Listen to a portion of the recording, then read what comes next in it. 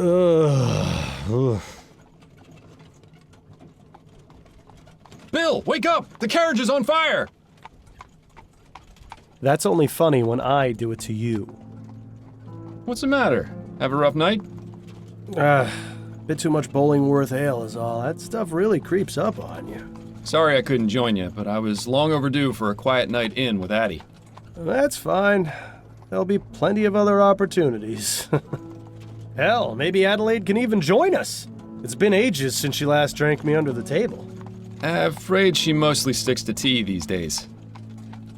Miles, what exactly is it we're looking into? I may have dozed off during the briefing.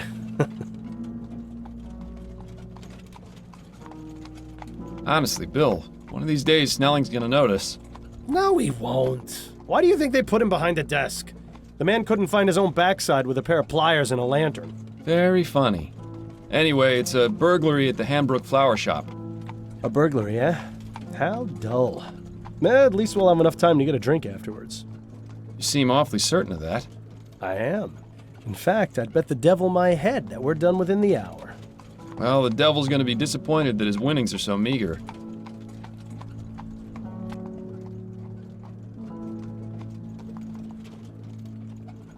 Ah, we've arrived.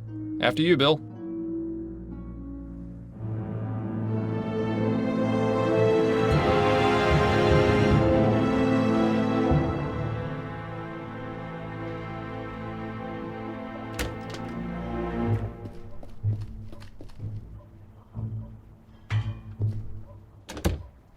Thank you. Keep the change.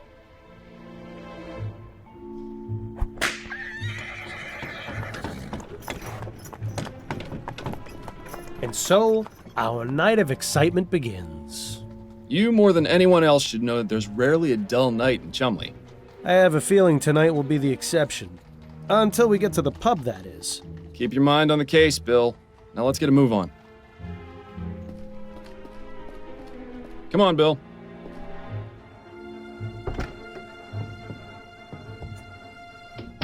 Charming little place, isn't it? Charming, but empty. We need to find the owner.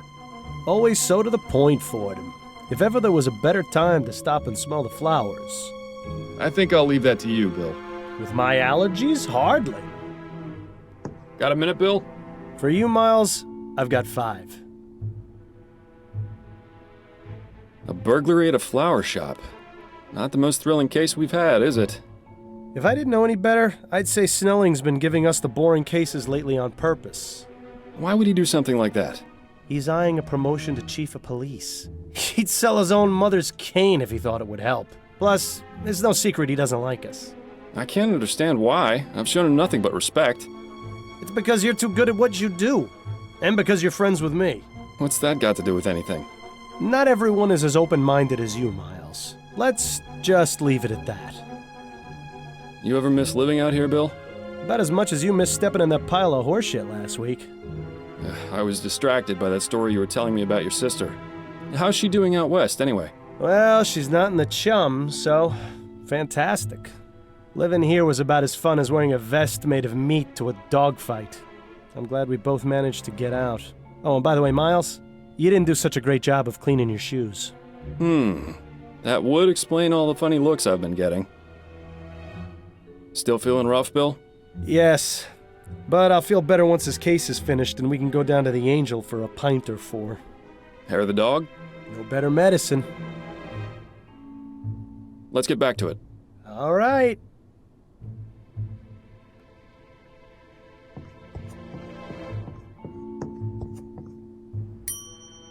Be right there.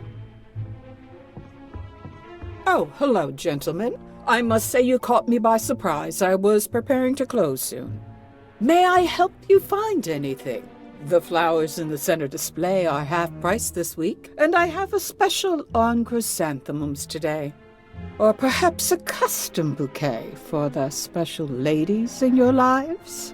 I have no need myself, but maybe Adelaide would appreciate a little something. Eh, Miles? Those peonies in the corner look nice. I'm afraid we're not here as customers tonight, ma'am. We'd like to have a word with the proprietor. Is he in? I see. I am Cecilia Handbook, and this is my shop. What can I do for you, gentlemen? I'm Detective Miles Fordham, and this is my partner, William Legere. We received a report of a burglary at your store. A report? From whom? I never contacted the police before, and I didn't this time, either. It was made anonymously, but are you saying this isn't the first time it's happened? Correct. It's happened 3 times. But considering the police hardly care about the daily muggings and vandalisms around here, I didn't think they would be interested in something so trivial. Well, we're here now, and we'll do all we can to help you. We'll have to see about that. If you wouldn't mind, Mrs. Hanbrook, I'd like to ask you a few questions.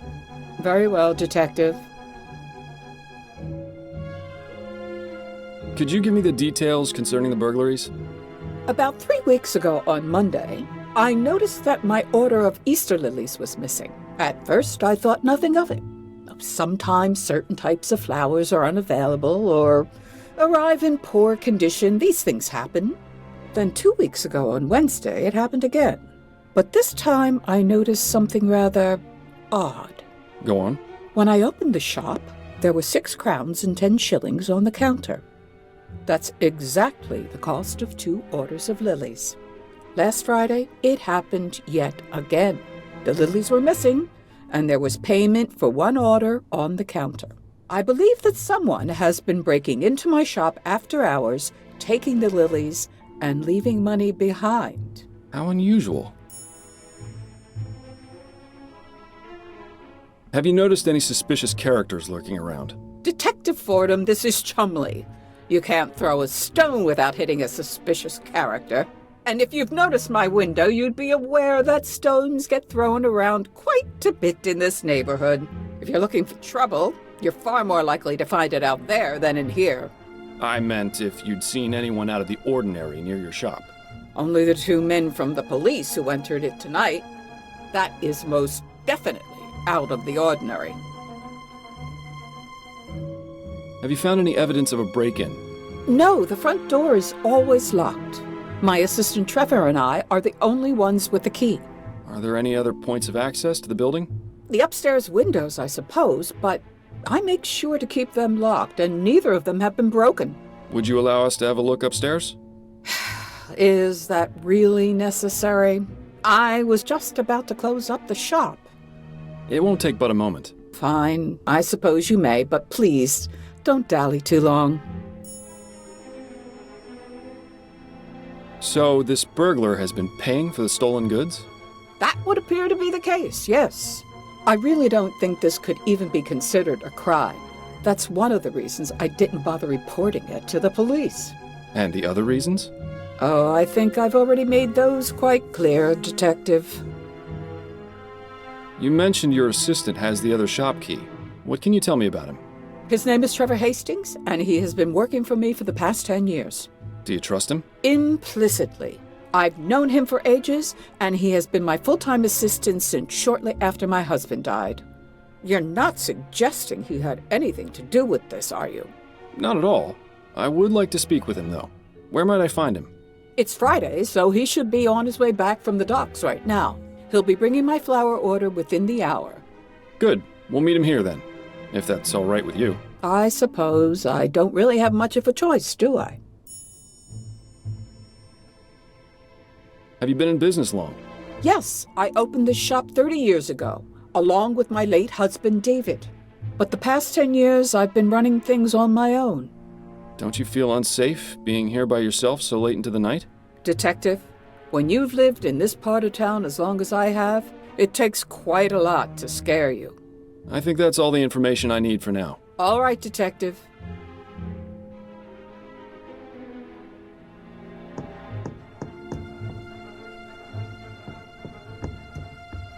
Interesting choice of decor in here. Perhaps it wasn't always used as a storeroom, although I can understand why it would have been converted. Yeah, it is rather drafty in here.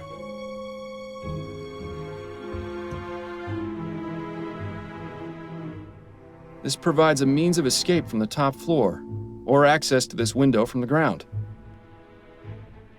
The window latch, securely locked.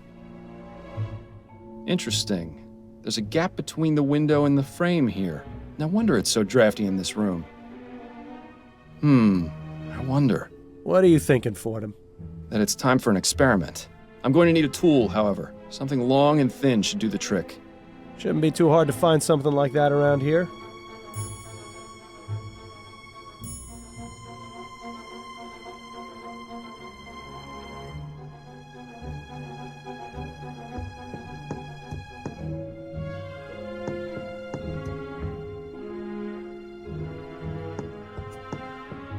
Aha!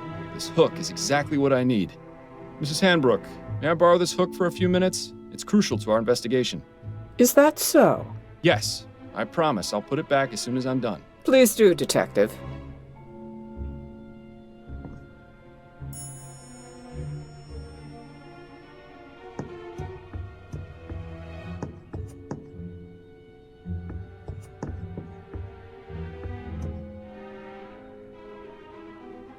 Good. Bill, it's time for our experiment. And what is this experiment going to be exactly? Simple. I'm going to see if this hook can get me inside the shop.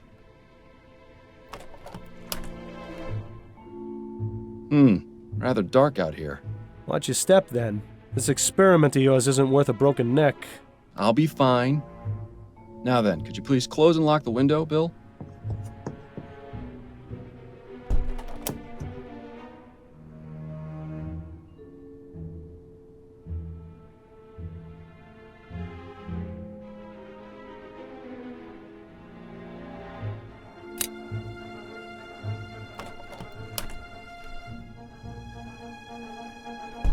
Well, I'd say this is fairly incontrovertible proof that the building can easily be broken into without arousing suspicion.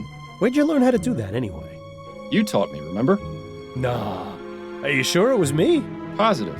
We were a few pints in at the Angel about 5 years ago, and you decided I should learn how to pick locks. What else have I taught you how to do while drunk? That would be telling. Bill? What's going on, Miles? I've heard of honor among thieves, but have you ever known a thief to pay for stolen goods? Perhaps conducting normal business is just too boring for him. Do you think he might be doing it for the thrill? There could be any number of reasons. The best way to find out is to catch the culprit and ask him ourselves. When's the last time you took any time off? That's a good question. What year is this again? I think we've both been working a bit too much lately.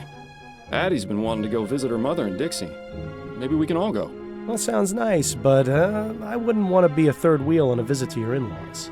Unless... would Adelaide's brother be there by any chance? You're incorrigible, Bill. It's one of my finer qualities. What's your impression of dear old Mrs. Hanbrook? I like her. Good old-fashioned, tough-as-nails Chumley woman. Reminds me of my mother. Your mother was never quite so stubborn. Why do you suppose she's so reluctant to accept our help? It's a chum thing, Miles. You wouldn't understand. Let's get back to it. All right.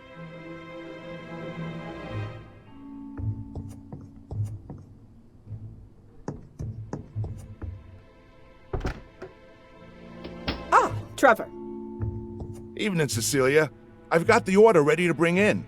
Trevor, these are Detectives Fordham and Leger. They say there's been a report about the burglaries, and they're here investigating.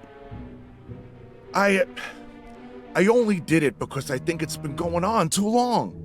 As much as you want to, we can't handle this ourselves. We can discuss the matter later.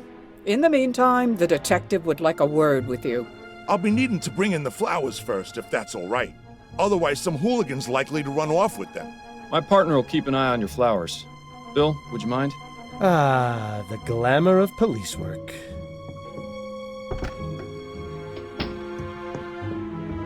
Now, Mr. Hastings, if I could ask you a few questions? Go on, then. What can you tell me about the recent burglaries? I wish Cecilia had contacted you lots sooner. She's a damn fine woman. But sometimes I think she'd rather jump in a rose bush than ask for help. Had to take matters into my own hands. This needs taken care of, and we can't do it on our own, as much as Cecilia would like to. Anyhow, alls I know is someone's been making off with some flowers and leaving money behind. No idea who it could be, how they're getting in, or why they even bother paying. In my day, if you robbed a place, you did it the right way. It's a sad state of affairs when even burglars don't do their jobs correctly. Do you have much experience with burglary, Mr. Hastings? Now, I never said that, Detective. Have you noticed anyone or anything suspicious around here recently? Nothing but the usual roughnecks, ragamuffins, and drunkards. Like I said, it's a real mystery. Could you walk me through the process of your deliveries?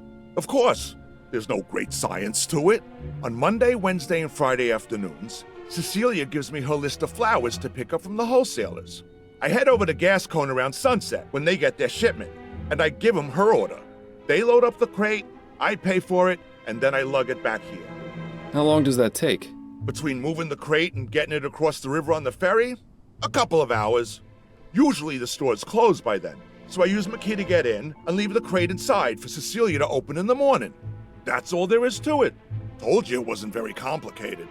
Do you ever leave the crate unattended during that time? No, sir. Never more than a minute. I may be old, but I got good eyes. I'd see if there were anything amiss. Besides that, I check to make sure the crate is still sealed when I drop it off. I'm not about to let Cecilia down by being careless. How long have you been working for Mrs. Hanbrook? Been about 10 years now, I reckon. I used to help with deliveries now and then when it was her and David, her husband. But after he passed, she offered to make me her assistant. Unfortunate way to get it, but I needed the work. Used to be I had a job at one of the airship yards, but they let me go after I was injured by one of those newfangled steam machines. So the offer came at a good time. Besides that, Cecilia needed looking after, even though she'd never admit it. If I'm being honest, we're both getting a bit long in the tooth. Not sure how much longer we'll be keeping this up, but as long as I'm upright and breathing, I'll be bringing these crates along, even if it is murder on my back. I admire your work ethic. I've got a job to do. Not enough people these days seem to respect that. Thanks for your time, Mr. Hastings. I'll let you get back to work. Appreciate it, Detective. If you don't mind, Detective, I still need to check the crate before I bring it in. Of course. Thank you again for your help.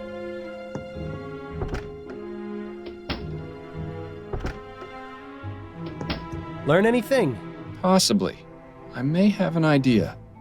Ah, you're being cryptic. That's always a good sign. But if you've got a plan, let's talk about it.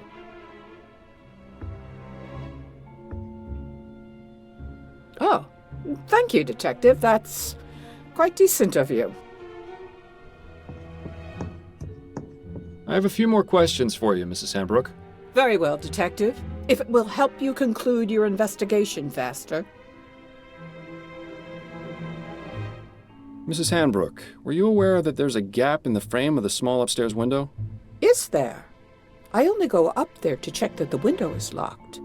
I've never noticed a gap. Are you suggesting that's how the burglar is entering the store? Precisely. I believe the burglar is passing a tool through the gap and using it to unlock the window. Oh my! But now that we know the method, we're one step closer to catching him. And how do you propose to do that? I'll inform you as soon as I know. I think that's all the information I need for now. All right, Detective.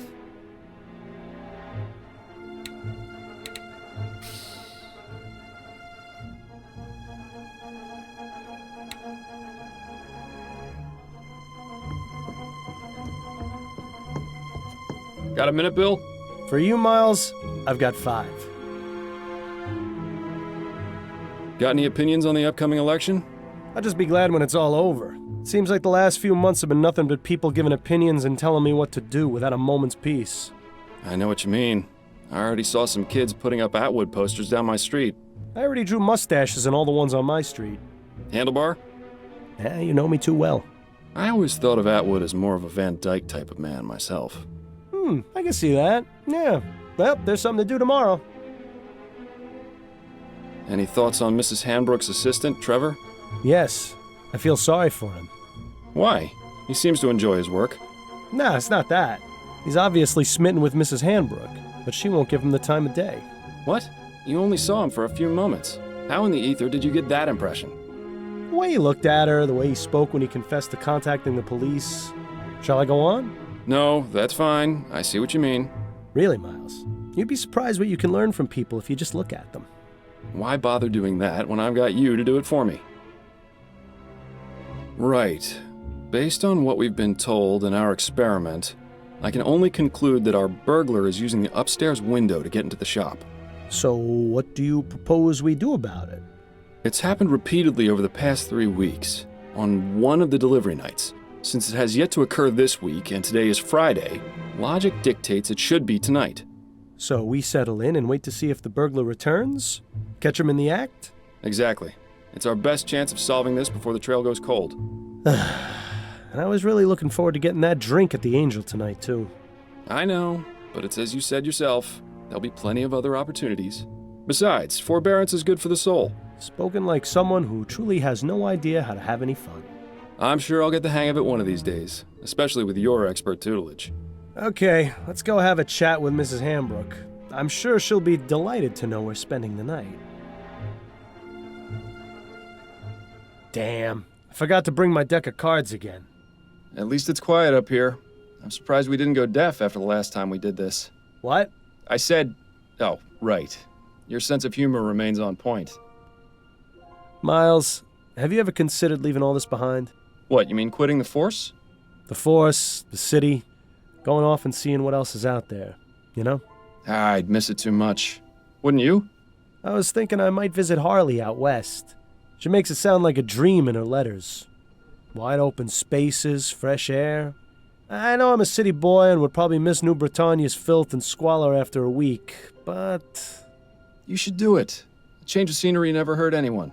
Plus, it's much easier for you than it is for me. I've got a family to consider, after all. Ah, right. Oh, no, I didn't mean it like that, Bill. It's just... Shh! I think I heard something.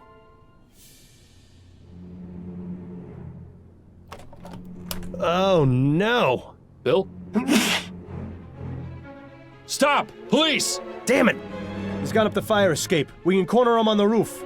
Stay close and keep me covered.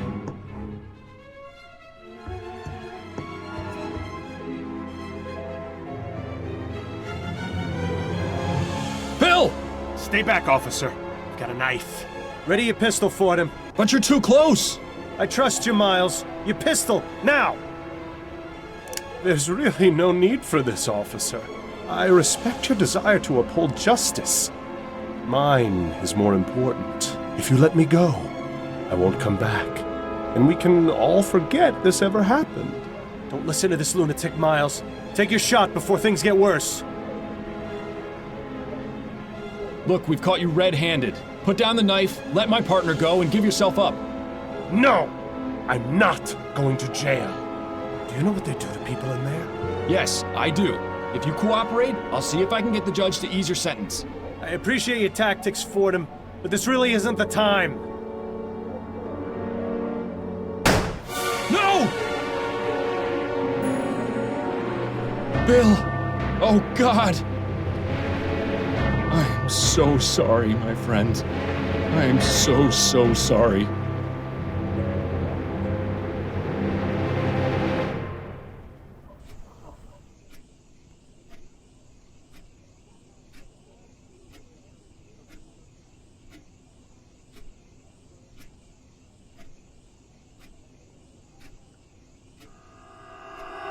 Miles, wake up! Your house is on fire! Huh? What? You see, I told you it was funnier when I did it to you. Yes. Hilarious. What's the matter? Have a rough night? Overdid it on the soporific. Why do I feel like I've had this conversation before? I'm just glad you're in the mood to converse again. Seriously, you took so much of that snake oil last night, I was starting to think you wanted me quiet for good. It's no personal slight. I just need some quiet time, or I'll go insane. I get it. We all need our space. I know it's not easy, but there's really no need. Not easy. Bill, I've been hearing your voice since you died. You don't shut up unless I take that accursed medicine. I'd say that qualifies as a bit more than not easy. Yeah, well, how do you think I feel? You think I enjoy being trapped here, listening to you whine about how hard your life's become? You at least still have yours.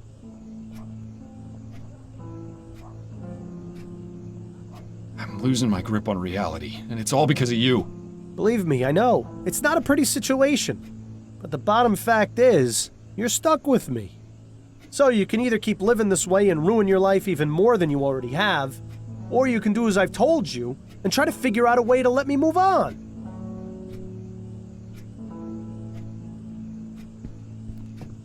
Right. For the 1000th time, you want me to find the burglar from the flower shop. Yes, exactly. I still don't get how that's going to help. I can understand your confusion, considering it was you who killed me. But the point remains. You wouldn't have been in that situation in the first place if not for him. Once the criminal has been caught and is in custody, we'll both get what we want. Justice? More than that, you'll have that elusive thing you always wanted to give others. Closure. You do realize the trail's pretty much frozen at this point. Our man has seemingly vanished into the ether. That's no excuse not to keep trying. I know the cases Upton's been giving you these past few months haven't been the most thrilling, but they've at least kept you active. So just keep at it. Something has to turn up eventually.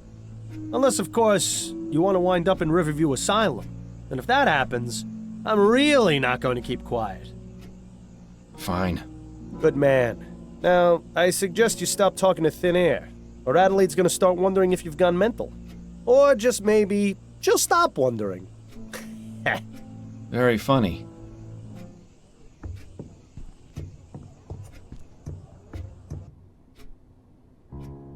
Well, look who's awake. Ready to rejoin the living? Very much so. You were talking in your sleep again. Did I say anything interesting? Do you ever? You have to admit, she's got you there. How are you feeling? A touch groggy. I think I took a bit too much of the soporific last night. That's what I thought. When you went for your after-lunch nap, you'd barely gotten breakfast down. I saved you some bread and cheese if you're hungry. Thank you, but I haven't got much of an appetite. You really should regulate your doses more carefully, love.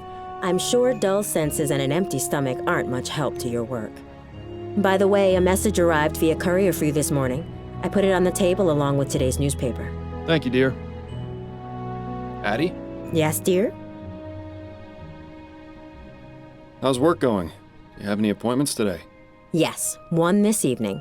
It's been a bit slow lately, but pretty soon it'll be debutante ball season, and all the Gascon grand dames will need their hair done. You sure I can't convince you to let me give you a little trim? You've been looking awfully scruffy lately. What's the point? I've got no need to go peacocking around town. You're the only girl for me. I like it when you're clean cut. It brings out your eyes. The way my eyes have been looking lately, I think it's best to keep them hidden.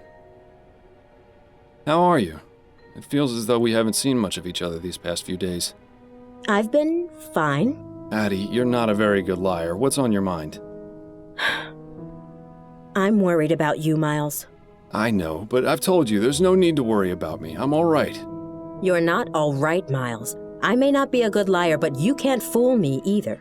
I am all right. What do I have to do to convince you of that? You could start by throwing out that sleeping medicine. It's turned you into a different person. I needed to sleep, Addie. I'll become an even worse person without it, believe me. I know Bill's death was hard for you. It was hard for all of us. But whatever it is that's bothering you, you know you can talk to me about it. That's what I'm here for. I know, my love. Your support means the world to me. I need some time to deal with things. That's all. It won't always be like this, I promise. Making promises you can't keep, eh, Miles? That'll end well. I've still got that song you sang last week at the Rutherford stuck in my head. You were amazing. Thank you, Miles. That was a lovely evening. I always enjoy it when Joseph brings out his violin and we can relive the old days. Certainly nicer than when he spends hours telling the exact same story whenever you visit. They were very glad to see you, you know. It's probably the most fun I've had in months, to be honest. They've invited us for dinner again in a couple of weeks, if you're feeling up to it. I hope I am. What's that you're reading? It's a collection of short stories by James Penstroke. It was just published earlier this month. Any good? Oh yes, I love his work. He's been publishing a new serial in Brentwell magazine. I can't wait to read it. Perhaps we both can together? I think you'd enjoy him. Lately, I haven't been able to concentrate on a page for more than 5 minutes without nodding off. That is a pity. I'll let you get back to your book.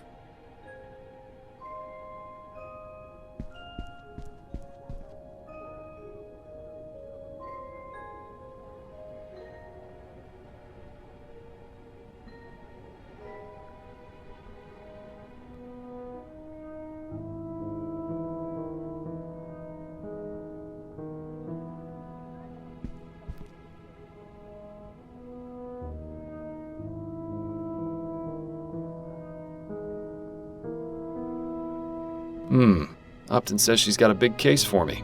Does she go into any more detail than that? No, but then you know Upton. Always on a need-to-know basis.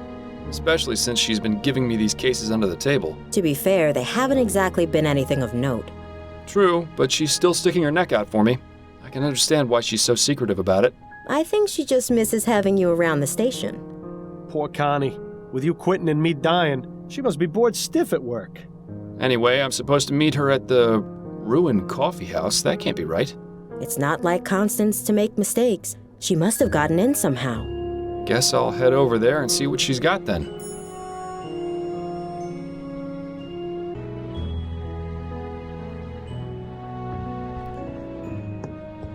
Have a lovely day, Addie. Goodbye, dear. Love you. Love you too.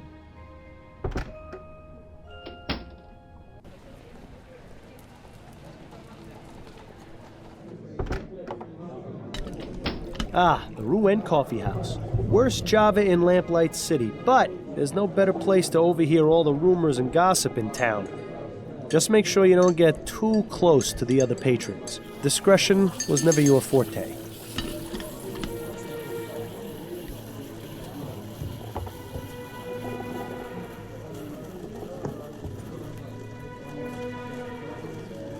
So you plan on going to the Lygia Vigil tonight? Nah. I heard Harris is gonna be giving a speech. There's no way I could look that man in the face. You know it's not his fault, right? I think he's getting an unfair reputation. If he cared enough to make sure the airship was safe, it never would have crashed. He's as much at fault as anyone. You really should go. Eliza would have wanted it, I think. I know, you're right. I'll think about it. Good to see you up and about again. Yeah, well, it hasn't been easy. But it was either go back to work or spend all day in bed and starve. Now, it was good of them to keep your spot open. Lots of places would have just put in someone else. Well, it's the least they could have done. Been there for 20 years, after all. The boss takes care of his own, especially considering it was his machines that chewed up my arm. That's nice to hear. More bosses should be like that. Hard to believe it's already... Have you been hearing about this ethericity nonsense? Nah, I don't pay much attention to the news. What is it? Oh, it's some stuff found in the sky. It's supposed to be better than electricity. It's supposed to be able to heal people and has all sorts of other miracle powers. Sounds like a bunch of hokum to me. Yeah, the scientist who claims to have discovered it's a real crackpot. But the funny part is, there's a bunch of rich folks willing to pay for his experiments. They think it's the future. Well then, maybe the scientist ain't so much a crackpot as a very smart businessman. I sure wish I had the imagination to come up with something like that. Oh, well, thank you. So what do you think will happen if this ethericity stuff turns out to be real? Honestly, nothing. The rich will stay rich, and the poor will stay poor. That's a pretty dark way of seeing it. They're saying it'll improve everyone's lives. They'd say that about eating rat poison if they thought it meant earning an extra crown. Well, I prefer to think positive. Who knows? Maybe someday I'll have my hand back. If you believe that, then I got a bridge in the chum to sell you.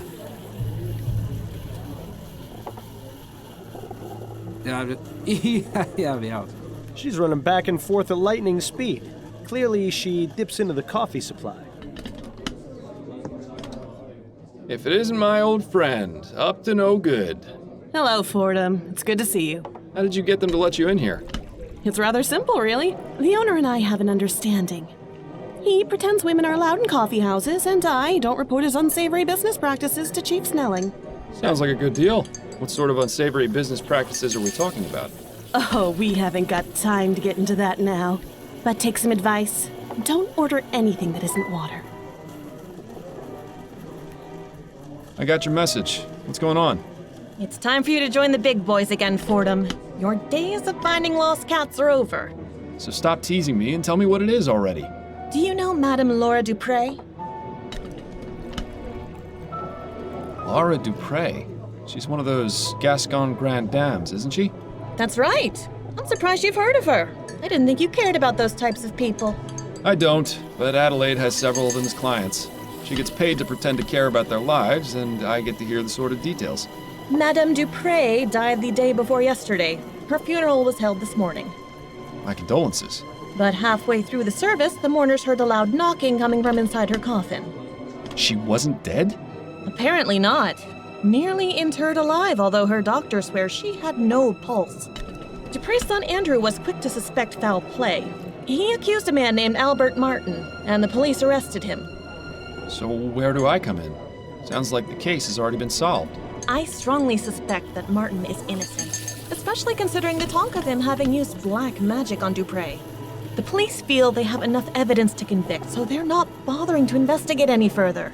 You're going to look into it and see if I'm right, then find the person who was really behind this. Why not just ask Madame Dupre herself? She hasn't spoken since the ordeal. Apparently, she's been catatonic since they pulled her out of the coffin. How unfortunate. If you'd like to question Mr. Martin, he's being held at the Bow Street Jail. Or you could take a look around his house. It's at 451 Compton Street in Worcester. And the Dupre home? That's at Emmeline and Comtesse, right across from the old Angeline convent.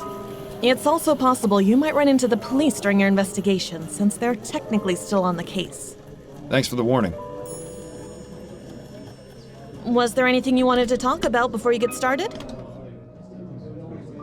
No, I'll come back later if I need anything. All right then. Good luck. Well, I'm not entirely sure how this is going to help you find the flower shop burglar, but I suppose freeing an innocent man is a worthy diversion.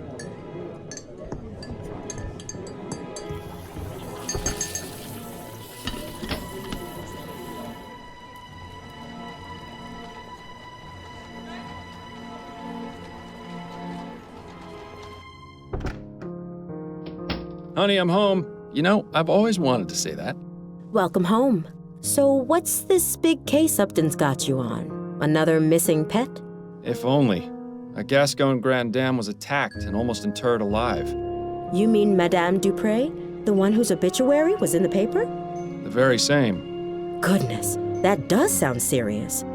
Tell me if there's anything I can do to help. I know you haven't been feeling your best lately. You're always a help to me, Addie. Though I assure you I have this well in hand. I certainly hope so.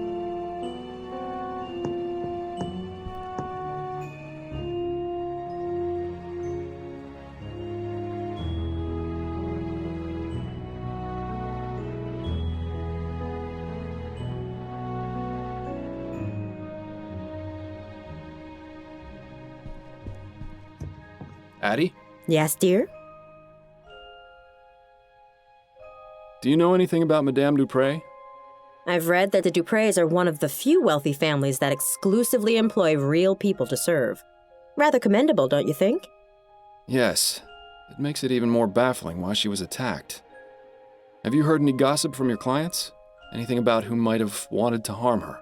Nothing. She's held in the highest regard by the other Grand Dames. If she had actually died, I'd have expected them to petition her canonization. I'll let you get back to your book.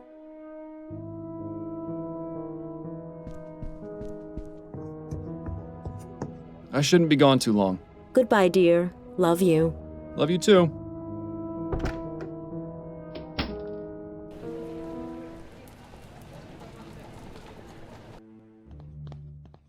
Fordham? Is that you? You look like something the cat spat up.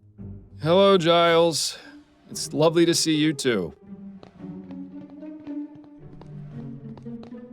What brings you round the jail? I thought you'd quit being a detective. I'm looking to speak with Mr. Albert Martin. Oh, I see. Well, that's him in the first cell there. I'd say what needs saying as quick as you can, though. He's headed for the gallows in the morning. What? Already? But what about a trial? No trial necessary when there's black magic involved. This little half-breed's already sealed his fate. Such a charming fellow, isn't he?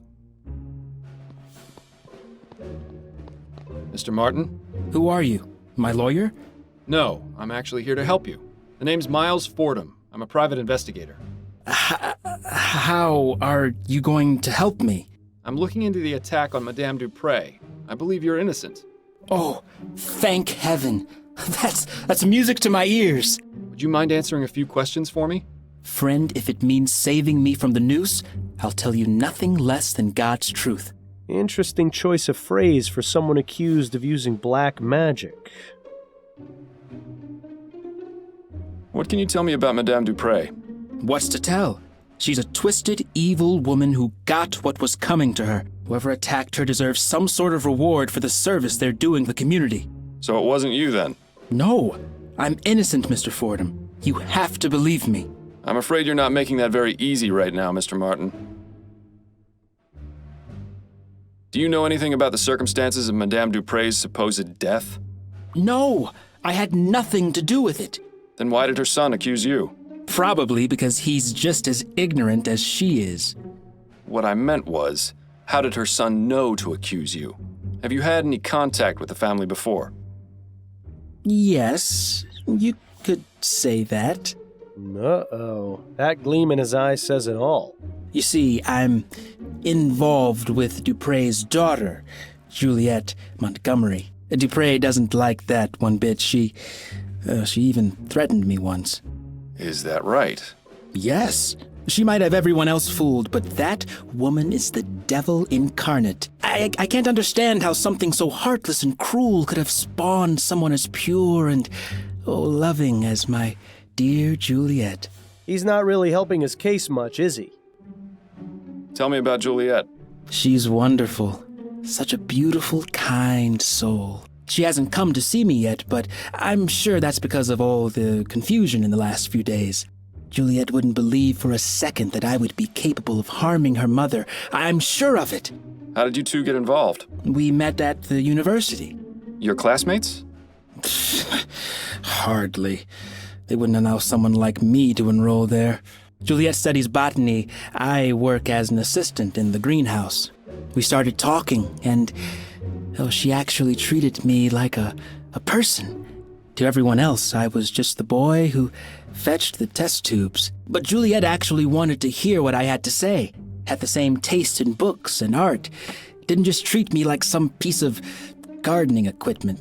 She even shared some of her notes with me after I told her I was interested in botany as well. From there, things just got better. I don't expect you to understand or approve, but that's how it happened. Oh, you'd be surprised. It doesn't sound too different to how my wife and I got together. Except I was a detective and she was a singer at a bar. And she's... Yes, Mr. Martin. Anyway, back to the matter at hand. How often is Juliet in the greenhouse? Every weekday, but I doubt she's there now. She's probably trying to find out where I am and working to have me released. Somehow, I wouldn't bet on that. How did you end up in here? I was just minding my own business at home when the police showed up with no warning. They made some outrageous claims about me putting some sort of curse on Madame Dupre. The next thing I knew, I was here. Oh, Mama must be beside herself with worry. I just hope she's all right. What does your mother do, Mr. Martin? She helps people. I was hoping you'd be just a bit more specific. She provides spiritual help to those who seek guidance. She's a spiritualist. Not quite. She's more like... how can I explain it? You know how a priest holds mass to spread the word of God to the people? My mother holds services and calls on the spirits to walk among us, providing healing and guidance. So she's a religious leader? If you want to give her that title, it would be the most appropriate. And does this religion of yours have a name? You'd probably know it as voodoo, but it doesn't mean what you think it does. People are so quick to judge and portray us as evil when they have no idea. So you practice voodoo, do you? Are you making fun of me, Mr. Fordham? No, of course not. Apologies if it seemed as though I was.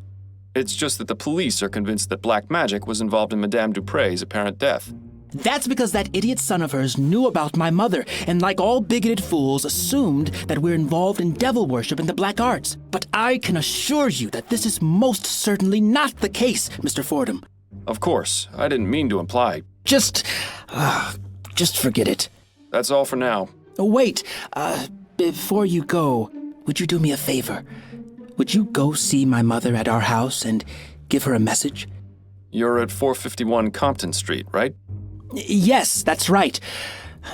Could you tell her I said St. Rock's dog is barking? I suppose I could do that, yes. Oh, thank you. Whatever happened to a simple I love you?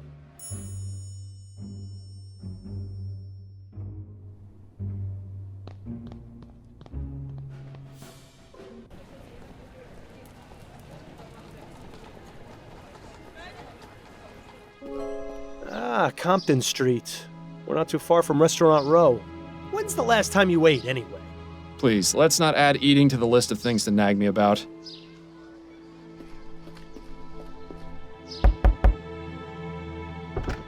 I'm sorry, I have no time for visitors today. You're Albert Martin's mother, aren't you? Who are you? Miles Fordham. I spoke with Albert, and he told me to give you a message. He said to tell you that St. Rock's dog is barking. Oh, I see. That's good. That's very good. You better come in, Mr. Fordham. Standing on the street just won't do.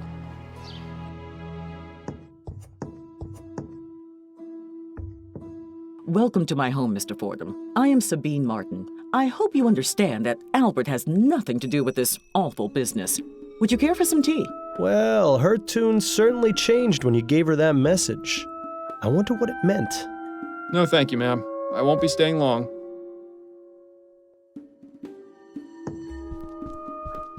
I've got a few questions for you, Mrs. Martin. I'll try to answer them the best I can. Do you think your son is capable of doing what he stands accused of? Never. Albert wouldn't harm a fly. That's what the mothers always say. Why don't you tell me a bit more about him then? He started working at the university laboratory a few years ago. I was so proud of him. The university is quite selective, you know. The same for its staff as well as its students. Yes, I've gotten that impression. I always told Albert to be careful around those high society types, but that one always thinks with his heart first. Is she sure that's the correct body part?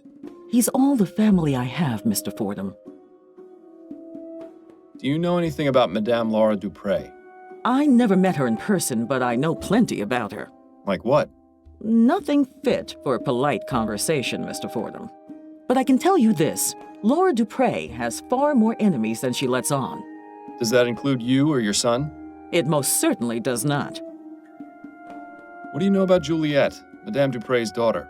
I know Albert was smitten with her, no matter that I told him to be very careful around her kind. Those rich Creole families don't care much for people like us. To them, we're just a help.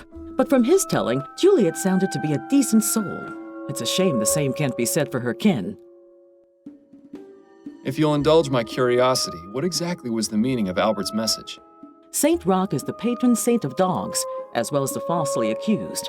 If he sent the message along with you, it means he trusts you, and that I should too. Oh, I see. Perhaps you were hoping for something more? That's just the way of mysteries, isn't it? How do you mean? The thrill of the unknown is always more exciting than the truth. Mystery makes life a little more interesting. True, but if mysteries were really better unsolved, I wouldn't have a job. What exactly is it you do, Mrs. Martin? I provide services to the public. A delightfully vague answer if there ever was one. Give me something a bit more specific, please. I'm a Mambo Asugwe. That means I'm what you call a voodoo queen. I'd give you a detailed explanation of the responsibilities and duties of the role, but your time would be better spent clearing my son's name. Can you tell me a bit more about your religious practices? What I can tell you is that the ignorant whites in this city are afraid of us for no reason. Voodoo is not about black magic or dark spells or turning people into the living dead. It's about healing and life. Naturally, there are misguided souls who may try to use it for ill purposes, but I am not one of those. Sounds like you hit a sore spot. Might be a good idea to stop pressing her on this angle. I think I'll take you up on your offer for tea, after all. All right, Mr. Fordham. You'll have to give me a few minutes to heat up the kettle. I'll be back shortly.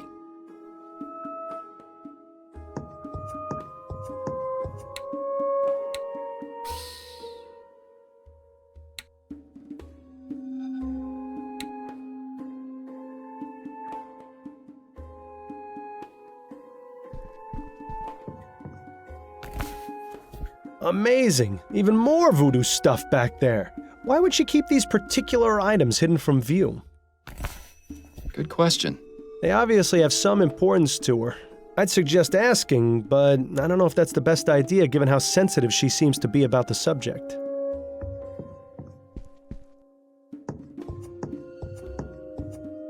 The tea should be ready in a few minutes, Mr. Fordham.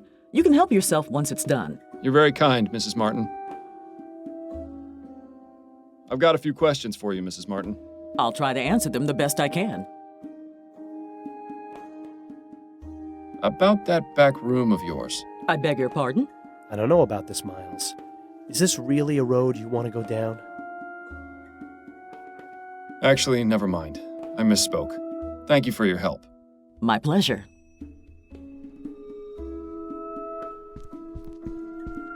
Aren't you going to have your tea, Mr. Fordham? I'm afraid I just remembered something important I need to look into. Perhaps later. Suit yourself.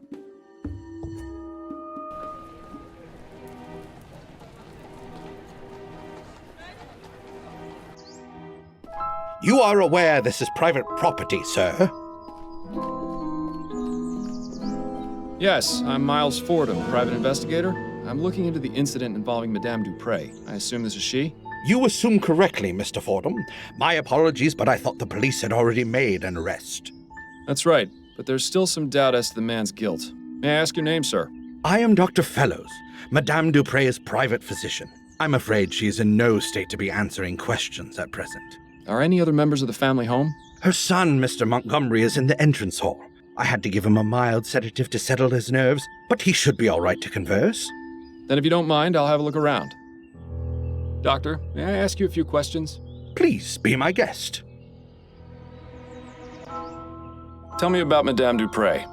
She is a great woman and a pillar of the community. I cannot imagine why something like this could happen to her, or how someone could be capable of such a barbaric feat. Though this ordeal has been terrible, I am confident she will overcome. The power of her physical constitution is surpassed only by her strength of character. Do you think he'd say the same things if he wasn't on her payroll? I highly doubt it. What were the circumstances surrounding Madame Dupre's supposed death? Her son, Andrew, sent for me a few days ago after finding her unconscious and unresponsive. As I was unable to detect a pulse or breath, I had no other recourse but to declare her deceased. I judged that Madame Dupre had likely suffered a sudden cardiac arrest. It was most shocking to be proven wrong at a funeral. I can imagine. Where was the funeral held, by the way? St. Denis Cemetery. Madame Dupre wished to be interred in the tomb of her father's family, name of Chesterton. Perhaps I'll go have a look. How long have you been Madame Dupre's private physician? 5 years, and I've been practicing medicine for the past 30. I still spend a couple of days a week treating patients at Riverview Asylum. Oh, good. Maybe if you're lucky, he could be your doctor someday. 30 years is quite a long time. You must have seen some incredible advances in the field of medicine. I have, yes. I can only wonder how things will change with all this talk of ethericity. There's speculation it can be used to restore necrotic tissue and instantly heal broken bones, among other things. If you ask me, a good bloodletting will never go out of fashion. Did you examine Madame Dupre after she reanimated? Of course. Physically, she appeared to be in fine health aside from minor dehydration. I found no marks or bruising on her body. Mentally is a different story, however. She's remained in an unresponsive state ever since. Do you have any opinions on what caused Madame Dupre to appear dead? The most likely cause I can imagine is some sort of poison or toxin. What leads you to believe Madame Dupre was poisoned? The symptoms she experienced were consistent with prior cases of poisoning I've studied. And didn't the young man arrested have ties to some kind of black magic cult? There have been reported cases of these practitioners using poisons to make people appear dead, then commanding them to do their bidding. I recall reading about a man in the West Indies who was given tetrodotoxin, that's the toxic secretion from a pufferfish, declared dead and buried. He appeared alive in his village some 20 years later. Doesn't that seem a bit far-fetched to you, Doctor? Facts are facts, Mr. Fordham. Surely someone in your line of work can appreciate that. Those are all the questions I've got for now. I hope I answered them adequately.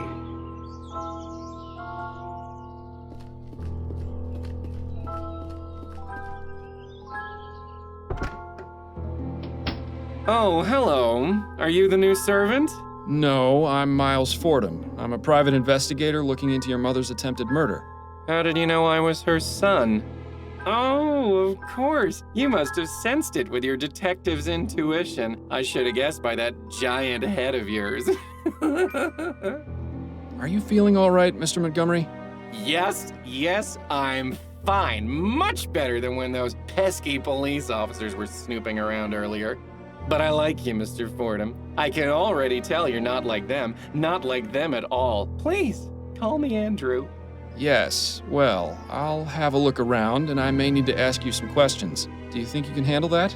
I can. In fact, I really look forward to it.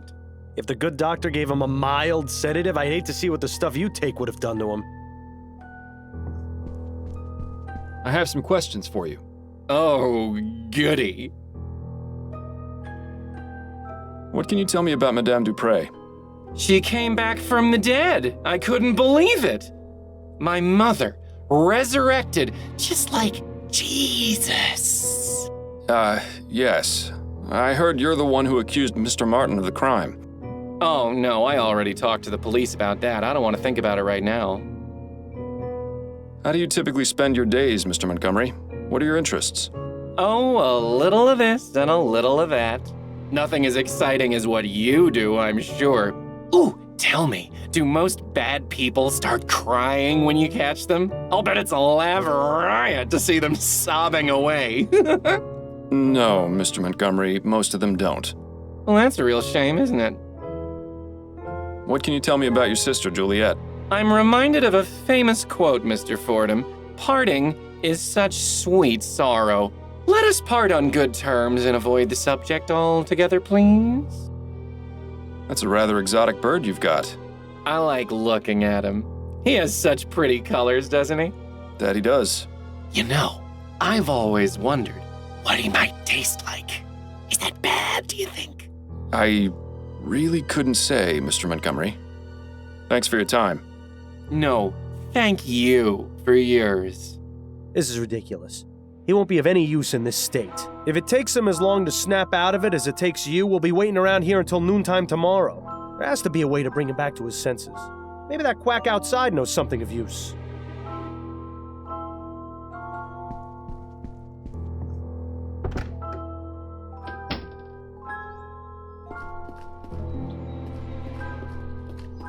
Doctor, may I ask you a few questions? Please be my guest.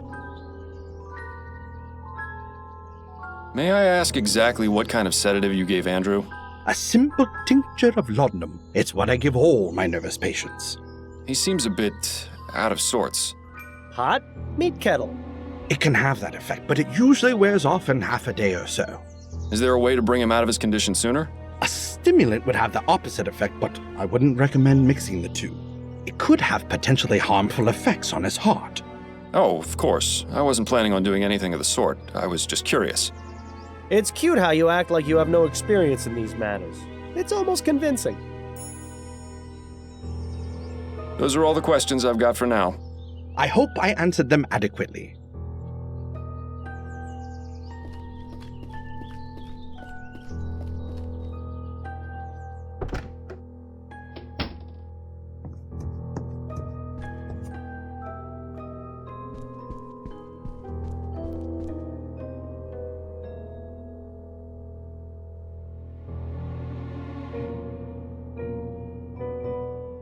A horrible little porcelain figurine. Madame Dupre didn't strike me as the type to play with dolls. This is always my favorite part of detective work. Nothing inside but a bunch of extra doilies. Ugh, how disappointing. Maybe you should steal one, just to spite Madame Dupre for not giving us any good clues. No, Bill. You're no fun, Miles. Goodness, someone went overboard with the flowers. This brings back some memories, doesn't it? Ones I'd rather forget.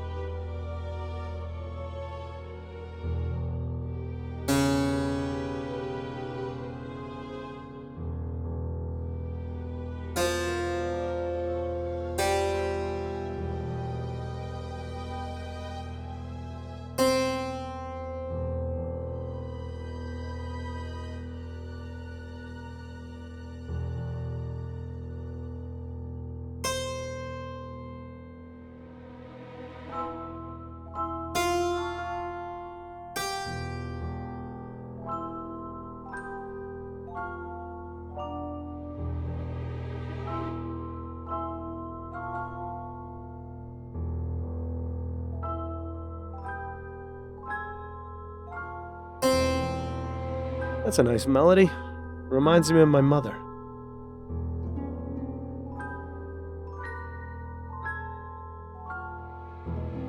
Oh, look! It's one of those new audio cylindergraphs. I can't quite wrap my head around how they can manage to get sound out of a wax cylinder.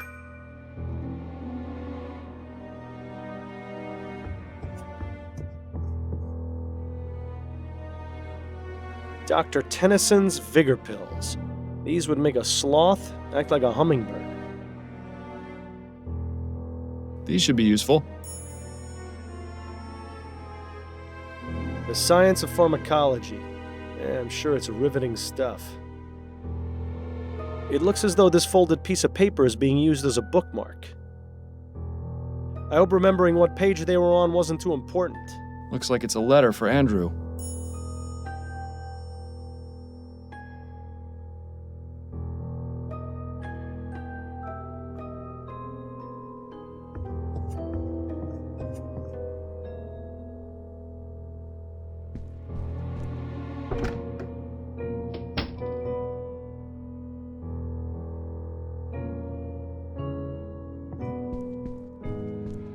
Let's have a look through these papers.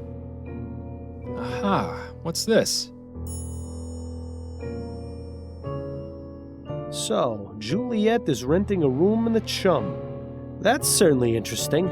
I can't wait to see what sort of dirty secrets she's got hidden away in there.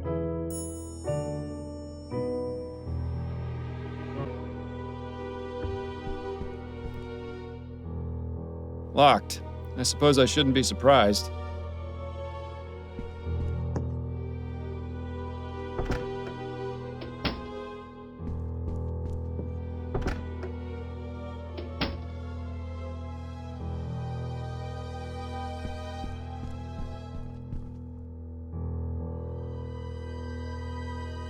I don't even want to know what that one's about. I read that one last year. If you ever wanted to know the intimate details of a buffalo's anatomy, I highly recommend it. Choice and Consequence. Who in their right mind would write a book about that? Doesn't appear to be very brief if there's 2 volumes of it. I wonder if anyone outside the family would find this even remotely interesting. Now that one sounds interesting. I was always a fan of Bedletter's short stories. One of those melodramatic romances. I read it a while back, and I couldn't tell you a thing about it.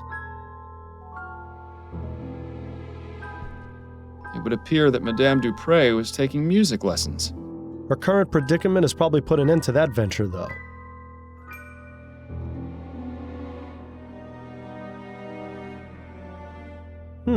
Seems Madame Dupre fancies herself a poet.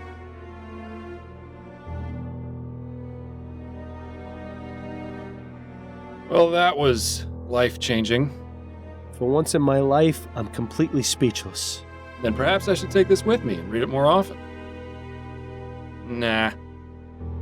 Let's see if there's anything in these drawers. Damn, nothing but personal effects and more stationery. Don't forget the first rule of detective work.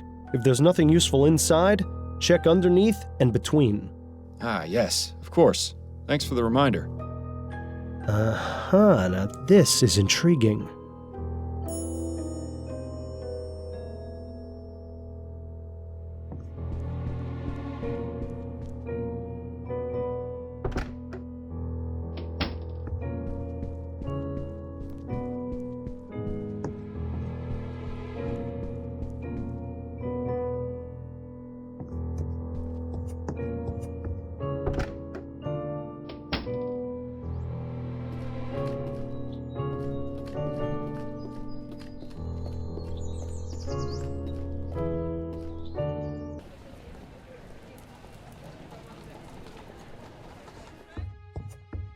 Egad! Is this someone's room or a jungle?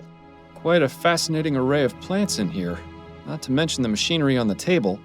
Seems like Juliet is very interested in getting extra credit.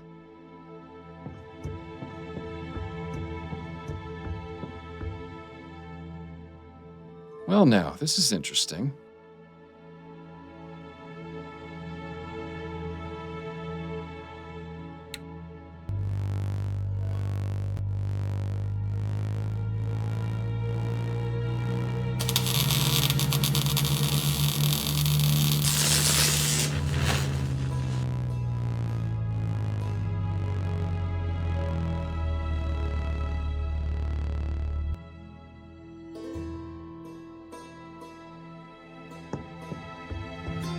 That's quite the book collection. It almost puts Adelaide's to shame. All impeccably cataloged and organized as well, which makes the 2 missing volumes stand out even more.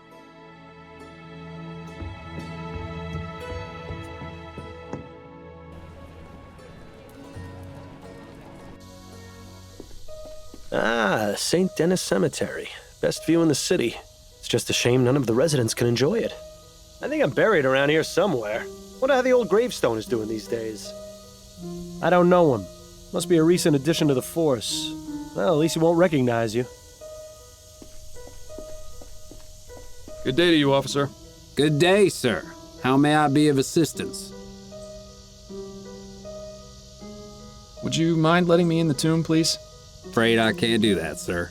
This tomb is currently part of a police investigation and ain't available for visits until further notice. I'll just keep moving along. Have a nice day, sir.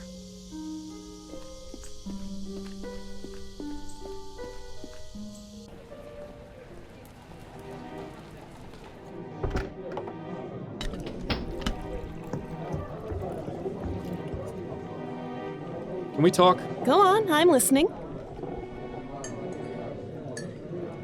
I wanted to go over the case with you. Okay, what have you got? I seem to have hit a roadblock. There's an officer posted at Dupre's family tomb, and he won't let me in. Makes sense. Who's the officer? I've never seen him before. He's young, has a small scar over his left eye, and a distinct Dixie accent. Ah, yes, that would be Officer Grant. He's only been with the department for about 2 months. I don't know a lot about him, but he's already got the reputation for being the type of policeman who'd go out of his way to help old ladies cross the street. Typical Southern gentleman, it seems. Perhaps you can use that to your advantage? That's enough about the case for now. Okay, That's it, I think. then you'd better get back to it.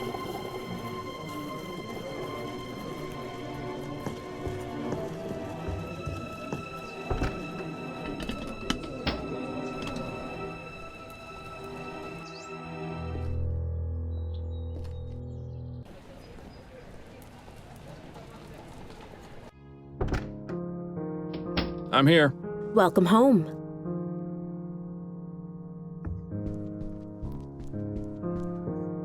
Addie? Yes, dear? I was wondering if you could do me a favor. What is it? There's an officer posted in front of Madame Dupre's family tomb, and I need to get a look inside. Could you use your wiles and charm to distract him? My wiles and charm, Well, you are irresistible, darling. I'm sure he wouldn't turn away a lady in need. Say you've gotten lost in the cemetery and ask him to show you the way out. Should we really be tricking a police officer like that? There's no harm in it, and I won't be but a moment inside. It's in a good cause. All right, let's go then.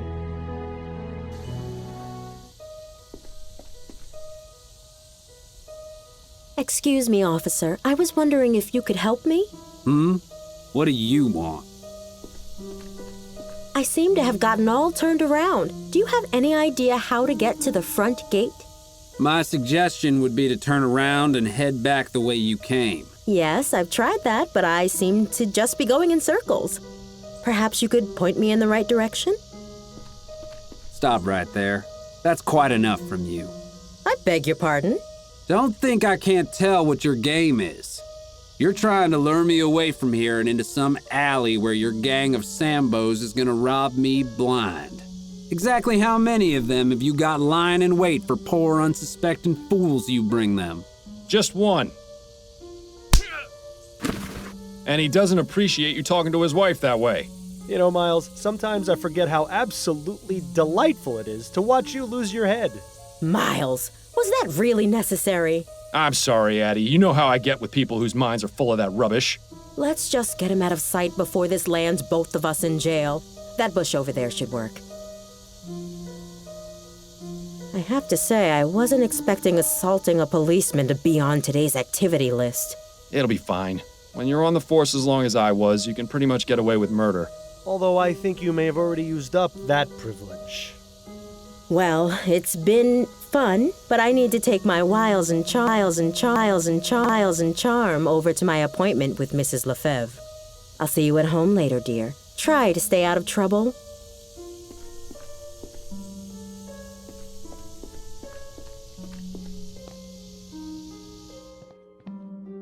What a dramatic statue. I'm rather surprised no one has defaced it. Hang on. You don't suppose this is...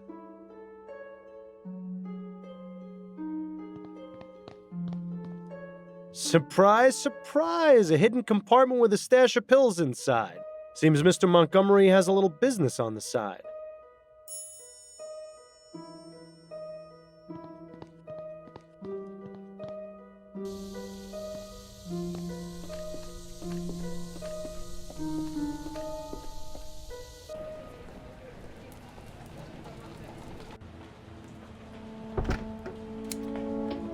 Oh, it's as though we've journeyed to the tropics. I don't know how you can stand to keep that coat on in here. Pardon the disturbance, but are you Juliet Montgomery? I am. And you are? Miles Fordham. I'm a private investigator looking into the events surrounding your mother's attempted murder. Ah, of course. Have you got time to answer some questions? Yes, that shouldn't be a problem.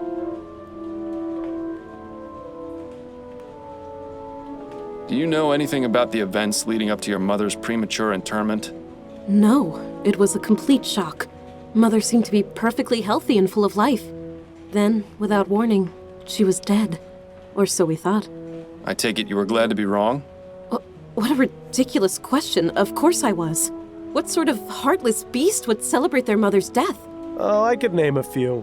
Juliet definitely didn't shed any tears over Madame Dupre, though. That much is obvious.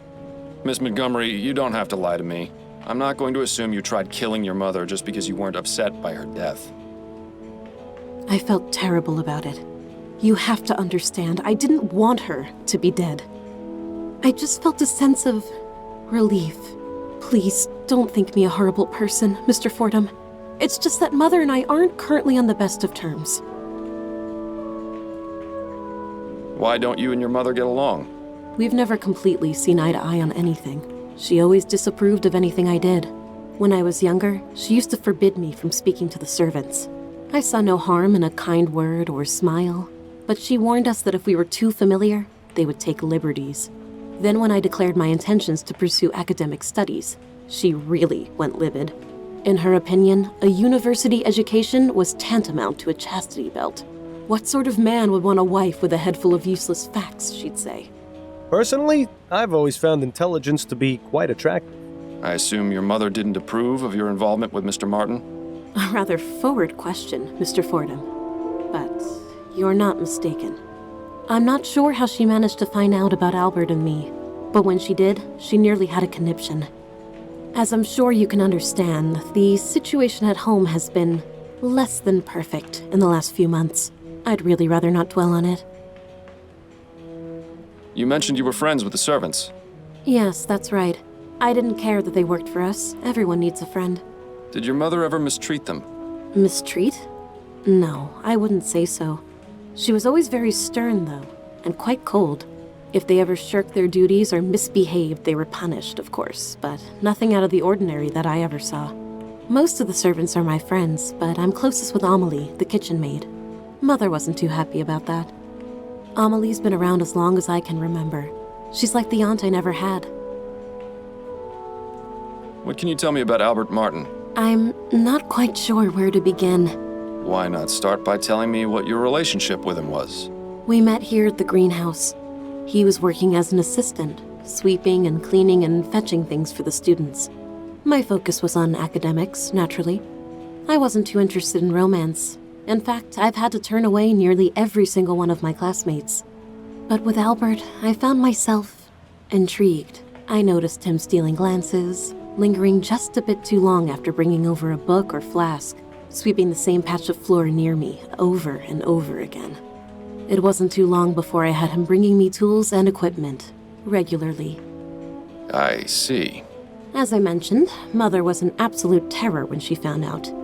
Do you believe Mr. Martin did what he stands accused of? I'm not entirely sure. It doesn't seem like him, but Albert can be quite passionate. If the police believe he's to blame, then they must have a reason for it. It wasn't any secret that he hated Mother. Perhaps I should have ended things sooner. It was satisfying to know that Mother was displeased, but I never imagined it would lead to something like this. Well, it's nice to see she's all heart. So, you study botany. Fascinating subject. Are you an admirer of plants, Mr. Fordham? My wife has the green thumb in the household, but I do have a certain appreciation for them. Plants are amazing things, just like people in many ways. How do you mean? They need attention and care. Ignore a plant, and it will wither. Give it too much attention, and it will become sick.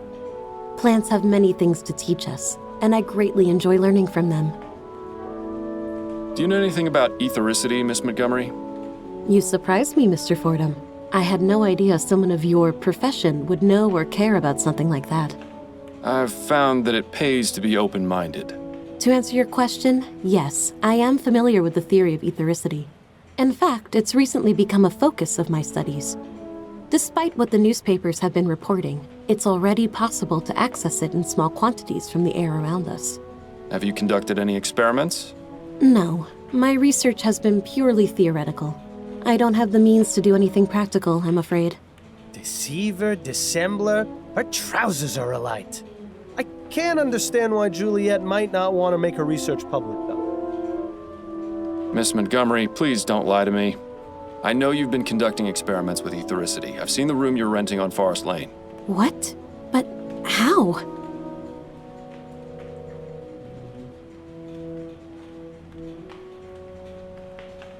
Your brother told me about your experiments. He said you haven't exactly been discreet. Ugh, that gossip.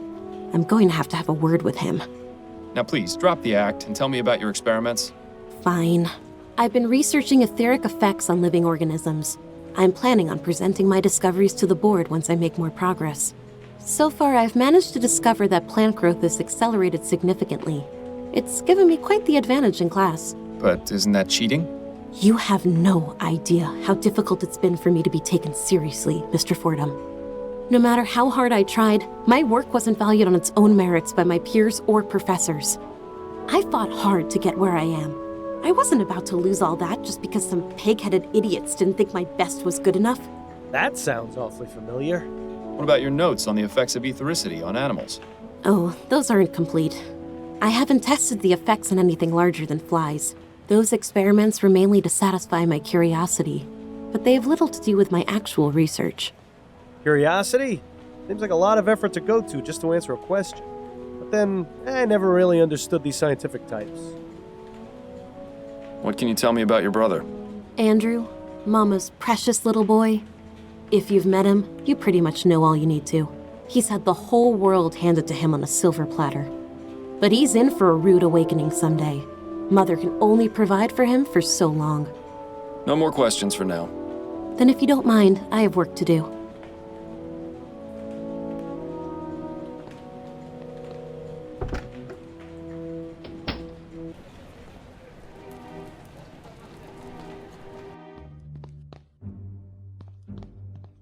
Could I ask you some more questions, Mr. Martin? It's not like I'm going anywhere. Albert, did you hate Madame Dupre? The woman is cruel, sadistic, and bigoted. When she found out about my relationship with Juliet, she sent me a letter threatening to have me killed if I got near her house or her daughter. So yes, Mr. Fordham, I hated her. But even so, I love her daughter. I wouldn't be so cruel as to take Juliet's mother away from her, even if she hated her too. I beg your pardon? Juliet and her mother didn't get along at all. I never asked why, but it was obvious there was something going on. Intriguing. That's all for now.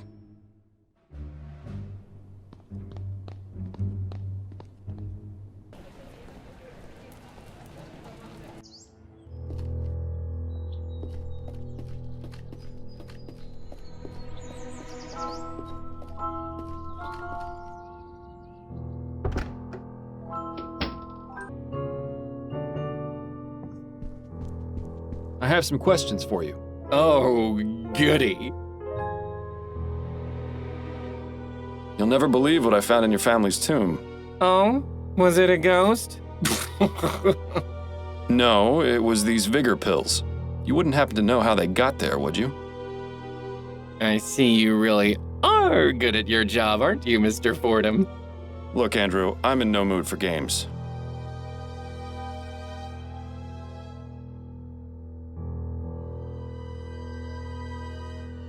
I'm willing to overlook your unlawful activities in exchange for your cooperation.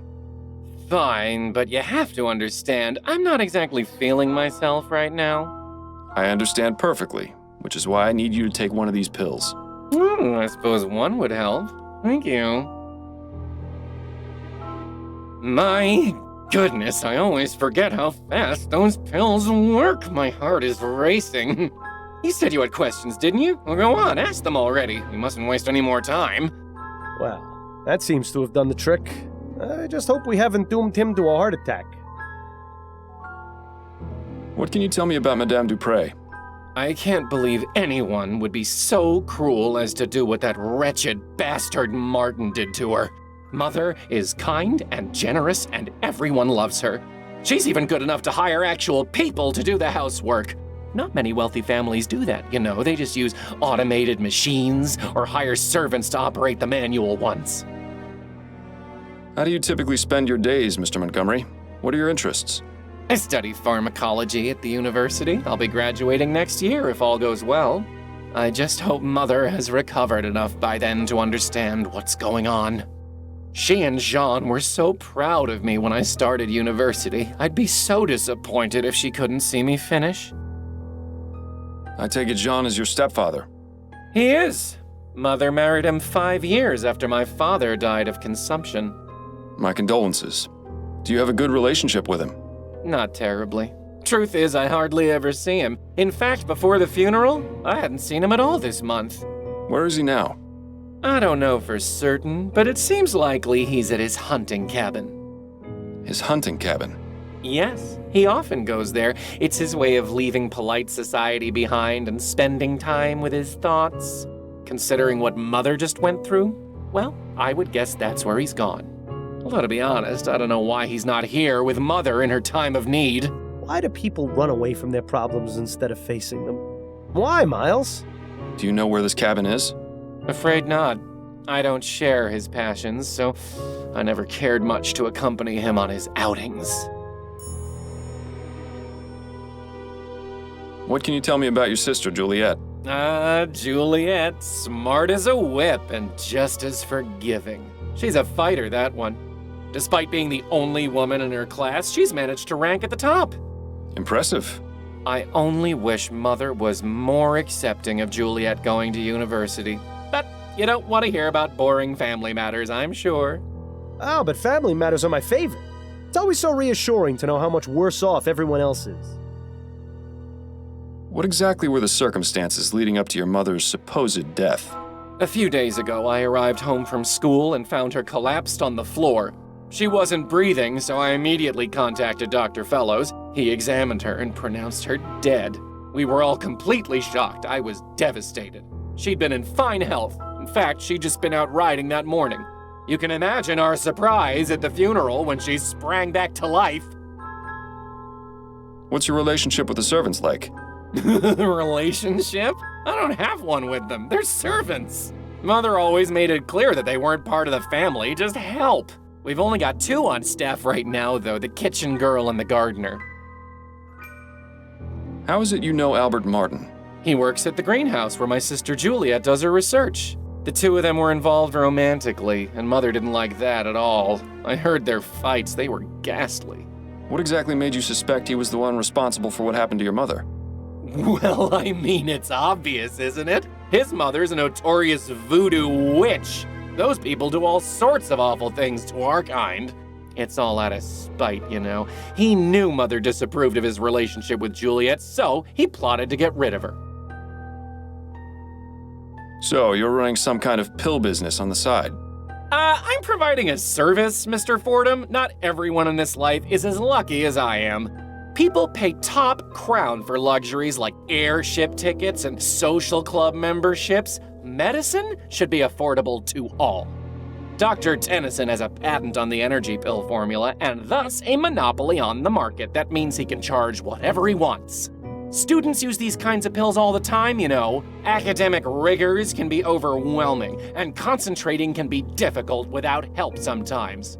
I've got the skills and the equipment. If I can replicate the formula, help my fellow students, and sell them at a much more reasonable price, why shouldn't I? There's the fact that what you're doing is illegal. Ugh, you're starting to sound just like Mother. And just because it's illegal doesn't mean it's immoral. I can think of plenty of examples where the opposite is true. You're probably the most altruistic person I've met all month. The sad part is it's true. That's a rather exotic bird you've got. Yes, Ray is nice when he's quiet. But get him started and it's tough to shut him up. Who trained him?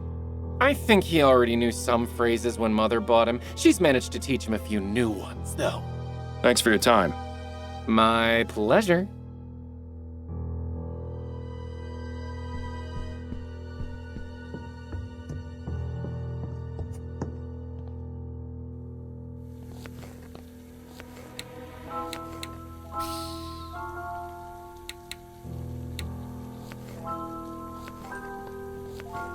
Pardon me, miss.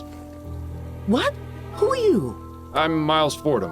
I'm investigating the attempted murder of Madame Dupre. Oh, I'm sorry, sir, but I'm very busy. I can't help you.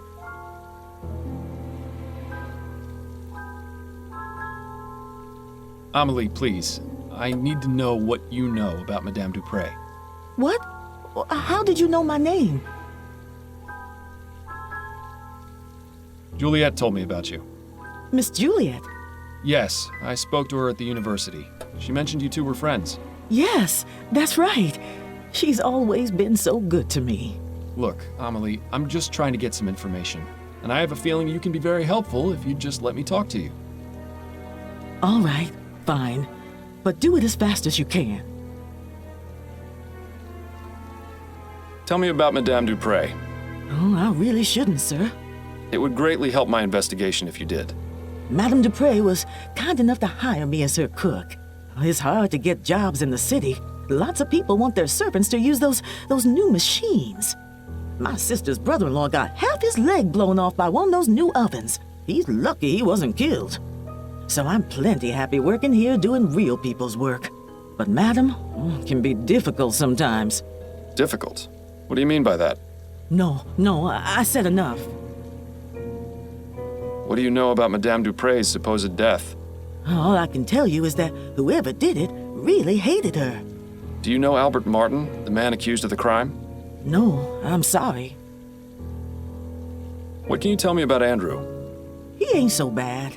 Kinda spoiled, but he mostly cleans up after himself. Has a whole private part of the house, but I think he only uses one room. Better for me, way less to clean.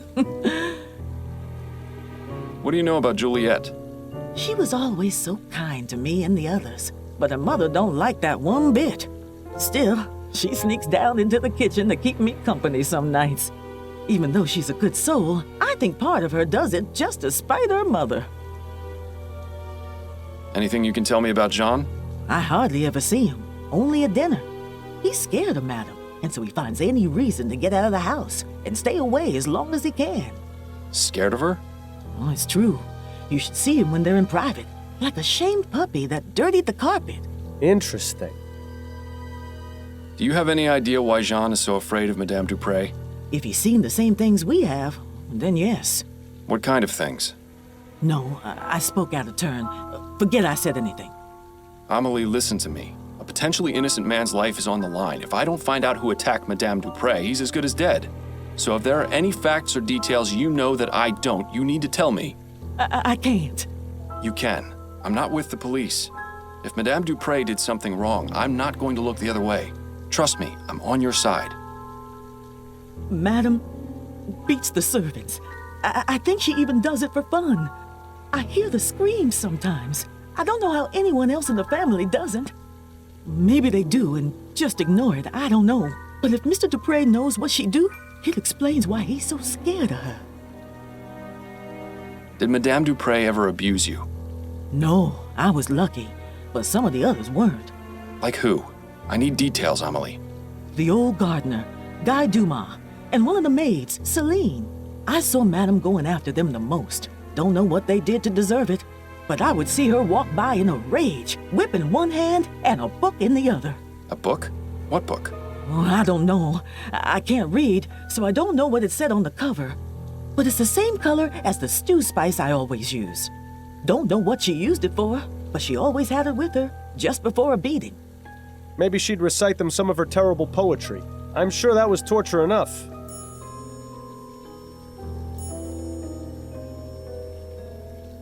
Tell me more about Guy and Celine. They were deeply in love with each other. I used to hear them talk about how they wanted to run away together. What happened to them? I don't know. One day they were here, and then one day they weren't. Do you think Madame Dupre may have done something to them? I couldn't say for sure, but I wouldn't be surprised if she had. Please, let's not talk about this anymore. Are you the only remaining servant here? No, there's another one, Marcel. He's the new gardener. I haven't seen him in a few days, though. Not since before Madame's incident. Thank you, Amelie. I appreciate your time. You're welcome. Now please, let me get back to work.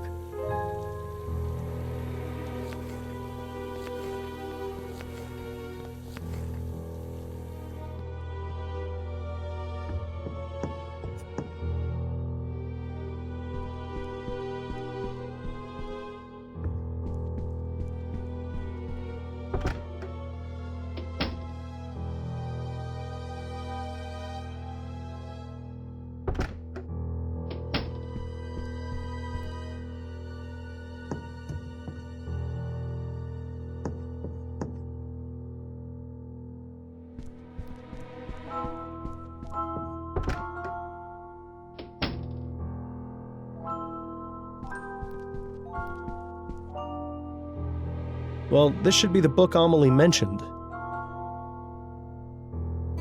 Well, what have we here? A whip, and it has dried blood on it. How ghastly.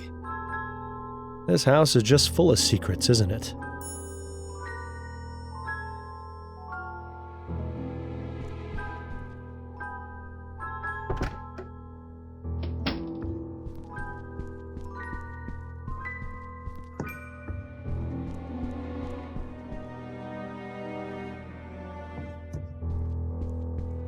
I have some questions for you. All right. Did you know Guy Dumas? The old gardener? Sure, I knew him. We didn't talk very much. He was just a servant after all, but he seemed like a nice man. He stopped coming around about 2 months ago. Too bad, really. He did a good job of keeping the gardens looking nice. The new one is all right, but he just doesn't have that special touch Guy did. Were you familiar with a servant named Celine? Yes, I believe she was one of the maids. I didn't talk to her very much. Oh, she quit not so long ago. At least I assume she did. I haven't seen her in about 3 months. Thanks for your time. My pleasure.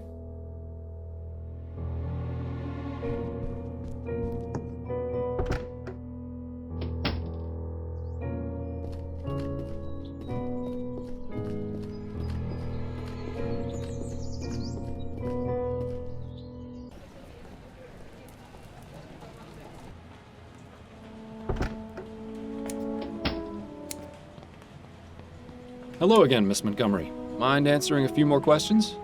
Hello, Mr. Fordham. Not at all. Is there anything you can tell me about your stepfather, Jean? He's a kind man. I don't really see him too often. He seemed rather upset at Mother's funeral, but I can't help but wonder if he feels the same way as I do about her death. What do you mean? Just that I get the distinct impression that he and Mother's marriage isn't as perfect as they'd like it to appear. I'm starting to sense a trend here. Your brother told me that Jean enjoys hunting. Do you know where his cabin is? Yes, it's in Fenton Swamp. I went out there with him a few times, but I didn't really enjoy it. Frankly, the place is rather grotesque. All those stuffed trophies staring at you with their cold, dead eyes. Plants are much nicer to have around. Anyway, if you take the main road through the swamp about 1.5 miles, you'll come upon a small dirt path that goes northeast. Take that until you see a small cabin on the left. That's it. Thank you for the information, Miss Montgomery. Do you know Guy Dumas? Yes, he was one of our servants. He used to enjoy reading my books, as well as Andrew's. When did you see him last? Just last week. He came by to see me and asked to borrow some books. Do you know where I might be able to find him? Not really. I get the impression that he moves around frequently. But I can tell him you're looking for him next time I see him, if you like. Please do, although hopefully I'll be able to find him before then. Were you friends with Celine, the maid? Yes, I was quite fond of Celine. She was so sweet and interesting to talk to. One day, she just left the house with no explanation. Mother said it was because she had found work elsewhere. I was terribly saddened. I wish I'd had the chance to say goodbye to her, at least. What's your interest in her? Oh, I was just curious, that's all. No more questions for now. Then if you don't mind, I have work to do.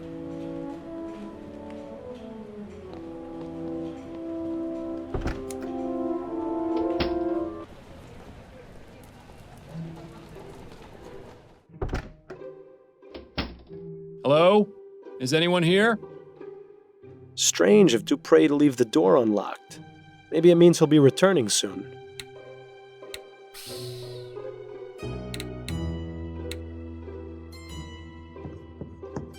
Let's see if Jean has anything interesting in here. Not very much, except a letter.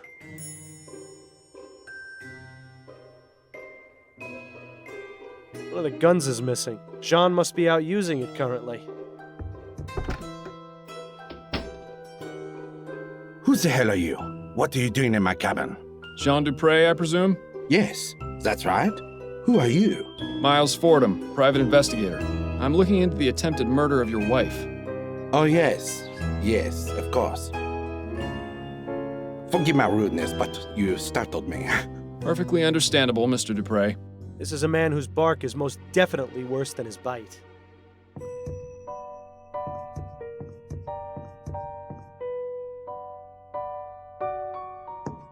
Can we talk, Mr. Dupre? I suppose so. Yes. What can you tell me about Madame Dupre? Oh, my dear wife. The past few days have been just awful for all of us. Yes, I can imagine. How long have you been married? For 7 wonderful years. Laura and I are just as much in love now as we were on the day we married. Lord, does he actually expect anyone to believe that nonsense? You'll pardon me for being so frank, Mr. Dupre, but why are you out hunting and not at your wife's side? Excuse me? Who are you to lecture me on my marriage? A fellow married man, that's who. Your wife has just suffered a very traumatic ordeal. Shouldn't you be at home caring for her?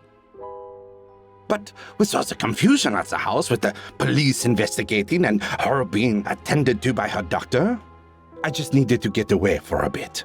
Surely you can understand, Mr. Fordham. There's something off about this guy, Miles. He's definitely hiding something. And for once, I don't think it's from his wife. Do you know anything about the circumstances surrounding Madame Dupre's death?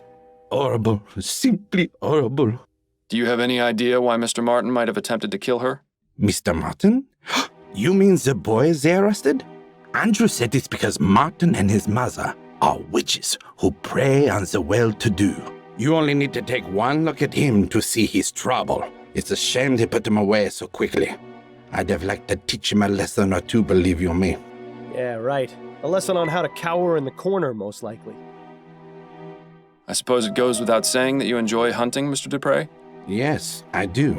I consider myself something of an outdoorsman, you see. It's nice to be able to go out and get some fresh air after being sat at the bank all day. What about your home life? Truth be told, I'm not at home as often as I'd like to be. I've been trying to make more time, but something usually comes up. Business is business, after all. Yeah, but what business are we talking about here exactly? What can you tell me about your stepchildren? Andrew and Juliet? I see a bright future ahead for both of them. What's your relationship with them like? It's fine. Why do you ask? I got the distinct impression from both of them that they hardly ever see you. Well, yes, I suppose that is true. We don't spend much time together. But they're both so busy with school, I don't want to get in their way. Not to mention my job keeps me away from home for considerable periods of time. Excuses, excuses. I get the feeling Mr. Dupre avoids his family on purpose. But why? Do you fear your wife, Mr. Dupre? Do I... what? The question's quite simple. Are you afraid of Madame Dupre? Why in the East would you think that?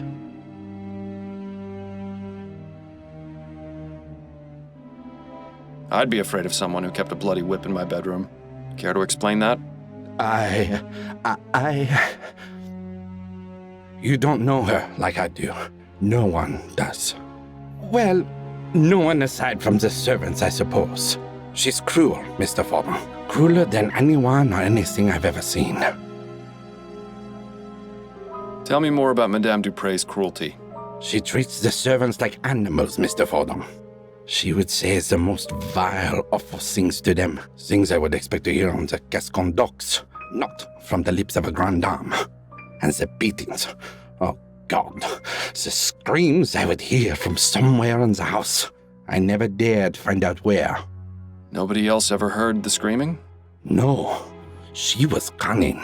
She would do it when no one else was around. Once she knew I had heard, she threatened me. Told me she would...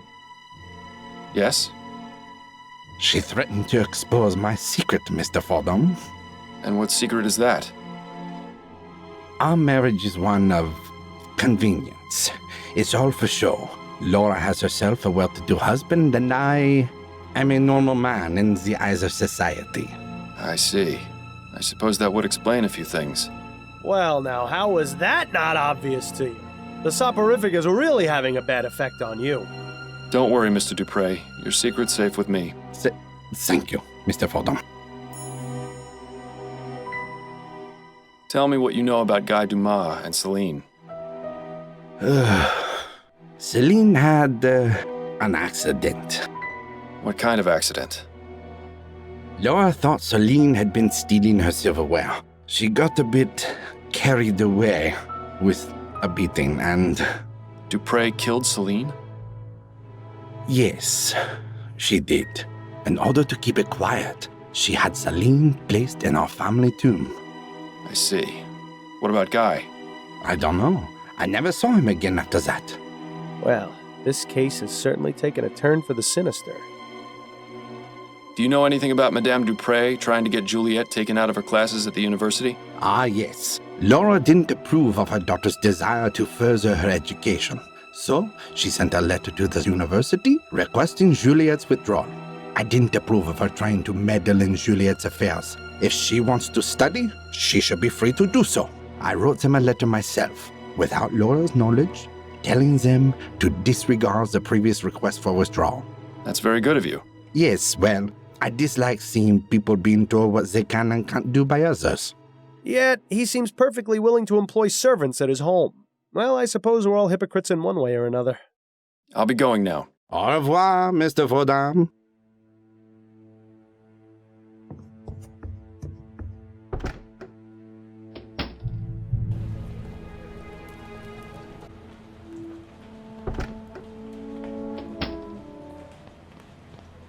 Hello again, Miss Montgomery. Mind answering a few more questions? Hello, Mr. Fordham. Not at all. Did your mother try to get you withdrawn from the university? As a matter of fact, she did. Just another one of the many ways she tried interfering with my life. What happened, exactly? Mother wrote the university requesting that I be withdrawn. I found out about it when the enrollment office contacted me. I couldn't believe it at first. I thought it was some sort of mistake, but then they showed me the letter. I take it you were upset. More than upset, Mr. Fordham. I was furious. I was trying to make a real life for myself. One that wasn't about dresses or debutante balls or fending off suitors. I'd been given the chance to make something of myself, and Mother was ready to bring it all crashing down, just because she didn't agree with it. But in the end, you're still here. Yes, Jean stepped in and fixed everything. He didn't have to do it, but it was very good of him. I'm afraid that was the beginning of the end of my relationship with Mother. We never really managed to fix things after that. No more questions for now. Then if you don't mind, I have work to do. Fordham, are you thinking what I'm thinking? Wait, what am I saying? Of course you are! Madame Dupre has been interfering with Juliet's studies and disapproved of her relationship with Martin, hence they're falling out. Plus, the information in Juliet's notes about ethericity, putting animals into a death-like trance, seems awfully suspicious. It's enough to establish both means and motive. That's plenty to consider her a suspect.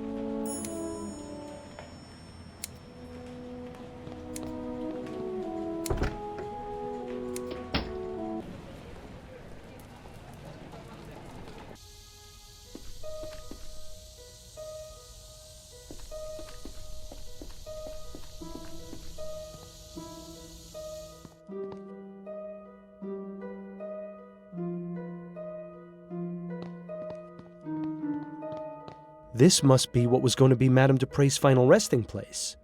I don't see anything inside. What, were you expecting a note from her attacker? No, but I was hoping for some kind of clue at the very least. Dale Chesterton, 1795 to 1843. A good man. Rest in peace. Douglas Chesterton, 1791 to 1840. Good riddance. William Arthur Chesterton, 1770 to 1837, gone but never forgotten. Celine, 1823 to 1844, taken too soon, rest ye with the angels. Wait a minute, this is Celine, the maid.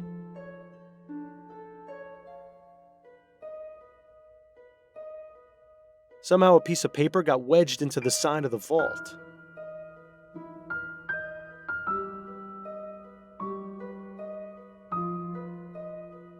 Carefully now.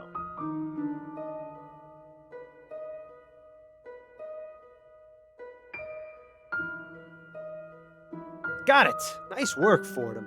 Now to see what this is. Interesting. Leaving notes for the dead. How very touching. Wonder if anyone has left me one at my grave. Quiet, Bill. I need to think. We know this note is likely from Guy. Now we just need to figure out where to find him. Is there anything on the other side of that piece of paper? Bill, you're a genius. I wouldn't give me all the credit just yet. Let's see, a receipt for an extended stay at the Stun Arms. Does that sound familiar at all? Vaguely. But I can't recall anything off the top of my head. Looks like we'll have to do a bit more searching.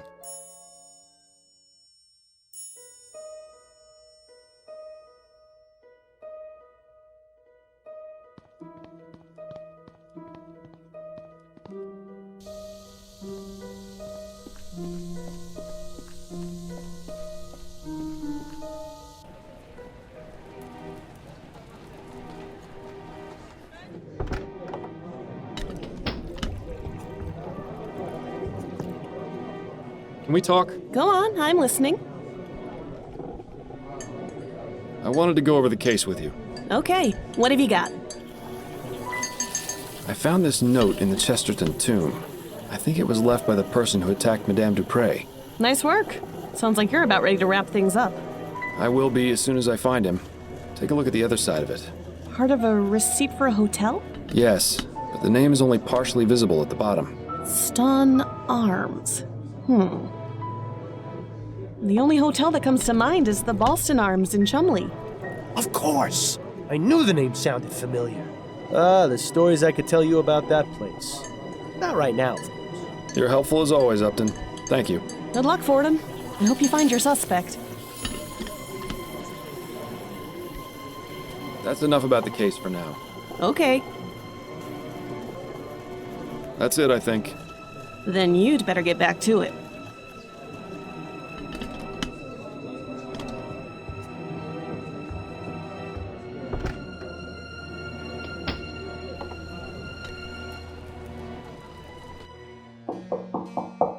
Who is it? Mr. Dumas, listen to me. I don't want to make this into more of an issue than it should be, but I believe it's in your best interest to let me in so I can speak with you. Just a moment. I'm Miles Fordham, a private investigator. It's extremely important I speak with you, Mr. Dumas. What do you want? Just to talk. May I come in?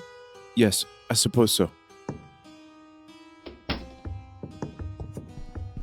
I found your note in St. Denis Cemetery. Care to explain what it means? How did you... I'm a private investigator, Mr. Dumas. That's what I do. Now we can either do this the easy way or the hard way. It's up to you. I left that note for Celine. I didn't think anyone would ever find it. So it was you who attacked Madame Dupre? Yes. Yes, it was me. I confess. I can't remember the last time a suspect actually confessed. If only they were all like this. But please, Mr. Fordham, you have to understand. The woman is evil. If only you knew what she did. Please, don't arrest me, Mr. Fordham. You have to know the truth about Madame Dupre. Relax, Mr. Dumas. I'm not going to arrest you just yet. I'm perfectly willing to hear your side of the story. Now let's take this nice and slow. What can you tell me about Madame Dupre? She seemed like a nice woman at first, but after working for her, I came to know how awful she truly was. When no one was around, she would beat me and some of the other servants for fun, say the most cruel things, call us horrible names. Why didn't you just leave? She threatened us, told us she would make it impossible for us to get work anywhere else.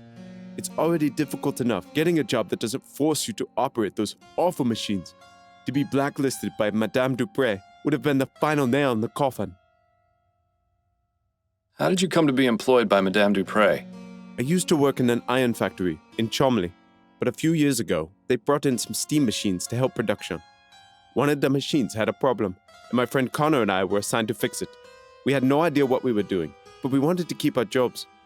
I don't know what happened, but the next thing I knew, Connor was dead, and I was badly hurt. I swore never to go near one of those machines again. After I got better, I spent a few months looking for work, but it was impossible to find any jobs that didn't involve steam tech. Then I found out about Madame Dupre. Working at her home seemed like an improvement.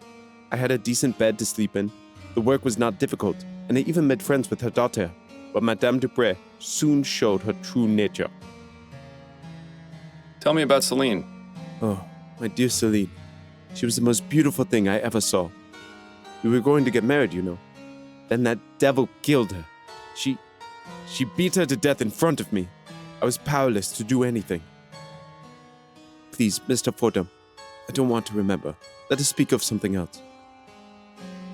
Do you know Albert Martin? No. Who is that? He's Juliet's lover, falsely accused of the crime you committed. I had no idea. Are you going to let an innocent man die because of what you did? No, of course not. I suppose things got out of hand. It was not my intention for someone else to take the blame for my actions. So why did you attack Madame Dupre in the way you did? I knew that if I went to her home and killed her, I would be caught and thrown in jail. I needed to find a way to do it quietly and not make anyone suspicious. Also, I wanted her to suffer for what she did to my Celine. I had read about toxic plants in Juliet's schoolbooks, and I knew a bit about them from working as a gardener. So I decided to poison Dupre and make her appear dead so she could be buried alive and suffer the same way she made us when she would lock us away in her secret room. Did you say secret room? Yes, Mr. Fordham. It was no bigger than a coffin. She would place us inside if she was especially mad at us, with no food or water, sometimes for days at a time. We couldn't scream because she would stuff our mouths. She would also plug our ears and cover our faces. How often did she put you in there? Only a few times, but that was more than enough. I'd rather not think about it. So you have no idea where it is? None. I only remember Madame Dupre would say the same thing any time she was about to put someone in there. A perfect servant must behave. I've told you everything, Mr. Fordham. Are you still going to arrest me? I haven't quite decided yet, Mr. Dumas. If I can find this secret room, it would be enough to charge Madame Dupre with a crime. However, if you haven't been telling me the truth... I have been, Mr. Fordham. I swear it. I'll even make you a deal. If you promise me you'll try to find the secret room, I won't leave this hotel. All right, Dumas. It's a deal. Well, at least now we can go straight to Upton and have him taken in. Unless you really do believe him about the secret room.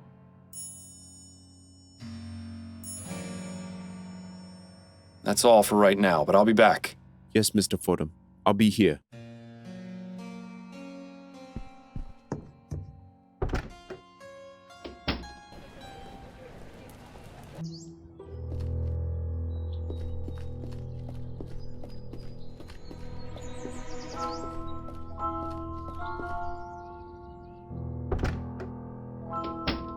What a beautiful parrot. Must have cost the Dupre's a cool copper.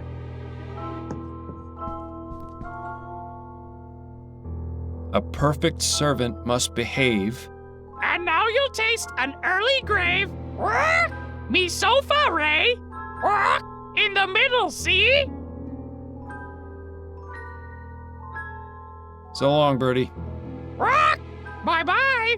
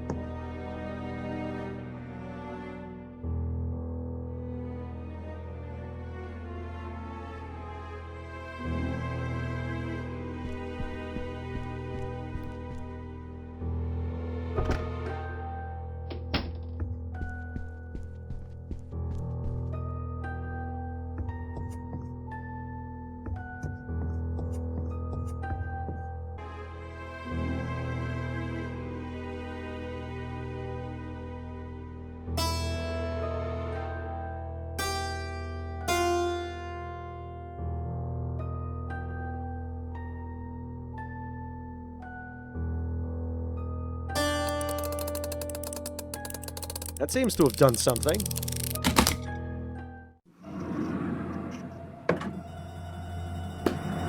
Dear God!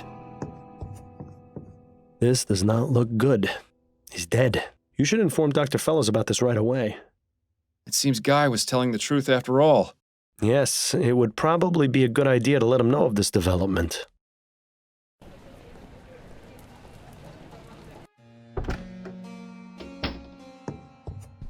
Guy? Yes? I found the secret room you told me about. You see? I wasn't lying. No, you certainly weren't. There was someone inside, a man. No. Who? I'm not sure, but I can only assume it was one of Madame Dupre's servants. Was he all right? I'm afraid not. He was dead. Dr. Fellows confirmed it was due to asphyxiation. Madame Dupre must have put him in there before I drugged her. And then, with everything that's happened, she didn't let him out in time. Oh my God, it's my fault he's dead. If only I'd known.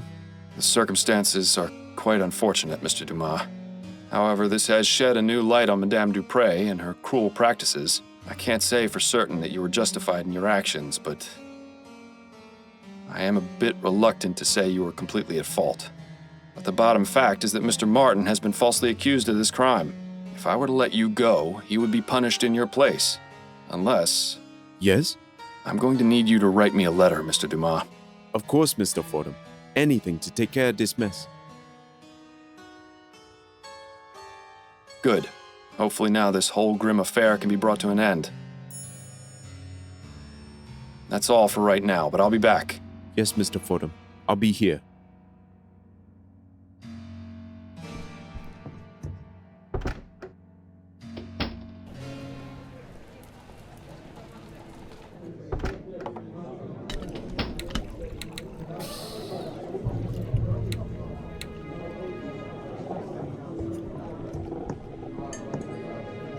Can we talk? Go on, I'm listening.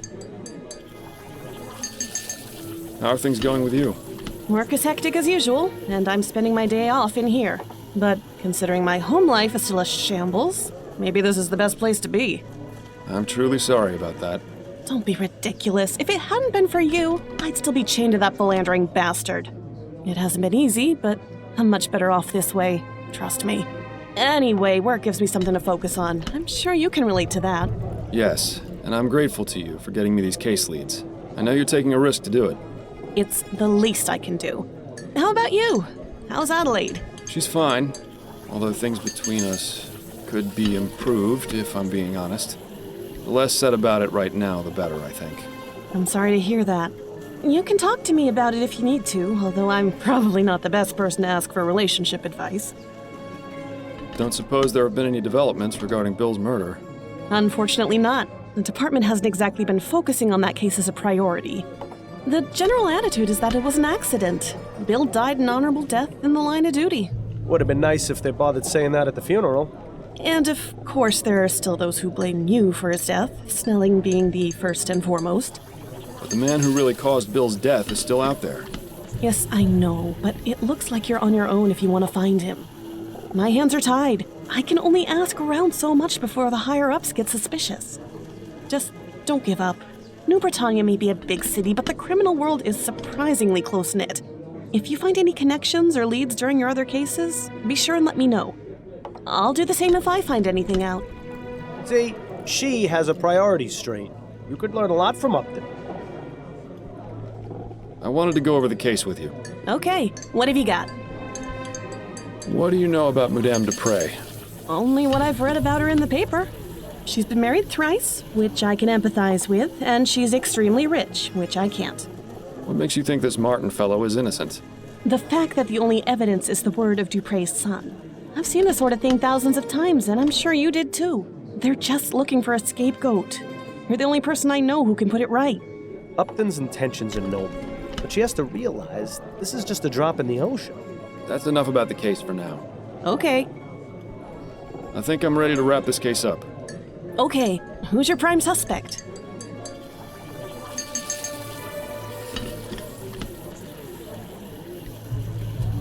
It was Guy Dumas, a former servant at Dupre Manor.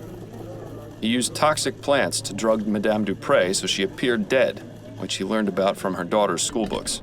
What was his motive? That's the thing. I've learned that Madame Dupre is extremely cruel to her servants. She regularly beats them, and even has a secret room no bigger than a coffin where she places them as punishment. I discovered this secret room and found a dead servant inside. He had died from asphyxiation. My God. A few months ago, Madame Dupre beat Guy's lover Celine to death. He wanted revenge and intended to make Madame Dupre suffer the trauma of being interred alive. I see. Constance, I don't think Dumas should be arrested for his crime. He doesn't deserve it. Madame Dupre, however... Yes, I see what you're saying, and I agree, but what about Mr. Martin? I got a signed confession from Mr. Dumas. You can see the handwriting matches this note I found in the cemetery. That should be enough to release Mr. Martin, as well as giving Guy a head start in his escape from the city. It's going to be tricky getting the department to look into this, but with the proof you've gathered, it should work. Excellent investigating, Fordham. I knew you still had it in you. And of course, I'll dip into the department's Good Samaritan fund to get you proper compensation for your work. For now, go home to your wife. I'm sure I'll have something else for you to look into fairly soon. Good evening. I'm looking for Madame Laura Dupre. This is Madame Dupre. I am her personal physician, Dr. Fellows. May we help you, officer? I'm afraid I must place Madame Dupre under arrest. What? On what charge? Several, actually. Manslaughter, domestic violence, murder in the second degree. Shall I go on, or can we continue this at the police station? You won't have to worry about Madame Dupre anymore. She'll be in jail for a very long time. And Mr. Martin has been released with a full pardon as well. Thank you, Mr. Fordham. I appreciate your help and your trust. Think nothing of it, but you'll need to leave town as soon as you can. Have you made plans? I was thinking of heading south. New Britannia is too cold and dark. I want to find someplace more like my home. Well, I wish you the best of luck, Mr. Dumas.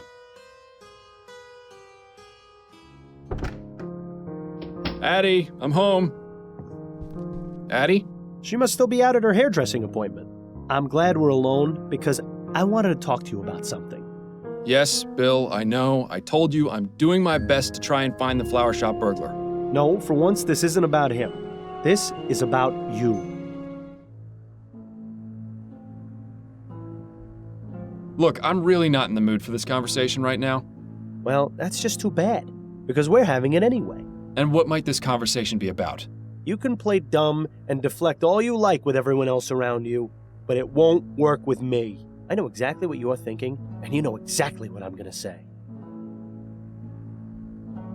You want to talk about me finding the burglar from the flower shop? I just said not right at this moment. Don't you listen? Have you already forgotten the old days, Miles? Before I died, we were solving cases like nobody's business. You were one of the best detectives on the force. But ever since you started taking that soporific, your mind hasn't been as sharp as before. If you're serious about taking on more complex cases, you need to listen to Adelaide and stop taking it. It's already had a negative effect on your performance. What are you talking about? We were able to discover the truth about Madame Dupre. Yes, but if you were working at your full abilities, you'd have come to that conclusion much sooner. If I stop taking it, you won't let me sleep through the night. Nothing will change. Well, things would change if you found you-know-who. I thought you said we weren't going to talk about that right now. Yeah, well, I say a lot of things. An understatement if ever there was one. Can't you just keep quiet without me having to take something? Afraid not, old friend. That's just not who I am or how this works. If you keep me up all night, I'll go crazy. Things have been hard enough as it is. And if, God forbid, Adelaide were ever to find out about... Hello, Miles. Is there someone else here? I thought I heard you talking just now. Fantastic. The jig is up. And here I thought we were doing so well, too.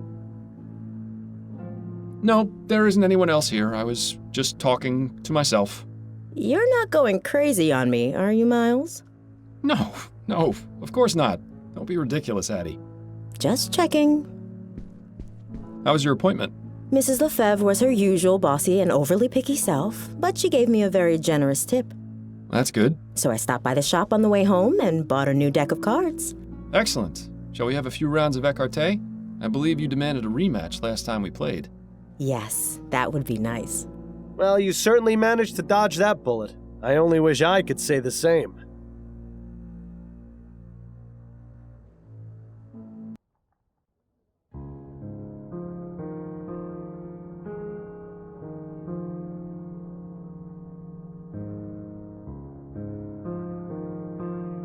And it says here they still don't know what caused that explosion. I guarantee you it was sabotage. Those Redites have been causing a lot of trouble lately. Is that the group of anti-steam tech radicals? The very same. Why Redites, though? They're named after some fellow named Jonathan Red, apparently the one who began the whole anti-steam movement. It's really a rather stupid name, if you ask me. And uncreative, to boot. Well, what would you call them, then? Perhaps something like the League for the Preservation of Blowing Things Up? A bit long, but it does get the point across. Perhaps you'd best stick with the detecting, dearest. Your nomenclature needs a bit of work. Well, I think it's about time I get ready for bed. All right, Miles, if you must.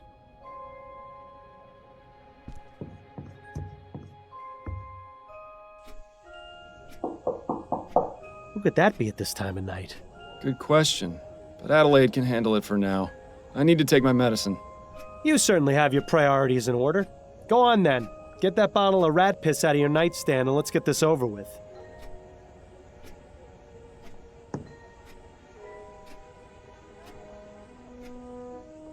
Ugh, tastes like the devil's sweat. You could just stop taking it, you know. Bill, now is not the time to... Miles, could you come back out here, please? Be right there, dearest. Who was that at the door? A late-night courier. You've got a message from Upton.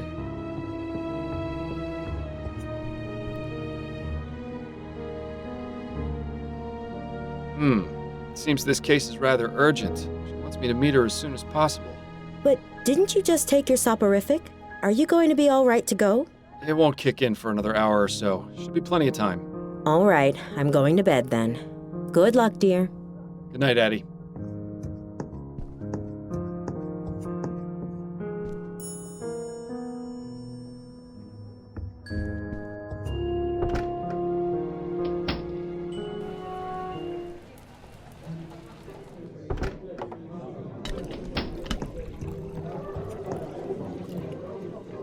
Hello, Upton. I'm glad you came, Fordham. Sorry for disturbing you this late. I'm curious to know what's so important that it couldn't wait until morning. An infant kidnapping in Lyon. The report came in tonight just before my shift ended. The family wants to keep the investigation very low-key. They're afraid if word gets out, they'll have all sorts of ne'er-do-wells making false ransom claims. That's why I suggested they let you investigate first. Head over to 45 Belcourt Street. That's the home of Malcolm and Miriam Harris, the parents of the kidnapped boy. Harris? As in Harris Construction Company? The very same.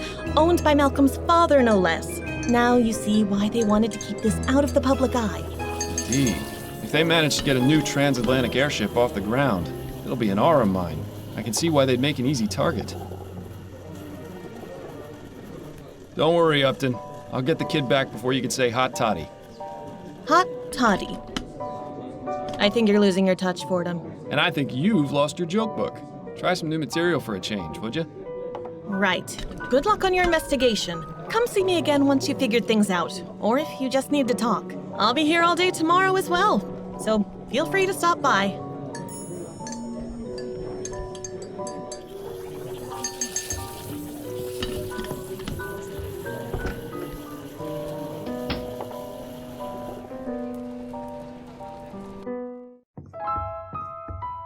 Mr. Miles Fordham is here to see you, sir. Very good, Mr. Havelock. Send him up. Yes, sir.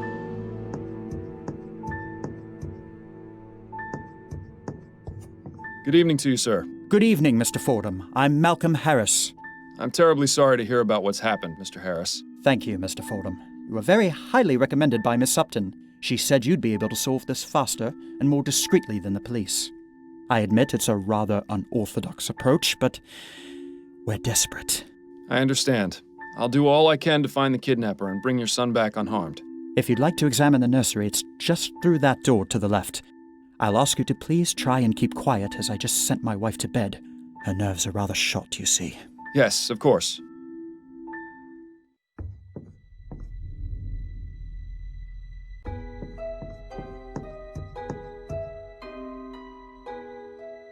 Be careful not to cut yourself, Miles. I don't think the Harris family has ever seen blood that isn't blue. Interesting. This fabric looks as though it came from a garment of some kind. Huh. There's a small emblem sewn onto the side of this piece of fabric. It just says SS. Somebody's initials, maybe?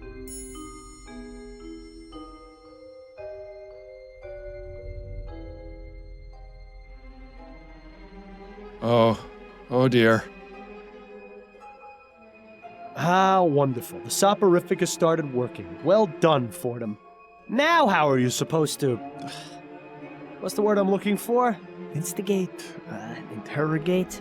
I just had it on the tip of my tongue. Perhaps it's time to call it a night.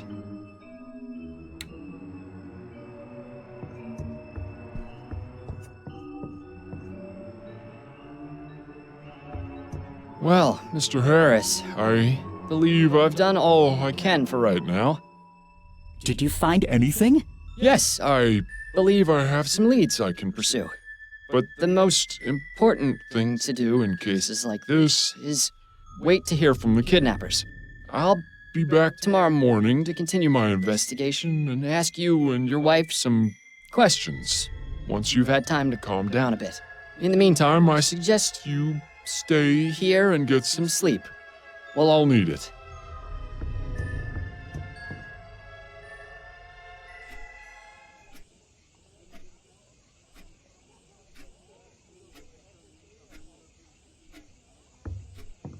Miles, wake up. It's nearly noon.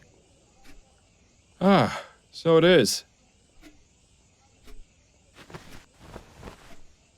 Why didn't you come to bed when you got home last night? It was late. I didn't want to disturb you. So what was so urgent about the case Upton sent you? I'm trying to track a kidnapped child. Oh my goodness. That's awful. Yes, the pressure's on, but I think I should be able to crack it. Assuming you actually managed to get anything done at the Harris Manor today. Well, let me know if there's anything I can do to help. Also, we've got company. Mrs. Delacroix is having her hair done here today, so please make yourself presentable. You mean I'm not all ready? At least do something about your hair. I do have a reputation to maintain after all. What's wrong with my hair? Do you really want me to answer that? We'll be here all day.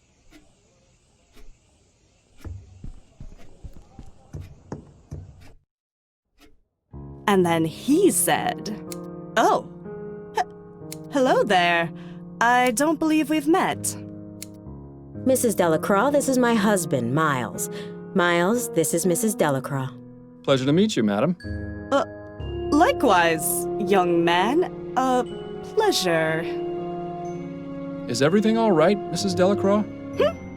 Oh, yes, everything's fine. It's just that, well, you weren't what I was expecting, is all. Keep your head, Miles. She may be a close-minded idiot, but she's just an old lady.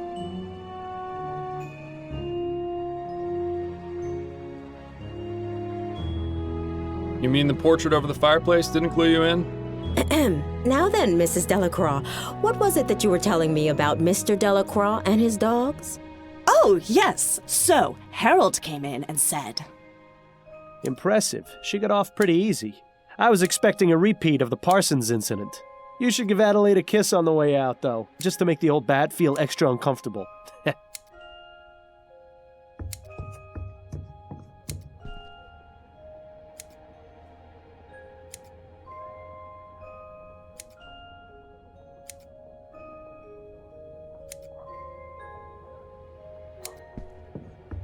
Addie?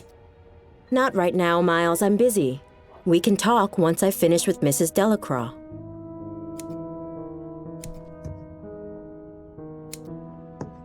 Goodbye, dearest.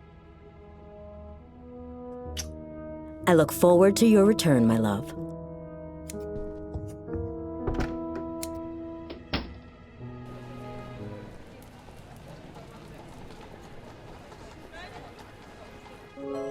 Remind me, Miles, how was finding some rich people's kidnapped baby going to help us track down the flower shop burglar? It's possible we might find a lead to the burglar during the course of this investigation. Really, Miles? You really believe that? Anything's possible, Bill. You remember how many times we encountered seemingly trivial matters which turned out to be important later on? Well, if you plan on solving this case, you'll need your full wits about you. I do have my full wits about me. I'm perfectly capable of doing this. Yes, and I'm perfectly capable of being alive. I just choose to be this way because it saves on the laundry expenses. You can't deny it. You need to stop taking the soporific, Miles. Adelaide has been trying to get you to stop for months, and Upton already suspects something is amiss. Not to mention your little episode last night. Trust me, no one is going to want to hire the dullard detective. Clever. Did you come up with that one all by yourself? What are you going to do when the cases stop coming in? How long before you get put away in Riverview? If I do get locked away, it'll be your fault. Which is exactly why you need to get back to your normal routine so you can find the burglar. All right, fine. I'll stop. But if you keep me awake at night, so help me. Don't worry.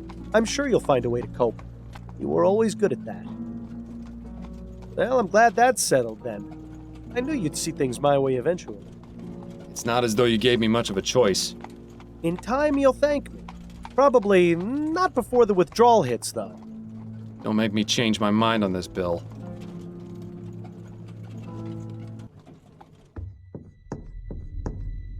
Mr. Fordham, you're back. Allow me to introduce my wife, Miriam. Hello. A pleasure, Mrs. Harris. I wish we could have met under better circumstances, but I assure you I'm doing all I can to find your son. Thank you, Mr. Fordham. Mr. Harris, has there been any communication from the kidnapper? None at all. Well, I'll have another look around, if you don't mind. Miles, didn't you notice something a bit strange about the Harrises? Quite a few things, actually. What are you referring to? His son was just kidnapped, yet they're each on their own side of the sitting room. Not comforting each other, not crying together. Nothing. They're stuck-up rich people. Not exactly the type to show emotion. Miles, you know I'm the most cynical person there is when it comes to their type. But this isn't normal behavior, even for snobs. This goes deeper than saving face. There's something going on between them. I think you should find out what. That's odd. Why is there a loose button in the crib? I'm no expert on children, but it seems like it would be dangerous to have around an infant. If only the flower shop burglar was as easy to find as this clue was.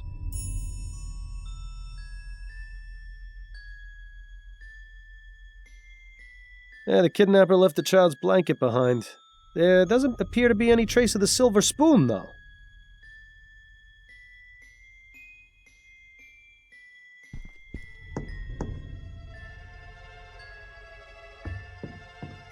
I have some questions for you, Mr. Harris. Yes, of course. Tell me everything you can about the kidnapping. I don't know much. I was out last night while it happened. Where had you been previously? I was out with friends. My wife can verify the time I arrived home. Wait a minute. I know this attitude all too well. This man is hiding something, most likely from his wife. I doubt his voice is from beyond the grave, so the question is, what's his secret? I found this bit of torn fabric by the broken window. Do you know anything about it? Looks like it came from a piece of clothing. Possibly a jacket. Did the initials SS mean anything to you? Maybe? I can't really say. You'll have to excuse me, Mr. Fordham. I've got quite a lot on my mind right now. If I can think of anything, I'll be sure to let you know. Tell me about your son. Charles is a good boy. Very quiet. Miriam had wanted a child almost from the moment we married. You know how women are when they have their hearts set on something. I saw no need to rush, but... Nice to know you're not the only one. Hey, Miles. The first 2 times Miriam was with child, she suffered some unfortunate accidents. She was devastated, as you can imagine. So when Charles finally came along, he turned out to be quite a blessing. I can't imagine what sort of depraved madman would take him from us like this. You must find him, Mr. Fordham. I intend to, Mr. Harris. Tell me about yourself. There isn't much to tell, really. My life has been fairly well publicized in the newspapers. Let's pretend for a moment that I skip over the society pages. Well, I'm an investor. My father Clyde runs Harris Construction Company, which I will someday inherit. Any other details about me are fairly trivial nonsense, I think. I found this button in your son's crib. Does it look familiar at all? No, not at all. Do you think the kidnapper might have left it behind? It's a distinct possibility. Those are all the questions I had for now. All right.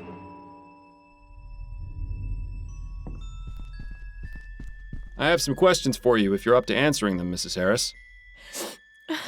I'll try my best, Mr. Fordham. Tell me what you know about your son's kidnapping. Oh, my poor baby! Mrs. Harris, I know this is difficult, but I need as much information as you can give me so I can bring your son back. Yes, you're right. I have to stay strong. For Charles. It happened sometime between 6 and 8 last night. I think. Both my husband and I had gone out. Charles was in the care of his nanny, Mrs. Davis. I arrived home first, around 8:30, and that's when I found this scene in the nursery, as it was. And what was it you found? Mrs. Davis, unconscious in her chair, the broken window, and Charles missing from his crib. Malcolm arrived home shortly afterwards, around 9, and then immediately sent our butler, Mr. Havelock, to notify the police. We stayed up waiting for any contact from the kidnappers, but there was nothing. Your husband mentioned he was out with friends last night. Where were you? Oh, I was visiting with some of my friends. We gathered at one of their homes for a concert. It seems hiding something from your spouse is an activity both Harrises partake in. What can you tell me about Mrs. Davis? Well, she's worked for us since Charles was born, a little over 6 months ago. How did you come to employ her? Malcolm's mother had a friend whose daughter she used to care for. She came highly recommended. We've never had any problems with her. She's always been a dream. Where is she now? In her room, I would guess. With Charles missing, there's little for her to do. Where might I find her room? There's a small building just around the back of the manor. Hers is the 4th door from the left. Can you think of any reason why your son would be a target for kidnapping? It could be that someone wants our money, or some lunatic who's angry about the new airship. My husband's an investor, and my father-in-law owns the company building it, you see. I just don't know, Mr. Fordham. Frankly, the fact that something like this could even happen is just terrifying. I found this bit of torn fabric by the broken window. Do you know anything about it? No, I've never seen it before. Do you think it was left by the kidnapper? Perhaps. Did the initials SS mean anything to you? No, I can't think of anyone or anything I know with those initials. Tell me about your son. Charles is our only child. He's such a good boy. Never makes a fuss. Always very sweet.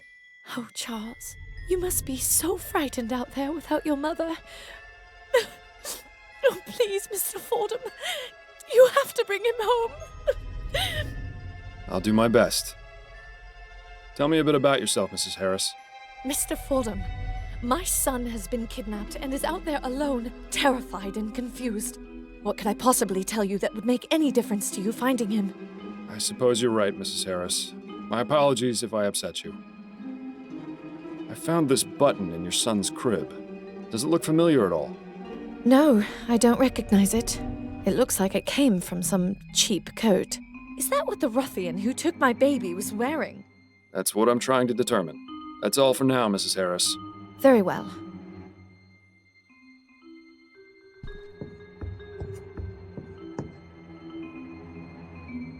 Who in their right mind would need that many drawers? Let's see what we have here.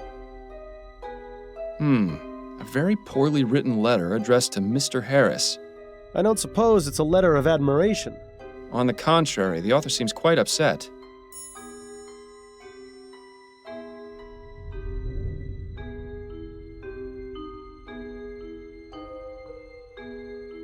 It looks like a pile of women's clothes. Must belong to Mrs. Harris. There's a handwritten note among the clothes.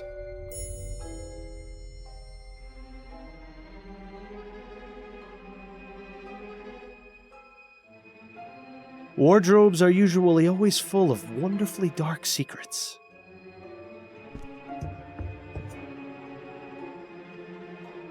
Mr. Harris's color selection is almost as drab as yours. Let's see if there's anything of interest in any of the pockets. So, Mr. Harris is a fan of the ponies, is he? I'm sure that's not causing him any trouble at all.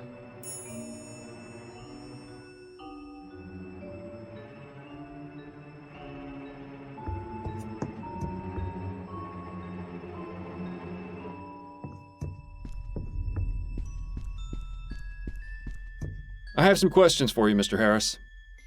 Yes, of course. I found this letter in your bedroom. What can you tell me about it? You went through our things? I'm a private investigator, Mr. Harris. It's part of my job.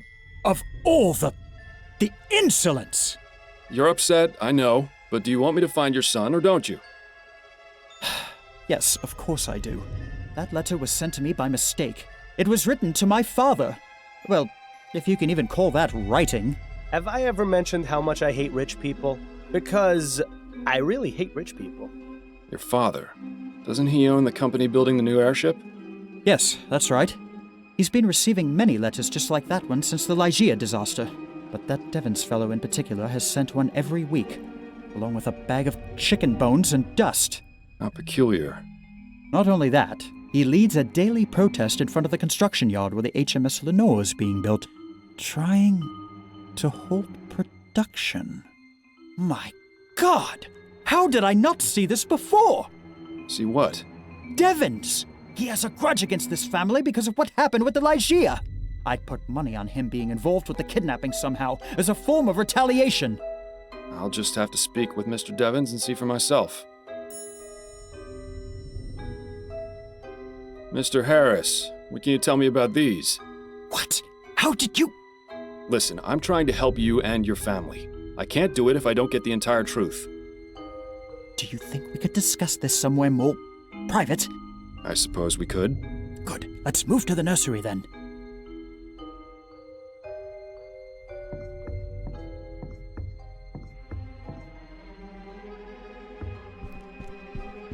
I have some questions for you if you're up to answering them, Mrs. Harris.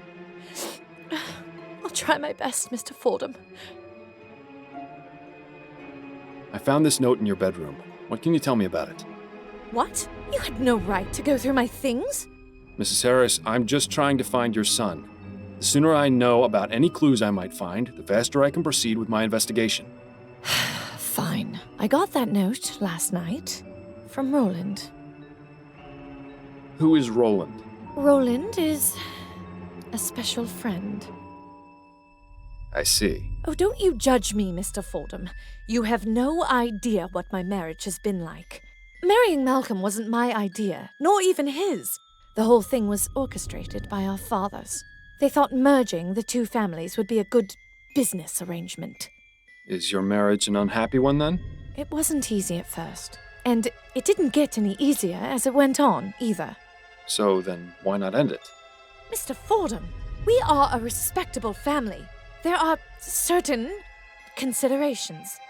Besides, I had no legal grounds. For all his faults, Malcolm is a very faithful man. almost frustratingly so. Then, somewhat unexpectedly, we had Charles. At least that made things bearable. I'm sorry for you, Mrs. Harris, I really am. But I think I should talk to this Roland. Why? He has nothing to do with this. That's for me to decide. Where can I find him? I don't know. I've never been to his home. We usually meet at a hotel. Can you tell me anything that would help me track him down? Well, he's a musician. He plays the piano at some clubs in Gascon, but I don't know which for sure. How about his last name? I don't know that either. I gather you don't talk much. I refuse to answer that question, Mr. Fordham. It's a good thing I don't have a stomach anymore, because I can guarantee you its contents would be on the floor right now. That's all for now, Mrs. Harris. Very well.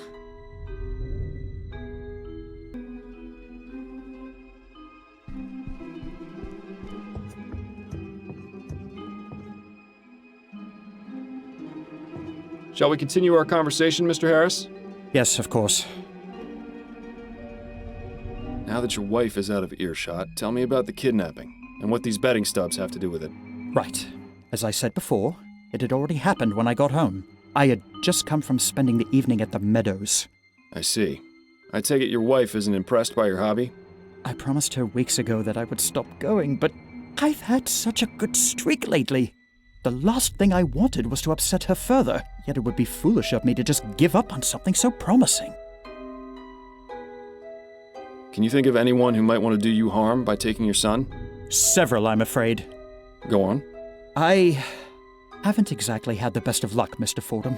That's why this latest streak was so important to me. The truth is, I've gambled away most of my money. I've had to take out several loans so Miriam doesn't get suspicious. If she ever found out, it would be over. I can't lose her, Mr. Fordham. I just can't. Where have I heard this before? You know, things would be so much easier if people just talked to each other.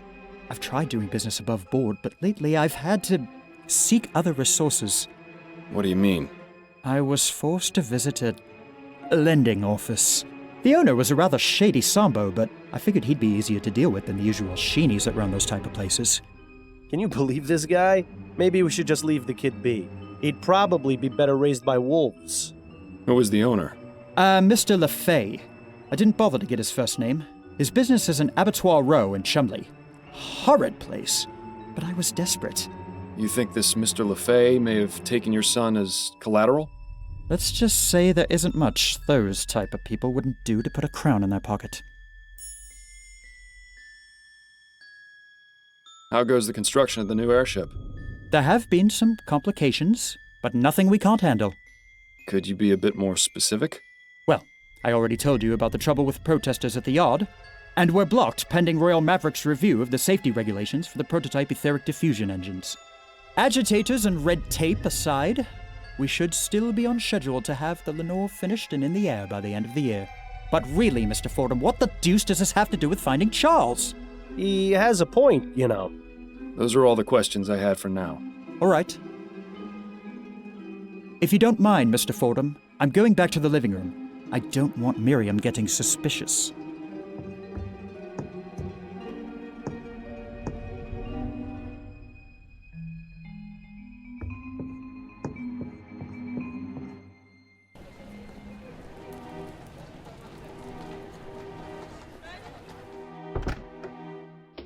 Hello, sir.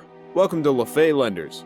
I'm the owner, Chester LaFay. Are you looking to take out a loan? Not today, I'm afraid. I'm Miles Fordham, a private investigator. Look, I don't know what you've heard, but I run a clean business here. I don't need any trouble. And I'm not here to cause any, for the moment. Just keep your nose where it belongs, and we should get along fine. Mr. LaFay, I'd like to ask you some questions. Fine, but keep it brief. Tell me what you know about Malcolm Harris. Ah, Mr. Harris. Took out a loan about a month ago. Still hasn't paid me back. In fact, he sent along a letter yesterday saying he was having an emergency and needed more time. I probably should have refused to do business with him. As soon as he walked through the door, I could tell his type. What type is that? Upper class, bored with his life, trying to escape and doing it through vice. In his case, gambling. This guy is good. Maybe you can pursue money lending if the whole private investigator thing doesn't work out. but for some reason, I pitied him and decided to give him the loan anyway. Compassion isn't exactly an asset in this business, you see. Nothing to worry about in your case, then. Aside from that, I don't know anything about him. I prefer to keep how much I know about my clients to a minimum. Makes things easier for me. Are you aware that Malcolm's son, Charles, was kidnapped last night? I had no idea he even had a son. As I said, I don't ask my clients too many personal questions. Though now you've told me, I suppose that would explain the emergency he mentioned in his letter. Poor guy. Exactly how much did Mr. Harris borrow from you? Is that relevant to your investigation? It would help to have an idea of exactly how much he owes you, yes. I don't feel comfortable telling you the exact amount, but I will say it was over 500 crowns. A considerable sum. Like I said, I probably shouldn't have done it, but I'll get the money back one way or another. What's your policy regarding people who don't pay their loans back? There are a few options. For the first 3 months or so, I'll send them a letter reminding them. After that, I start to threaten them with legal action. You wouldn't believe some of the things people do to avoid paying back their loans. One client went so far as to fake his own death. Do you ever employ any more unusual methods? Now wait just a minute. I see where this is going. Mr. Fordham, I'm a family man myself.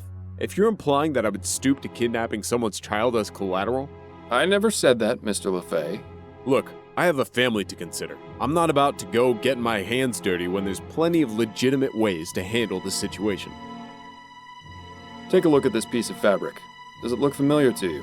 Sure, it looks like it came from a jacket. In fact, yes, it's the same fabric as the jacket I'm wearing. Would you mind if I took a look at your jacket? Sure, not a problem. Here.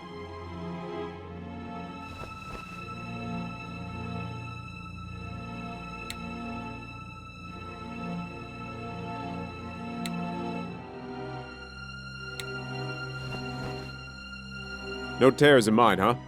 Not a one. You clearly take good care of your clothing. I don't mean to discourage you, Mr. Fordham, but I've seen a lot of people with this style of jacket. Hell, even Malcolm has one. I remember he was wearing it when he came in here. I see. Thank you for the information, Mr. LaFay.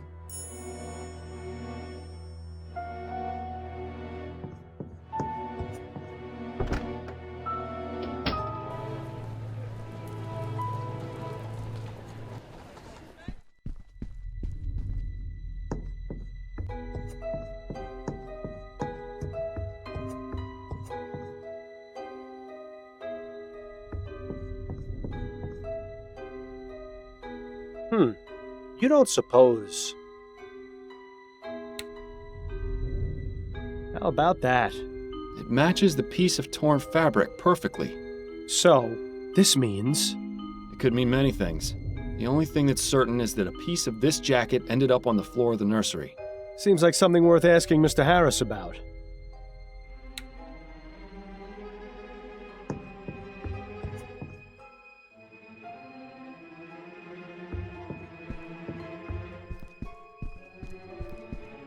I have some questions for you, Mr. Harris. Yes, of course. Mr. Harris, do you recall the torn piece of fabric I found in the nursery? Yes, what about it? As it turns out, one of the jackets in your wardrobe has a tear exactly the same size and shape as this one. Would you care to tell me how that happened? That can't be. I'm afraid it is, so explain it. I have no explanation. The truth is, I haven't worn that jacket in weeks. I've no idea how it was torn. Are you suggesting someone else took your jacket and wore it when the child was taken? I don't know. Perhaps someone is trying to make it look as though I... But that's absurd. Why would I kidnap my own son? Why indeed, Mr. Harris? You really think he kidnapped his own son, Miles? Seems more likely he was set up. But he also doesn't strike me as a terribly good parent. Maybe it would serve him right to be blamed for this. We've done our part. The police can handle the search for the missing baby. Those are all the questions I had for now. All right.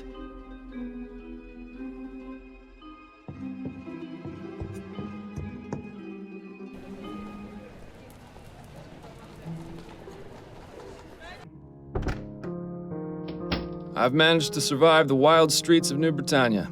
It's always nice to see you walk through that door. Addie? What do you need, dear? Addie, did you ever work with or meet a musician in Gascon named Roland? Roland? Yes, a piano player. Oh, of course. That's gotta be Roland Devereaux. Yes, I know him. I'd just as soon never hear the name again, if I'm being honest. That bad, huh? He's just an arrogant little twerp, completely full of himself, thinks he's God's gift to music. He really isn't very good. Misses notes like you wouldn't believe. Used to throw me off the few times I sang with him. Well, he's a person of interest in my current case. Any idea where I can find him? Last I heard, he was playing a regular gig at the Crimson Cat, but that was a few years ago. If he's not still there, they might know where he went. Thanks, dear. That's incredibly helpful. My pleasure. You weren't kidding about business picking up. You're averaging what, about 3 appointments per day? More like 5. I told you, debutante ball season's busy. Doesn't it get tiresome? Not really. You'd be surprised at the sort of gossip I hear from my clients. I don't know what it is, but they just open up to me and tell me all kinds of personal things. You sure you don't want me to give you a trim? I'm fine for now, dear. Thank you. I'd forgotten how good you are at écarté. You absolutely destroyed me the other night. As I recall, you used to hold your own pretty well. We should have another match soon. That way I can hone my skills. Yes, we should. As long as you can concentrate, I'm sure you'll get as good as you used to be. I can't believe the nerve of that narrow-minded old cow. Who, Mrs. Delacroix? She's actually one of my nicest clients. I don't know how you can tolerate her. If I were you, I'd strike her off my list. If I did that for every one of my clients who thought the same as her, I'd be out of a job. That's just the way it is. Maybe so, but it doesn't make it any less infuriating. How are things going with you? I'm a bit worried about some rumors I've been hearing. Oh? They're saying it won't be long before automated hairdressing devices are available to the public. Once that happens, it's going to be tough for me to keep getting jobs. Automated hairdressing devices? How would those even work? Do they read your mind? Doubtful. More than likely they'll have some kind of settings or just give everyone the same type of hairstyle. I wouldn't worry too much, Addie. You're the best hairdresser in town. I doubt people will place their trust in some contraption over you. You underestimate my clientele, Miles. They're mostly all rich socialites whose hobbies are buying the most expensive and modern things just to outdo their peers. They'll be sending their servants to line up for days before the things are released. Perhaps, but they'll come running back to you once the machines stop working. You'll see. I certainly hope so. I'll let you get back to your book.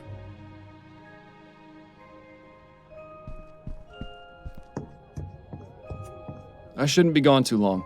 Don't work yourself too hard, dear.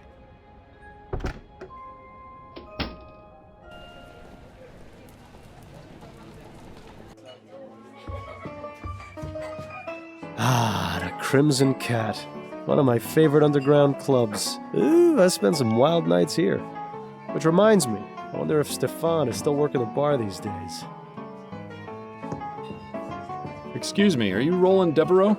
Who's asking? Miles Fordham, private investigator. I wanted to ask you some questions. Sure, whatever you say. Are you acquainted with a woman named Miriam Harris? Sure. Acquainted. That's definitely a word you could use. But then, I'm also acquainted with about 20 other women in this borough alone. Fascinating. Could you tell me about Miriam, please? Sure. That woman could talk the ear off a cornstalk. Oh? She said you didn't talk much. That's right, I don't. She talks plenty for the both of us. Always going on about how sick she is of the phony high society types, how glad she is to be with someone real. But hey, she's loaded. And she's pretty good in bed, so it's a nice little thing we got going on. Are you aware that Mrs. Harris's son was kidnapped last night? What? Kidnapped? Yes. Do you know anything about it? No, not at all. I mean, I knew she had a son. She wouldn't shut up about him. Why would anyone take someone else's child voluntarily? Are people that desperate to have their own little brats? I assume you're not a fan of children? Let's just put it this way. I would rather have a hot poker shoved up my ass repeatedly than ever have to deal with a child. Well, that's quite specific. There is no way in hell I'm going to tie myself down and give up this great life of mine. If this lady's kid's been stolen, she'll probably leave her husband and want a replacement brat. I'm not gonna be that sucker. that's for sure. Thanks, friend. You've really opened my eyes. I think the time has come to exit stage left from Mrs. Harris's life. You're a real piece of work, Roland. Yeah, I know. So, I take it you're a musician? A musician? Am I a musician? Man, you insult me. Ask anyone who hears me tickle those ivories. They'll all tell you. I'm doing the Lord's work. I am more than just a mere musician. I have a purpose on this earth, and that is to move people, to bring joy to their souls. And this is after you've set the piano back to manual, right? I don't expect a layman like yourself to understand, least of all a private eye. Your job is exploiting people's misery. I don't know how you can even look at yourself. Oh, it's fairly easy. But then I expect you've never gone more than 5 minutes without looking at yourself. I think that's quite enough for now. It's about time.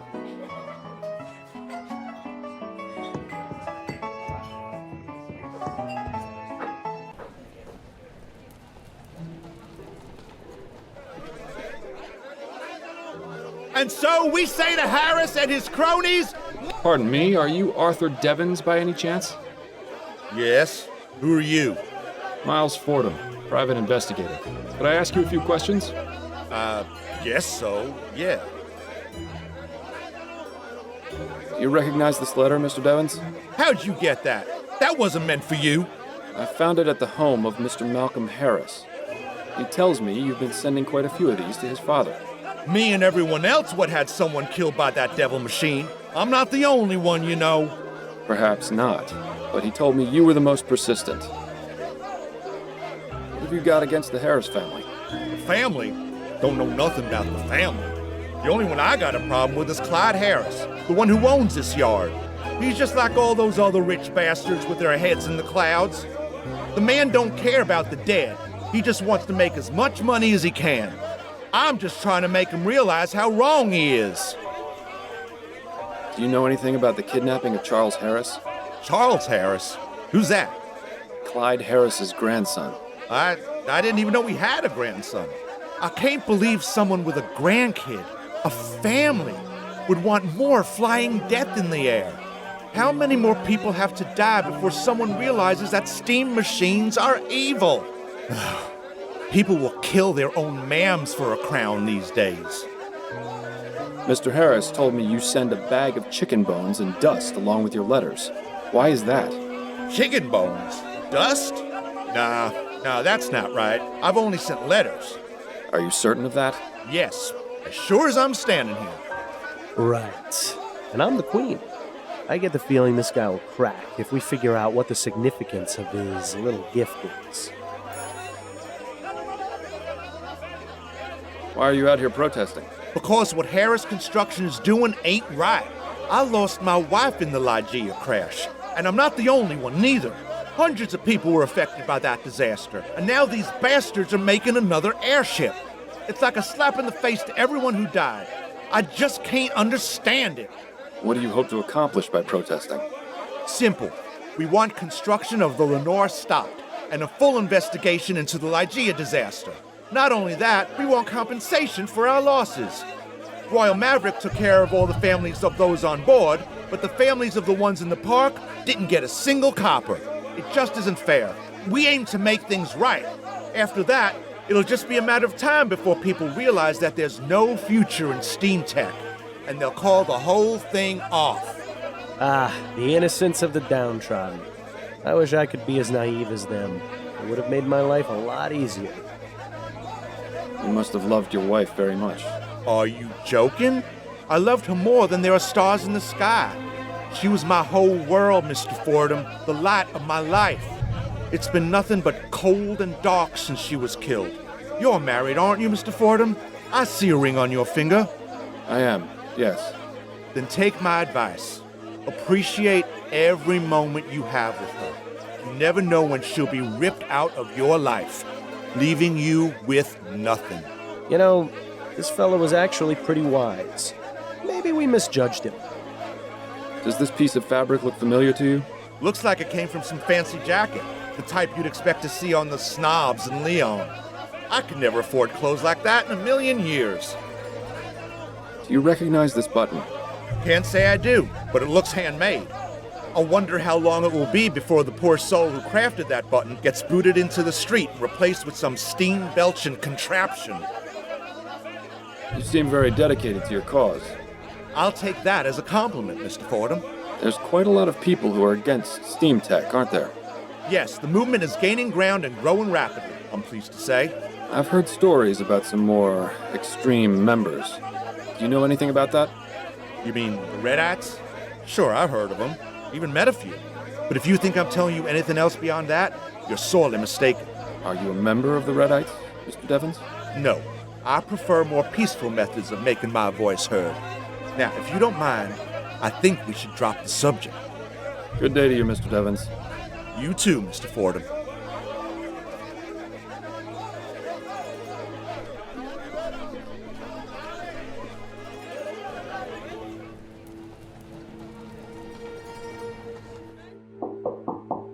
Come in. Good day to you, ma'am. I'm Miles Fordham, a private investigator. I'm looking into the kidnapping of Charles Harris. Are you Mrs. Davis? I am. Oh, bless the spirits. They've sent someone to help at last. I'm so glad someone is on the case, especially now that someone has made demands. Demands? Yes, the Harrises just got the note about a half an hour ago. Didn't you know? I didn't, but thank you for the information. I have some questions for you, Mrs. Davis. All right. Tell me about the kidnapping of Charles Harris. Oh, dear, may the spirits forgive me. I feel so awful. Charlie was my responsibility, and I failed. Mrs. Davis, that is beside the point. What's important now is finding him and bringing him home. To do that, I need your full cooperation. Oh, you're right, Mr. Fordham. I'm sorry. I just need to collect my thoughts, get the negative vibrations out of my mind. Now, what specifically would you like to know? What time did the kidnapping occur? I'm not entirely sure. I know I was in the nursery having a cup of tea about 8:30. I remember feeling very drowsy. I must have passed out then because the next thing I knew, I was being woken by Mrs. Harris. To think, whoever took Charlie did it while I was in the room. Oh, may the spirits grant me peace. Do you happen to take any sort of sleep medications or soporifics? Oh, dear me, no. Those types of drugs cloud the mind and make it impossible to tune into the ether. You say that as though it were a bad thing. I beg your pardon? Apologies, I spoke out of turn. Can you think of anyone who would have wanted to take the child? Well, I'm not one to gossip, but I am quite sensitive to the energy and vibrations that people give off. I get the impression that Mr. and Mrs. Harris aren't very happy in their marriage. Ah, come on, anyone could have picked up on that. Anyone except you, that is. Mr. Harris likes to stay out late and not take his wife with him. I can't remember the last time they went out together. I don't know what he gets up to, but it's possible he may have made some enemies. Can you think of any reason why someone would want to kidnap Charles? Well, now that the Harrises have received a ransom note, it seems obvious that it was done for money. I just hope you find the poor child. He must be scared to death. I found this piece of torn fabric in the nursery. Does it look familiar to you? No, it doesn't. I'm sorry. I found this button in the baby's crib. Do you recognize it? Why, yes. That's one of Barney's eyes. Barney? Charlie's stuffed bear. It's his favorite toy, a gift from my friend Linda. I didn't find a stuffed bear in the nursery. Then whoever took the baby must have taken Barney as well. Oh, at least the poor thing has something to comfort him. Bless the spirits. Who is Linda? Mrs. Linda Walker. She's a good friend of mine. As I said, she gave me Barney as a gift for Charlie. Can you tell me anything else about her? Oh, she's a lovely girl, very much in tune with her spiritual nature. I greatly enjoy my conversations with her. When was the last time you saw her? Oh, I don't remember. No, wait. It was at the last Spectre Society meeting on the 19th. That's right. What is the Spectre Society? It's a club for spiritualists and amateur investigators of the paranormal. We meet twice a month to socialize and discuss our findings. I see. Sounds fascinating. Oh, I don't expect you to share my beliefs, Mr. Fordham. Oh, I have a bit more experience than you'd think with regards to the spirit world. You can say that again. Where exactly do these meetings take place? At a private residence in Gascon. May I have the address? Why, yes, it's 325 Rue Jameau. Are you going to seek spiritual guidance to find Charlie? Perhaps. You never know what might be worth looking into. Do you have Linda Walker's address? No, I don't. I never visited her home. I get the feeling she doesn't like having visitors or being home very much. She prefers to meet people elsewhere. I was the same way after my husband died. It was embarrassing for my friends to see me living so differently. But I feel it's not just a matter of pride for dear Linda. I think there are lots of bad memories associated with where she lives. I try to stay away from places like that. They leave a mark on the soul, you know. How long have you worked as a nanny? Only a few years. I never had to work when I was married. My husband had a lot of money. Unfortunately, he was in great debt.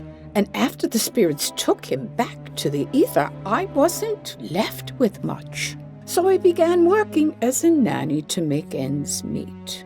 But I consider taking care of children a reward in its own right. Thank you for your time, Mrs. Davis. Oh, you're very welcome. Pretty distinguished looking gentleman. Handsome. Good fashion sense. Wonder who he is. I have some questions for you, Mrs. Davis. All right. That's a lovely portrait. Who is it of? That is my late husband, Jonathan. He used to attend meetings of the Spectre Society with me, bless him. I tried to get him to be more in tune with the other side, but I think he was just humoring me. He was a good man. Everyone at the society cared for him very much. Thank you for your time, Mrs. Davis. Oh, you're very welcome.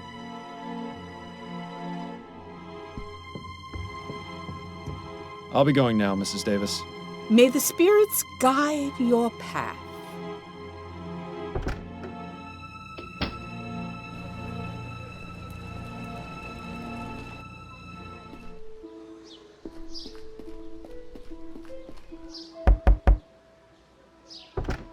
Yes? May I help you? This is the Spectre Society, right? I'm interested in joining. Ah, yes, it is. Welcome, darling. Our membership process is a bit different to most social clubs. We require a sponsor. Sounds simple enough. Well, you see, we ask that sponsors be people who have passed on into the spirit world. Once you name your sponsor, I will attempt communication beyond the ether. When they answer, you will be judged and considered for membership. What are you looking for in a sponsor? A willingness to communicate from beyond the ether, open-mindedness, a desire for truth. In other words, all the qualities of a member of the Spectre Society. Actually, we've had former members who have passed on act as sponsors before. I've got a sponsor. Excellent. What is the name of your sponsor, darling? Jonathan Davis is my sponsor. You knew Jonathan? He was such a kind man. Yes, I can feel his presence, and it speaks positively of you.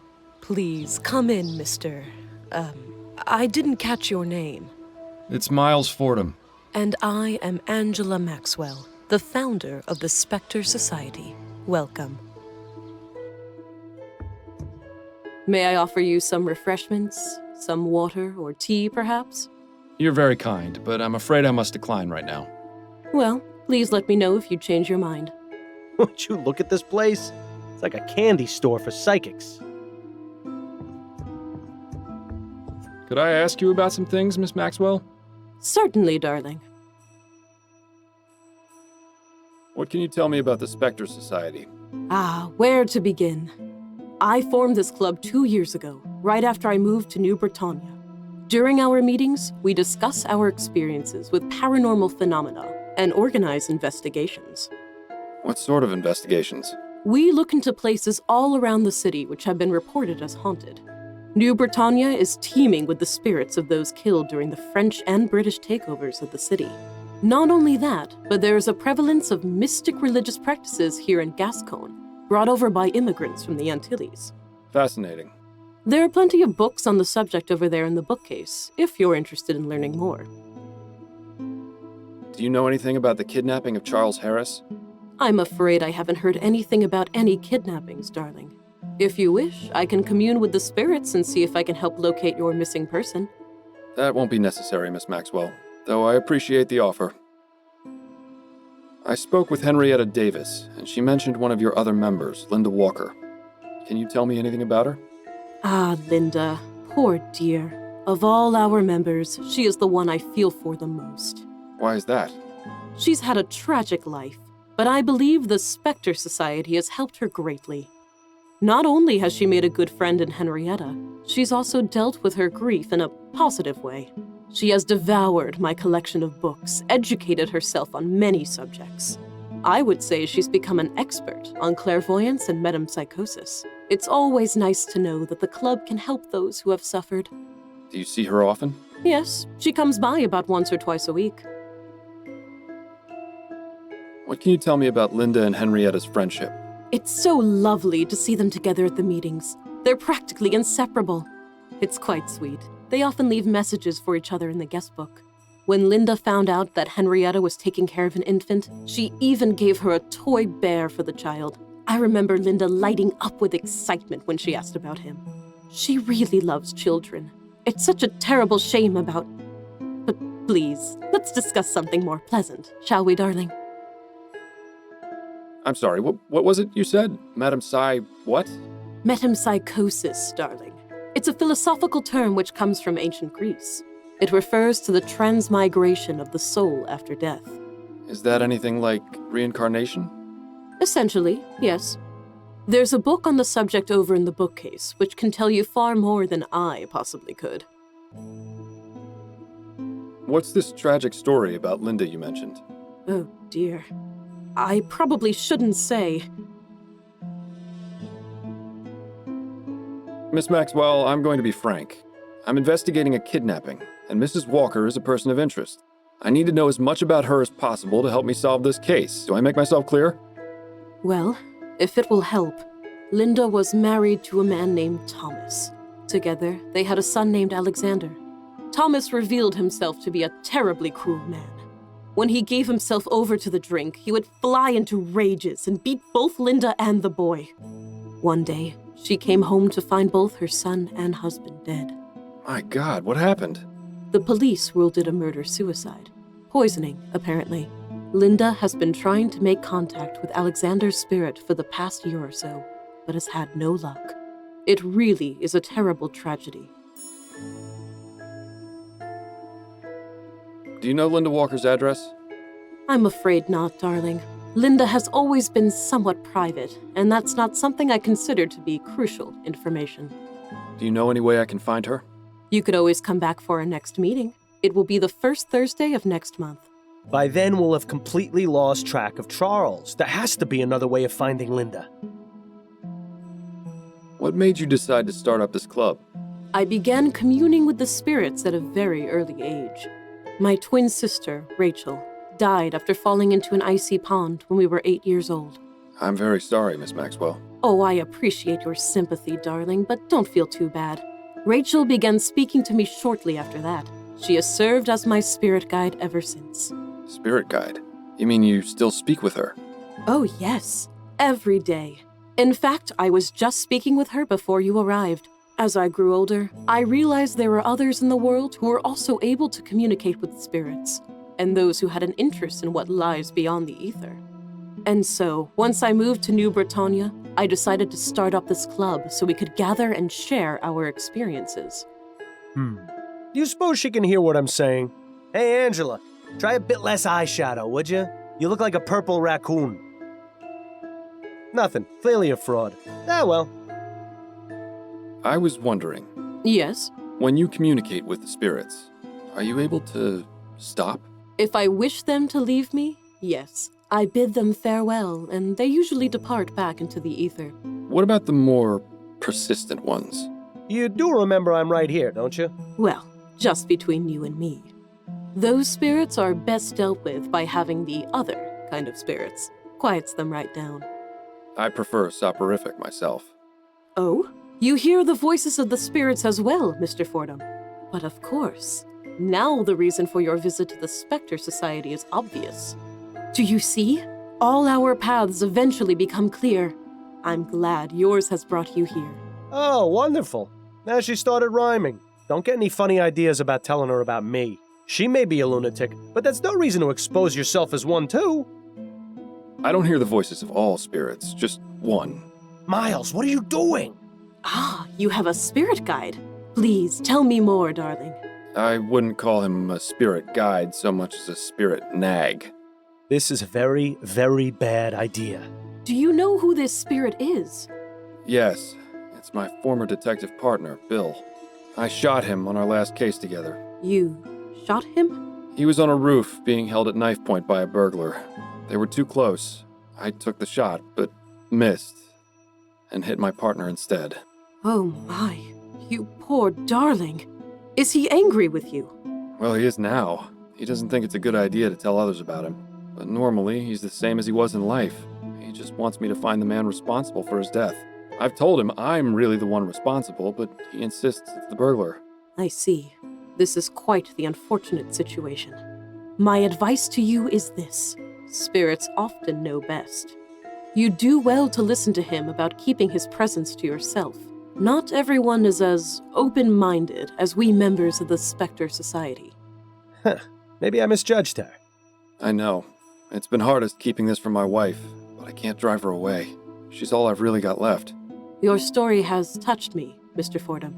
I will do everything I can to help you and your spirit guide find peace. If I find anything out which might help you, I will contact you personally. Thank you, Miss Maxwell. I appreciate it. Well, that could have turned out much worse. I'm warning you, Miles. Tell anyone else about me, and I won't be so forgiving. Thank you for the information. It was very enlightening. It was my pleasure, darling.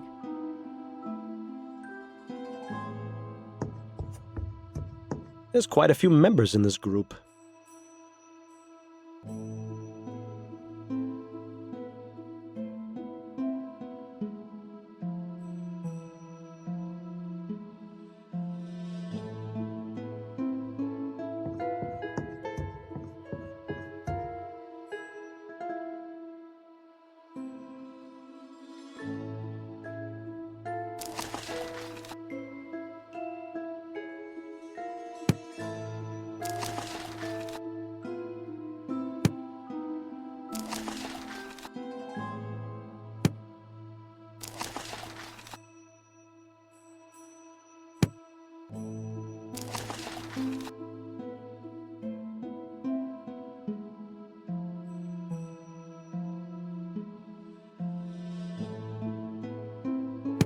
Chicken bones and dust for bad luck in business, huh?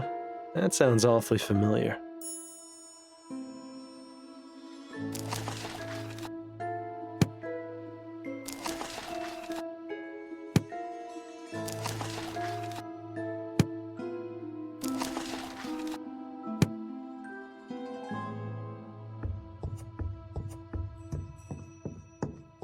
I'll be going now. May the spirits guide you to that which you seek.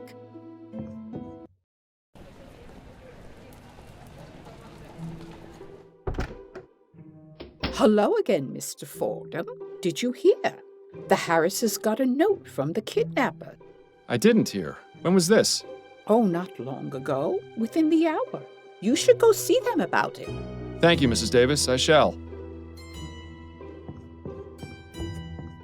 I have some questions for you, Mrs. Davis. All right. Mrs. Davis, have you ever had Linda visit you at the Harris Manor? Oh, no, of course not. Then would you care to explain your note to her in the Spectre Society guest book? Please, Mr. Fordham, I didn't mean to lie to you. It's just that it gets so lonely by myself in the house at night. So every now and then, I invite Linda to come over for tea and some company. I see. And when was the last time this happened? 2 nights ago. Please don't tell Mr. and Mrs. Harris, Mr. Fordham. If they found out what I was doing, they'd have me dismissed without a reference. I won't, but I'd very much like to speak with Mrs. Walker. Do you have any idea where I can find her?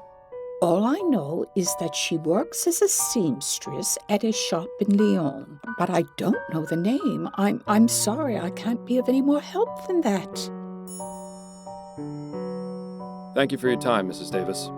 Oh, you're very welcome.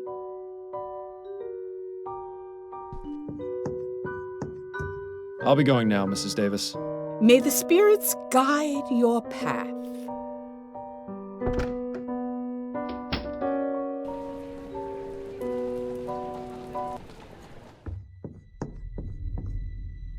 Oh, Mr. Fordham. Oh, thank God you're back. What's going on? Our butler just brought this in. He found it stuck to the gate outside.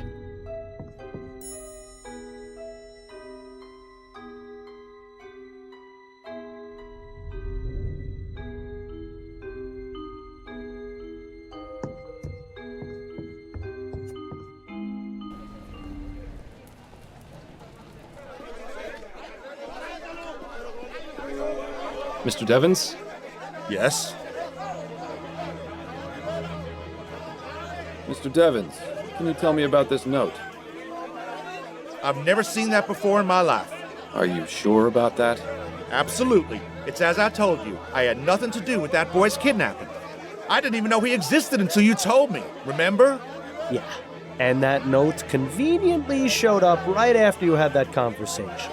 Let him stew in his own lines. His unique way of spelling is all the evidence we need to tie him to the note. Very well, Mr. Devons. Forget I asked. Do you practice voodoo, Mr. Devons? What? The chicken bones and dust you send along with your letters. It's a voodoo spell meant to cause bad luck in business. Quite a convenient solution, wouldn't you say? I don't know what you're on about. Come now, Mr. Devons. I'd appreciate it if you didn't think I was stupid. All right, fine. I went to go see one of them magic women in Gascon. She told me about the spell and what I needed to do. I don't believe in this stuff, but I thought maybe if I used it, I could scare Harris enough to get him to stop making the new airship. Well, I don't mean to be one to put a damper on your amateur witchcraft, but it doesn't seem to be doing you much good. No, his grandson got kidnapped. That's not something I'd call lucky. Good day to you, Mr. Devons. You too, Mr. Fordham. This Arthur Devons joker is bad news. Not only is he making threats to the Harris family, he also has the nerve to send a ransom note. We have enough evidence to pin the crime on him, I think. The police can deal with the headache of actually finding the baby.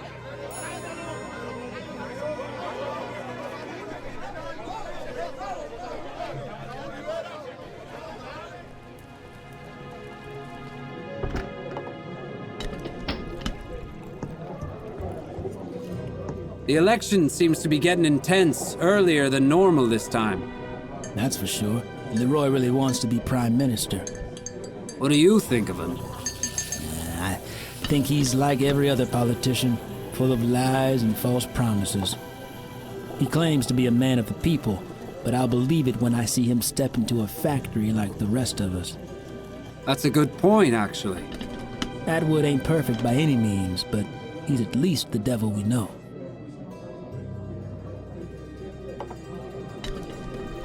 So, how's the caddy business? Making good money? Don't I wish. I was thinking about signing up with Coulson's Cabs, actually. Really? You want to get involved in the war? I'm sure it's not as bad as everyone says it is. I don't know. I heard one of the Phillips drivers sabotaged a Coulson cab, and the driver was thrown 50 feet into a brick wall. If I was you, I'd stay independent. No fare's worth your life.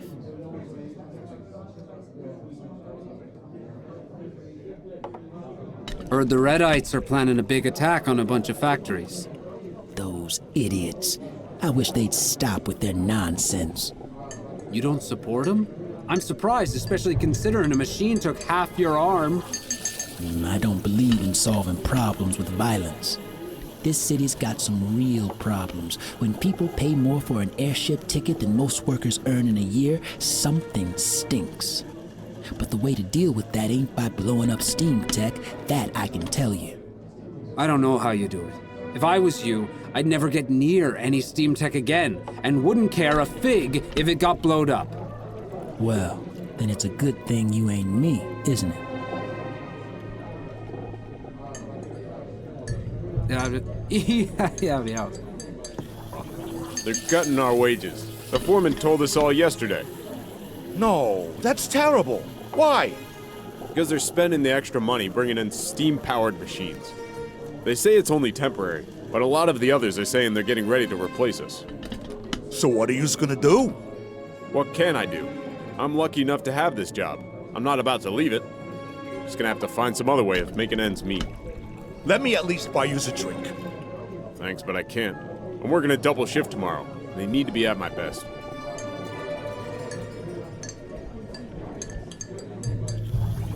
Got your eye on any ladies? Not really. Been too busy lately. I can't afford to be taking someone out right now. How about you? Pretty much the same. Could always try your luck with that one over there. Already did. Wouldn't give me the time of day. Too bad. It's getting pretty ugly between Atwood and Leroy. What do you think of it all? Not sure. I'm none too pleased with Atwood, but this Leroy character doesn't seem much better. Leroy is a man of the people, though. He's trying to expose the corruption of Atwood's parliament. You do know the real reason the bridge to the Chum has been delayed so many times, right? I thought it was because they don't have the money. That's exactly the type of lie Atwood is feeding everyone. It's really because they want to keep the chummies out of the rest of the city. Leroy said so himself. Not only that, Atwood's trying to bring in more automated workers. Really? Yeah.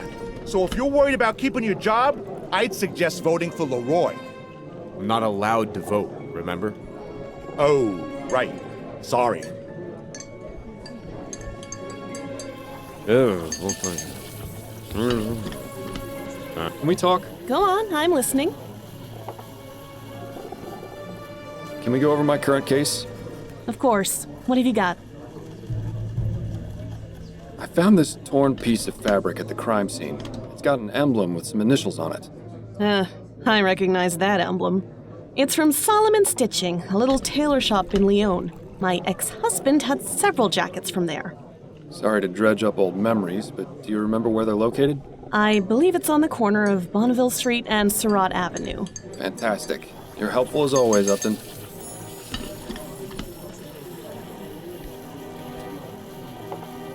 That's enough about the case for now. Okay. How's work going? Hectic as usual. Crime in this city seems to be getting worse and worse every day. I suppose that's the price of progress.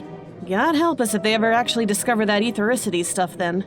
Things between you and Adelaide getting any better? I'm really not sure. They haven't gotten worse, but things haven't been the same between us since Bill died. Well, you need to figure things out, or everything is just going to explode in your face one of these days. Thanks for the vote of confidence, Upton. I'm merely speaking from experience. If I'd seen the warning signs of Harold sooner, it would have saved me quite the headache. At least your marriage seems like it's still worth saving. What's the other case you mentioned? The one you said was a higher priority. Well, it seems we might have a mass murderer on our hands. You don't say. That's right. I didn't say because I shouldn't say. But so far, we've had 3 murders with a very similar MO in the past 2 months. Snelling is trying his hardest to keep it under wraps since the newspapers already caught wind of the first 2. I don't envy the department there. I'm happy to stick with the missing persons and domestic disputes. That's it, I think. Then you'd better get back to it.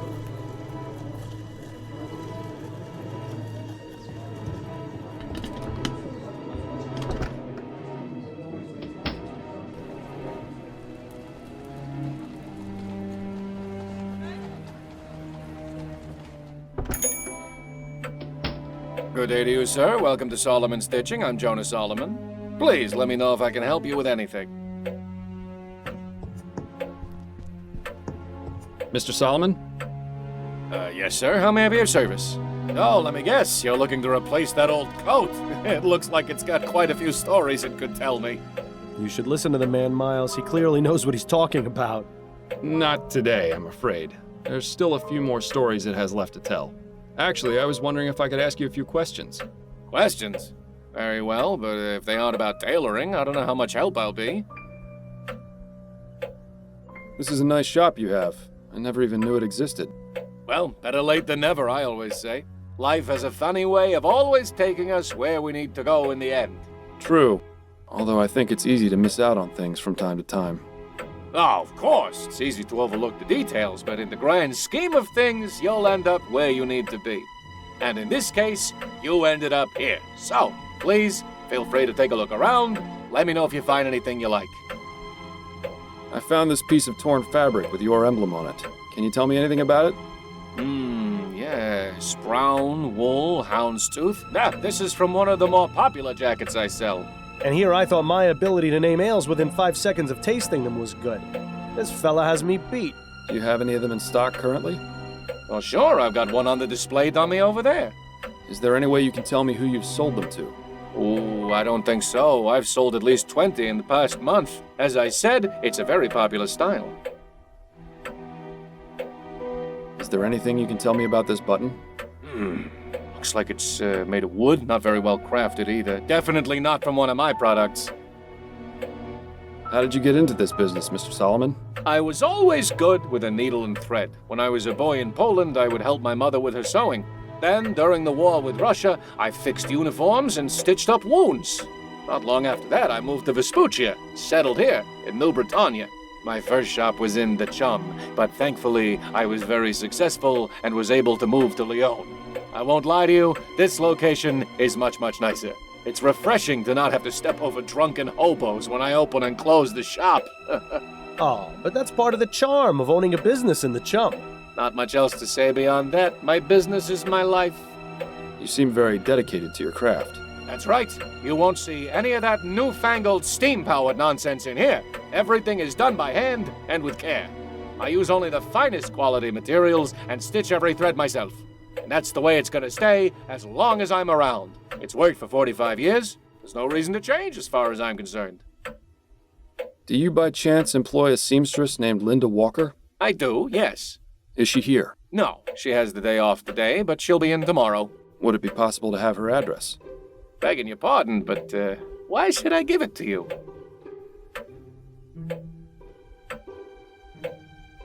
Her son, Alexander, and mine were schoolmates. I just found a book he lent my son, and I wanted to return it. I've been trying to track her down for ages, and only just found out where she worked. Oh, I see. It was a terrible tragedy what happened with her boy and her husband. I know how private Mrs. Walker is, but I'm sure she would appreciate you returning her son's book. All right. She lives at 403 St. Agnes Street. Remember when you couldn't even bring yourself to trick people into thinking their shoelaces were untied? You've come a long way, Miles. I'll be taking my leave of you now, Mr. Solomon. Very good.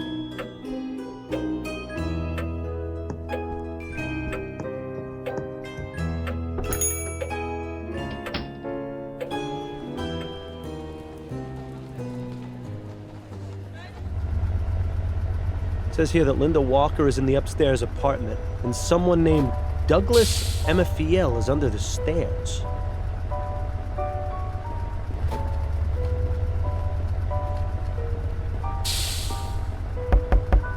Nobody home. Now what?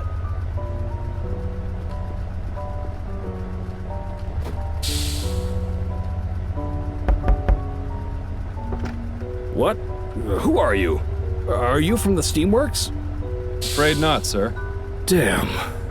Oh well, what can I do for you? Do you know Linda Walker? Of course. She lives upstairs. Who's asking? I'm Miles Fordham. I'm trying to find Linda so I can speak with her. What's your business with her? I'm afraid that's private. Well, she's out right now. You'll have to come back another time if you want to visit her. Have you got any idea when Mrs. Walker will be back? Not for a few days. She told me she was going away for a bit. Ah, that reminds me. She asked me to water her plants while she was gone. Just need to remember where I put the spare key. Did you say something about having a spare key to Mrs. Walker's apartment? Sure, I'm her landlord. I look after the place when she's gone. Got a bit of a green thumb, that one, so she puts me in charge of watering her plants. The trip up is a bit of a pain, though. My hips aren't what they used to be. Why did you think I was from the steamworks? Because I contacted them a few days ago when my boiler broke, and nobody has come to repair it yet. I should have known better. Those fools always take their time, if they even bother showing up at all. Meanwhile, I'm stuck in here with nothing but cold water. If I catch pneumonia and die, you'll know who to blame. I'm a private detective, and it's of the utmost importance that I get that key from you. Right. Private detective. I don't have to do anything you say. You're not really the law. So nice try. But I'm not betraying Mrs. Walker's trust so easily. He says that now, but I'm willing to bet he'd do it if it benefited him in some way. Sorry to bother you, sir. I'll just be on my way. Some people would call that humming and hissing the sound of progress. I'd call it annoying. Miles, what are you doing? You don't know the first thing about steam engine repair. It can't be that hard to work out. If you're serious about getting it fixed, I'd suggest looking for someone who knows about this sort of thing first. But if you just want to charge in blindly, be my guest.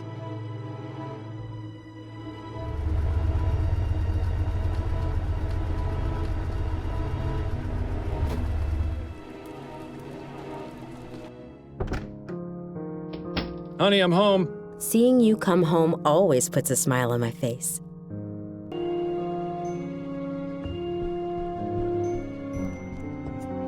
Addie? What do you need, dear? Addie, you wouldn't happen to have any manuals on repairing steam engines in your library, would you? Thinking of changing careers? No, there's just a boiler that needs repairing and I need to figure out how to do it. A boiler? What kind of engine is it? I'm not sure, but it had Whitney 200 embossed on the side. Oh, of course. That's one of the most common steam engines around, used in practically everything. In fact, the player piano at the Firkin and Fryer had one, and that thing was always going out of alignment. If that's all that's happened with this one, I know how to fix it. Used to have to do it all the time. Adelaide Fordham, you are just full of surprises. Where is this boiler? Not terribly far. It's a townhouse on St. Agnes in Livingston. Let's go then. I could use some fresh air. Not quite a player piano, but it shouldn't be too tough. Would you like me to walk you through it, or would you prefer I fix it myself?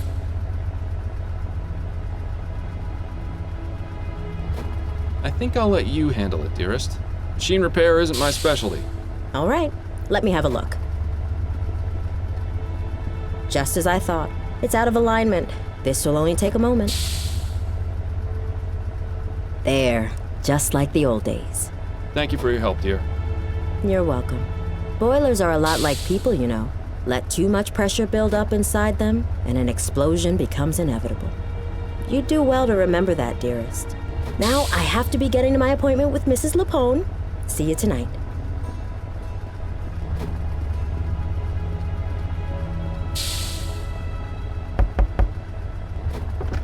Yes? What is it? I fixed the boiler for you. What? Are you serious? It's pretty pathetic when some yahoo off the street does a better job than the people paid to do this sort of thing. I owe you, friend. Might I take you up on that offer and get that spare key to the apartment? Oh, right. You said you were a private detective, didn't you? Did Mrs. Walker do something wrong? Is she in trouble? I'm not entirely sure yet, which is why I need to take a look inside her apartment. I see.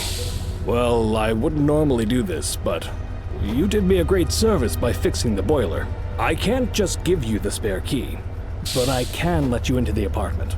That'll be just fine. Thank you.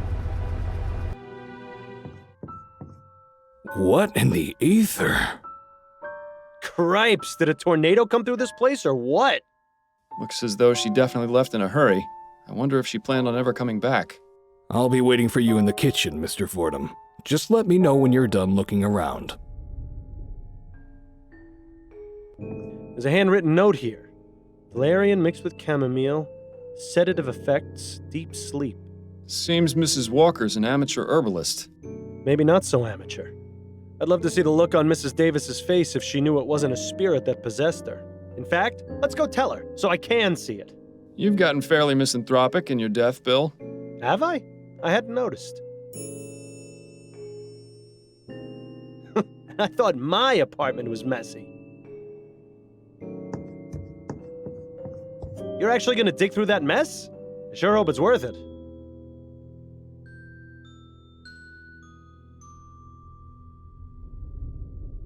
A receipt with yesterday's date. One-way train ticket to Pierre in Lorraine. Departed this afternoon.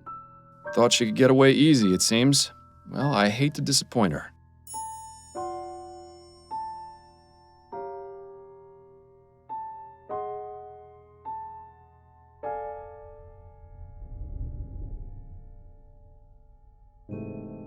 That bit of torn wallpaper looks almost deliberate.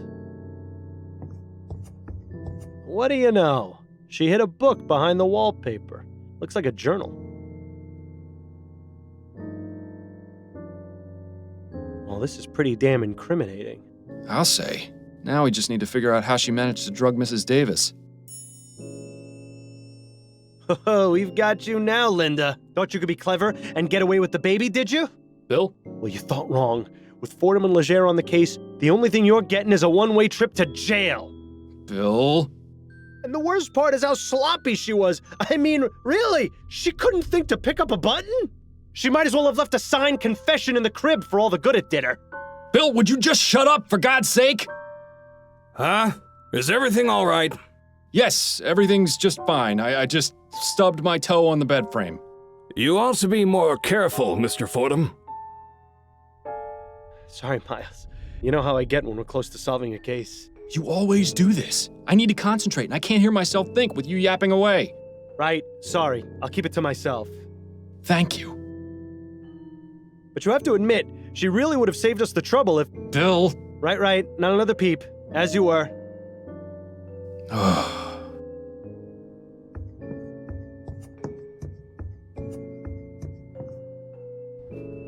I hope you were able to find out what you needed. Yes, thank you for your cooperation.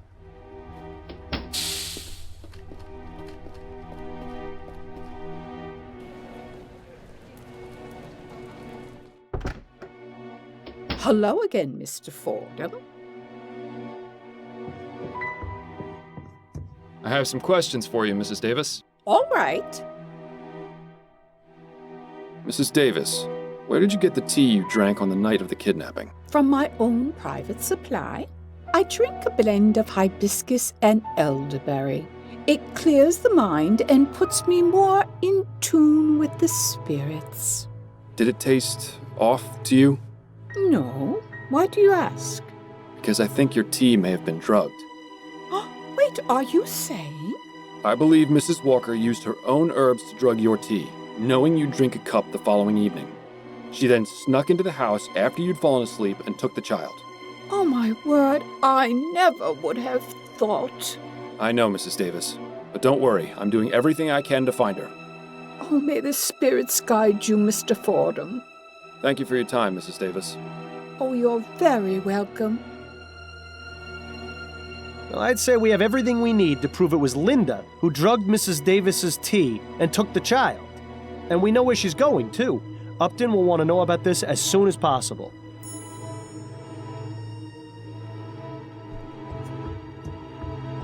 I'll be going now, Mrs. Davis. May the spirits guide your path.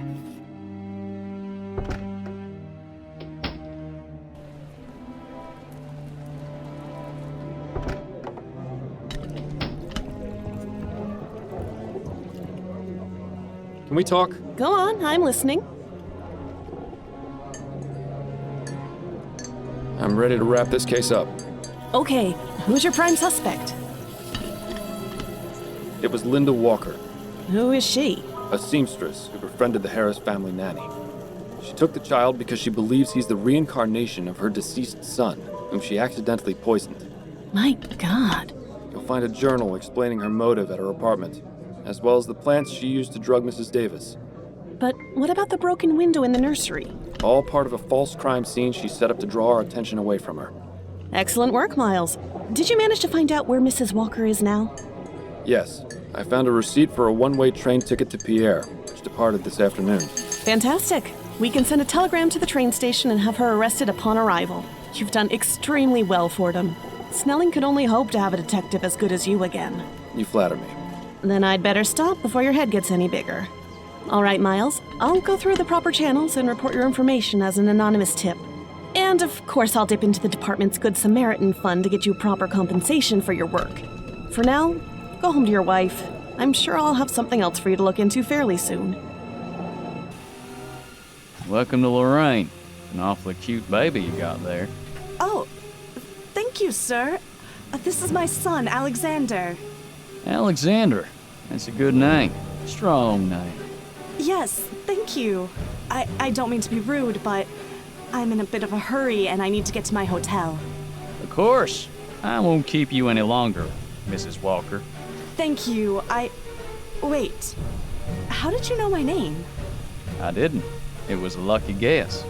But now, seeing as I know your name, allow me to tell you mine.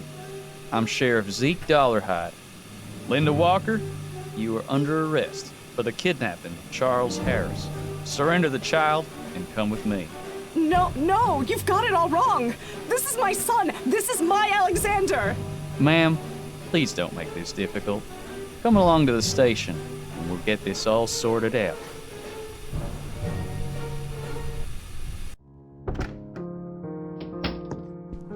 Addie, are you home? Still at her appointment, it would seem.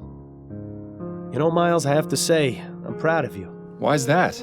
It's because you actually listened. So does this mean you'll keep quiet until morning? I said I was proud of you. I didn't say you were getting a reprieve. Then I need to figure out how I'm going to sleep through the night without the soporific. You worry about that too much, Miles. You can sleep when you're dead. You don't ever seem to. That's because I slept quite enough when I was alive. In any case, I need to clear my head.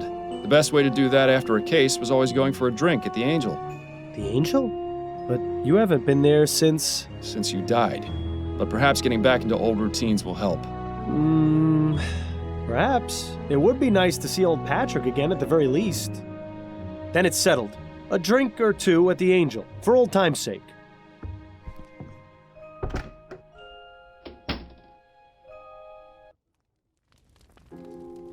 I have to say, it's been a real pleasure having you back, Miles.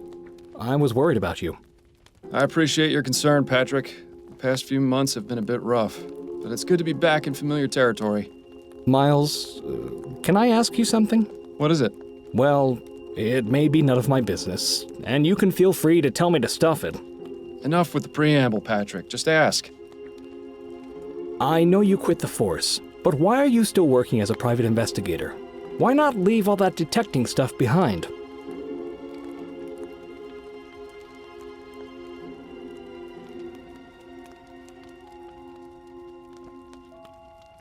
It's just something I have to do. If I don't, I'll go crazy. It's rare to meet someone so dedicated to their profession. No, it's not that. It's something else.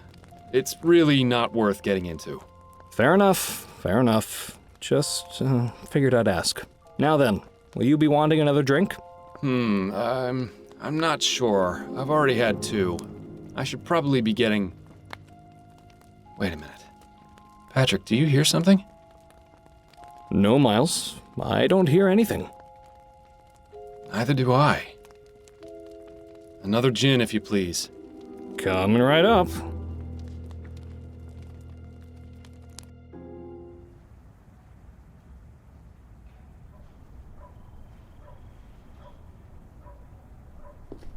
I must have taken a wrong turn back there. Hopefully Addie won't hear me come in.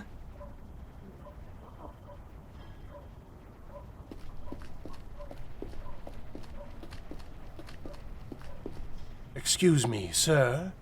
Could you spare a shilling? Apologies, but I'm all out of coins. Perhaps next time. Spend them all at the pub, didn't you? I should have guessed. I beg your pardon? Just look at yourself. I may be a beggar, but even I feel sorry for you. Your voice. I've heard it before. Yes, that's right. I'm your biggest failure. What are you talking about? Come now, Miles, you're not completely stupid. You think finding and catching me is going to make things better? Yes, I do. I owe it to Bill, and that's enough to make it worth doing. That's very touching. But you need to face reality. Let's say you do find me, and this grand chase finally ends. What do you do the next morning? You still have a dead partner, no real job. Your wife knows you've been keeping things from her. Even if you solve 100 cases, it won't relieve that empty feeling inside. What's your point? I'm all you've got, Miles. Once I'm gone, there'll be nothing left. So just admit it. You don't want to find me. Not really.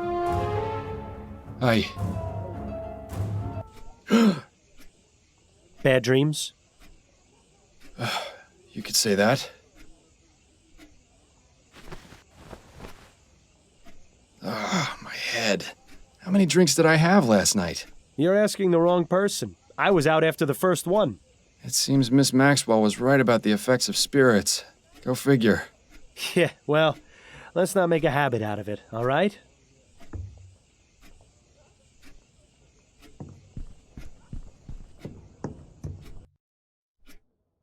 So, you're up at last.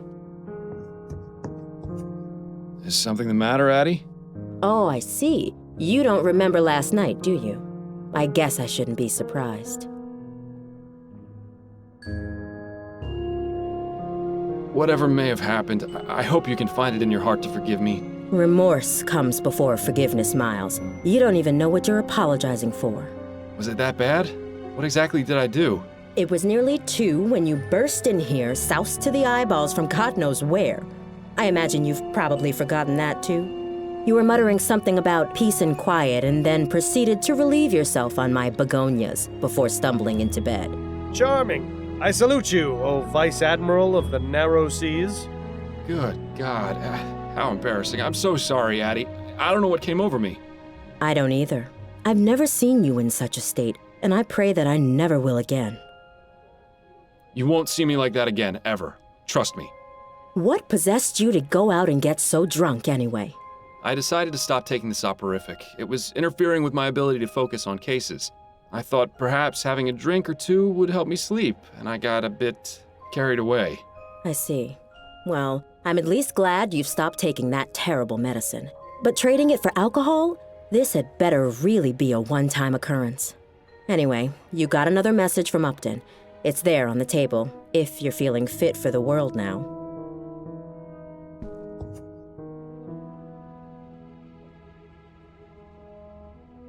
Huh. What does Upton say this time? That she can't meet me, and that I should go straight to the scene of the crime. I wonder if that means the police have started to suspect that she's giving you these cases. She also says news of this case has been made public, and the police are already investigating. Have you heard of Desiree Latham? Yes, there's something about her in today's paper. I didn't read the article, though. Where's the crime scene? 840 Right Way. It's not too far from here, thankfully. You're sure you're feeling up to this today? I'll be fine. The mental exercise will get me back to normal in no time.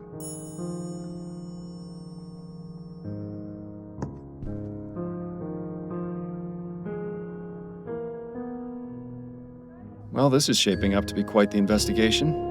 I should probably get a move on before the police ruin the crime scene any more than they already have. Good luck, Miles. And stay away from the bars, would you?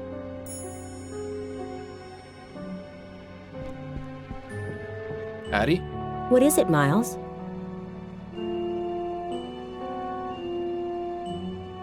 Was Desiree Lathan a client of yours by any chance? No, but plenty of the other grand dames used to gossip about her. What sort of things would they say? Usually they'd comment about how much she'd had to drink the night before. I got the impression she was quite the tippler.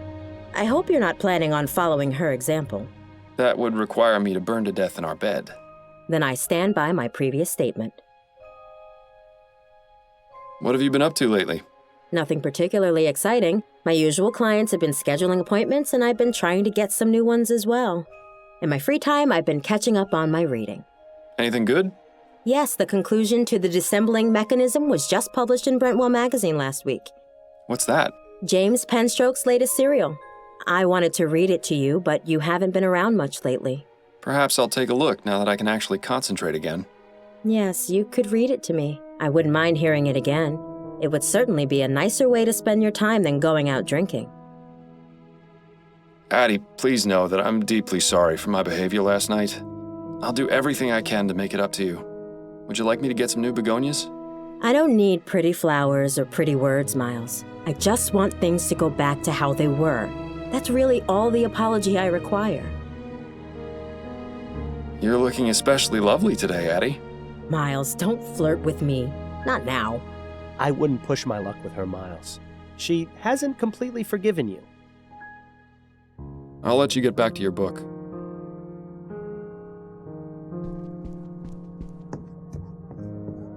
I'll see you later, Addie. I look forward to your return.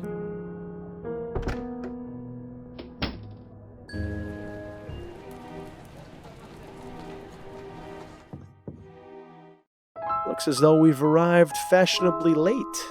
Excuse me, sir, but this is an active crime scene. We can't allow members of the public. Oh, this isn't just any member of the public, Kane. This is Miles Fordham. He used to be one of us until he killed his partner. Wonderful. Officer Parsons is on the scene. It's a shock the apartment isn't in a shambles. Good day to you too, officers. Fordham? What are you doing here? Ah, Captain Snelling. What a pleasure. That's Chief Snelling now, Fordham. I don't expect you follow the workings of the department much these days, but I'd appreciate the proper address. So nice to see the power hasn't gone to his head. My apologies, Chief Snelling. You haven't answered my question. What in blazes are you doing here?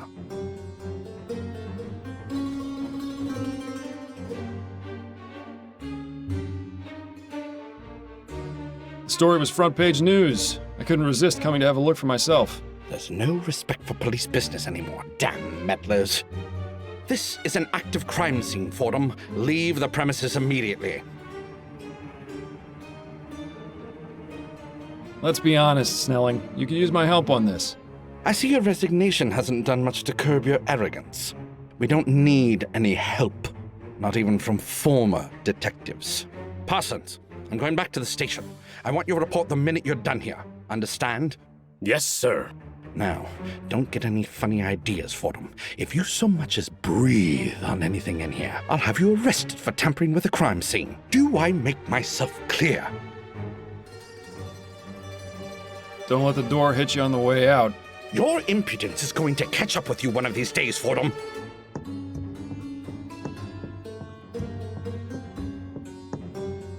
I suppose it's reassuring that even in this crazy, ever-changing world, you can always count on Snelling to be a complete ass.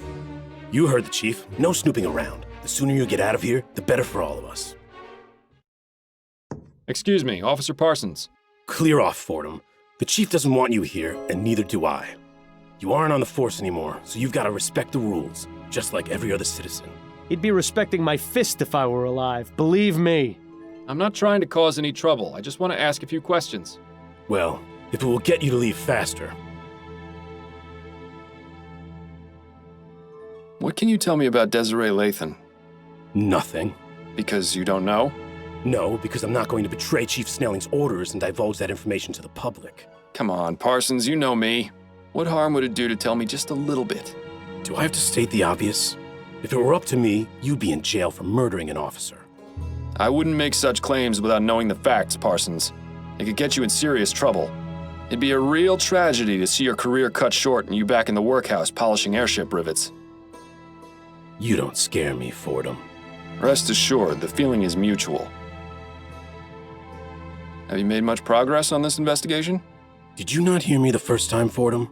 Drop it before I have to arrest you for interfering with a police investigation. You're looking well these days, Parsons. What's your secret? Secret? I don't know. Maybe something about getting a good night's sleep without blood on my hands does wonders. How long has Officer Kane been on the force? I'm not one to gossip, Fordham. That's only the second most hypocritical thing I've heard today. Ask him yourself if you're so interested. Why was Chief Snelling here anyway? He's the chief of police, and this is an official investigation. It doesn't take a grand leap of logic. Yes, but the chief of police never bothers with a crime scene unless it's of great importance. Your point? Does that mean this crime scene is, in fact, of great importance? You're the investigator, Fordham. I'll leave you to work that one out. That's all I wanted to know. Good.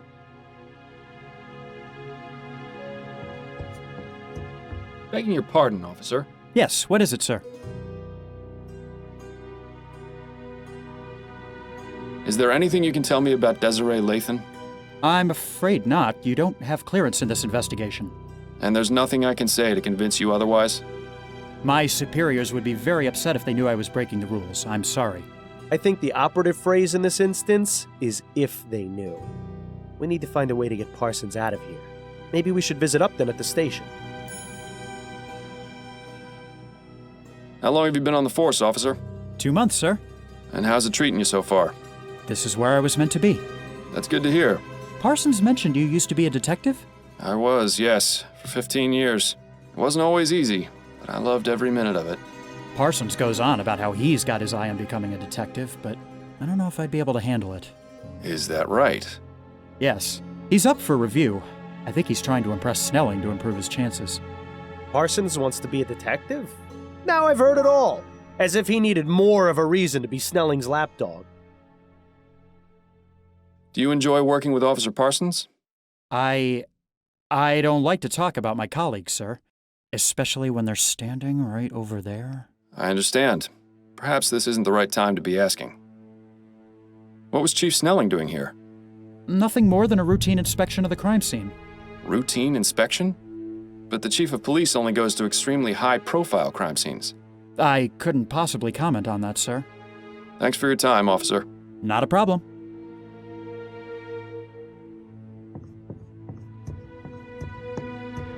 An invitation to the Gascon Grand Dame's Ball. It seems it was held 2 nights ago at the Gascon Supper Club. Might be worth looking into, seeing as it's our only lead right now.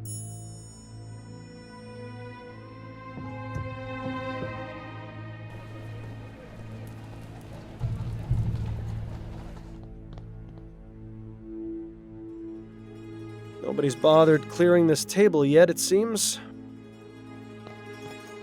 Well, if no one's cleaned up, you might as well do them the favor.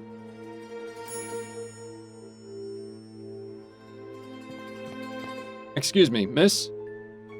Oh, well, hello there, handsome. I've never seen you around here before. Care to join me for a drink?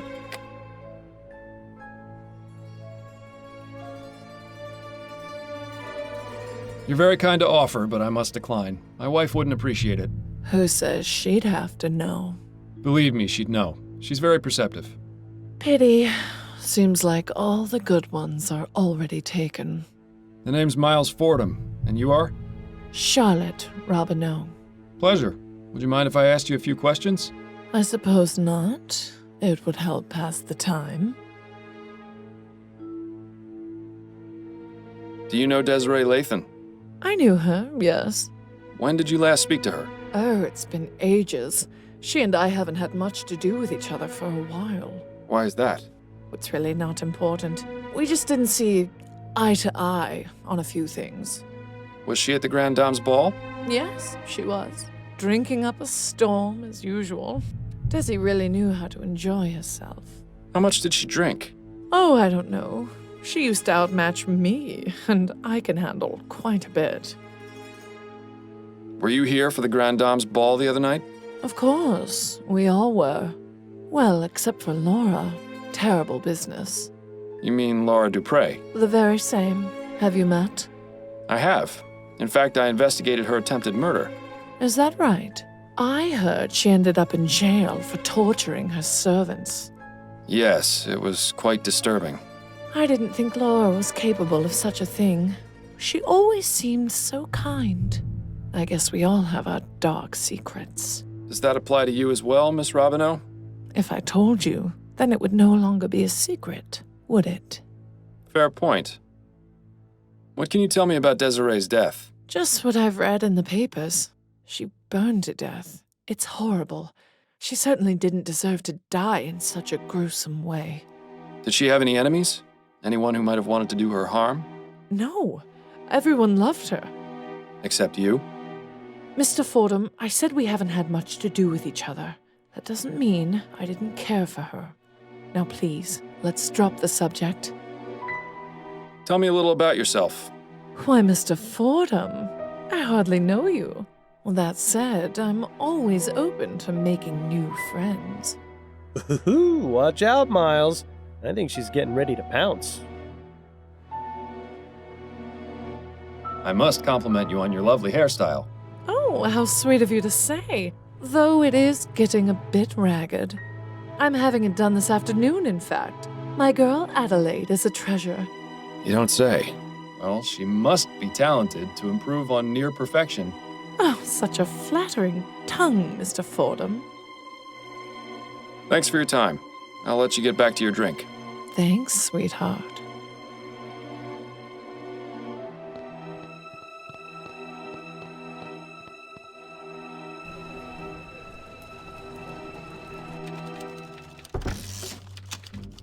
I didn't imagine we'd be coming back here in this lifetime. Fordham, have you solved the case already? Don't I wish? I haven't even gotten started. Well, I'm here if you need anything. Just be sure not to let Snelling see you. Is he back yet? He arrived a few minutes ago. I expect he'll be sequestered in his office today, so you shouldn't have to worry too much. Good to know. Got a moment, Upton? Yes, but let's make this quick.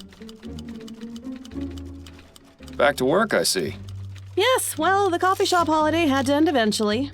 I'm gonna have to find someplace else to meet you. The higher-ups are getting suspicious. To be honest, it was a bit wretched there. I won't miss it. Well then, Mr. Big Bug, you can have the honor of choosing the next place. Under a bridge somewhere, perhaps. Have you been able to find any leads on Bill's death? Have you? Not yet, no. I don't want to get your hopes up, but I may have something. Oh? The man you're looking for, he was burgling a flower shop, right? Yes. I couldn't help but notice that in the last 2 cases you've had, plants have been used to drug people.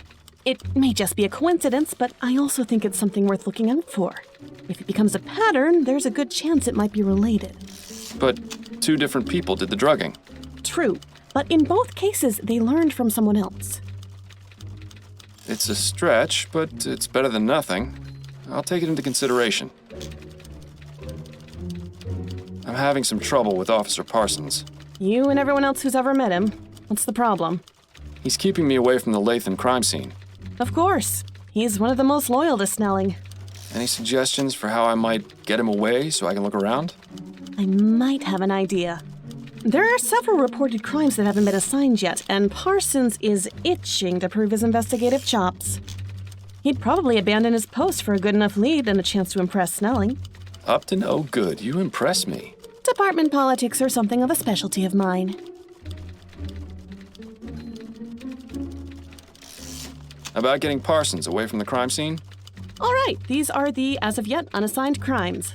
The body of a young man was found in the Hodgman River by the Gascon docks this morning. A woman in Chumley reported hearing a single gunshot in her neighbor's apartment last night. There was a deadly explosion at a factory in Worcester that may be linked to sabotage. And that's it for right now. Any of those strike your fancy?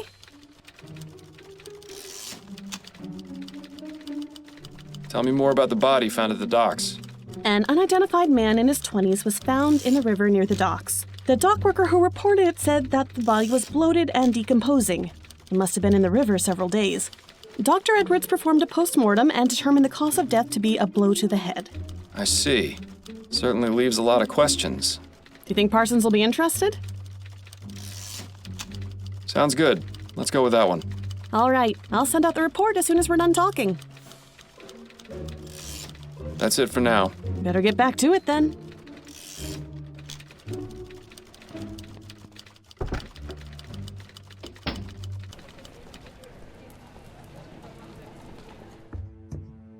Damn, looks like Parsons didn't take the bait. He must not have considered that case enough to prove himself to Snelling.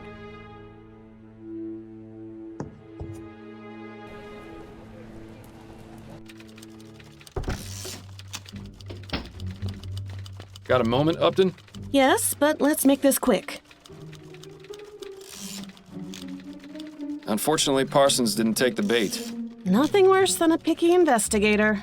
I wish more people were like you. Thank you? All right, these are the, as of yet, unassigned crimes.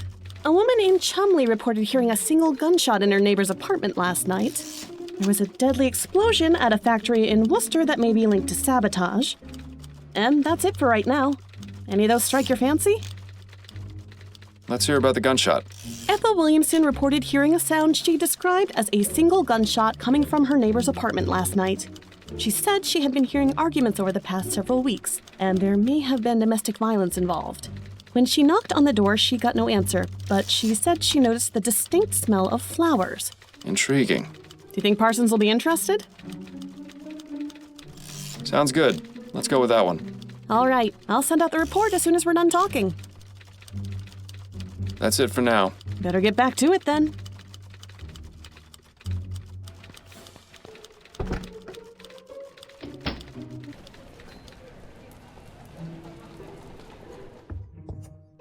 Looks like Parsons took the bait. Now maybe we can finally have a look around the crime scene.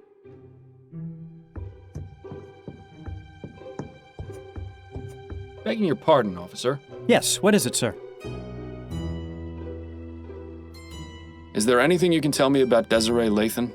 I couldn't really say. Come now, I'm trying to help this investigation. Any small detail would be useful. Well, I haven't really looked over the crime scene too much. It's rather gruesome, you see. Is the body still here? Yes, what's left of it at any rate. Miss Lathan was only identified by the tattoo on her foot. I see. Has there been much progress here? Snelling and Parsons examined the scene, that's all I know. Do you think I might have a look, now that the initial investigation's been conducted? I'm afraid that's out of the question, sir. I have my orders. I'll be in and out before you know it. I'll leave no more trace than a ghost.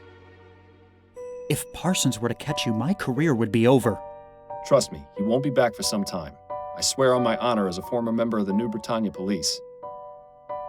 All right, I suppose you can go in for a moment, but please be quick about it. Thank you, Officer Kane.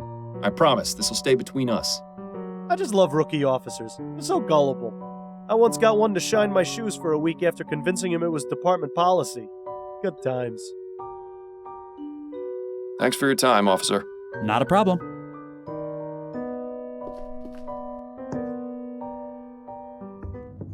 That's certainly a pungent aroma. I can see why the officer stuck to the living room. Surprisingly modest quarters for a grande dame. You'd never guess she could buy out the likes of you and me 1,000 times over. That's a nice portrait of Miss Lathan. Too bad it was damaged by the fire. The area where the artist's signature should be has been singed and is unreadable. Too bad. But the date is still legible. It's from this year. Some crumpled up letters. They look to be of the romantic variety. They're from the same person, one Peter Andrews. It's always sad to see a case of unrequited love. I'm thinking we should find out who this Peter Andrews is. Good idea.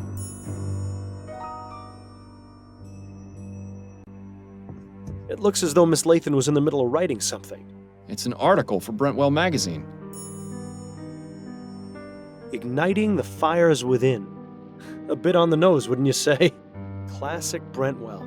They have a reputation for making their writers go to extremes for their articles, all for the sake of entertainment. Perhaps we should pay their offices a visit, see exactly what it was Miss Lathan was doing for them.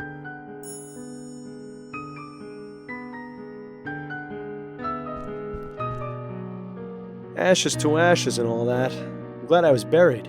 Cremation always seemed a bit too hot to handle. Now's not the time for jokes, Bill. Are you serious? Death is the best time for jokes.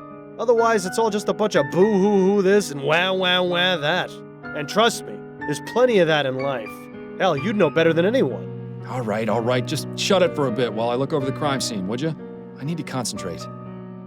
Ugh, greasy, fetid, stinking ashes. Who knew the human body was capable of producing such a disgusting byproduct? I'm surprised the coroner hasn't taken the body away yet. Probably because there isn't much of a body left to take. Either that or Dr. Edwards knows better than to deal with something like this. That's extremely unlike him. He'd jump at the chance to examine this body. Perhaps we should allow him the pleasure. I hope you're not suggesting what I think you're suggesting. Oh, Miles, really? You're going to carry the ashes around in a pewter mug? It's vital to the investigation that we find out exactly what happened to the body. If anyone can tell us for certain, it's Dr. Edwards. Fair enough. I suppose this isn't the most unpleasant thing you've carried around before. Remember that time we had to go looking for that murder victim's missing head? I'd really rather not, actually.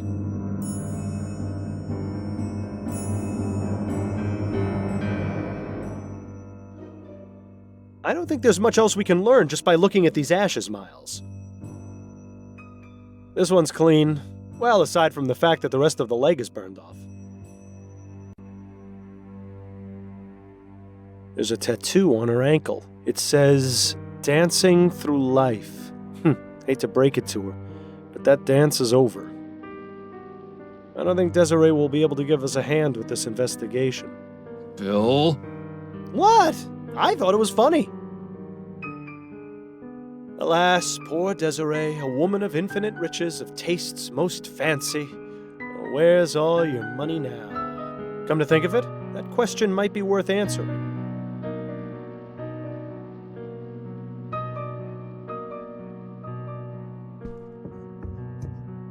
Odd. Another pile of ashes under the bed. Looks as though whatever she kept underneath got burned too. Or it could be that whatever was under the bed is what caught fire in the first place. Although, there's no evidence of what started it. All that's left is a small piece of cloth. Might as well take it.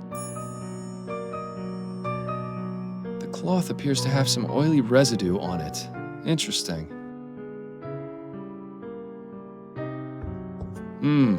There's a letter in here. This just keeps getting more and more interesting. The law firm of Usher and Price isn't too far from here. I think it's definitely worth paying him a little visit.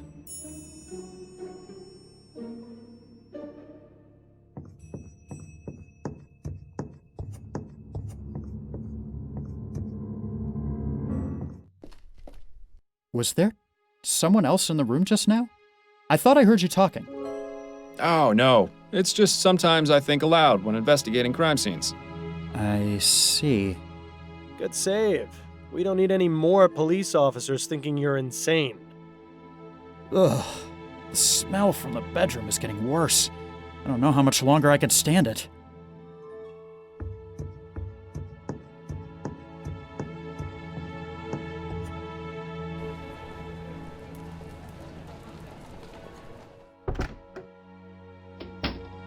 Good afternoon, sir. Welcome to the law offices of Usher and Price. May I help you? Yes, good afternoon. My name is Miles Fordham. I'm a private investigator, and I'm looking for Jonas Usher. Oh, I'm sorry, sir, but Mr. Usher is not seeing anyone today. If it's a matter of urgent legal importance, you could see Mr. Price. Oh, that smell! I thought I told Mr. Usher to throw away that sandwich. Begging your pardon, sir. Yes? Sir, it is of the utmost importance that I speak with Mr. Usher. And as I said, he isn't taking visitors today. But it's in regards to his client, Desiree Lathan. Or should I say, former client. Miss Lathan found another attorney? No, I'm sorry to be the one to have to inform you, but she's dead. Dead? I had no idea. No? It was in today's newspaper. I haven't read it yet. Mr. Usher forbids it in the office. But surely he's read it. Just because he forbids you reading the paper in the office. No, I mean he forbids the presence of newspapers in the office. He fears they bring in outside germs. I see. In any case, if what you say is true, I'll need some sort of proof. I suppose just bringing in a copy of the newspaper is out of the question, then. We'll have to find another way. I appreciate your time. Enjoy the rest of your day, sir.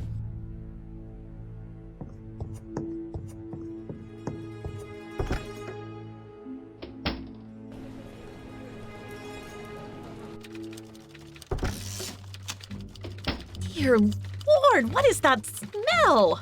Did you step in something out there, Fordham? Private investigation is a dirty job, Upton. You know that.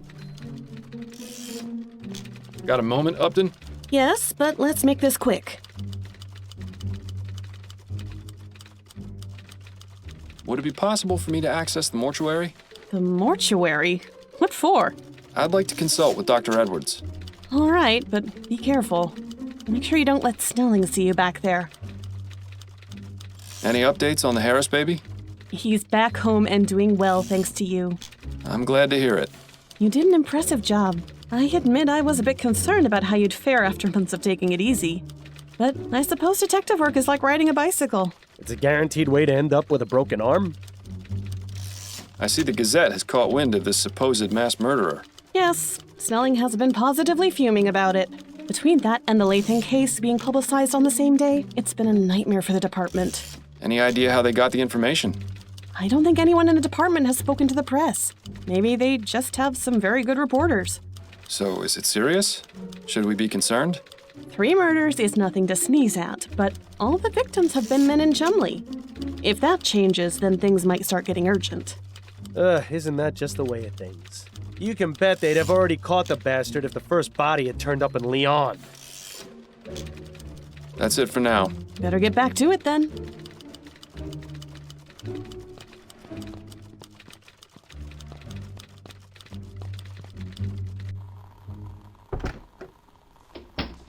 Dr. Edwards' lab was always a fascinating place to learn about death. A bit less so now that I'm quite the expert. Oh, did I miss cleaning up some bit of that last corpse? Oh, Fordham, what brings you down here? Hello, Edwards. I was wondering if I could pick your brain. Yes, of course. There's one in a jar over there, and I may have another one around here somewhere. That coroner humor never gets old, does it? Anyway, let me know what you want to discuss. This fellow's not going anywhere. Pardon me, Edwards. Yes? I've got these human ashes from a crime scene. Straight to the point. I knew I liked you for a reason, Fordham. Who do they belong to? Desiree Lathan. She was a Gascon Grand Dame. Oh, of course. I heard about that case. She was found burned in her home, wasn't she? That's right. I meant to go over there later today. Well, then I suppose I've saved you the journey. Would you have a look at these? Does this mean you're officially on the case? Not as such. In fact, I'd appreciate it if you didn't mention I'd been here. Ah, clandestine operation. Sneaking around under Snelling's nose. I don't have much of a choice. I'm pretty much persona non grata around here these days. Well, you're always welcome in my mortuary. Preferably while still breathing, of course. Anyway, I'll just take those ashes off your hands. I'm sure your social life will soon improve. Yes, I was making quite the impression. This is an interesting choice of container. It was either that or carry them around in my bare hands. Well, I'm a bit busy right now, but I should have something for you within the next couple of hours. But you do realize the information won't be exclusive to you. I'll have to pass it on to the detectives on the case. Naturally. That just gives me more of an incentive to work quickly. Thanks. That's all I needed to know for the moment. Anytime, Fordham. Pardon me, Edwards. Yes? I found this piece of burned cloth at the crime scene. Could you take a look at it for me? This is from the Lathan case? It is, yes. What do you need me to look at exactly? It appears to have some oily residue on it. Interesting. I'm afraid I have my hands full right now, but you can feel free to use my workbench if you'd like. To do what exactly? Surely they taught you something about basic chemical analysis when you worked here. Yes, well, I always let Bill handle the more technical aspects of our cases. A real pity I'm not around to help you anymore, isn't it? But I'll have a look and see if something comes back to me.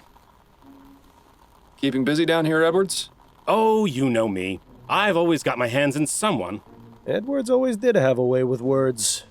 This postmortem was just a formality, really. The victim died of a gunshot wound to the head. Last week, though, we had a real kicker. An old man was brought in, and though he appeared quite dead, I was told that he'd been in a trance for over half a year. Apparently, he was hypnotized right at the point of death, and somehow managed to remain alive, in a fashion. In any case, when I began performing the exam, his entire body decayed into a putrefied mess within minutes. It was fascinating. Should you really be giving me these details, Edwards? Oh, hell, I don't mind telling you, Miles. It's not like you're going to go tell Snelling.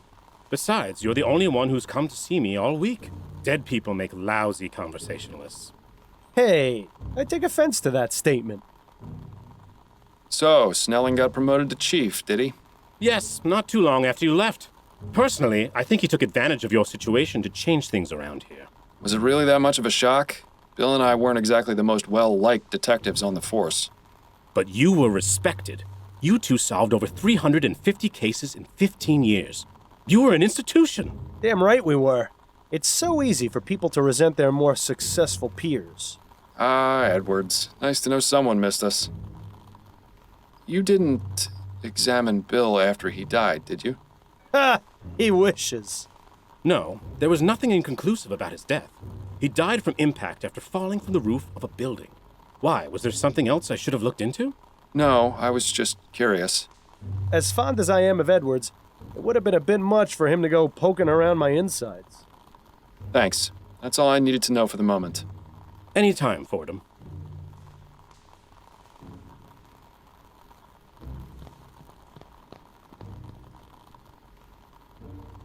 It's been ages since we got to do any type of chemical analysis. This will be grand!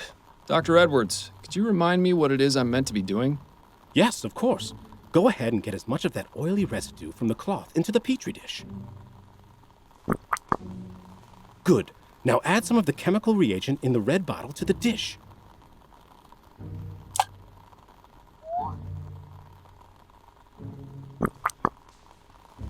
Aha! The oil turned orange. Yes! The reagent has caused a chemical reaction and changed the oil's color. Isn't science fun? Quite. But how does this help me? I have some samples of the most common types of flammable oils on the shelf. Go ahead and add them to the test tubes.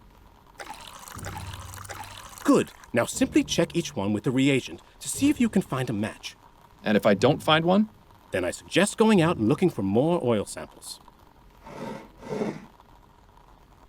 Miles, the petri dish is empty. No point adding the reagent to it now.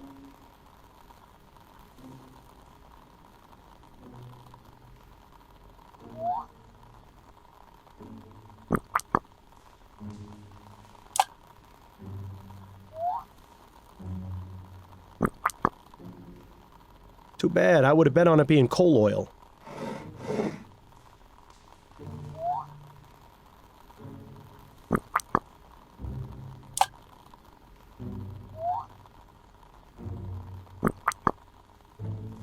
So much for kerosene being the culprit.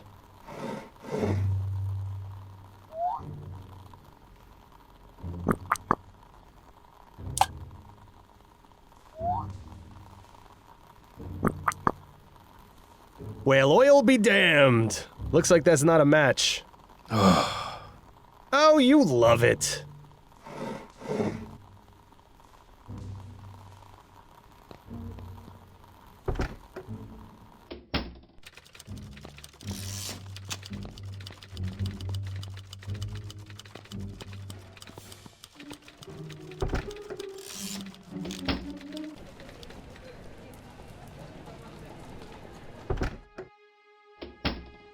Hello there. Are you here to drop off an article?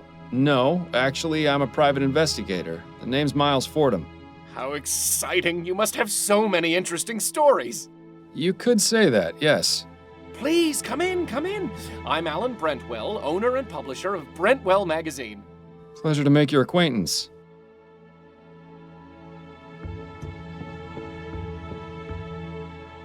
I have some questions for you, Mr. Brentwell. Wonderful! It's so seldom I get to answer questions. What can you tell me about Desiree Lathan? Desiree Lathan. Oh, Why, she came to me a few weeks ago in response to an ad I took out requesting articles. She told me she had an idea readers would love. We agreed on 10 crowns per paragraph, and she was on her way. Come to think of it, I haven't heard from her in a few days. Were you aware that Miss Lathan is dead? What? No, I had no idea. What happened? I'm not exactly sure. She seems to have burned to death under mysterious circumstances. Mysterious circumstances? Most of her body was burnt to ash, but there's very little fire damage around her. It's as though she herself just caught fire. Oh, that sounds positively ghastly.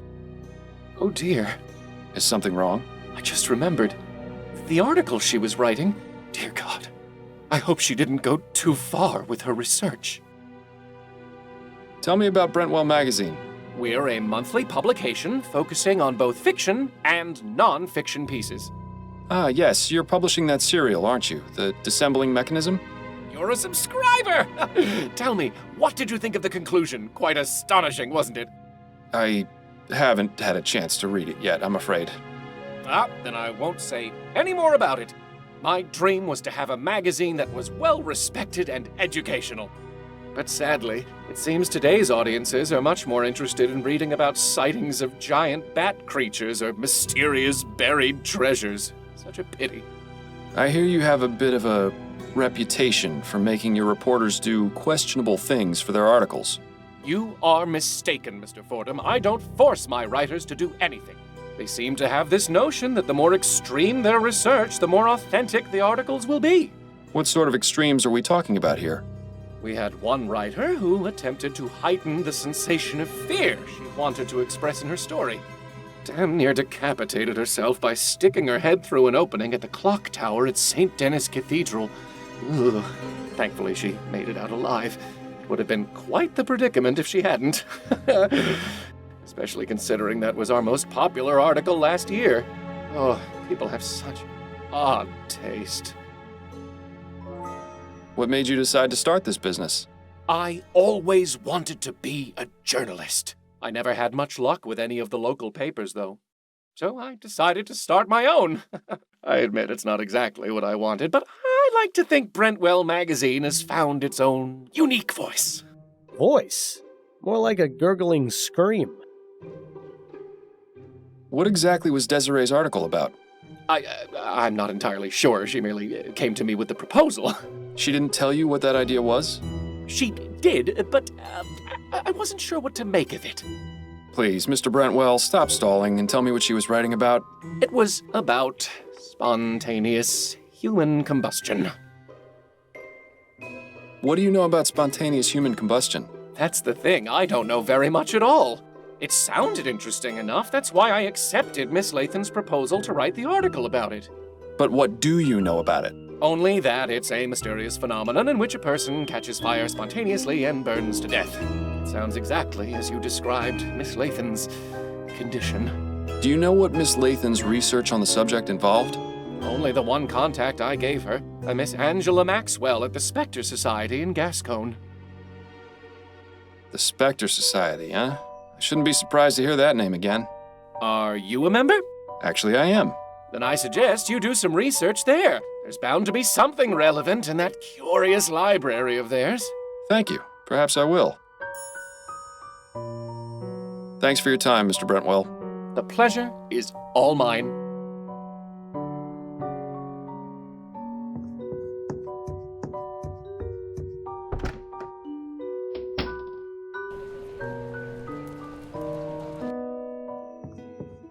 Welcome back, Mr. Fordham. Could I ask you about some things, Miss Maxwell? Certainly, darling. Are you familiar with a woman named Desiree Lathan? Yes, she came to see me just last week.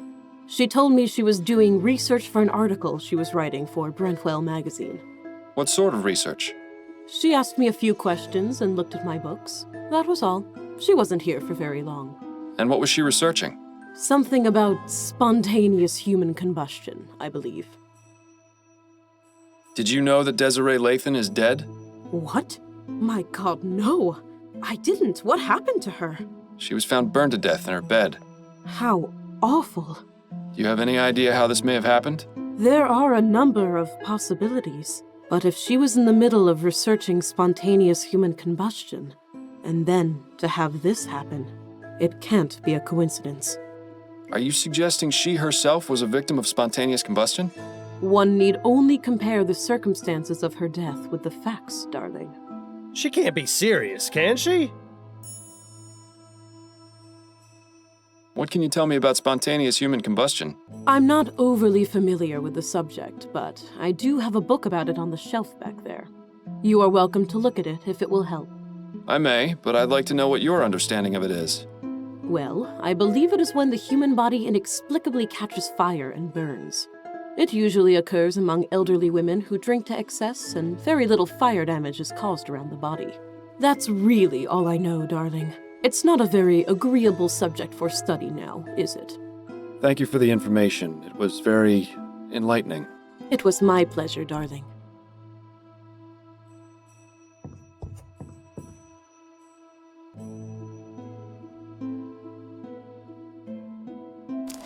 This all sounds strangely familiar, but spontaneous human combustion can't be real, can it? Then again, sometimes the simplest explanation is the correct one.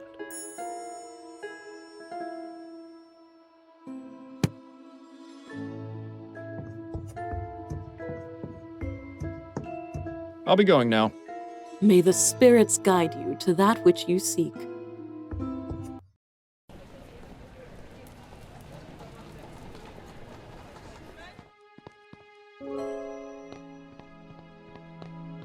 Miss Robineau? Oh, it's you again. Have you come to ask me more questions? Yes, if you wouldn't mind. No. Be my guest. Is the name Peter Andrews familiar to you? Peter Andrews? Is he still around? I'd be able to tell you that if you told me who he is. He's desperate. That's who he is. A lovesick fool who is obsessed with Desi. Sent her love letters all of the time. Well, you know where I can find him? Why would you want to? Because I want to question him about Miss Lathan's death. I suppose that makes some sense. All I remember Desi telling me is that he worked at the Bank of Vespuccia, a clerk or some such. Imagine. Thank you. That's very helpful. Thanks for your time. I'll let you get back to your drink. Thanks, sweetheart.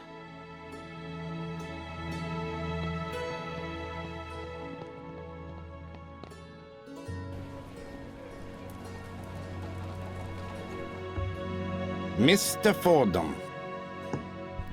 Ah, Mr. Dupre. Good to see you again. Is all well with you?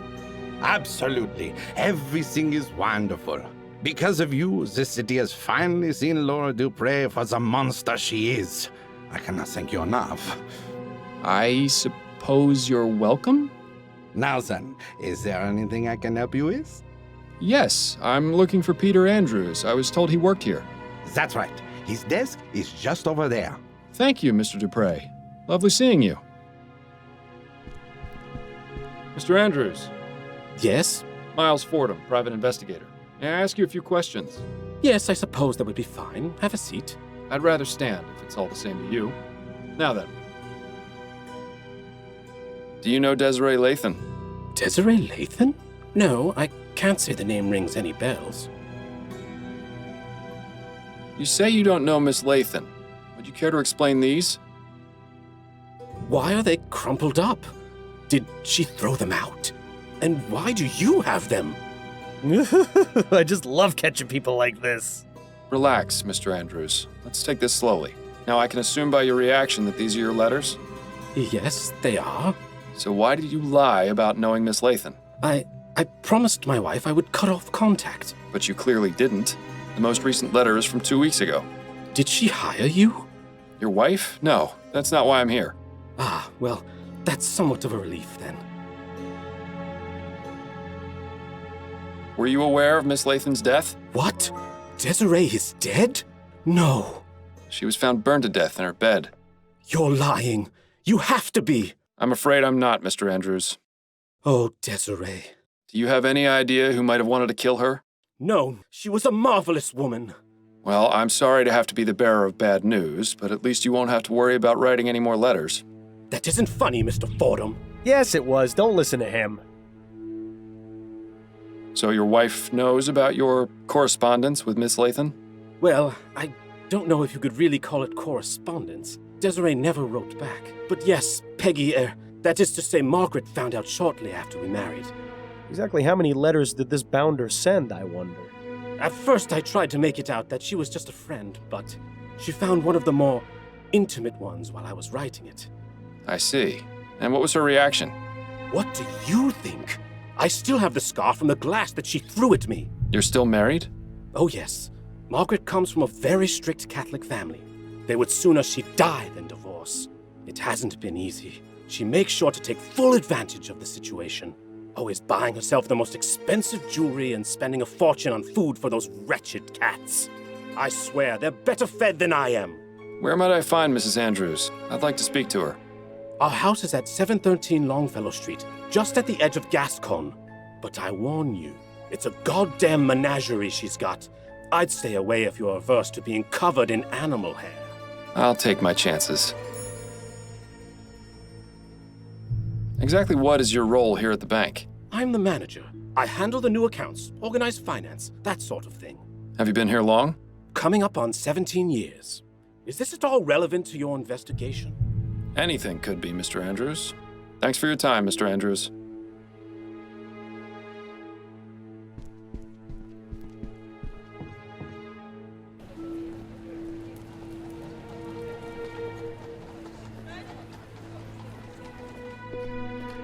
Nice house. It definitely screams, eccentric person lives here. Speaking of which, that must be Mrs. Andrews over there with those rodents. Excuse me, Mrs. Andrews? May I help you? I'm Miles Fordham, private investigator. I was hoping you could answer a few questions. All right then. Don't worry, my darlings. Mommy only needs a moment to speak to the nice man, then I'll give you all the nuts you can eat.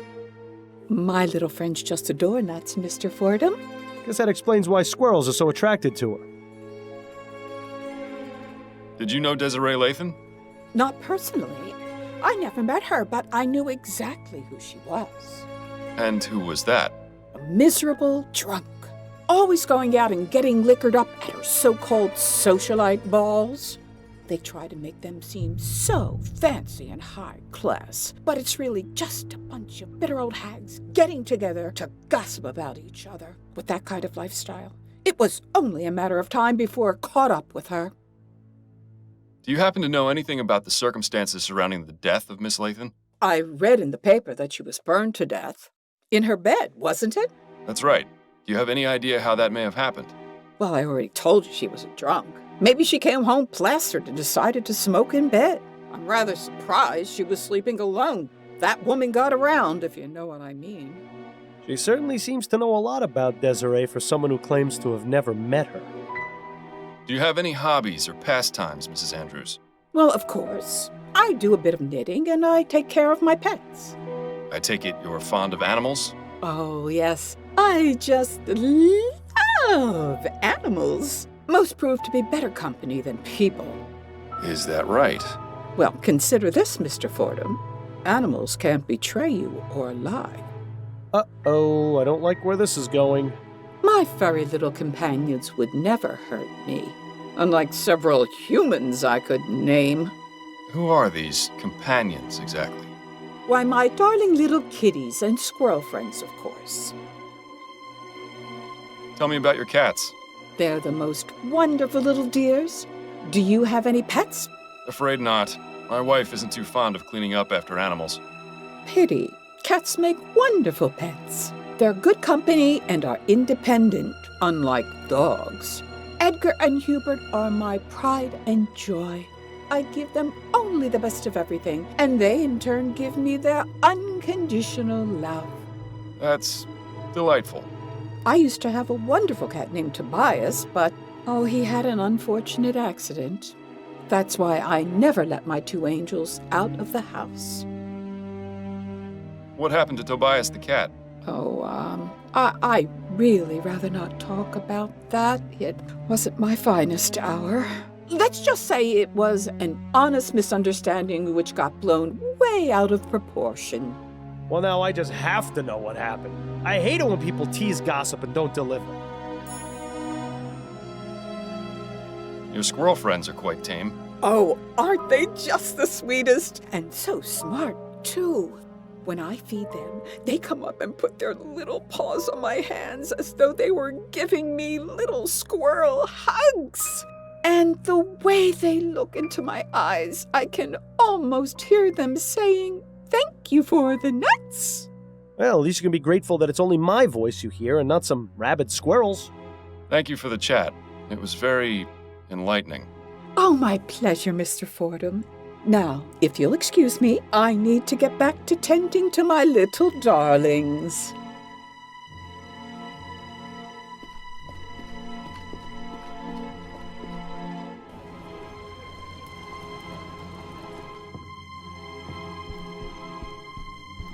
Mr. Andrews. Yes? Is there anything you can tell me about your wife's old cat, Tobias? Oh, God. There's a name I was hoping never to hear again. She loved that cat. I'm sure she would have married it instead of me if she could. Mangy little bastard was always leaving a mess and knocking things over, but he was Peggy's little angel.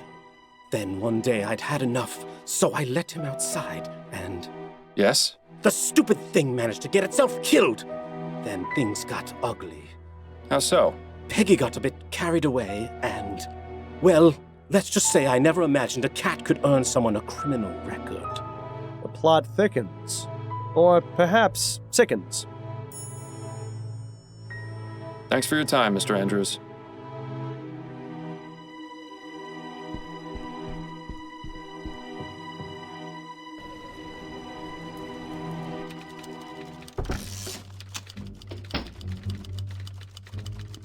Got a moment, Upton? Yes, but let's make this quick. I need some information on one Margaret Andrews. Apparently, she has a criminal record. Margaret Andrews, eh? Give me a moment to look her up in the archives. Yes, here we are.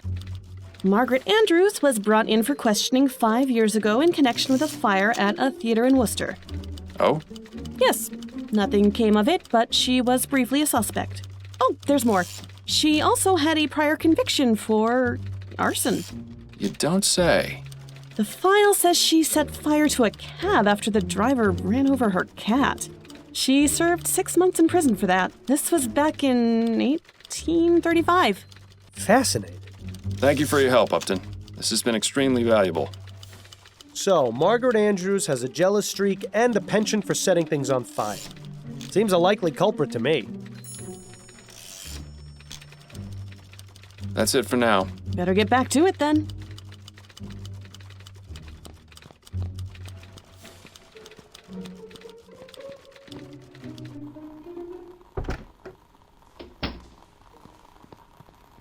Pardon me, Edwards.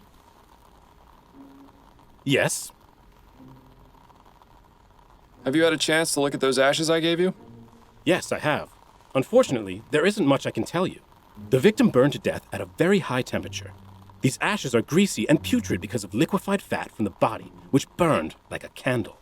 As to what caused her to burn, I cannot say without more evidence. I'm sorry, Miles. It's quite all right, Edwards. I appreciate the information nonetheless. Well, just so you don't go away empty-handed, have a copy of my report. Maybe it will be of some use. Thanks. That's all I needed to know for the moment. Anytime, Fordham.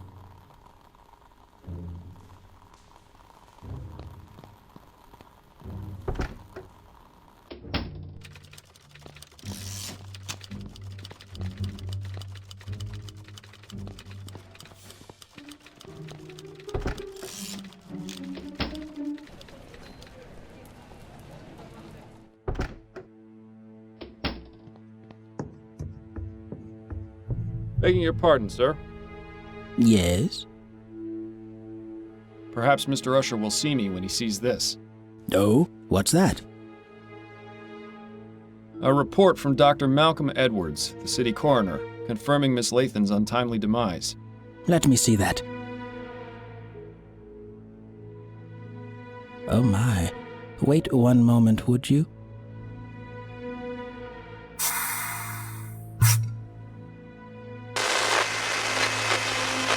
Martin, what is the meaning of this? The gentleman who brought that is a private investigator. He's waiting outside to see you. Send him in then. You heard him, Mr. Fordham. You may go inside and see Mr. Usher. Thank you kindly.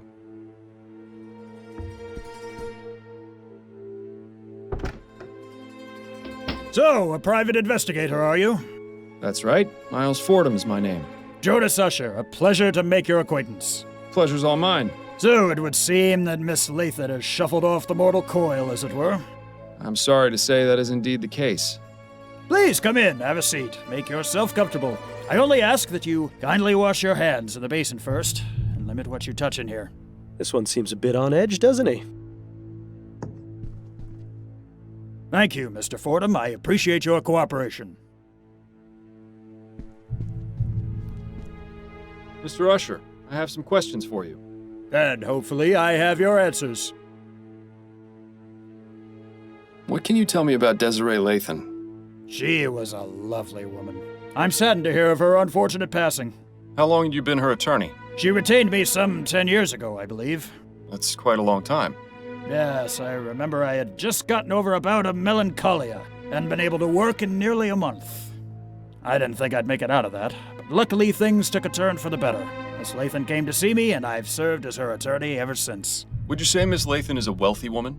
Indeed I would. Her estate is worth a significant sum. Of course, you understand that this is confidential information, so I cannot tell you the exact amount. Yes, of course. Can you think of anyone who may have wanted to harm Miss Lathan? No, I can't. What makes you think that someone actually killed her? It seems the most plausible explanation. Miss Lathan was getting on in years. It's likely she may have developed a case of pneumonia. That's the most common killer of the elderly, you know. I had it when I was younger. Most unpleasant. Constant coughing, spitting up phlegm, rattling in the lungs. Thankfully, I made a full recovery. But supposing that was the cause of death, how would it explain the fact that her body was completely burned? She was a smoker. Perhaps she was having a cigarette when she died and dropped it on the bed, causing it to catch fire. I found no cigarette butts at the crime scene. I'm merely offering my opinion, Mr. Fordham. You can take it or leave it. I think we should leave it. I found this letter in Miss Lathan's bedroom, which mentions that she recently changed her will. Could you tell me a bit more about the circumstances surrounding this change? That's not an uncommon occurrence. People change their wills all the time. Relatives and friends fall in and out of favor constantly. Had Miss Lathan made changes to her will previously? No, this was the first time. What change did she make exactly? Just a change to her beneficiary. Nothing out of the ordinary. And when did this change occur? About 4 months ago, if I recall correctly. Yes, it was definitely in June, because I'd been in bed with a nasty stomach flu at the end of May. That was no fun, let me tell you.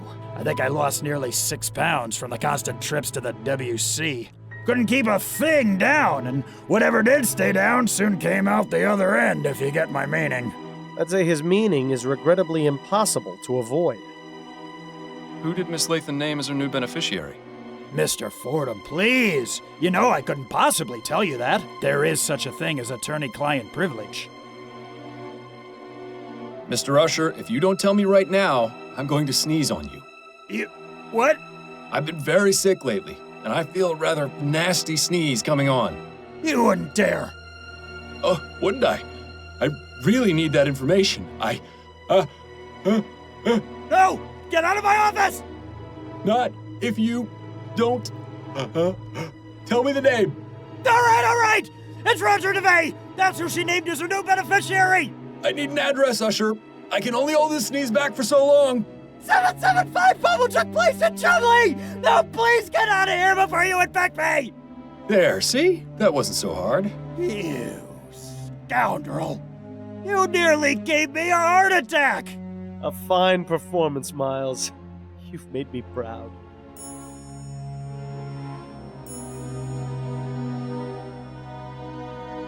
How long have you been practicing law, Mr. Usher? Usher and Price has been operating since 1805.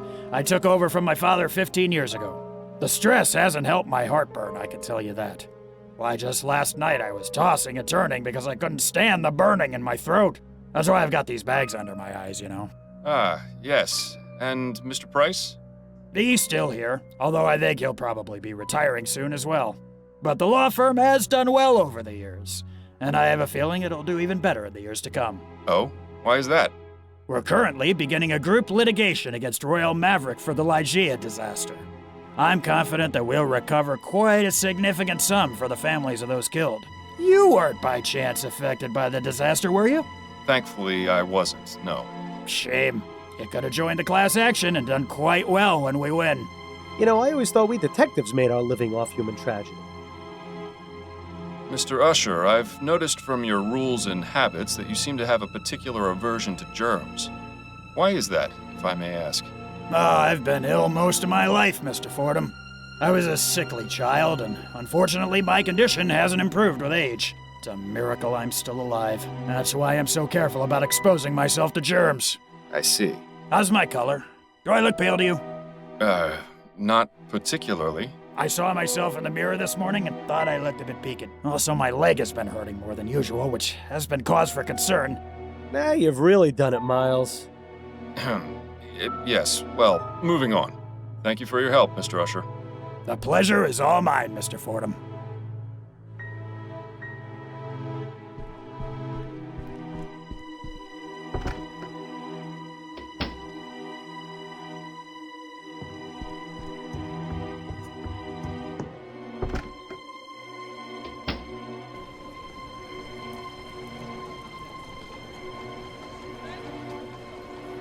Did Usher give us the wrong address? This should be 775, but there's no building here. Excuse me. Yeah? Is this 775 Pumblechook Place? Yeah, it would be if the building were still here. Oh, I see. Might I ask you a few questions? You can ask.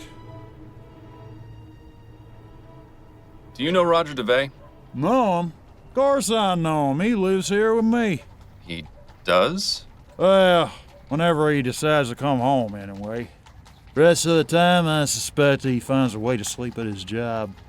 Me, I'd do the same, except I can't stand the smell of the horses. Do you know where Mr. DeVay works? Nah, he never told me. Do you know a woman named Desiree Lathan? Nah, I don't know many women. They're not too fond of my company. Well, I don't understand why. I always try to be a perfect gentleman. Guess it just don't got the charm. I've asked Roger to give me a few pointers. He's a big hit with ladies, you know. Is that right? Oh, yeah. He no sooner looks at them than they're falling at his feet. Real natural, that one. Never brings it back here, though. Always winds up staying with him. Getting a free meal and a soft bed out of it. Ah, well, the bohemian lifestyle ain't for everyone. Maybe someday my luck will change. I'm sure it will change the day he decides to take a bath. What's your name, sir? Me? I'm Herman Shaw. How long have you been living here? Oh, I've been here for ages. Since before the building got condemned and was torn down. They pretty much forced us out, you see, but a couple of us came back and set up here. Seemed like a good idea, and I had nowhere else to go. That's not so bad, except for when it rains. And I guess we'll have to bundle up a bit more when it gets cold. But other than that, it's like the place was still standing. There's some of that classic chum ingenuity. Or maybe it's just delusion. What happened to this place? Why was it condemned? The building was old, in a pretty sad state, so the inspectors came by and said it was unfit for living. There was a whole lot of us here. Most were able to pick up and go, but a few of us stayed. Why don't you go to a workhouse? You wouldn't be asking if you'd ever been inside one. It's wall-to-wall people, children crying, sick folk coughing all over you. But there's plenty of that out here, too. Well, sure, but out here, there's freedom. Nobody telling you what to do except the odd copper. Not even many of them in this neighborhood. Besides, this is my home. Just because it's missing a few walls don't mean I ought to abandon it. You look somewhat familiar. Didn't I see you protesting outside the Harris construction yard? Yeah, I was there. What of it? Were you affected by the Lygia disaster? Well, nobody I know was killed, if that's what you mean. So, why were you protesting the construction of the Lenore? Well, that Devons fella promised he'd buy us a meal if we stood in the crowd. And for a free meal, I'd do just about anything. I thank you for your time. Maybe give us a shilling or two for the trouble? I'll consider it.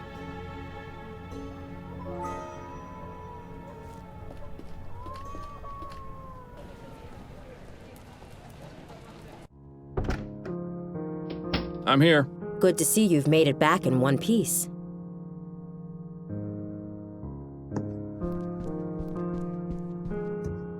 Addie?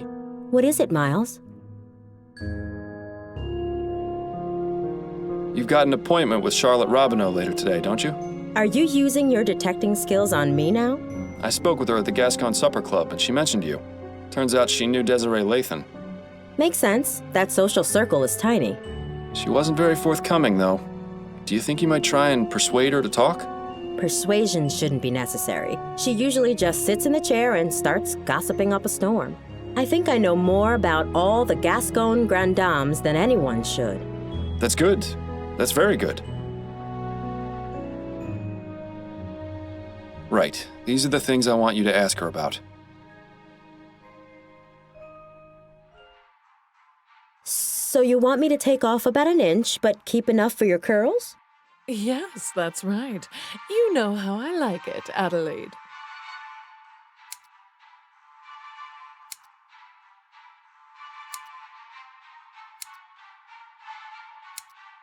I was reading in the paper this morning about what happened with Desiree Lathan. Did you hear about that? Oh, such a tragedy. Poor Desi. We hadn't talked in a long time, but how terrible to think of her dying in such a horrible way. My condolences. Thank you, dear. Has anyone special caught your eye recently? Ha! No, I think I'm getting too old for most of the young pups I see around these days. Besides, marriage has proved to be more trouble than it's worth. I'm finished with that whole game. Although there was one fellow who came into the supper club today. Pity he was only interested in asking questions. Oh? Yes, the dark brooding type. Sleepless nights etched all over his face. Still handsome, though. I invited him to join me for a drink, but he refused. Said his wife wouldn't appreciate it. Sounds like a real gentleman. And I have no use for gentlemen, my dear girl. I like a man who knows how to have fun. Probably for the best he didn't join you for that drink, then. How was the Grand Dame's ball? Was your hairdo a hit? Oh, it was. All those other old biddies were practically fainting with jealousy. Truth be told, though, the evening was rather dull. Just the regular crowd of wags and gossips. You know, sometimes I envy people like you, Adelaide.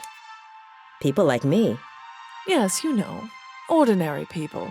Being a member of high society can be so draining.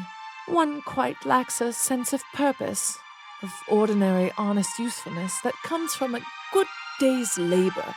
Have you done much of that sort of labor yourself, madam?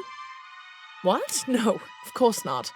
But I imagine it must be quite good for the soul, quite grounding. Just being what you are. No airs or pretense. Oh, you've missed a bit there on the left ear. Do be sure it comes out even. Certainly, madam. Did you and Desiree used to be friends? Oh, we were like sisters at one point. What happened? What else? A man got involved. You were both after the same man? No, quite the contrary. We both enjoyed being unattached and had vowed to keep it that way. The spinster sisters, we used to call ourselves. But I fell for a man a few years ago. We got married, and Desiree stopped speaking to me. That's a shame. Yes, especially considering the marriage only lasted a few brief months. I lost both my husband and my best friend. I'm sure there's a lesson to be learned in that. I heard someone mention that Desiree had her portrait painted recently. Yes, I heard that too. I think it was Caroline who told me. Yes, that was it, Caroline. She was looking for a portrait artist and told me Desiree had found one. Roger DeVay, I think she said his name was. Roger DeVay? Sounds mysterious. Who is he? Well, I don't know about mysterious. He's just an artist. Not a very good one either, from what I hear. He didn't do a good job on the portrait? Oh, no, he did fine. I just meant he hasn't really taken off. His paintings aren't worth very much, you see. But Desiree took a liking to him very quickly. Even went as far as giving him an extra key to her apartment. If there was anything more going on between them, I couldn't say. But she could have done a lot better, if you ask me. I mean, he's barely even an artist now. I heard he took a teaching position at the university. Now, who would want their likeness immortalized by a lecturer? I see. Well, I hope he makes it in the world someday. Miracles may happen.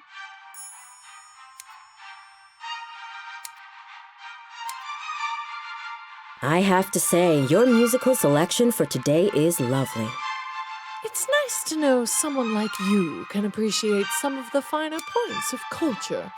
In case you were wondering, the piece is the Fourth Symphony by a composer named Theophilus von Wagner. Yes, it's refreshing to hear the Fourth Symphony for a change. Most people know von Wagner for his Fifth Symphony or his Lute Concerto in D minor. Oh, you know von Wagner? Although I admit he isn't one of my favorite Baroque composers, I can appreciate what he brought to the movement. I'm more in favor of Scaravaldi. His development of the Concerto Grosso makes for a much richer musical tapestry. Wouldn't you agree? Oh, well, perhaps so. Do you have any favorites among Scaravaldi's works?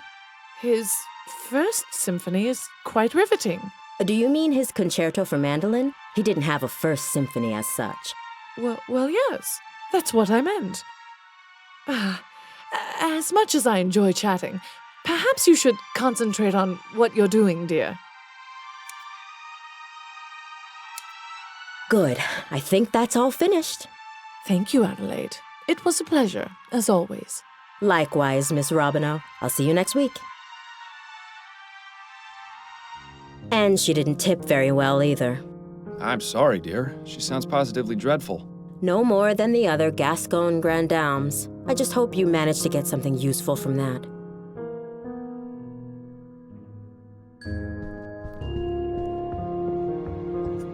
Enjoy your reading. I'll be back soon. Good luck.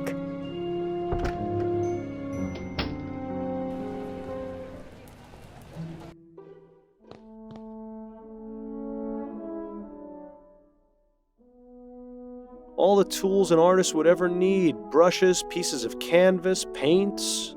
There's also several jars full of clear liquid. Interesting. This is linseed oil. It's used as a drying agent for oil paintings. It would be a good idea to take a sample of this, Miles, especially now that nobody's looking.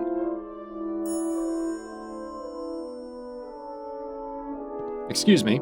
Yes? Are you Roger DeVay? I am. Miles Fordham, private investigator. I have some questions for you if you aren't too busy.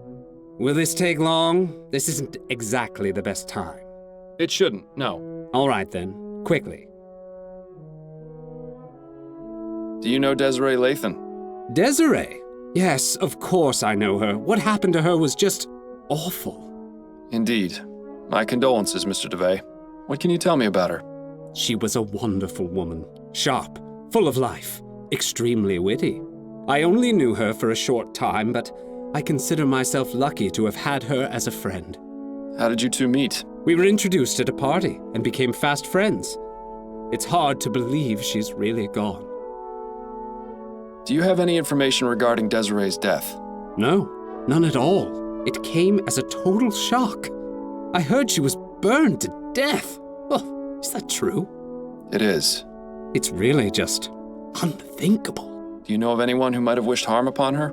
No. Everyone loved her. To think someone could be capable of doing that to her, it just makes me feel sick. Is it true that Miss Lathan recently changed her will to make you her beneficiary? Yes. You can imagine my surprise. My understanding is she left you quite a significant sum. I don't see how that's any of your business, but yes, she did. I'm very lucky. Oh, I see what you're getting at. You're thinking I killed her for her money. Is that it? I never said anything of the sort, Mr. DeBay. No, but I can see it in your eyes. Look, Desiree considered me the son she never had, and she was like my second mother. I would never, ever even think of doing something so horrid. Oh, I'm sure he wouldn't. You painted Desiree's portrait, is that right? Yes, I finished it just a few months ago. Do you often do commissioned work? Sometimes, but this wasn't exactly a commission, more like a gift. You mean you weren't paid for it? No, I didn't do it for money. It was an honor just to paint her. I see. And did she like the result? Well, she had it hanging in her bedroom and not in her attic, so I assumed she liked it well enough. It was a rather nice portrait, I must admit. Oh, so you've seen it? Indeed I have. Regrettably, I can't comment on the likeness, never having seen the subject in life. Ah, yes. Well, she used to say that standing in front of it was like looking into a mirror. I tried my best to do her justice. How long have you been teaching at this university? About 4 years now. And do you also earn money with your painting? Not of late. I haven't sold a painting in some time. But my salary from the university is enough for the time being. Perhaps someday I'll be able to devote the proper focus to my painting. I'll let you get back to your class. Right.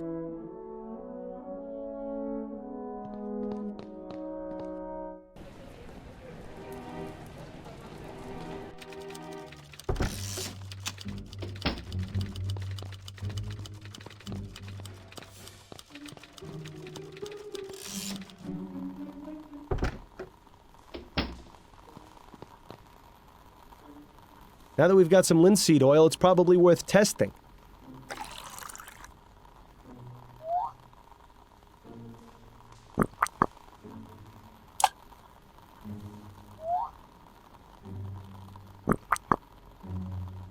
Well, I'll be damned. We've got ourselves a match. I wonder if Edwards knows anything pertinent about this stuff.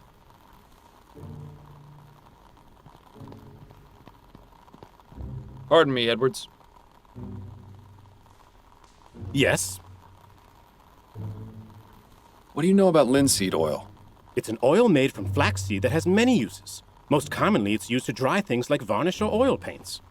Some people even eat it for health benefits. I hear it goes well with a bit of quark. And it's flammable? As most oils are, yes. Where are you going with this? The oily residue on that rag is linseed oil. Fascinating. But I found no trace of anything used to light a fire at the crime scene. Uh-oh, he's getting that gleam in his eye. Wait just a moment. Linseed oil? Of course! Anytime linseed oil is used, extreme caution must be taken to dry cure rags that may be soaked in it. That's because when linseed oil dries and oxidizes, it releases heat. A pile of rags soaked in linseed oil in a confined space runs the risk of spontaneously combusting. How long would this take exactly? A few days, at least. Interesting. It's a rather uncertain means of murder, but it's excellent for appearing accidental. It's certainly not the most far-fetched conclusion you've ever come to. Thanks. That's all I needed to know for the moment. Anytime, Fordham.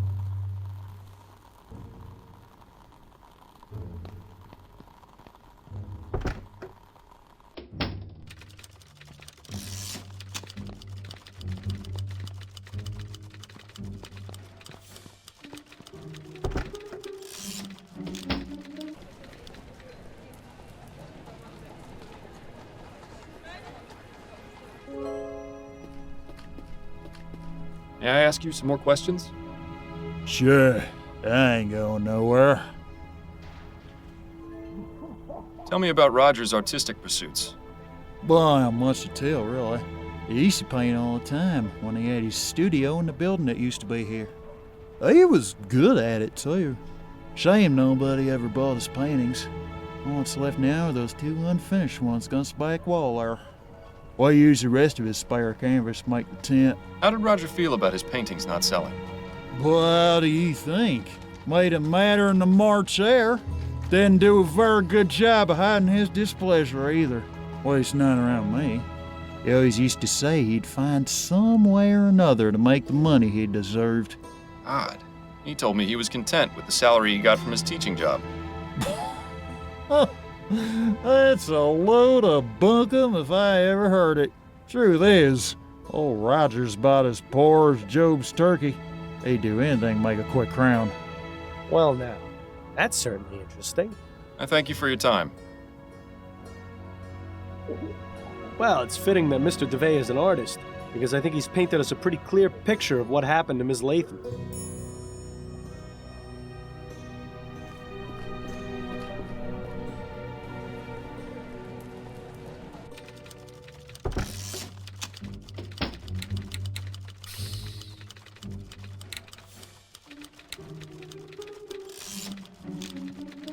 Got a moment, Upton? Yes, but let's make this quick. I'm done with the Latham case. Oh? What have you got? She was murdered by Roger DeVay, a professor of art at the university, in order to claim her inheritance. DeVay befriended Miss Latham and even painted her portrait, but his failure to establish a name for himself and earn a living from his art was driving him mad. Miss Latham cared for him as a son, and recently changed her will, naming Roger as her sole beneficiary. Roger knew of this, and decided killing Miss Latham was the best way to solve his financial troubles. And how did he manage to do so? Desiree had given him a key to her apartment. While she was out at the Grand Dame's ball, he entered and left a pile of rags soaked in linseed oil under her bed. She arrived home drunk and passed out, unaware that the rags were growing hotter by the minute. Eventually, the oil burst into flames, burning the rag pile as well as poor Miss Latham. How awful. Well, I'll certainly pass along the information. What an astounding series of events. Although I'm sorry you won't be able to gloat to Snelling that you solved the case before his detectives did. I can find other means of amusement, I think. Good work, Fordham. As usual, I'll send anything else your way as soon as I get it. Roger DeVay? Yes, what is it? You're under arrest for the murder of Desiree Latham. Oh, I see. Come with me. We need to ask you some questions at the station. And you up there, make yourself decent, would you?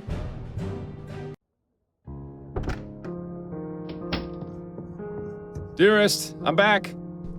There you are. I was starting to get worried you wouldn't make it home in time. In time? In time for what? For dinner at the Rutherfords. I told you about it the other night, don't you remember? I'm terribly sorry, dear. It must have slipped my mind. How you haven't yet been presented a prize for Husband of the Year is beyond me. There's still time for you to get ready if you hurry.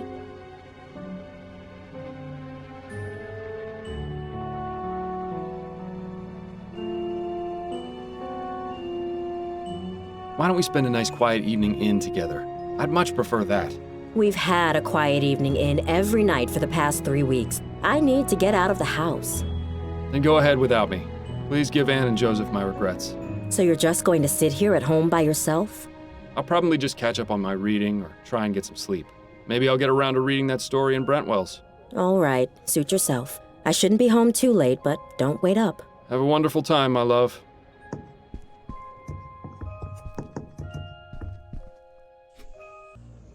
Ah, alone at last. If only I were. Careful what you wish for, Miles. You just might get it. Seeing as I won't, I think another trip to the Angels in order. Oh, you're gonna break your word in addition to lying? That's bold. Nonsense. I'll be home in no time. It'll just be a quick drink to calm my nerves and get you out of my hair. I think I need a machete for that, Fordham. Very funny.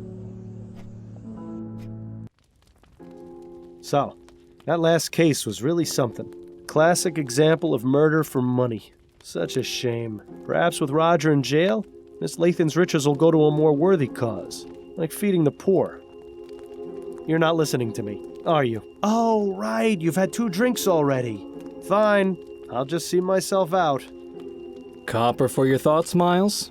Oh, I was just thinking about a story I read tonight in Brentwell magazine. It's called the dissembling mechanism. Are you familiar with it? Afraid not. Brentwell isn't really my type of magazine. It isn't mine either, but my wife suggested I read it, and it struck a bit of a chord. Go on then. What's it about?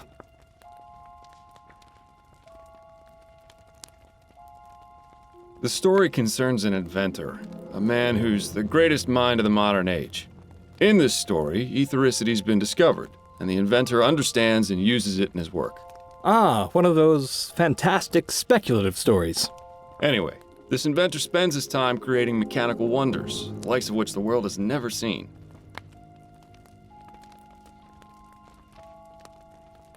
The inventor has a wife, whom he loves dearly. One day, she meets a tragic end in a carriage accident. The inventor is devastated. All too common in these types of stories. Yes, well, as I mentioned before, the inventor is the greatest mind of the modern age. He spends weeks researching a way to bring her back. He toils for hours, forgetting to eat, neglecting his duties, forgetting his friends. Finally, he finds a way to repair her broken body with mechanical implants. Once that's done, he harnesses the power of ethericity and revives her from death. Why would he go and do something like that?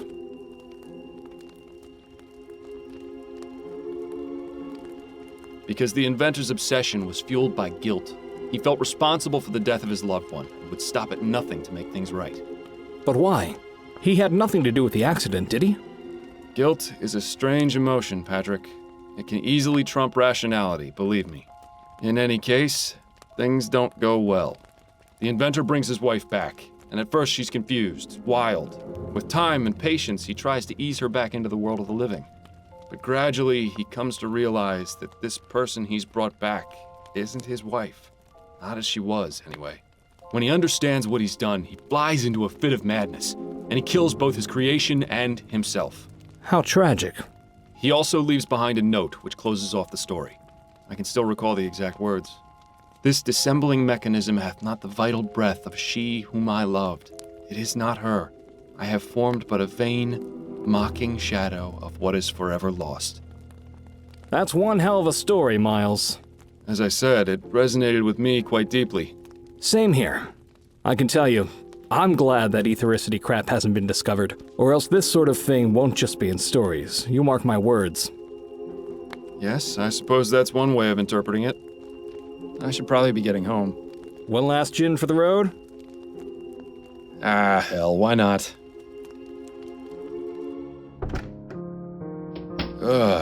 It's later than I thought. Addie must be asleep. Miles, I thought you said you were staying in tonight. What happened to you? Nothing. I went out for a bit and lost track of time. Miles, you're dead drunk. No, of course I'm not. Don't you dare keep lying to me, Miles. It's obvious. I can smell it on you. But I'm not drunk. I only had 2, I think. I don't care how many you had. You promised me this wouldn't happen again. Where exactly did you go tonight anyway? I was at the Angel. The Angel? But why would you go there? I suppose I was just trying to relive the old days. So why didn't you tell me you were going? I don't know. Miles, this has to stop.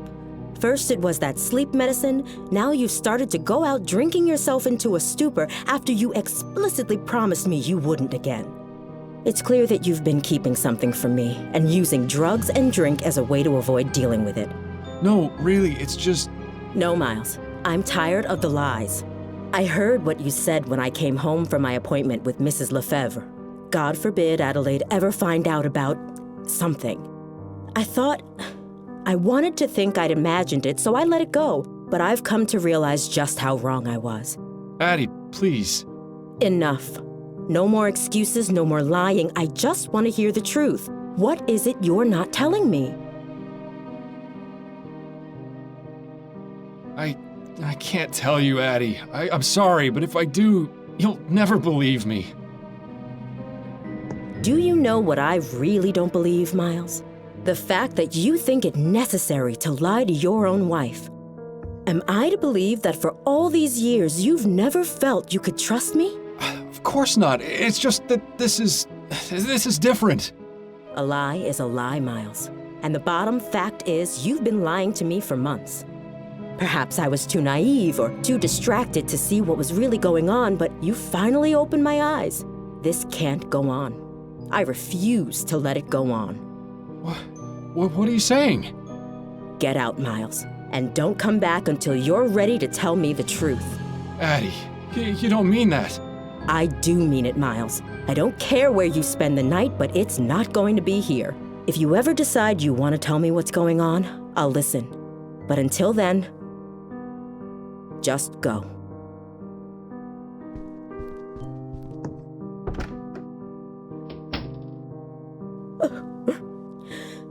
Oh.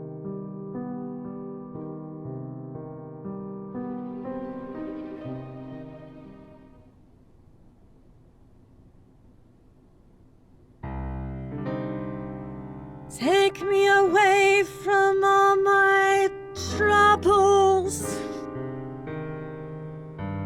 So far away from all the worries in my life. Who in the ether is calling at this time of night? Oh! Miles! Please come in. It's so nice to see you outside of work. Oh, I get a hug and a kiss? Is that how it works now? You put up your rough and tough attitude, but I know deep down you're really a kitten. Upton, are you drunk? No, of course not. I admit I like to have a glass of wine or 6 to unwind after work, but I can hold my own. Well, I'm glad you're not, because I am. Wait, what's going on? Is everything all right? No, I'm afraid I've made a mess of things at home. Addie threw me out. Oh, Miles. I'm terribly sorry to hear that. Not as sorry as I am, believe me. What happened? It's really not worth getting into. Let's just say I need to figure some things out about my life. Don't we all? Constance, I hate to impose, but... Of course you can stay here, Miles, as long as you need to. Thank you. I won't need much space. That chair in the corner should do nicely. Are you sure? You won't be uncomfortable? I've slept in worse places, believe me. All right. Well, I should probably be getting to bed. Early morning tomorrow and all that. Of course. Have a good night, Upton, and thank you again for letting me stay. Not a problem. Good night.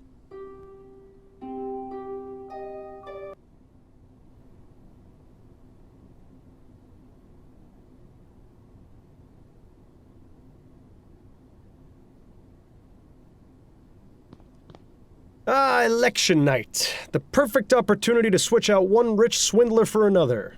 Don't know why you're wasting your time. It's not as though the Prime Minister actually does anything. It's oddly quiet in here. Maybe my mustache drawing campaign had an effect after all. Good evening, sir. Are you registered to vote? Yes, I am. Here's my registration card. Very good, Mr. Fordham. You've come at an excellent time. Go ahead and step inside a booth. Take as long as you need. Thank you, young man.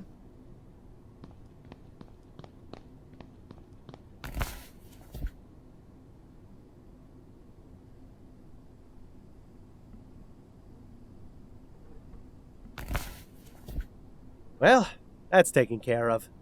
Thankfully, the Angel isn't a polling place, so we can still have a nice quiet evening.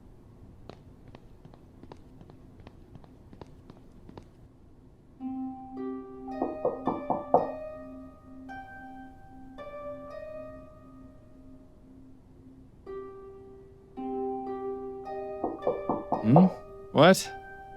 My head is pounding. Damn withdrawal. Actually, I think someone's knocking at the door. Oh, right.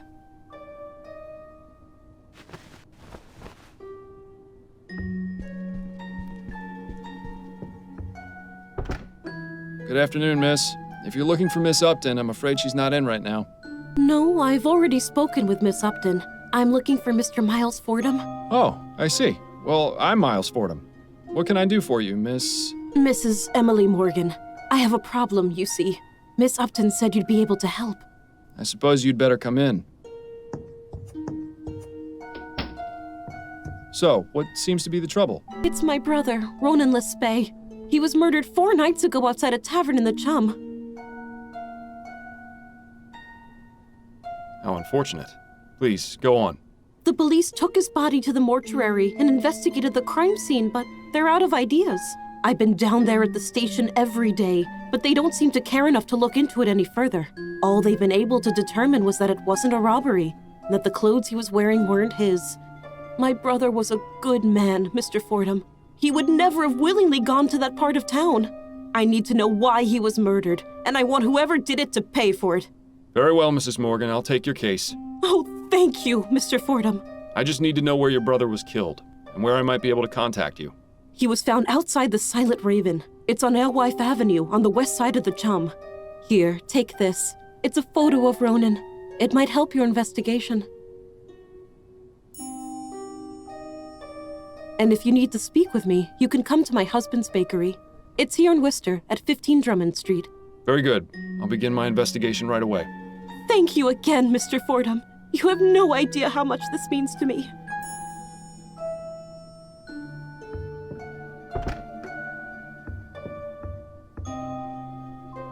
Well, this case has our names written all over it. Maybe it'll be good practice for finding the man who caused my death, eh?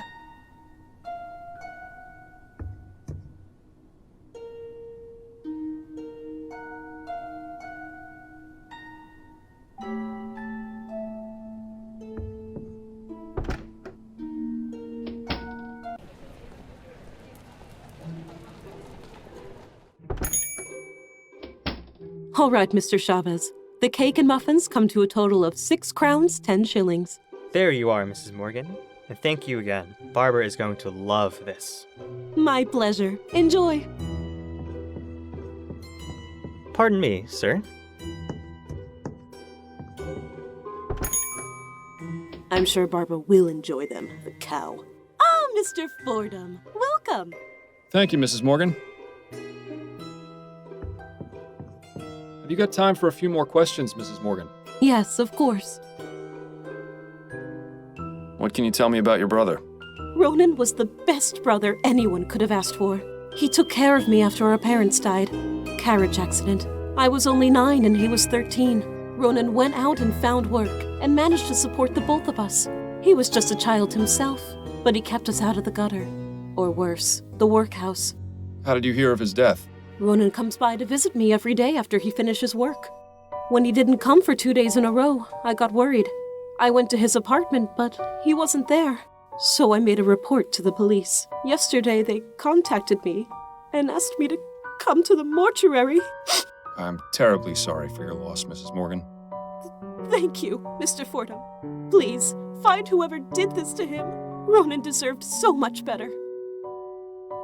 What do you know about your brother's murder? Only what the police told me. He was shot at close range outside that pub in the Chum. Nothing was missing, and his wallet had money in it, so they said it wasn't a robbery. I didn't recognize the clothes he was wearing. I had never seen them before, and they were far too big for him. I still can't believe he's gone. He was the only family I had left. Dr. Edwards at the mortuary might be able to give us some more detailed information. The only thing we'll get out of this one is more tears. What sort of life did Ronan lead? You know, just normal. He'd go to work, come visit me afterwards, and go home.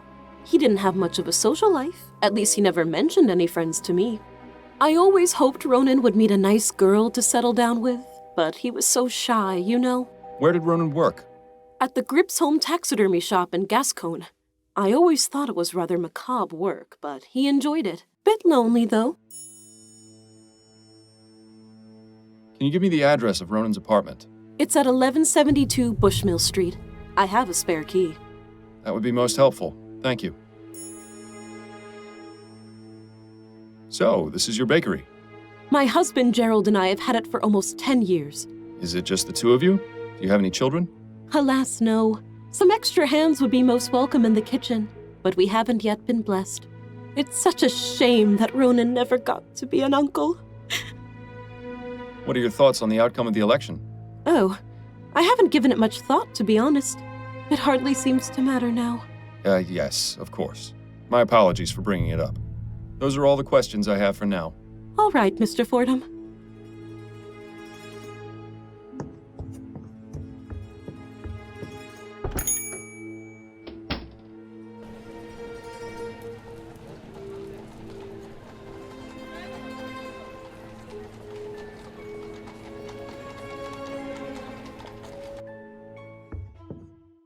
Quite the collection of exotic items in here. Ronan appears to be a seasoned world traveler. Or at least knows someone who is. This one is scarier than the other masks. Wait a moment. I think I saw something shiny in the back of the mouth. How about that? A perfect hiding place for a key. Now to find out what Mr. Lespay finds so precious.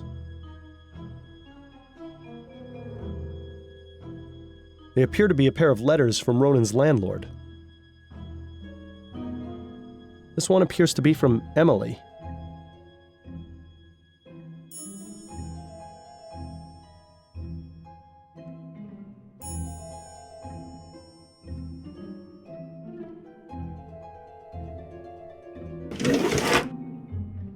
Aha! A letter from someone called Jimbo? It's empty. Too bad. Looks like you found Ronan's journal. Perhaps this will be able to give us some more insight into what he was up to before he died. There are two entries, one from this year and one from last. So, start with last year's. July 8th, 1843. I've decided I need to get out more, so I'm going to a club in Gascon tonight. Stuffing animals has taken its toll, and I need to talk to someone who isn't Emily or my coworkers. Gerald told me about a place called the Crimson Cat. I'll try it, and if I don't enjoy myself, I'll just come home. Now for this year's entry. July 8th, 1844. Today is our 1-year anniversary. We're going to meet at the Cat again. I love him, but I wish he wasn't so attached to that place. Emily is so nosy, I worry that she might follow me and discover the truth about Jimbo. If we moved around, I wouldn't worry, but with him, it's always the Crimson Cat. I really shouldn't complain, though. What we have is something truly special. Well, it seems that our best hope of finding this Jimbo character is to visit the Crimson Cat.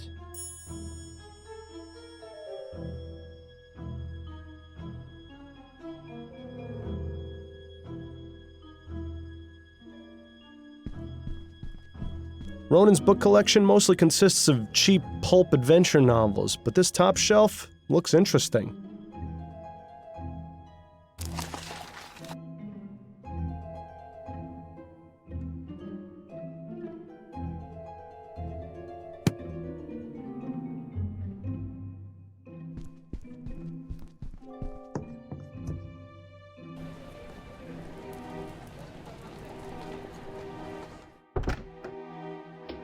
Hello, and welcome to the Gripsholm Taxidermy Shop. Please let me know if I can be of service.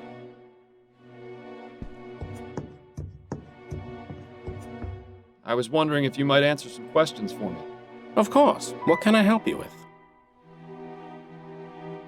I was told Ronan Lespay works here. Do you know him? Ronan? Yes, of course. That is to say, I know he works here. I haven't had much interaction with him. He mostly keeps to himself. Does he have an office or workspace I might have a look at? Now, wait just a minute. Why would I let some random stranger off the street in to look at an employee's workspace? Because I'm a private investigator and I'm trying to get some information. Well, even if that is the case, I'm afraid you're out of luck. Ronan does have a workspace, but it's completely bare. He doesn't keep anything here. Were you aware that Ronan was murdered 4 nights ago? I had no idea. That's awful. What happened? That's what I'm currently trying to find out. Do you know if Ronan had any enemies? Anyone who might want to do him harm? No. As I said, I didn't speak with him much, or know much about him. But now that I think about it, I did notice a strange man waiting around outside the shop a few days ago. Tell me about this strange man you saw. At the time, I didn't think much of him, but the more I recall, the more I realize he was being very suspicious. What did he do? He just stood outside across the street, but he seemed to be focusing on the building. It was as though he was waiting for someone. Do you remember what this man looked like? I didn't get a very good look at him, but I do remember some things. He was tall and had a heavy build, like a boxer or a dock worker. He had a beard, I think, or mutton chops at the very least, and as far as I can recall, he was wearing all black. He also had on some kind of cap. I'm sorry I can't give you a better description, but that's all I was able to distinguish. My eyesight isn't very good, I'm afraid. It'll have to do. Thank you for your help. Anything you can tell me about the shop? Plenty! This is New Britannia's most sophisticated taxidermy shop. Unlike other taxidermists, we work with modern technology to get results they could only dream of. What does that mean exactly? Using steam tech, we are able to create the illusion of life in these beasts. Just take a look at our floor samples. The parrot and gorilla are two of our finest works. They really speak for themselves. Well, the parrot does at least. I think it would frighten our customers if the gorilla did too. And once ethericity is harnessed as a viable source of energy, we'll get even better results. This guy is way too excited about bringing dead things back to life. Yes, fascinating. Moving on. So how did you get this job? Oh, it isn't a terribly exciting story, I'm afraid.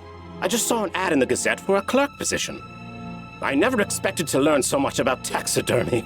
I'm sure he's amazing conversation at parties. Any thoughts on the recent election? I'd really rather not talk about it. I don't know how the people of this country could put someone like Hart Leroy in charge. I know what you mean. Leroy may be a champion of the common man, but Atwood's vision for the future is more important right now. I couldn't agree more. Leroy wants to forsake all the technological advances of the last decade and take us back to the Dark Ages. Next thing you know, he'll be bringing slavery back. I doubt he'd go to such extremes. Perhaps we should drop the subject. I get a bit passionate when it comes to these sorts of things. Thank you for your help. I'm here to serve.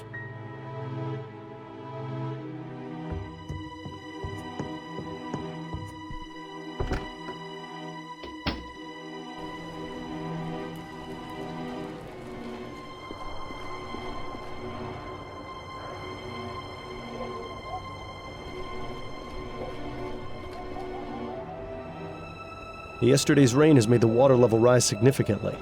Is it just me, or does it look like there's something resting at the bottom of the drain? If there is, I have no way of getting to it through the drain cover. Securely fastened, unfortunately for you. If only there was some way to undo these bolts and remove the drain cover.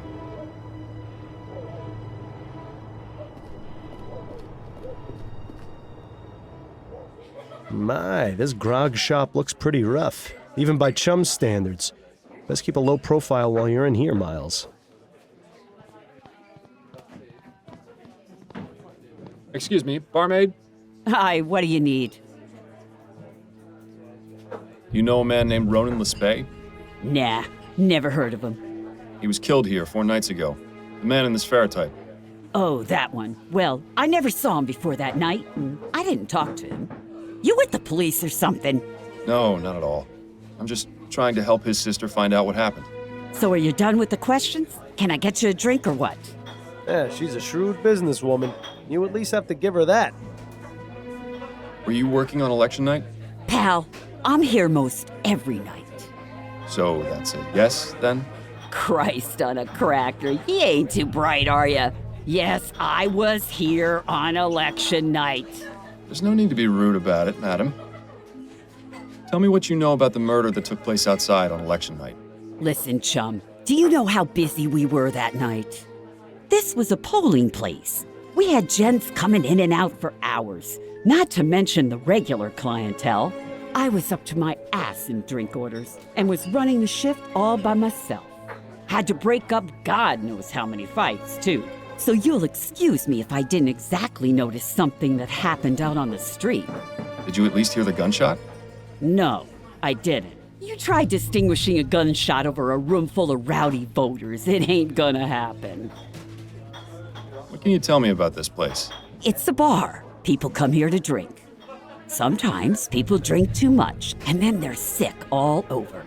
I get the honor of cleaning up the mess. Sounds like you're not too pleased with your job. I never said that. There may be rough days, but there's a lot worse I could be doing. Here, I get a place to sleep and a bit to eat and a few coins in my pocket if the customers are pleased. And you are pleased, ain't you, sir? Oh, yes. Yes, of course I am. Good. You mentioned regular clientele. Who are they? Oh, we get plenty of regulars in here, too many to name. Which of them were here on election night? Let me think. I remember seeing 3 of the usual crowd. There was Darius, up to no good as always. Then there was Singin' Tom, but he wasn't around for too long. And how could I forget old Cormac? He'd have talked my ear off if I'd let him. Sound like an interesting bunch of folks. Where might I find the landlord? You won't find him anywhere. He doesn't come around here more than once a month. What can you tell me about Darius?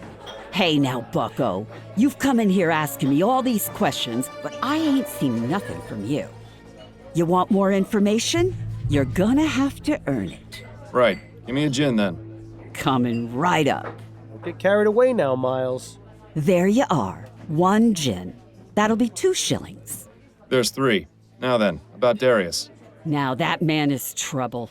I've had to throw him out a few times. Why do you say he's trouble? His mind's affected by the poppy seed. He can be gentle as a kitten or fly into a rage at a moment's notice. When he gets rowdy, he gets chucked. I see. Any idea where I might be able to find him? Don't know why you'd want to find him, but I hear he spends his day at a smokehouse nearby. I believe it's on Crisparkle Lane. Just look for the door with the oriental symbols above it. And could you describe him to me? He's a rough-looking sort, about 55 years old, has a scar on his left cheek, grayish hair, medium build. Excellent. Thank you. Who is Singing Tom? Ah, Tom. Not sure what his surname is, but he's in here about twice a week. We call him Singin' Tom because he leads a church choir. Is that right? Which church? Oh, I haven't a clue. Never really cared to ask. Does he associate with any of the other regulars? I've seen him talking with Darius a few times. They seem to be on friendly terms.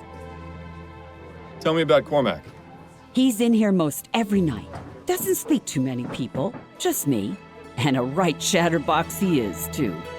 Between you and me, Cormac stinks. I can understand why he doesn't keep much company. He stinks? Aye, he's a sewer worker. Spends all his day underground in the muck, so he always reeks of shit. I see. Any idea where specifically he works? I believe he's at the treatment station, over near the ferry terminal. If this is going where I think it is, then I'm especially glad I can't smell anything anymore. Have you worked here long? 13 years. I see. Anything else you can tell me about yourself? I ain't the friendly type. Right. Understood. I was given the physical description of a man, and I was wondering if you might recognize him if I told you.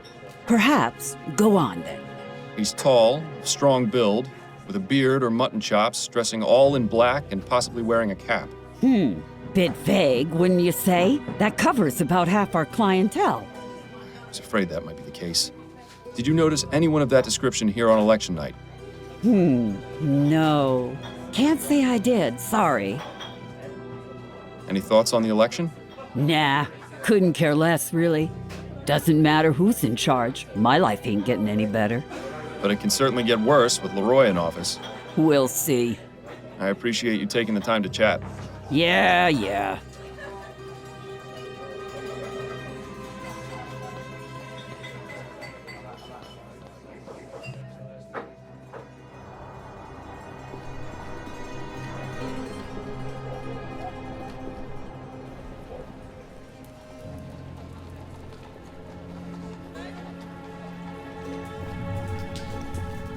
So this is what it's come to, eh? Braving the stench of human waste in hopes of finding a lead? Just make sure you stay away from the edge. Begging your pardon, sir. What? Who are you? What are you doing down here?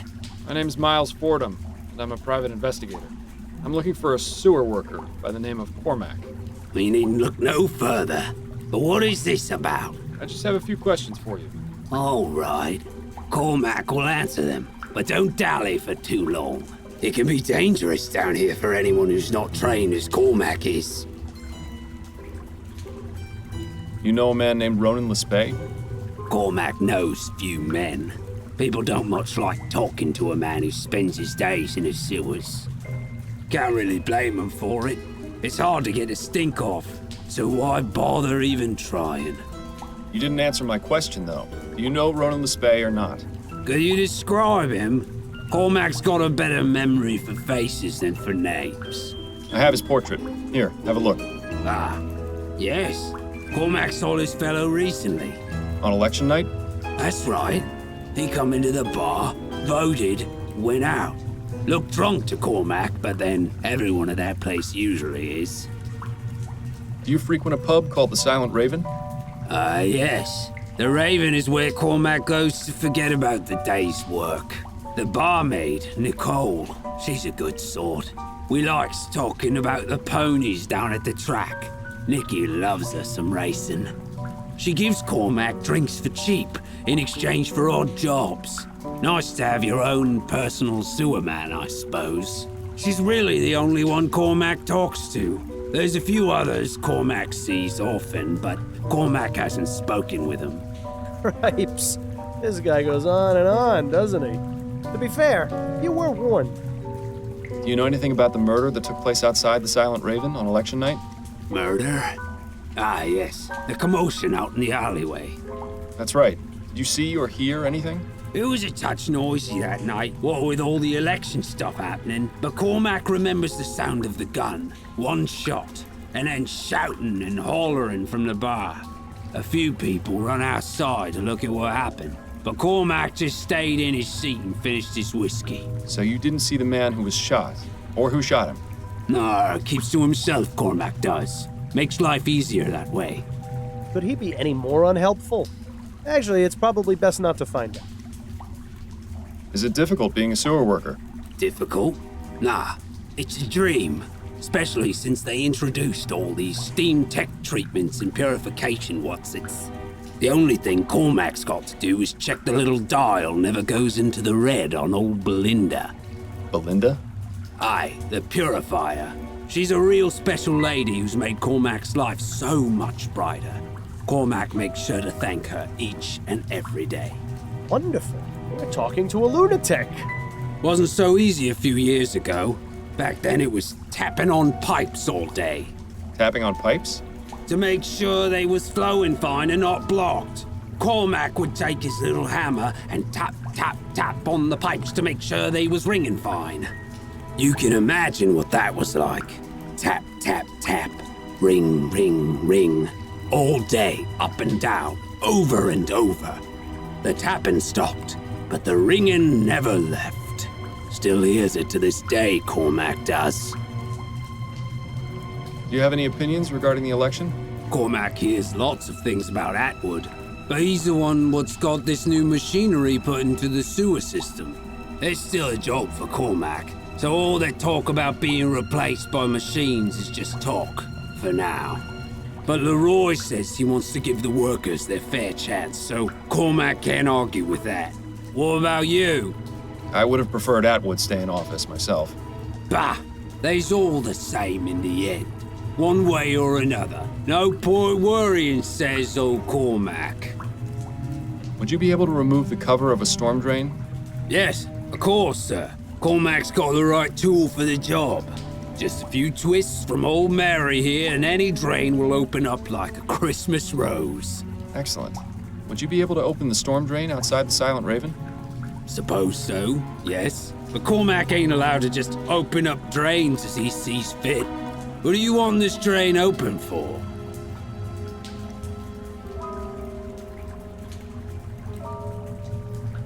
I believe there's a vital piece of evidence at the bottom of the drain. You don't say. It's quite true. It may even help me solve a murder. Well then, in that case, Cormac will get the drain open for you. Come on, there's not a moment to lose. This it then? That's the one. Right, won't be a moment.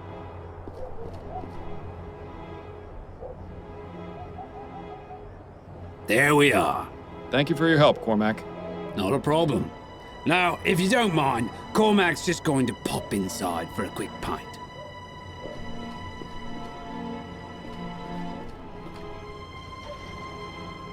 Detective work is a dirty job, but someone has to do it. Don't forget to roll up your sleeve. I really hope there's something down there. Ugh. This is almost as bad as the time I had to search for that stolen necklace in a pile of horse manure. I'm really glad I didn't draw the short straw in that case. Well, how about that? Wish the police had found this so I wouldn't have to carry it around.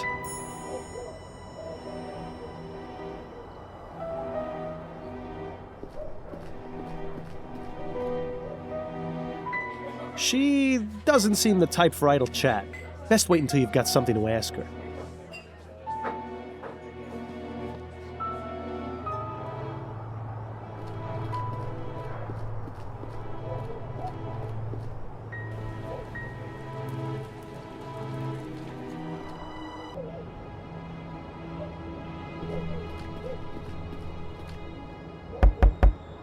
Yes? What do you want?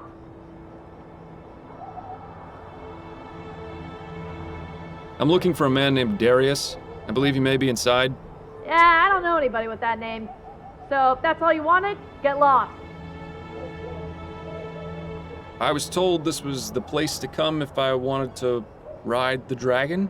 Oh. Well, why didn't you say so? Please, come in.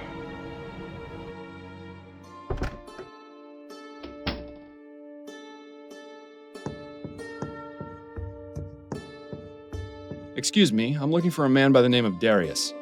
Well, look no further. Welcome, friend. Sit, join me. I'll stand, if that's all right. I was wondering if I could ask you a few questions. Questions are the path to enlightenment. Answers fly by as birds on the breeze. But will a caged bird sing? That is the true question.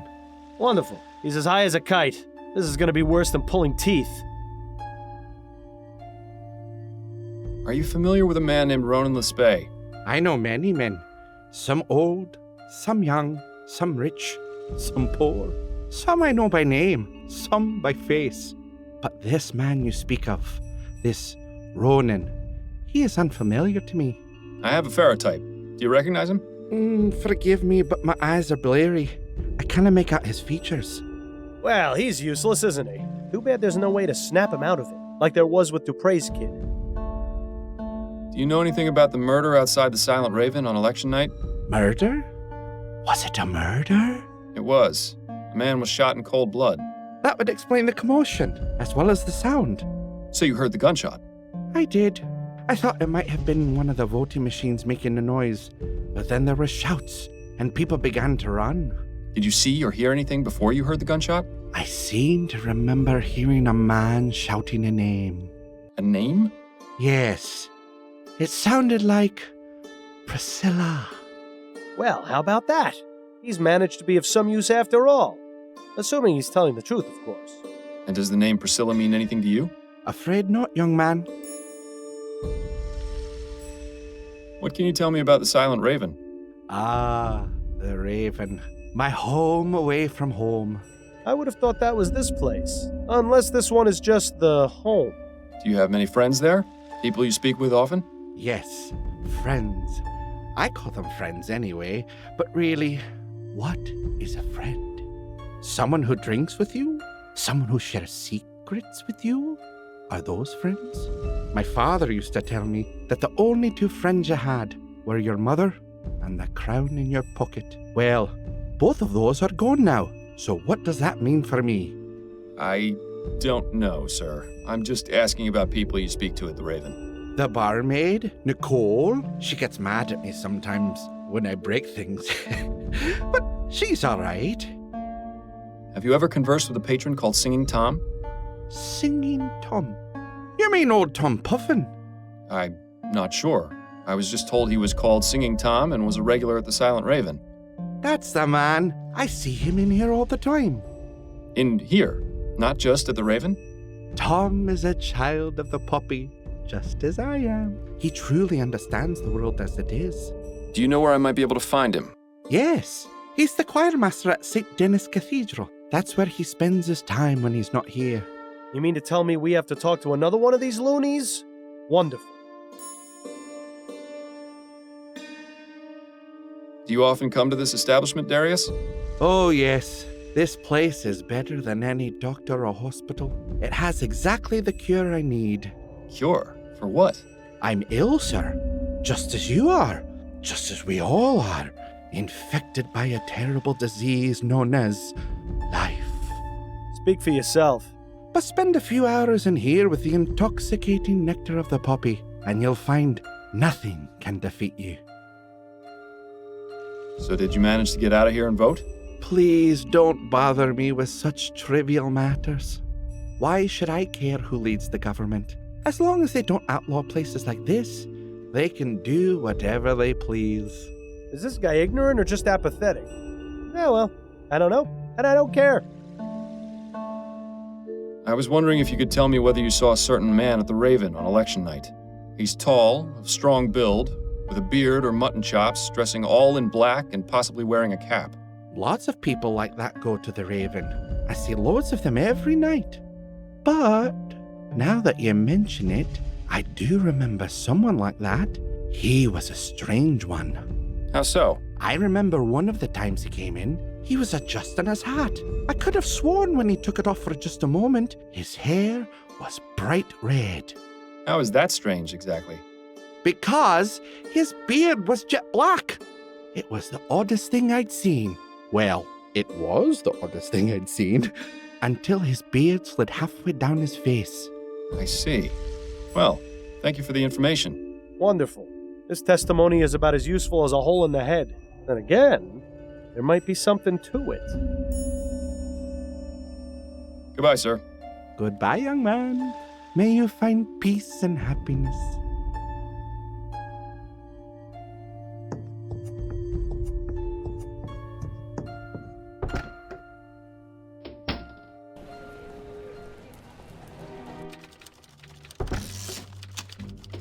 I was beginning to wonder when you'd show up. Well, wonder no longer. I'm here and I need to see Dr. Edwards. Oh, I see how it is. He helped you solve a case, and now you don't have time for us lowly front desk clerks. That's just the way it goes, Upton. Maybe next time you should pick a nicer coffee house. Right. You know the way. Snelling isn't in today, so you're all clear. Well, that's a relief. Thanks, Upton.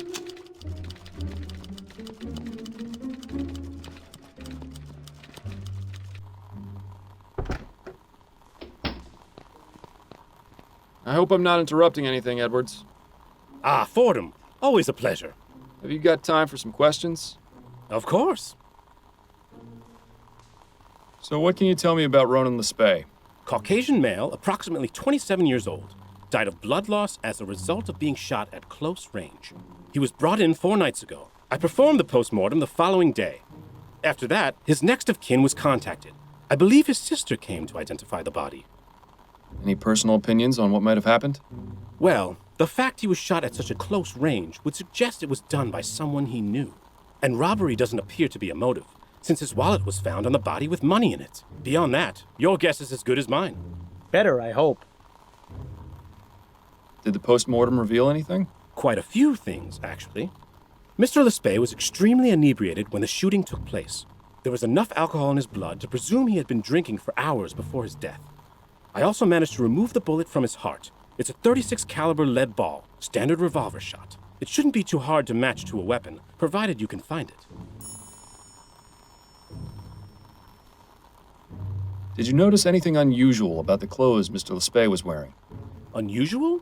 Not really. They seemed a bit big for him, but that's all. His sister seemed convinced that they didn't belong to him. That's a distinct possibility, but I couldn't say for sure. He could have just been a sloppy dresser. I found this pistol at the scene of the Lespay crime. Did you take a look and see if it was used to murder him? It's all slimy. Where was it? Sitting at the bottom of a storm drain. Oh, I suppose that's not as exciting as finding it inside someone's intestines. Did I ever tell you about that post-mortem, by the way? No, I certainly don't want to hear about it now. How long will it take you to analyze that pistol? I should have something conclusive within the hour, if you don't mind waiting. No, it'll give me some time to gather my thoughts. Right. I've concluded my analysis, and this gun was definitely used to shoot Mr. Lespay. The bullet I removed from his body is a perfect match. Thank you, Edwards. That is extremely helpful. There's one more thing. I cleaned off some of the muck and found the initials JB etched into the handle. Interesting. My expertise with guns is purely forensic, so I can't determine if this is the gun's maker or the initials of its owner. That's going to have to be your job. Thank you, Edwards. Your help is always appreciated. How's the coroner business? Things have been pretty dead around here lately. Don't quit your day job, Edwards. What are your thoughts on the election? There was an election? I think our friend Edwards needs to get out a bit more. I'll be going now, Edwards. Take care, Fordham. And remember, not everyone gets to leave the morgue alive, so consider yourself lucky that you can.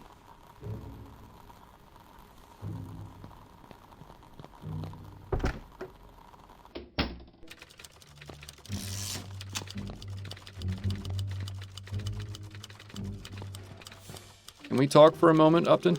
Certainly. What's on your mind? You wouldn't happen to know anything about Ronan Lespay, would you? Probably nothing more than you already know. His body is in the mortuary, and the reason for his murder is unknown. I suggest you speak with Dr. Edwards. I'm guessing you can't go over this case with me either. I have to distance myself completely from this one. So when you figure it out, you'll need to speak directly to Mrs. Morgan. I can still try and help you if there's something specific giving you trouble, though. How are things with you? Better than last week, but plenty of feathers still ruffled around here. What happened? You have to ask. Snelling was not happy with you turning up at the Latham crime scene. He was a right inquisition around here. Snelling going around to interrogate everyone, trying to ferret out a leak. So he suspects. I'm afraid so. I managed to calm him down some and divert suspicion. He thinks someone on the force is speaking to the Gazette, not to you directly. Well, that's some kind of relief. I'm sorry you had to go through that. Oh, don't worry about me. Well, maybe worry about me a little. That was one hell of an election, wasn't it? That it was. I don't know how he managed it, but I'm glad Leroy won. I can't say I agree, but I'm not really surprised. Leroy may have started as something of a dark horse, but his campaign had been gaining a lot of steam leading up to the election. Pun not intended. Yes, well, it's the steam tech issue that clinched it. When something like the Ligeia happens, people start to wake up and wonder if we really want contraptions like that in our lives. You have to admit, he was playing up on people's fears. Not exactly the most honorable way of getting into office. Fordham, since when have politics ever been honorable? Upton, I need you to put out a bulletin. There's someone I need found. Oh? Who's that? I don't know his name. I only have a description. All right, I'll need to ask you a few questions. Could you describe the man's height and build?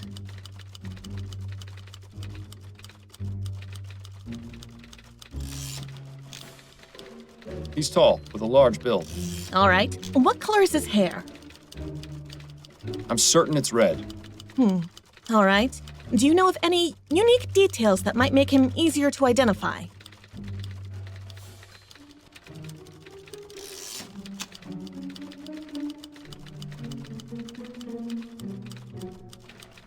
I'm not really sure, actually.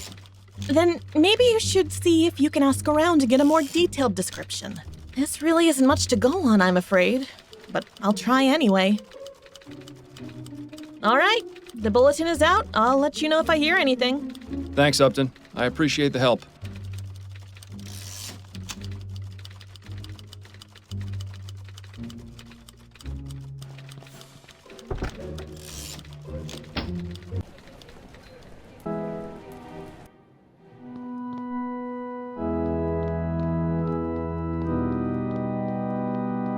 I beg your pardon. Are you Tom Puffin?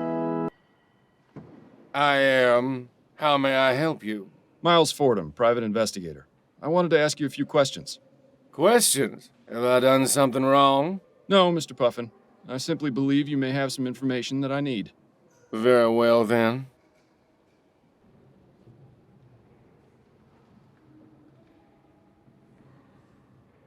Do you recognize the man in this photo?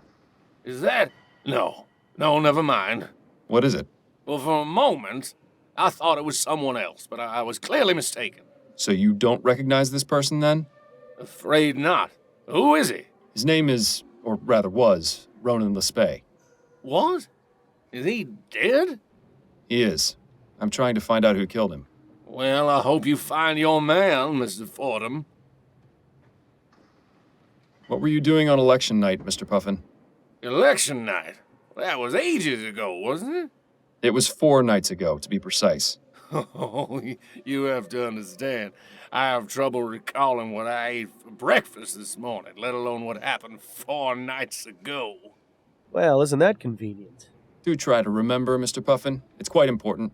Well, I know I voted at my local polling place, the Silent Raven. And then... I'm not sure, actually. Do you know anything about the murder outside the Silent Raven? Murder? Yes, a man was shot. Did you see or hear anything? I don't remember. I don't think so, no. How long were you at the Raven that evening? Not very long, I don't think. I went, voted, stayed for a drink, and then I left. Do you recall what you did the rest of the evening?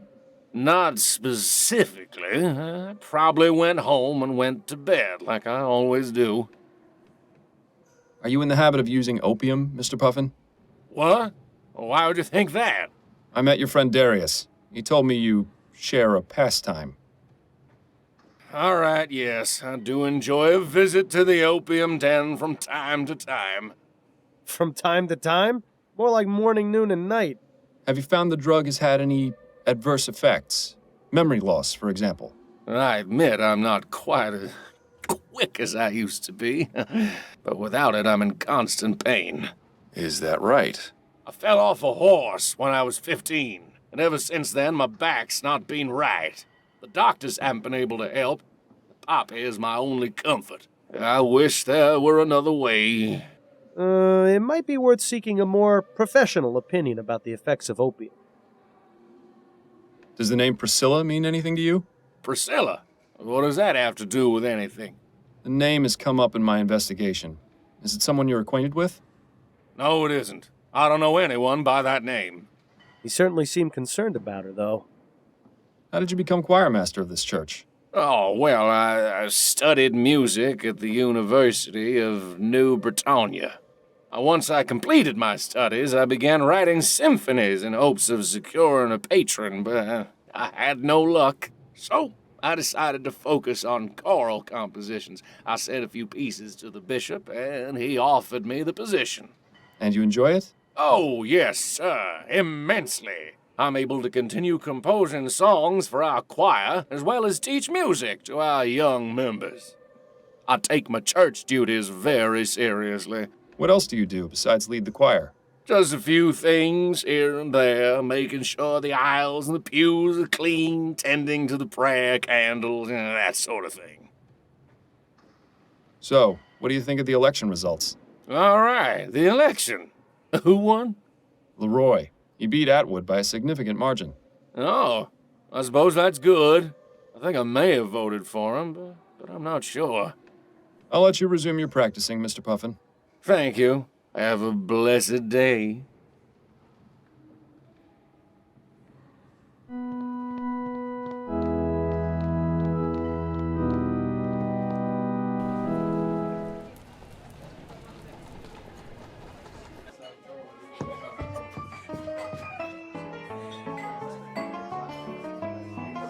Beg your pardon.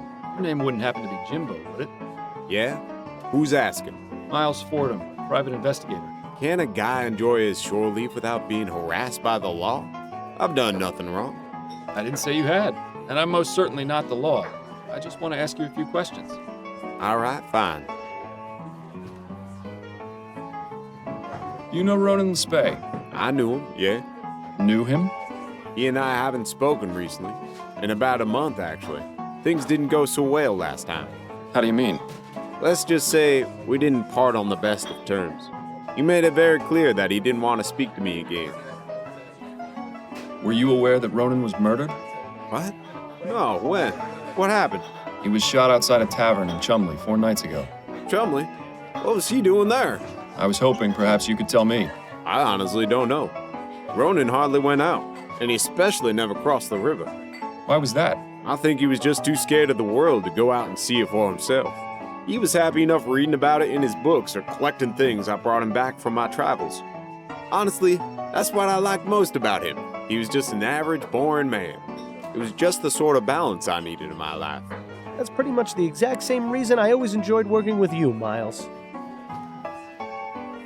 You and Ronan had a special relationship, didn't you? Mr. Fordham, we're in an underground club. You don't have to tap dance around it. Yes, Ronan and I were a couple. At least up until last month. What happened, if you don't mind me asking? We had a misunderstanding. Ronan thought I had been seeing someone else. He was extremely jealous. I tried to explain that he had it all wrong, but he wouldn't hear me out. I was going to give him some time to cool off, but, well, that's not going to happen now, is it? If it's any consolation, I found a letter you wrote him, which he still kept in his desk. Damn.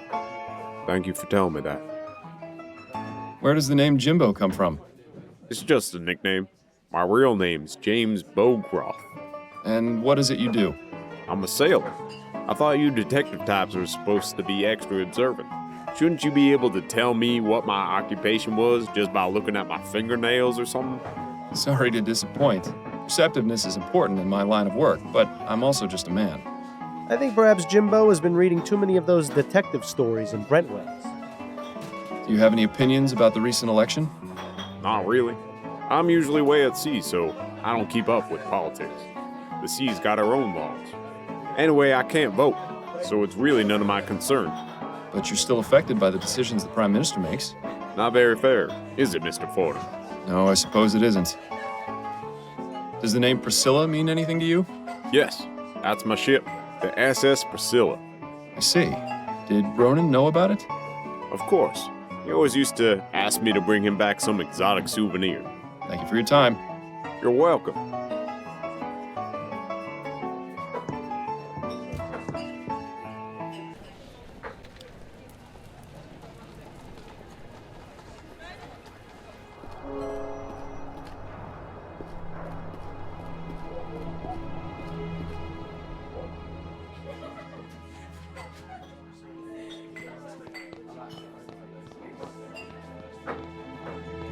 Moment of your time, if I may. Right, we'll make it quick. I wonder if you could tell me if you saw a man of this description at the Silent Raven on election night. He's tall, strong build, with a beard or mutton chops, dressing all in black and possibly wearing a cap. Oh, hi. Cormac remembers seeing a fella like that. What was he doing? Kept going in and out of the bar. When he was inside, he stood near the voting booths, hardly moving a muscle. And when he was outside? That, Cormac couldn't say. Did you notice anything else about him? Yes. Cormac noticed him come in and speak with Nicole, the barmaid, after the commotion outside. Is that right? That's very interesting. Do you know anyone named Priscilla? Ah, that's not a name Cormac knows. Frankly, I'm surprised it's not the name of one of his tools. Thanks for your time. I'll let you get back to your drink. Miles, have you ever noticed that this Jimbo fellow fits the description of the man loitering outside the taxidermy shop? The barmaid told us she saw someone matching that description at the Raven on election night. Not only that, Priscilla just so happens to be the name of the ship Jimbo works on. And the pistol used to murder Ronan has the initials JB etched on it. It could be a coincidence, but I think it's quite reasonable to consider him as a suspect.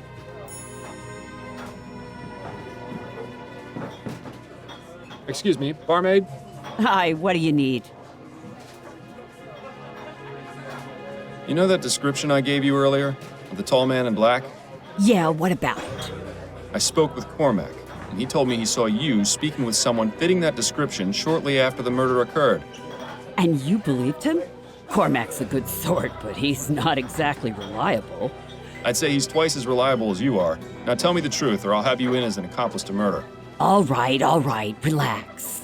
I don't know the man by name, but he came to me after the commotion outside and paid me a few crowns to keep my mouth shut about it. I didn't ask any more questions, and I wasn't about to refuse some extra cash. That was that, I swear. That's not good enough. I need some way to find this man. Is there anything else you can tell me? Well, I did notice he had a scar on his left cheek. Kind of looked like a shepherd's crook. But that's all, really. I suppose that'll have to do. I appreciate you taking the time to chat. Yeah.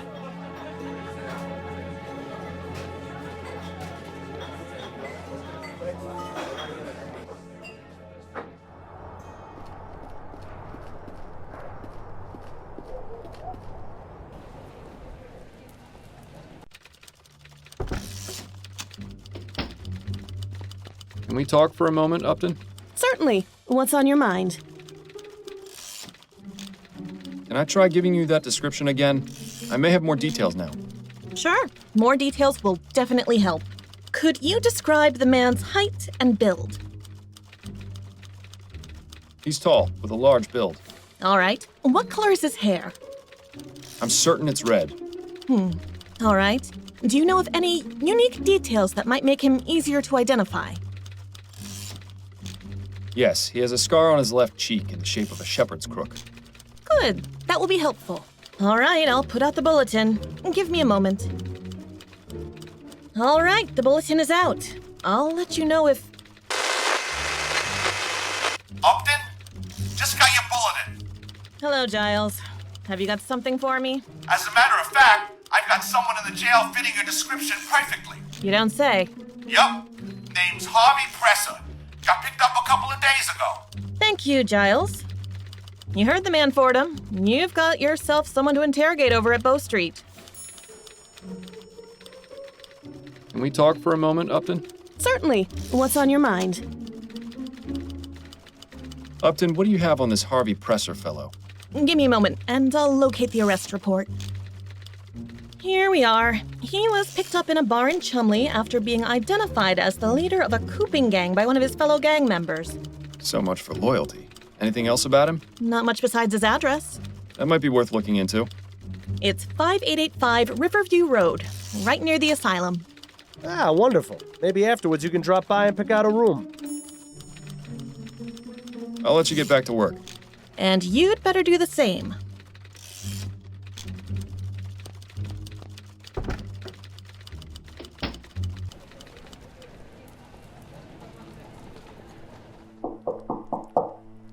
Just a moment!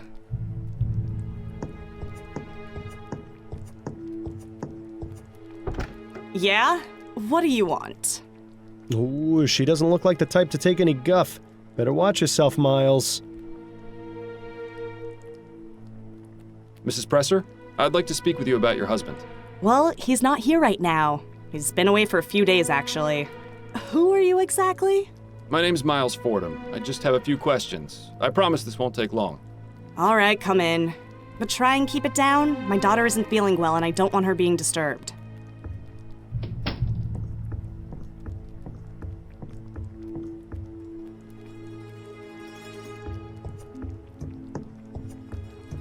Mrs. Presser? Yeah, what? You know a man named Ronan Lespay? Never heard of him. And you've never seen the man in this ferrotype? Nope, and I'm glad I haven't. Looks like a real pushover. What does your husband do for a living, Mrs. Presser? Harvey? He's a traveling salesman. Sells steam-powered cleaners like the ones in the corner there. Oh? Doesn't make much money on account of most people being afraid of steam tech these days. But Harvey tries his best to provide for me and little Mary. He's a good man. The job takes him out of town for days at a time, but we get by. And that's all he does? What are you asking?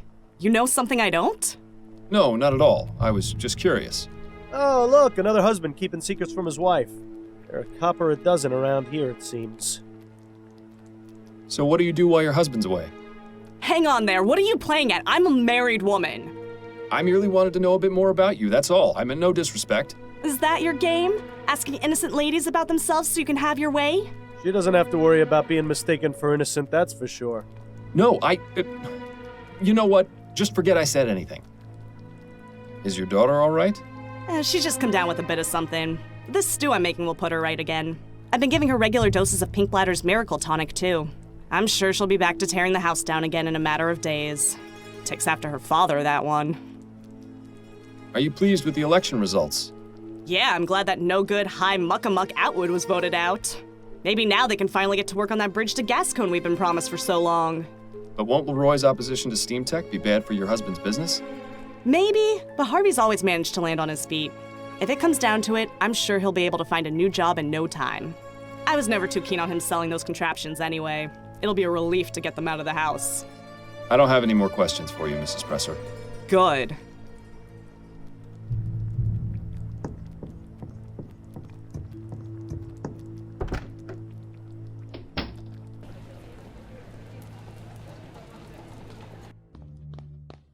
Fordham? You look even worse than the last time I saw you. We can't all manage to keep looking as good as you, Giles. What brings you back? I'm looking to speak with your prisoner. Presser? I just got off the horn with Upton about him. Seems you're not the only one interested in finding the man. Then I suppose it's lucky I got here first. Suppose so. What was he brought in for, exactly? He's the suspected leader of a cooping gang. Makes me glad I didn't bother to vote. All those dirty politics are just a waste of time. And people wonder why nothing in Parliament ever changes.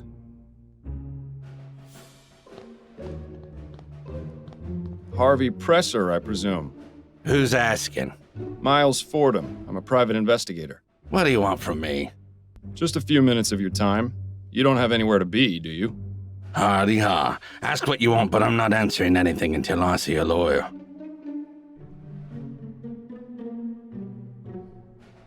Do you recognize the man in this ferrotype? Should I? His name is Ronan Lespay. He was shot outside the Silent Raven on election night. That's a real shame. Are you saying you know nothing about the murder outside the Silent Raven on election night?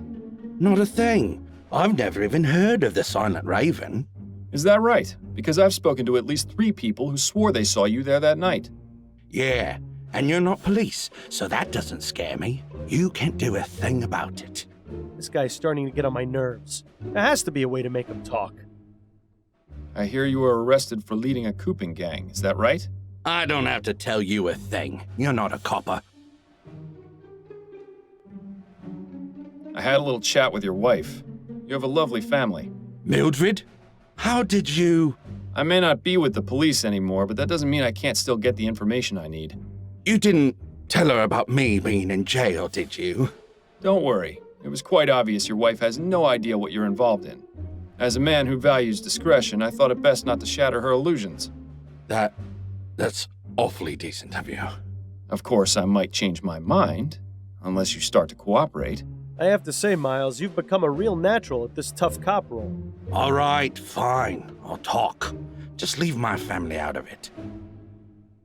Do you recognize the man in this ferrotype? Yes, I do. That's Mr. Lespay. And how is it you know him?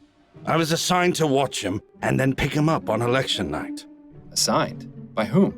My employer. I'd really rather not name names, Mr. Fordham. I don't care about your employer.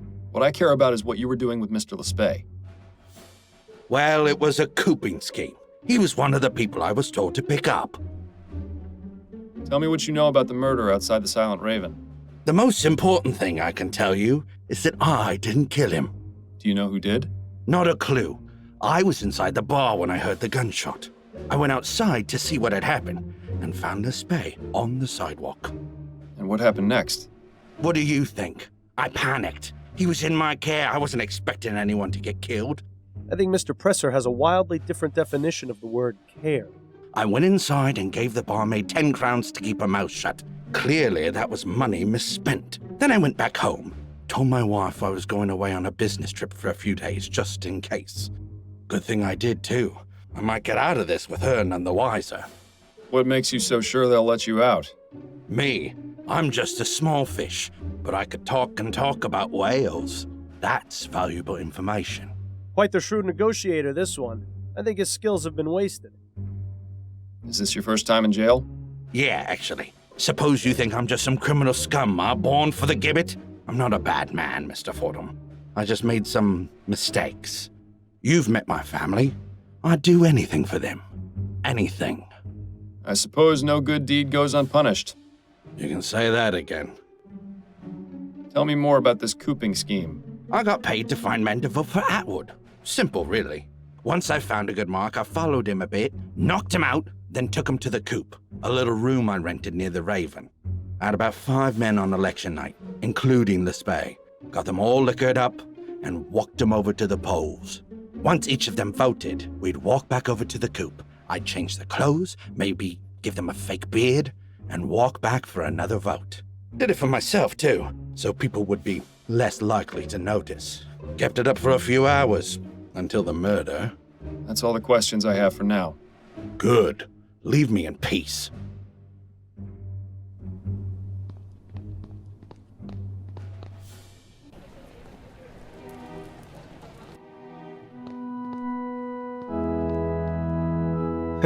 Prayer candles?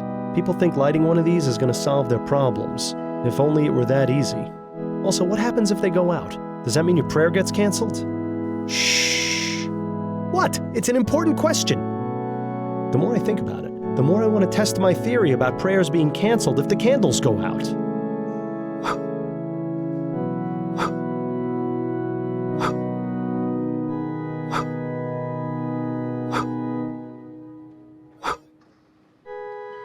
Well, that's all of them. Hope you made a wish.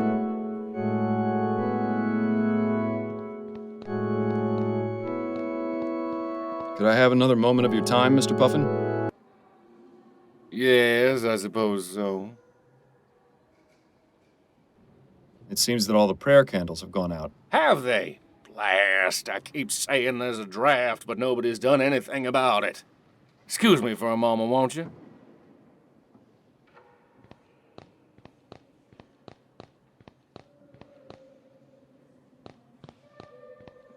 Let's hope this chest hasn't got squeaky hinges.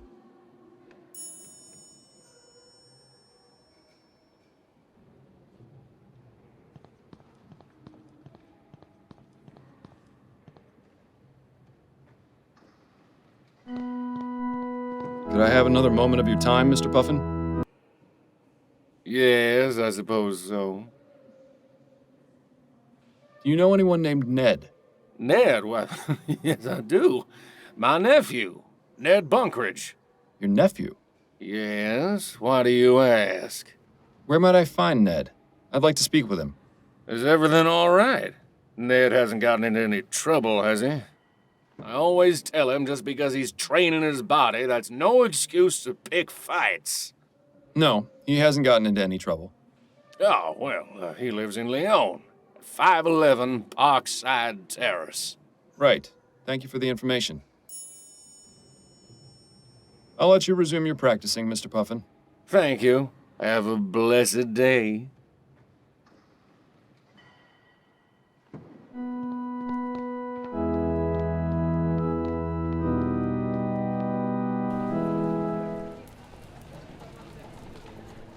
Right this way, sir. Mr. Bunkridge is in his gymnasium. Thank you, my good man. Well, you take a look at this place, and take a look at him. Maybe you should consider doing some training yourself, Miles. You aren't getting any younger after all.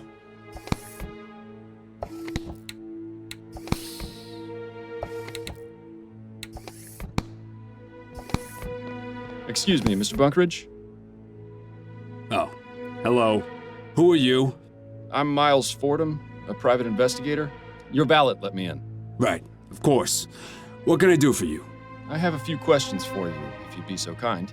Yes, all right. I could use a bit of a rest anyway. Are you familiar with a man named Ronan Lespay? Never heard of him. I have his portrait. Maybe you recognize him? No, I've never seen this man before, but... Huh, how about that? How about what? The detail in this ferrotype is a bit fuzzy, but his facial features and hair, they vaguely resemble mine. You know, now that he mentions it, it's true. Lespay does bear a passing resemblance to this fellow. Not quite as handsome, though. So, you know nothing about the murder outside the Silent Raven 4 nights ago? That's right. I don't even know what the Silent Raven is. It's a bar in the Chum. Well, that explains it. For one thing, I don't go to that part of town. A man like me sets foot in that den of ruffians, and I'll have every Tom, Dick, and Harry challenging me to a fight. Not that I couldn't take them, but I have better ways to train my body than beating thugs. Anyway, I don't drink. Dulls the mind and softens the body. I see. Well, just thought I'd ask. I'm sorry I can't help you, Mr. Fordham, but I hope you solve whatever it is you're investigating. You seem like a nice enough sort. Tell me about your uncle. You know Tom? I've met him, yes. He's the one who told me where you lived. Oh, right. Well, my uncle is, an interesting man. Is that an interesting of the good or bad variety? I really wish he would take better care of himself is all. I have the feeling that he's on some sort of drug, although he always denies it. What gives you that impression? Well, most of the time he acts completely normal. He goes to work, visits with me. Sometimes we go out together to the theater or a gallery. But some days his mood changes. He goes very solitary, won't leave his house, gets short with me.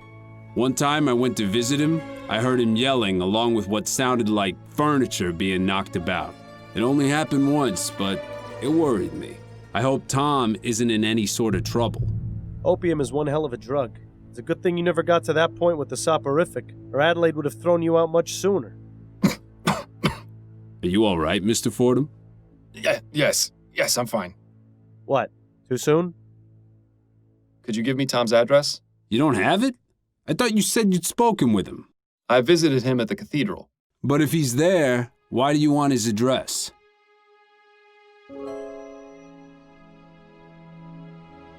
I have reason to believe he may be somehow involved in a murder. That's a serious accusation, Mr. Fordham. What proof do you have? Nothing concrete just yet, which is why I'd like to investigate his home. Well, you're not the police, so I'm not obligated to tell you.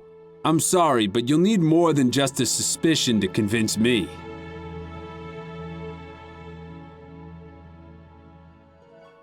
On second thought, never mind. Does the name Priscilla mean anything to you? Yes, it most certainly does. My lady love is named Priscilla Poundstone. I see. What can you tell me about her? Oh, she's a darling. I love her very much. Such a kind and gentle soul she is, too. Loves animals, especially dogs. We've been together for ages and are due to be married soon. When was the last time you saw her? Saw her? Oh, no, Mr. Fordham. She doesn't live in New Britannia. She attends Miss Threadneedle's Academy for Young Ladies in Cormorant. She lives in New Holland? That's right. I've never actually met Priscilla face to face. We communicate exclusively through correspondence. How did you two get involved? Her father and mine were old military friends. They decided between them that their children would be engaged. And you're both in agreement? Yes.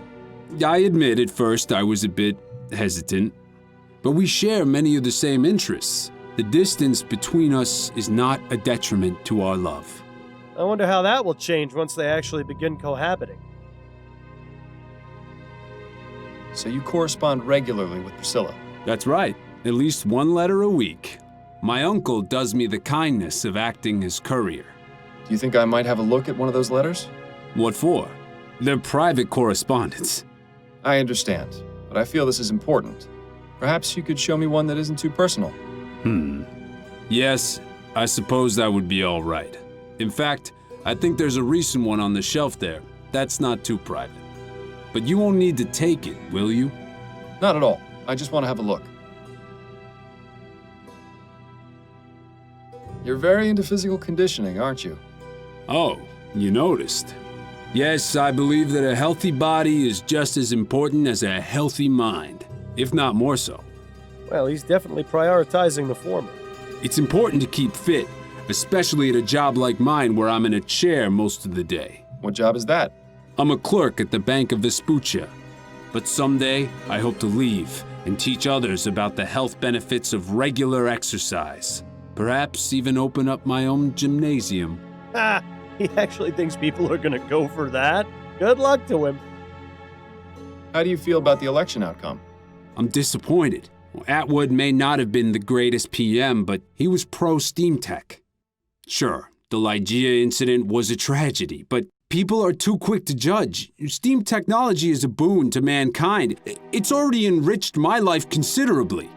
It's a shame the progress is going to be held back because of one isolated occurrence. I agree.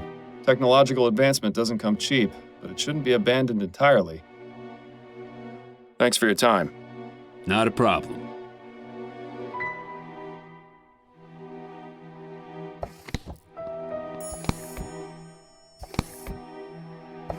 Wait just a minute. Something's off here. The handwriting in this letter is different to the one we found before. There's something strange going on with this Priscilla. Could I ask you a few more questions, Mr. Bunkridge? All right, but try not to take too long. Don't want to drop my heart rate too much. About your uncle's address? What about it? Why do you want it? I think there's something going on between him and Priscilla. Something going on? What do you mean? I found a letter addressed to you from her at the cathedral, and the handwriting is different to the letter you have here. He has one of her letters? Why would he? I'm not sure, which is why I'd like to search his home and find out more. If he's going behind my back, I swear I'll... Calm yourself, Mr. Bunkridge. If I find anything, you'll be the first to know. All right. Tom lives at 117 Gimlet Terrace in Worcester. Hey, practically neighbors. Here, I've got a spare key. If you find anything about him and Priscilla, you'll tell me, won't you? Of course. Thank you, Mr. Bunkridge. Thanks for your time. Not a problem.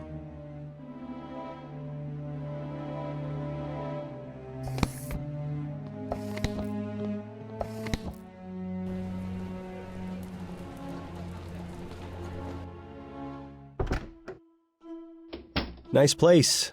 Tidy. Nothing incriminating that I can see. People rarely leave anything incriminating out in the open. It's time to have a look around. A statue of Eros, I believe?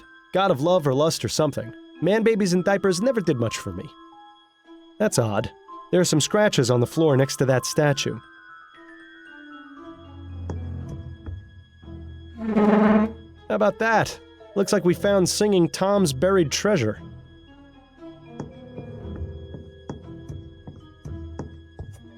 Let's just see what we have here.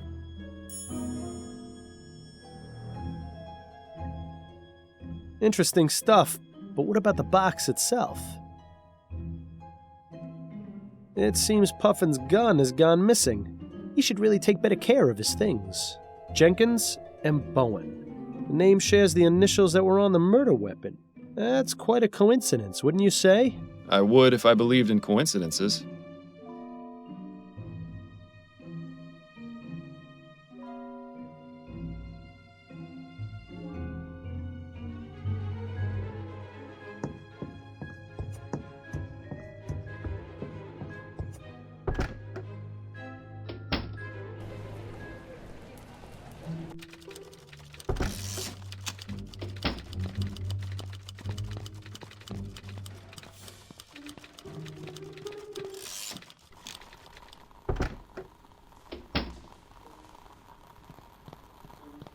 Pardon me, Edwards.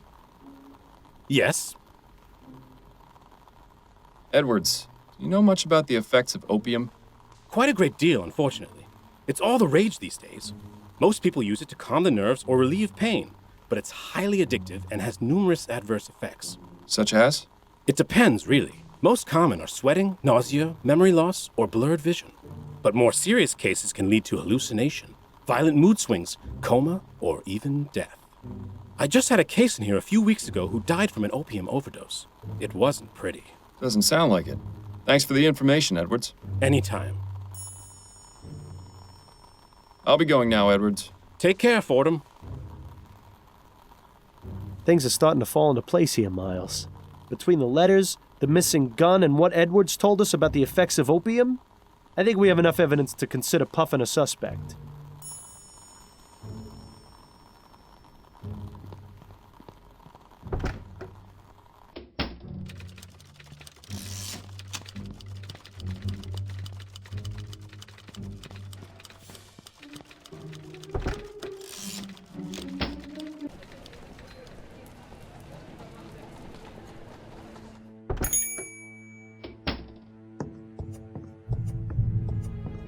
You got time for a few more questions, Mrs. Morgan? Yes, of course. Are you familiar with someone who goes by the name Jimbo? No, I don't think so. Who is that? A friend of Ronan's. No, as I told you, I didn't know Ronan to have any friends. I especially don't recall him mentioning anyone called Jimbo. Did Ronan know anyone named Priscilla? Priscilla? No, I never heard that name before. Who is she? Just a name that's come up in my investigation. I wonder if Ronan had finally met a young woman. Oh, boy. Now you've done it. I've completed my investigation of your brother's murder, Mrs. Morgan. You have? Oh, that's such a relief to hear. Who killed him? It was Tom Puffin, choir master at St. Denis Cathedral. What? But why would a member of the church do something like that? Puffin is in love with his nephew Ned's fiancée, Priscilla. He's even gone so far as to intercept their letters and write to each of them under false pretenses. Mr. Puffin is also an avid opium user and is prone to fits of rage as well as hallucinations. The evening of the murder, Puffin was at the Silent Raven, and in his opium-induced fog mistook your brother for Ned. He had his pistol on him, and his rage and jealousy got the better of him. Poor Ronan was simply in the wrong place at the wrong time. And what about the clothes he was wearing? Or why he was in Chumley in the first place? I'm afraid your brother fell victim to a cooping gang. They dragged him to Chumley and forced him to vote multiple times. He was wearing someone else's clothes as part of a disguise. My poor brother. So what happens now? Now, I'll inform Miss Upton of my findings, and she'll send an officer along to arrest Puffin. From there, justice will be served accordingly. I see. Thank you for your help, Mr. Fordham.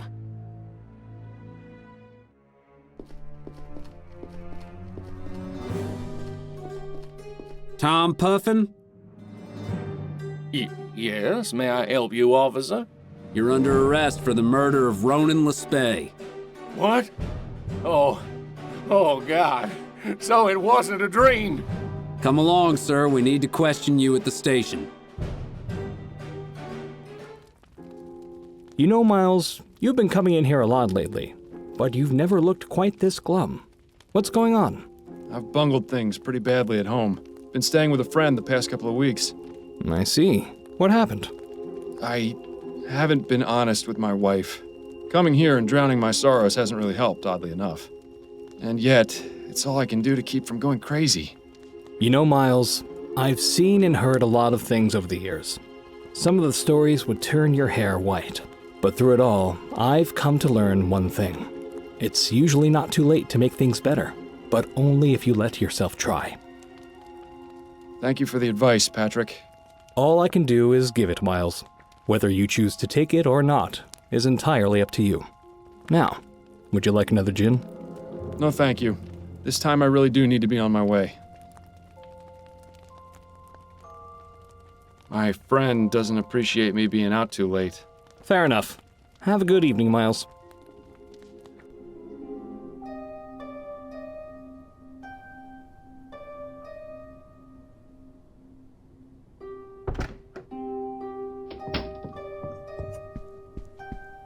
Fordham, wake up.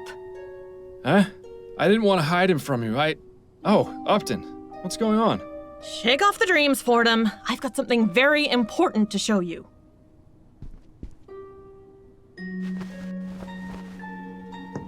Well, what is it? There's been a murder.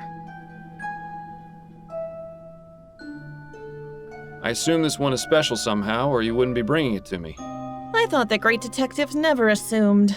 There are exceptions to every rule. Anyway, you're right. The victim in question is a member of Parliament, a man named Percival McDonough, to be precise.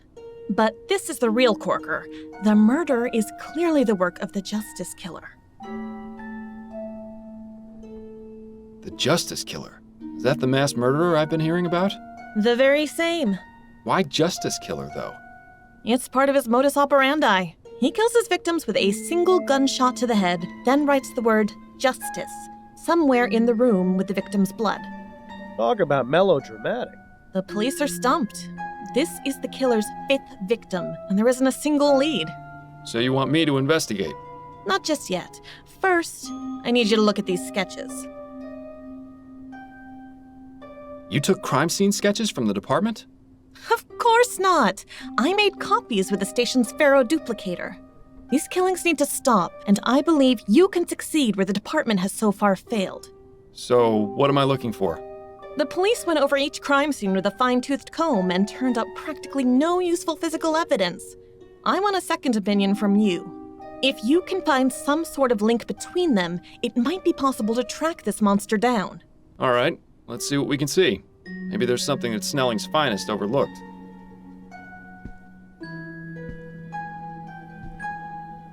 Here are the 4 sketches. Have a look at them and see if you notice anything that might help us find this maniac.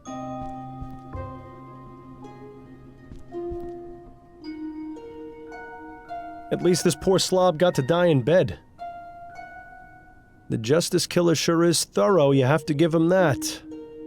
Pretty flower, but is there really anything special about it?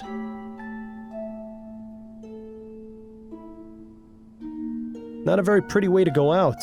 I wonder if he was trying to get something from that safe. You have to wonder what the meaning behind this is. The flower certainly brings the room together.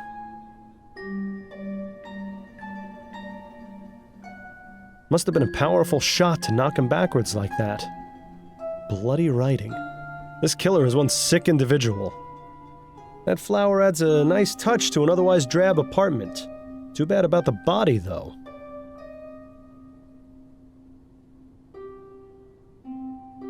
Whew. Ugh, that's not a pretty sight. Way to ruin a perfectly good wall. I bet that'll take ages to clean up. Interesting place for a flower. Interesting. A single flower at each crime scene. That is interesting.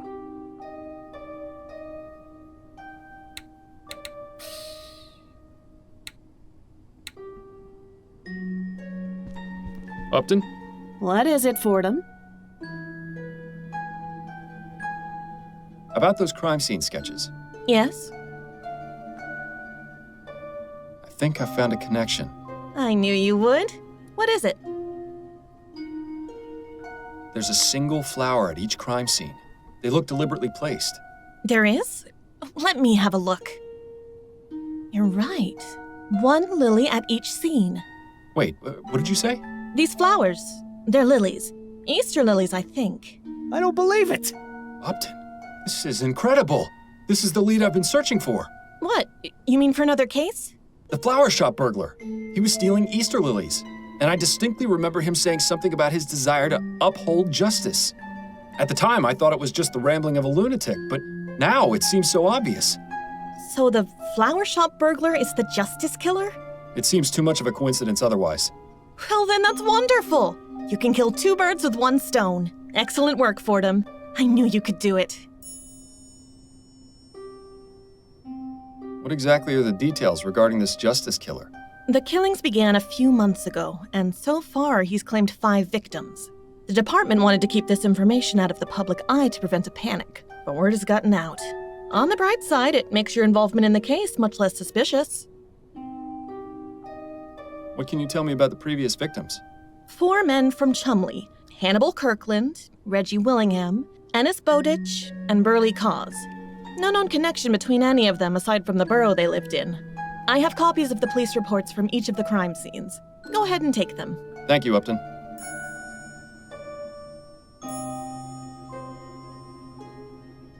What are the details regarding the killer's latest victim? As I mentioned, the victim is Percival McDonough, a member of Parliament. He was found this morning by his secretary in his office. I expect the official investigation is still underway. So the killer managed to get into the Houses of Parliament. No easy feat. You can say that again. It's the killer's first high-profile victim. It means he's getting bolder. I suppose I'll have to drop by and see for myself. Everything all right with you? Oh, I'm getting by. I expect things go back to normal once this killer is caught. I haven't worn out my welcome here yet, have I? No, you're still tolerable. But when was the last time you washed your hair? You're starting to sound like Adelaide. I should get back to it. Not a bad idea. Right. I think I have enough information to get started. I think I'll begin with... Odd. I wasn't expecting company. Chief Snelling? Uh-oh. Upton, we need to talk. Fordham, I should have guessed I'd find you here.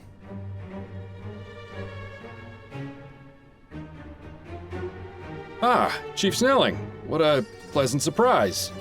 I'm equally pleased to see you, Fordham, although having you here does save me a bit of trouble.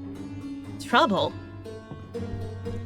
Those are some rather interesting decorations. Would either of you care to explain how they got here? And once again, the jig is up. I hope you can talk your way out of this one, too.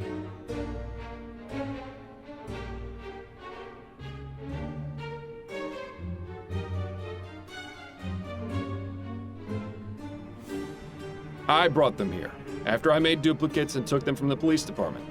Nice try, Fordham, but I know for a fact that isn't true. The Ferroduplicator makes a report of every employee who uses it, as well as what was copied. A rather useful feature for instances such as these. Wouldn't you agree? These gadgets are going to be the undoing of us all. In any case, I did some digging and discovered some intriguing information. Upton, why have you been passing on classified police information to Mr. Fordham? Because he's the best detective you ever had on the force, and you know it. Is that right? Personally, I don't consider getting your partner killed the mark of a great detective. But what's done is done. Constance Upton, your employment with the New Britannia Police Department is hereby terminated.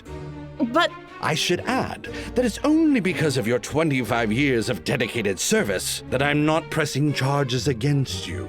But as for you, Fordham, I have enough evidence to place you under arrest for obstruction of justice and interfering with police investigations. Do you have anything to say in your defense before I take you in for questioning? Yes, as a matter of fact, I do. I know who the Justice Killer is. Fordham, if this is your idea of a diversion... It's true. I found a link in the sketches of the crime scenes. All right, let's hear it then. What do you think you found? I'll tell you if you promise to let me take the case. Out of the question, Fordham. This is a police matter. And the police haven't made progress in months. Fordham figured it out in a matter of minutes. Admit it, Snelling. Fordham is your best shot at finding the killer. Are you gonna let your personal differences put the people of this city in danger? Fine. I'll let you continue to operate as an assistant in this case, if you have actually found something of value. Now, what is this link? He leaves a single Easter lily at each crime scene. The same type of flowers the burglar and the chum was stealing. I see. A tenuous link, but plausible. I'll give you until tomorrow afternoon. If you haven't come up with anything, I'm throwing you in jail. Sounds fair to me. And don't get any clever ideas about leaving town, either. Come now, would I do something like that? Fordham, it seems there's no telling what you might do. I'm probably a fool for not clapping you in irons right here and now. When you have something to report, come find me in my office. Don't make me regret this.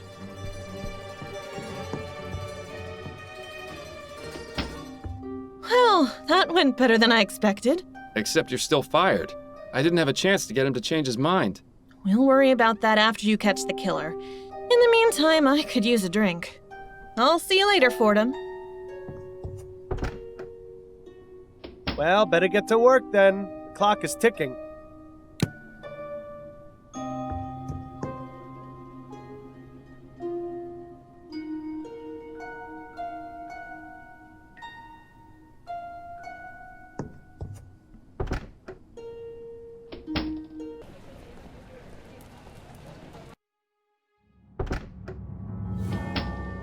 Fordham, what brings you to this delightful spectacle?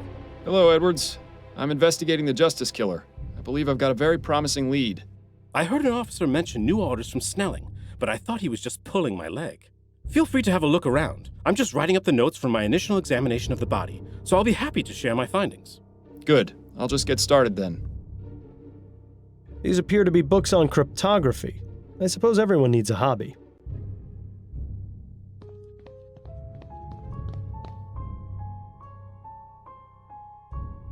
Nothing has been written in yet for next month.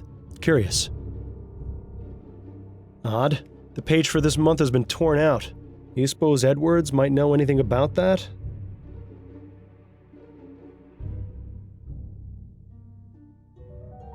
Got a moment, Edwards?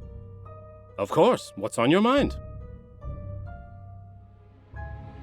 So, what was found at the crime scene? A dead body. Edwards. Hey, just trying to lighten the mood a bit. Anyway, there was also the word justice written in blood, as you can see on the floor there. Is that all? What more do you need? All the pieces are in place. This is the work of the justice killer. What did your examination of the body turn up? Apparent cause of death was a single gunshot to the head, exactly like all the other victims. The bullet is still lodged in his brain. I'll remove it once I transport the body back to the mortuary. Anything else? No personal effects of note, just a folded up piece of paper in his breast pocket. It's blank, so the police weren't interested. I assume you aren't either. Never assume, Edwards. I'll take it if you don't mind. Be my guest. Did the police manage to learn anything during their investigation? Not much beyond what I've already told you. I think they were planning on speaking to the victim's wife, though. Did you get the address? I did, as a matter of fact. 1820 Kent Place. Now we get to deal with the grieving widow. Hopefully the officers who delivered the news got the worst of it. Did you find an Easter lily anywhere? An Easter lily? Yes. The justice killer leaves one at every crime scene. Is that right? I never noticed. Neither did anyone else, apparently. So how does leaving a lily at the scene of the crime figure into all of this? I'm still trying to figure that out, but I think it might be important to understanding his motive. Well, be sure to let me know if you do figure it out. The thought process of killers is a twisted, curious thing. What's your take on this whole justice killer situation? It's giving me a lot of extra work, let me tell you. We haven't had a serial murderer in a long time. Not since that fellow who was poisoning people about 10 years ago. Ah, yes. Gascon Ghoul. Now there was a case. Any theories or insights regarding the killer's motive or identity? That's not really my specialty. If you want to get into that psychology stuff, you're better off talking to someone like Snelling. Does it feel good to be out of the office? As long as I have the chance to examine a body and learn something in the process, I don't care where I am. Though I do admit a preference to working in my own environment. Fieldwork can be a bit uncertain. There's so much more potential for contamination, especially with those clumsy officers trouncing about groping everything. Present company excluded, of course. Edwards, did you notice McDonough's desk calendar? I did. This month has been torn out. I asked the officers investigating the scene, and they had no idea what happened to it. So it wasn't found in this room? That's right. My theory is that the killer took it. Which means there was probably something incriminating written on it. If only there was some way of knowing what it was. Miles, have you forgotten the oldest trick in the book? Just find a pencil and you'll have that information in no time. Edwards, do you have a pencil I might borrow? Of course. Take this one. Thank you. That's all for now, Edwards. Good luck with your investigation.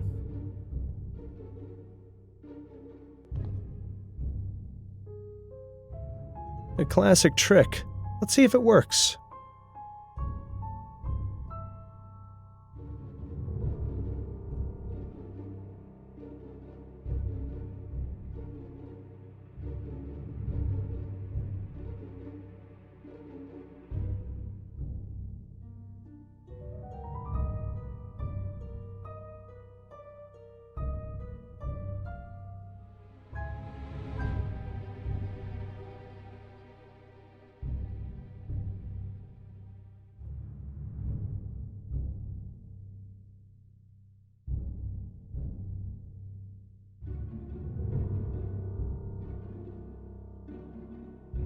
Aha! McDonough met with this person the night of the murder. I'll bet 500 crowns it's a false name, but at least it's something.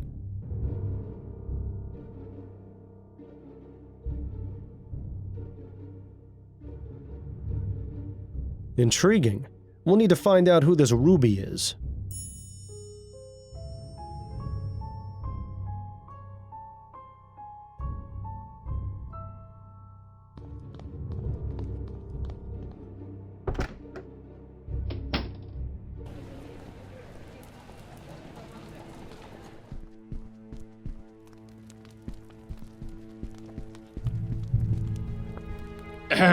What? Who are you? I'm Miles Fordham, private investigator. Your butler just announced me. Oh, of course. Forgive me. I was just, well, never mind. Please make yourself comfortable, Mr. Fordham. Thank you, Mrs. McDonough. I appreciate you seeing me, Mrs. McDonough. I know you must be going through a difficult time right now. What exactly is it you want from me, Mr. Fordham?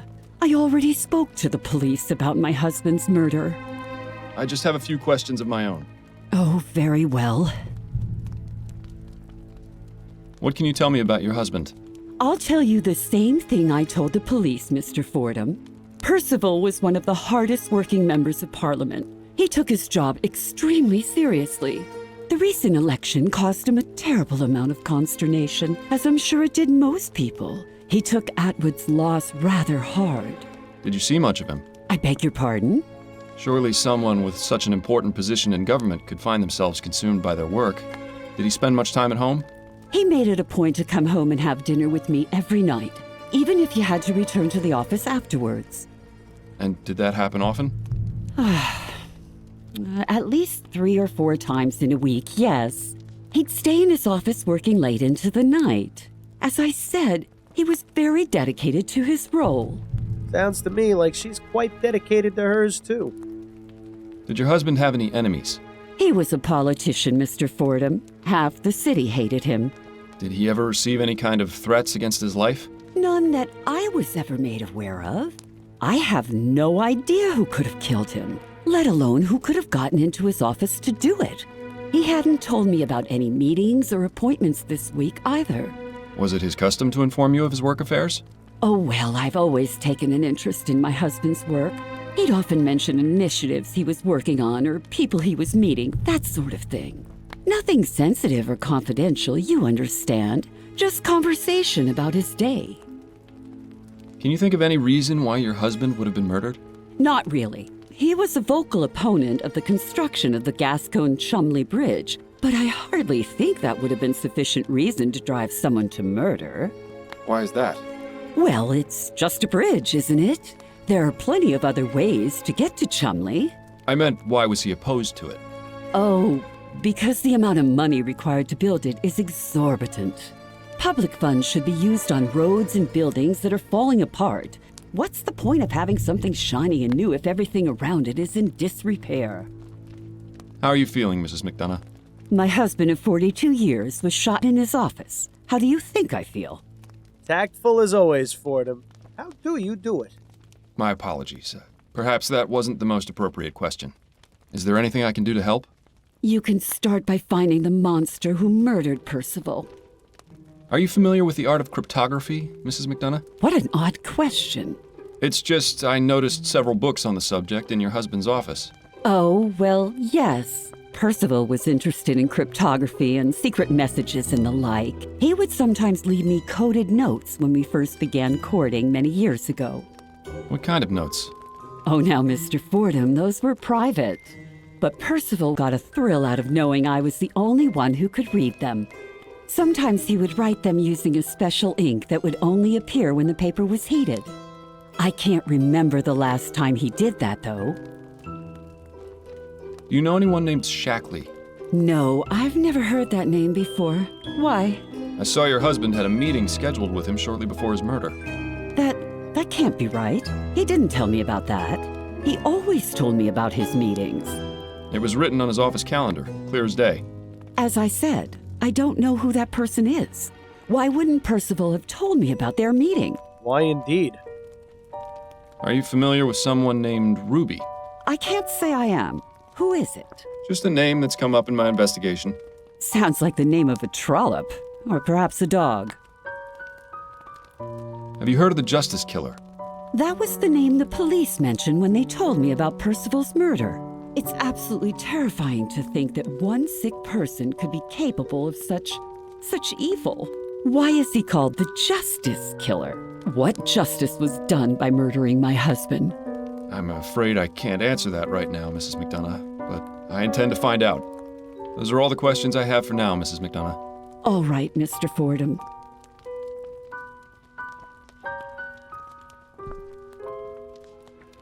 If this actually works, I'll eat my hat.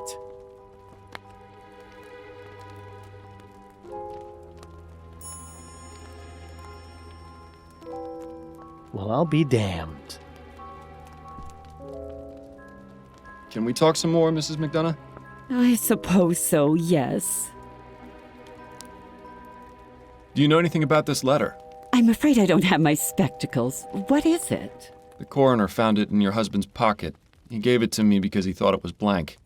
But after you told me about your husband's propensity for writing secret messages, I decided to try exposing the paper to heat. Allow me to read it to you. Dearest Mary, words cannot express the regret and sorrow I feel for how I acted last night. I swore to myself I would never harm you again after the last time, but I have failed us both. It is my deepest hope that you can forgive me and trust that I will never allow this monster out again. I see. May I have that letter, Mr. Fordham? I'm afraid I have to keep it for now. It's evidence. I suppose that does make sense. Mrs. McDonough, did Percival mistreat or abuse you? He wasn't a bad man, Mr. Fordham. I wouldn't have married him if he was. It's just the stress of his responsibilities would sometimes oppress him. I would try and offer comfort, soothe his nerves, but there were a few instances where he lost control of his passions. Did he ever hit you? He did. How many times did this happen? Oh, I don't know. Maybe 2 or 3. You don't exactly count these things. What a bastard. Maybe it serves him right for getting shot. Thank you for your candor, Mrs. McDonough. Can we please talk about something else? Those are all the questions I have for now, Mrs. McDonough. All right, Mr. Fordham.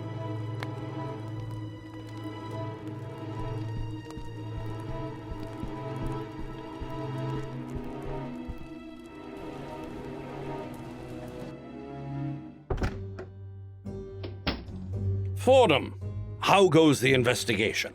I'm making some headway. Is that right? I certainly hope so for your sake. Chief Snelling? Yes, Fordham? What information do you have on the Justice Killer? Clearly not as much as you. I see how this is gonna go. Well, what do you have? A list of 5 victims, some information on each of them, and no clear idea what connects them. Until your discovery of the lily at each scene, that was where we stood. While I doubt this discovery will do much to aid in tracking him down, I'm willing to give you the benefit of the doubt.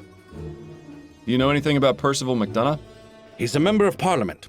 I believe his constituency is somewhere in central Kingsland. From the reports I've gotten, McDonough led a rather unassuming life for a politician. He is, however, the first victim who didn't live in Chumley. Either there's a link we've missed, or the killer is changing his method.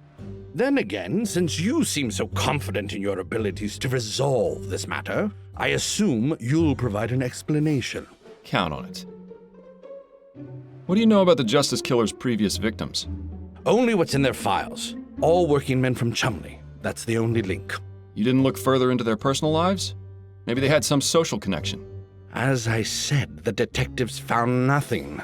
You seem to think you can do better, so I'll leave it up to you. You have to wonder how much more thorough the department's investigations would have been if the 4 men were all rich like McDonough.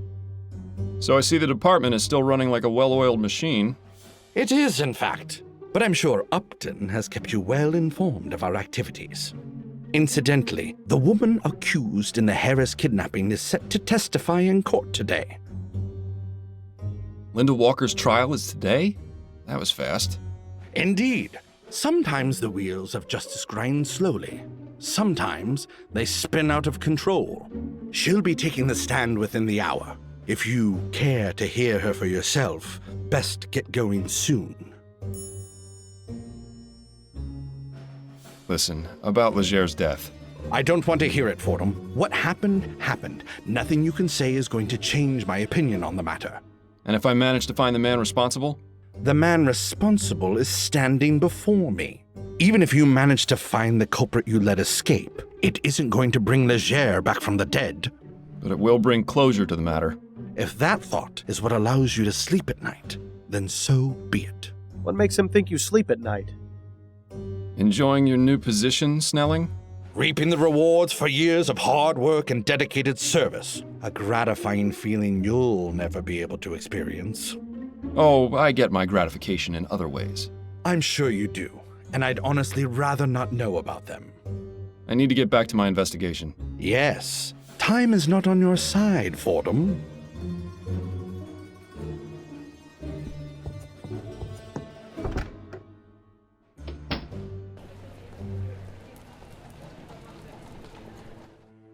Remind me, Miles, why are we here again? Is this for your own personal satisfaction, or did you expect her to have some useful information? Shh! Mrs. Linda Walker, you stand accused of kidnapping Charles Harris. What have you to say in your defense? I had to see if I could speak with my son Alexander again. Yes. According to your initial statement, you seem to believe that the Harris child is the reincarnation of your own deceased son. All the evidence was there. I thought it had to be him. And in regards to the execution of your plan, you secretly administered a soporific drug to your friend and the Harris family nanny, Mrs. Henrietta Davis? Is that correct? Yes. I felt terrible about doing it, but there was no other way. According to your journal, you used a mixture of chamomile and valerian, instructed by a Samuel, if I'm not mistaken. Yes. Samuel is a friend of mine. He works at the docks, and he knows all about plants. I asked him what the best combination of herbs would be to put someone in a deep sleep. So it was your idea, and not his? Yes, that's right. He only told me about the plants. He's quite the expert. Why, you should see his collection of Easter lilies. Did she just say what I think she said? Now then, let's turn our attention to the night in question. Interesting. This Samuel person might be worth looking into, although we can't waste time searching the docks with just a first name. I'd make a note of it, just in case it becomes relevant later. All right, I've had enough of this courtroom. Let's get back out there. Time's running out.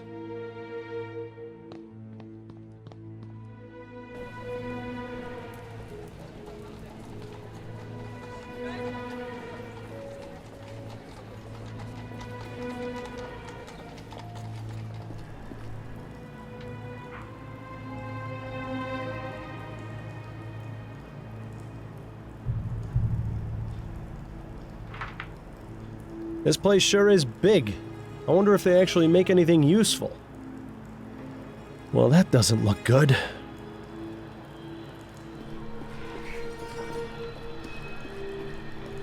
Excuse me, sir. Are you in charge here? Unfortunately. Who are you?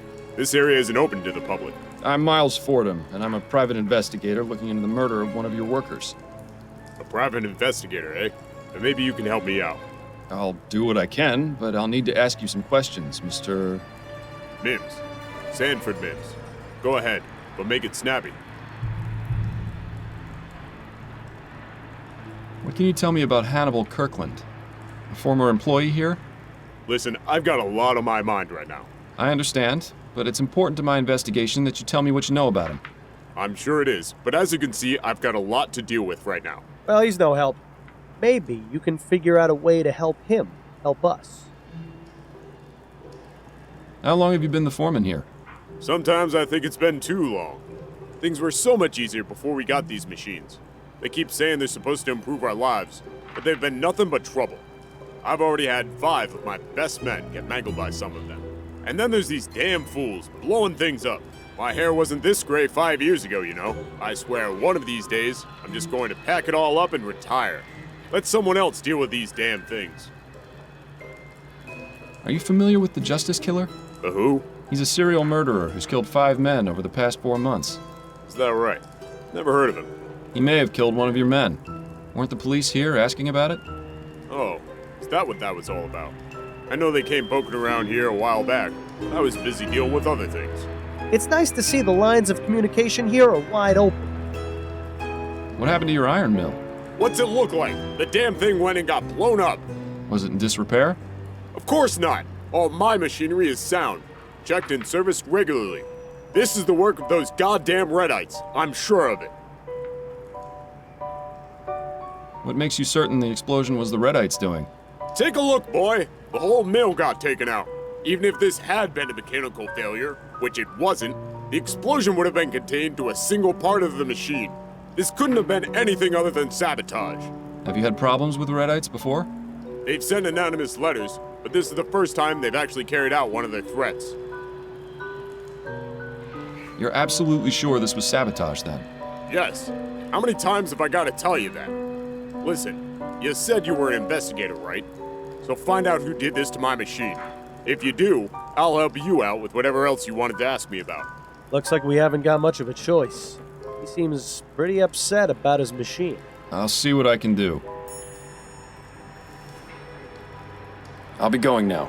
Be careful on your way out.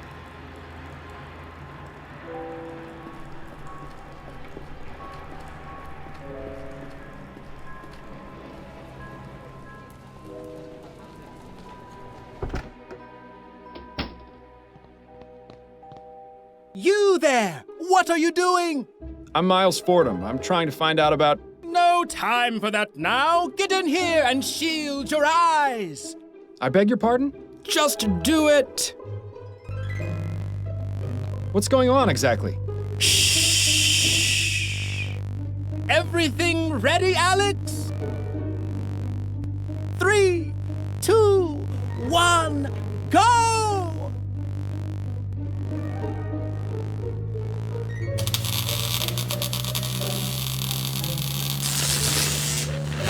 Amazing! It works! It works!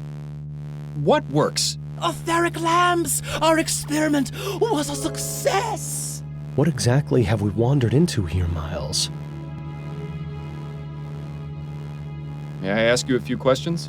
Of course! What would you like to know? You worked with a man named Burley Cause, is that right? Yes, I heard he was killed. Such a senseless tragedy. It's a shame he missed out on our demonstration. He was really interested in etheric technology.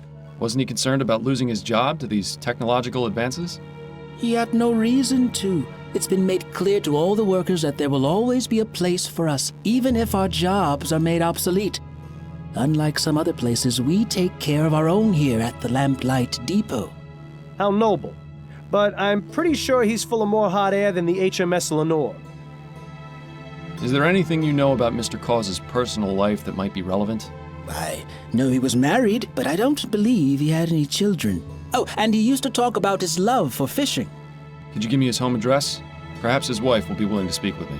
Yes, certainly. He lived at 820 Orchard Avenue, apartment 2A. Thank you for the information. Are you familiar with the Justice Killer? I've read about it in the newspaper. A horrible business. It makes me wish we could install more street lamps to keep this city safer at night. Someday, I hope to realize that dream. Then we'll really deserve to be called LampLight City.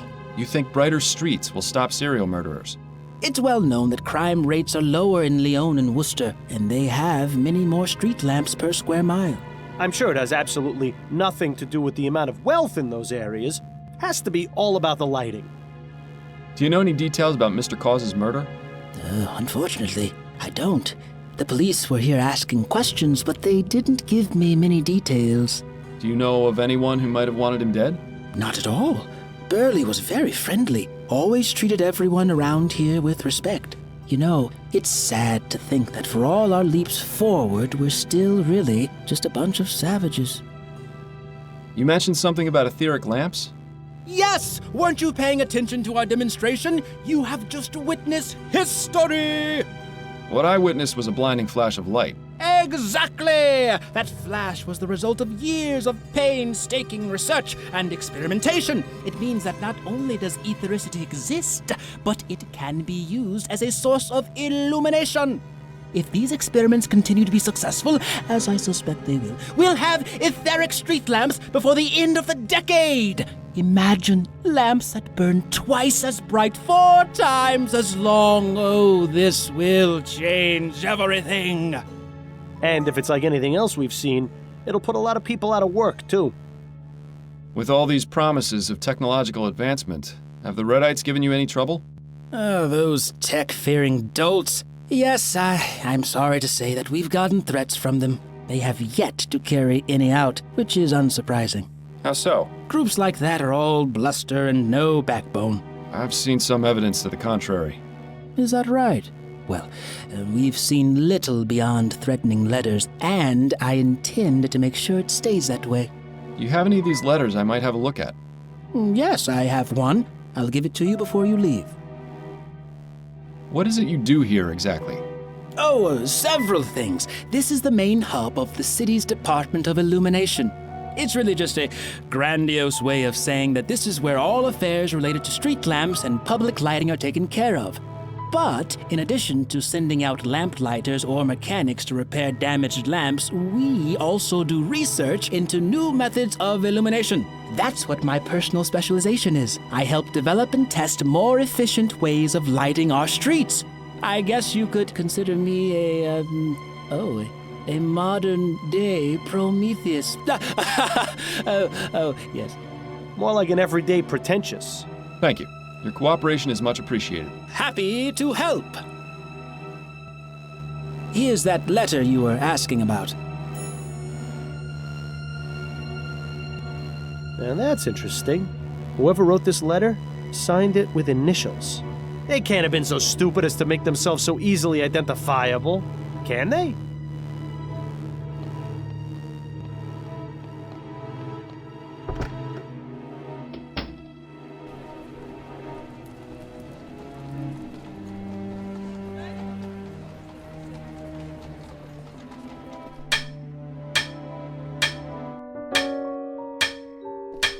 Good evening. Oh, it's you again. Small world. Indeed. Mr. Shaw, was it? That's right. So, what brings you around to the cab depot? I wanted to ask you some questions if you can spare some time.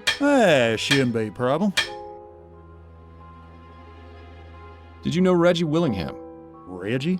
Sure, I knew him. Well, just as rather I didn't. Oh? Why do you say that? The man was a bore, a scoundrel, a no-good bounder. I wish he would tell us how he really felt. Only reason they kept him on here was because he was a good driver. So it's fair to say you didn't like him? Nobody did. When I heard he'd been killed, wasn't exactly a surprise. If I treated people the way he did, I'd surely have a lot of enemies. Could you elaborate a bit on Mr. Willingham's behavior? Oh, he was a proud one. Thought he was God's gift to mankind. Always strutting around, bragging about how many gratuities he'd earned or how many fist fights he'd won against drivers from Phillips. He had the shortest fuse I've ever seen, too. Just looking at him the wrong way could set him off. I'd always laugh to myself when he'd brag about how many women he'd had in a week. Why is that? Because it was obvious he had to pay for the pleasure. A man like that isn't going to get a woman otherwise. I may not be a hit with the ladies, but even I know that being a bastard is a surefire way to drop them off. Are you familiar with the so-called Justice Killer? I've heard a few rumors here and there about some murders in the Chum, but I haven't paid them much attention. There's plenty for me to worry about in my own life. Aren't you concerned for your safety? Not really. Well, I haven't done anything wrong. So if this loony's going around doing justice, nothing for me to worry about. He makes a good point. I think we need to get a better idea of what exactly these victims did to incur the wrath of our killer. What can you tell me about Coulson Cabs? Not a bad place, really. Only problem is the number of people always coming here for work. Lots of folks think driving a cab is an easy job that anyone can do, but that's not the case. You need to know this city like the back of your hand, and it helps to know how to drive. So we get lots of fellas starting here who don't have the slightest clue what they're doing. They don't last long. What about the automated cabs? Are those a problem for you? I prefer not to think about those. Coulson has said he's got no plans to replace his fleet, so it's all that matters to me. Are you still living in Pumblechook Place? I am, sir. Things are more or less the same, except Roger's not around anymore. Suppose he must have moved on. Hope he isn't planning on coming back, because his paintings made for great kindling. Oh, I have a feeling he won't be. Have you had any trouble from the Redites? No, sir. They got no reason to give us any trouble, what with us still using horse-drawn cabs.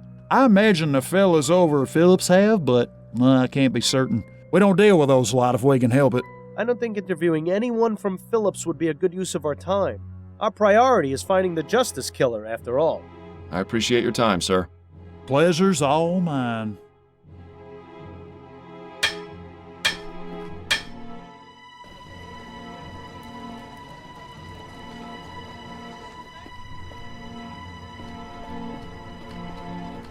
Excuse me. Hey, what are you doing here? This is a construction area. I'm Miles Fordham, a private investigator. I'm looking into the murder of a man who used to work here. Fordham? You the same man who got Laura Dupre arrested? Yes, that's right. Ah, good to meet you. I'm Gerard. My sister Amelie used to work as her cook. Would tell me stories about how horrible Dupre was. Good to see some justice done for a change. Glad to be of service. And good to meet you as well, Gerard. So you say you looking into a murder? You talking about Bowditch? Yes, that's right.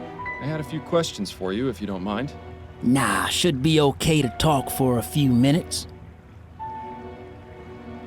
You worked with Ennis Bowditch, right? What can you tell me about him? Ennis was fun to talk to, always telling stories. Pretty sure most of them were made up. But it made time go by faster while we worked, and he made me laugh.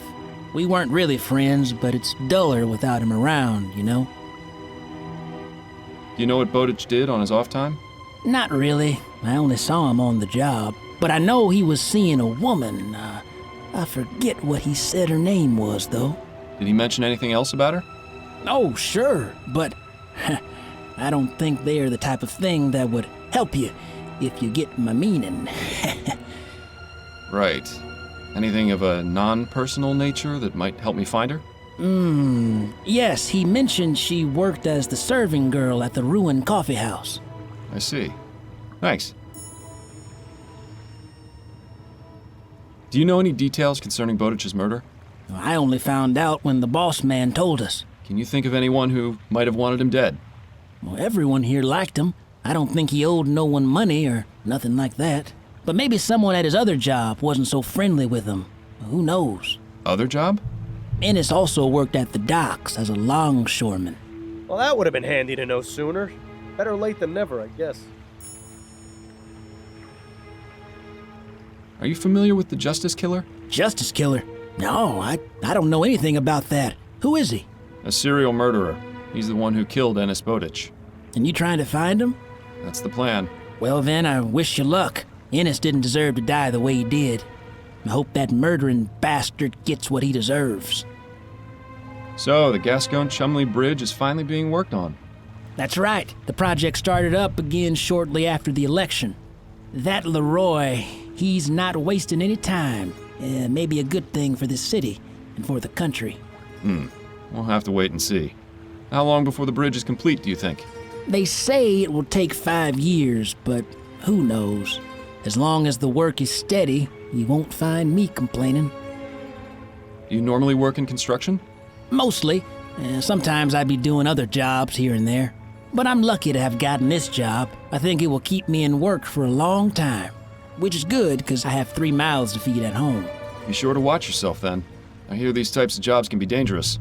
Oh, believe me, I know. One slip up and bam! That's the end of you.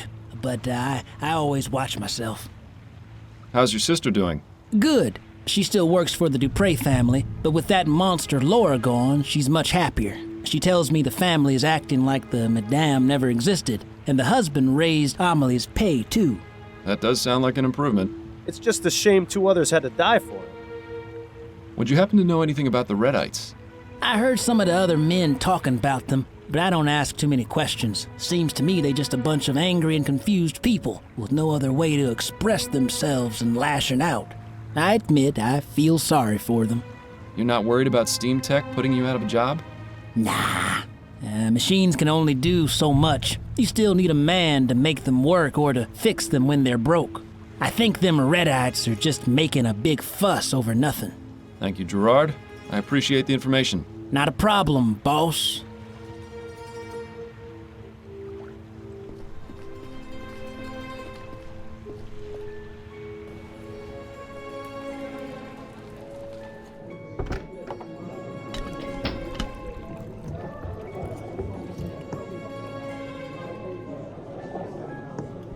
You heard about the murderer? The justice killer? Yeah, scary stuff. I wouldn't worry too much about it. He's only killing guys in the chum. Yeah, but I live in the chum, remember? Oh yeah. Well, just keep an eye out. And if you do get killed, I just want you to know, I'm not settling your tab. Pretty crazy, huh? Killing everyone out there. Begging your pardon, miss. How can I help you, sir? I understand you were involved with Ennis Bowditch. Was involved, yes. I haven't spoken to him in nearly 2 months. Oh, were you not aware of his death then? What? Ennis he's dead? Well, this is awkward. Indeed. I'm sorry to have to be the bearer of bad news. How did it happen? I'm afraid he was murdered. Murdered? By who? And why? Those are exactly the questions I'm trying to answer myself. Oh, I see. Are you a detective? A private investigator, yes. Well, I'll answer what I can. If it helps any, that is. I'm certain it will. What was your relationship with Mr. Bowditch like? Oh, well, it was nice at first. He was a proper gentleman-like. But then something changed. Oh? It's like I told Ruby. I think he might have got hit on the head at work, because he seemed to be a completely different person. He'd get angry for no reason. He even... Well, that bit's not important. At first, I thought he was just going through some rough times, but after a while I realized he'd changed for the worse. So I broke things off. He wasn't too happy about it, but I wasn't going to stick with a man like that. This friend of yours, Ruby, did she know an MP named Percival McDonough?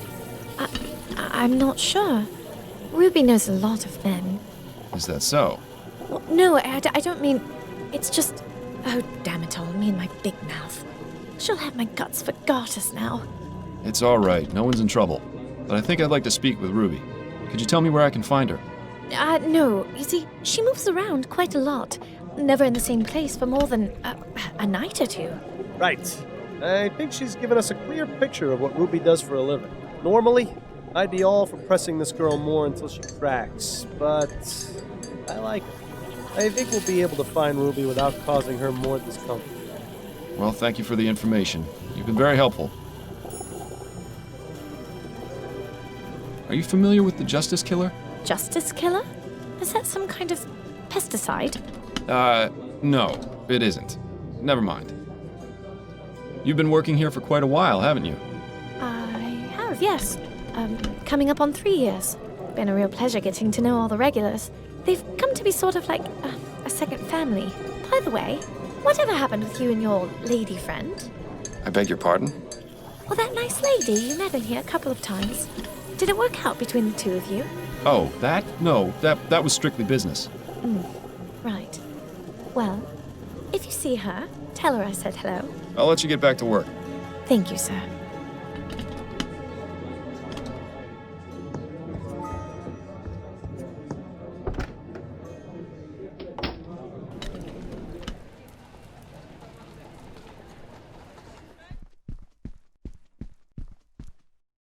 Apartment 2A. This is the place. There doesn't seem to be anyone at home.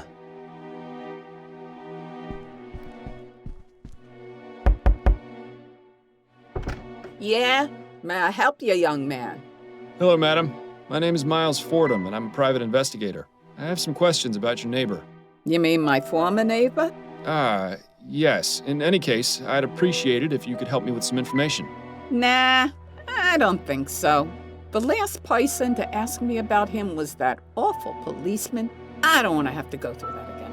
I'm sorry you had a bad experience, but I can assure you I won't give you a hard time. Well, that's easy for you to say, but actions speak louder than words. Uh-oh. I think I know where this is going. Is there anything I can do for you then? Well, since you asked, my layabout husband is out wasting our retirement fund with his drinking. Go find him and bring him back here. Then maybe we can talk. Oh, wonderful. Now we're playing babysitter. You'll find him at the Silent Raven. It's not too far from here. Yes, I know it. Good. My husband's name is Kurt Williamson. You tell him his wife Ethel wants him home at once. I'll do my best, Mrs. Williamson.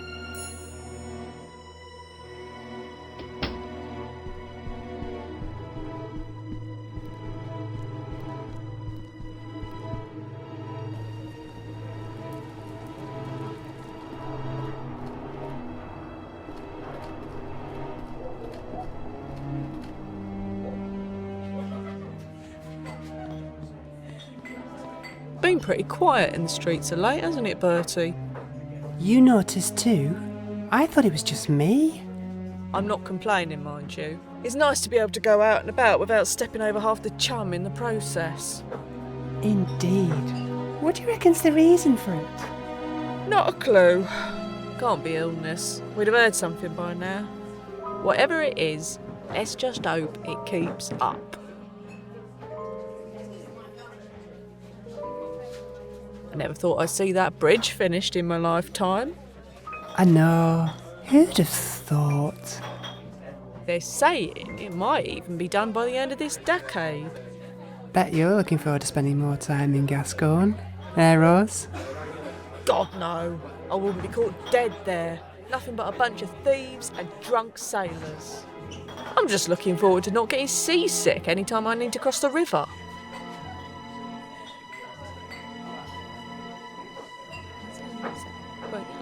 Excuse me, barmaid? Hi, what do you need? Do you know anything about the man sitting at that table over there? Not really. He comes in here a few times a week, but he mostly keeps to himself. I see his type all the time, though. Older, probably retired and looking to escape his home life. I feel sorry for him, but that sort of customer is my bread and butter. Are you familiar with the Justice Killer? What is that, some fancy drink concoction? No. It's the name that's been given to a serial murderer here in the Chum. I see. Never heard of him. And if he's smart, he won't show his face around here. You know, this place suddenly feels just a little bit safer. How are things here now that the election hubbub has subsided? Oh, right. I thought you looked familiar. You were the one in here asking about the fellow who was killed. That's right. Well, there hasn't been too much excitement since then. I've hardly had to toss anyone out, which is a right shame. Why's that? Kicking out a rowdy customer shakes things up a bit on a quiet night like this. Gets the blood flowing, you know? What would a customer have to do to warrant being thrown out? My general rule is if they're being a nuisance, they're out. If they try to pick a fight or are just being generally disrespectful, it's a one-way ticket to the pavement outside. Good to know. What was it you said a person had to do to get thrown out? Pick a fight or just be bothersome enough that other customers complain about him. Right. Thanks. I appreciate you taking the time to chat. Yeah.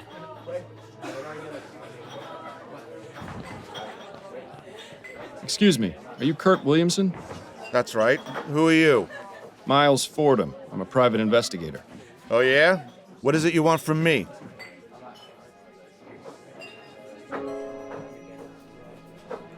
Ethel sent me to tell you she wants you to come home right away. I should have known. I can't get away for more than a few hours before she's put the entire city on high alert. How much of my retirement fund did she waste on getting you to come down here? I'm only doing this because I need some information. The joke's on you, then. You can just go back and tell her I'll come home when I'm damn well ready. Why is it you're so averse to returning home? I enjoy going out and having a good time. Is that so wrong? Your wife told me she doesn't like you spending your money on drink. What I spend my money on is none of her business, and even less of yours.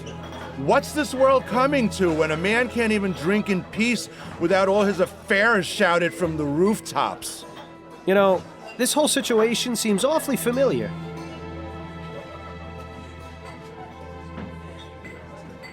Listen, Mr. Williamson, I think I know what you're going through. Oh, yeah? My wife and I had our share of problems recently as well. I went out and had a few too many drinks, came home sloshed, and got kicked out because of it. No kidding. Your wife just threw you out because you got drunk? Well, it's a bit more complicated than that.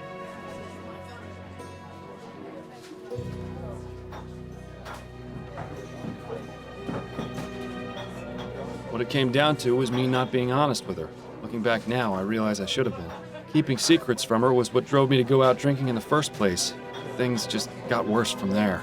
Well, I haven't kept any secrets from Ethel. I just wish she wanted to come out with me every now and then. But have you told her that? No. No, I haven't. Well, then maybe you should. If she knew you wanted company, she might just give it a try. You know, I never thought of it like that. I'm going to go home right now and tell her. And if she refuses, well, at least I asked, right? That's the spirit. Thanks for the advice, friend. I really do appreciate it.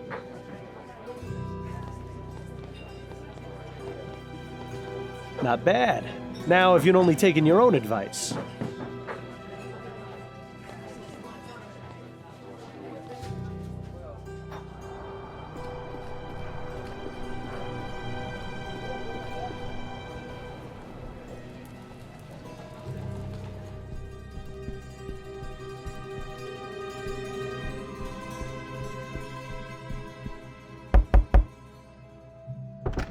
Ah, Mr. Fordham, thank you so much for getting Kurt back home.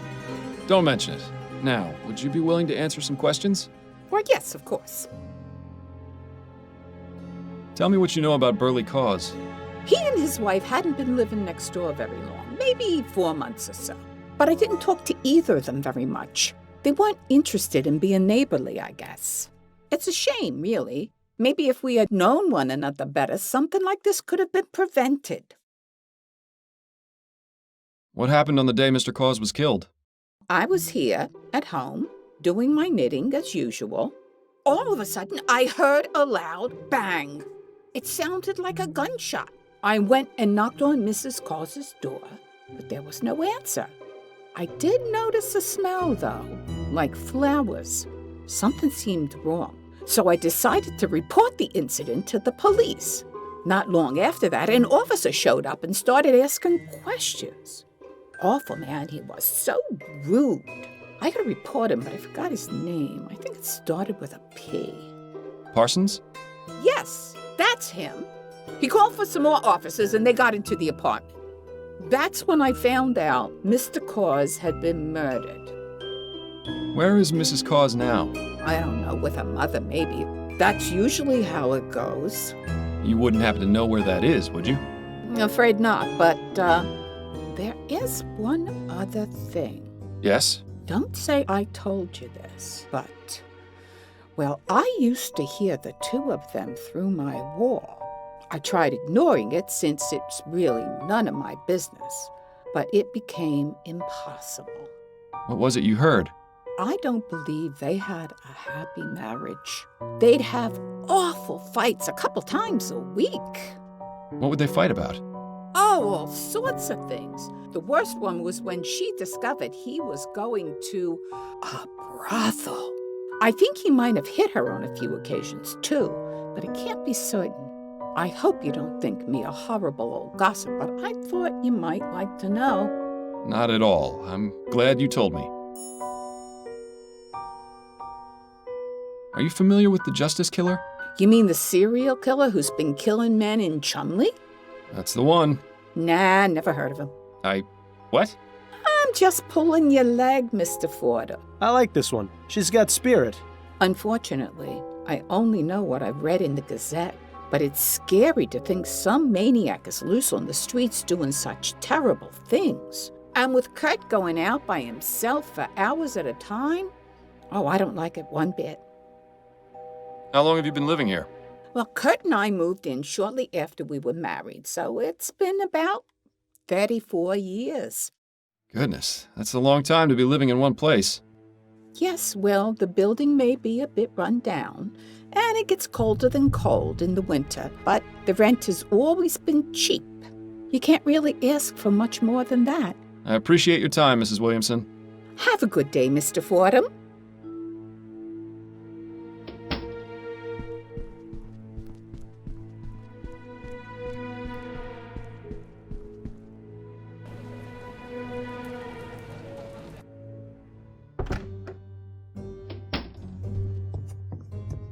Chief Snelling? Yes, Fordham? Have you got any information on the Redites? The Redites? That ridiculous gang of troublemakers? Yes, I have some information. What's your interest in them? A witness is refusing to speak with me unless I can figure out who sabotaged his iron mill. I see. All I can offer is a list of names of known Redites along with their last known whereabouts. But I remind you that you only have until tomorrow afternoon before this indulgence expires, and I throw you in jail. This seems like a waste of time. That's my decision to make. Very well. I'll give you the list when you're ready to leave. I need to get back to my investigation. Yes. Time is not on your side, Fordham. Here you are. This is the most recent list of known Redites. This is a lot of names. If we're going to track down this saboteur, it might be best to retire to a more tranquil environment. Fancy a trip back to Upton's?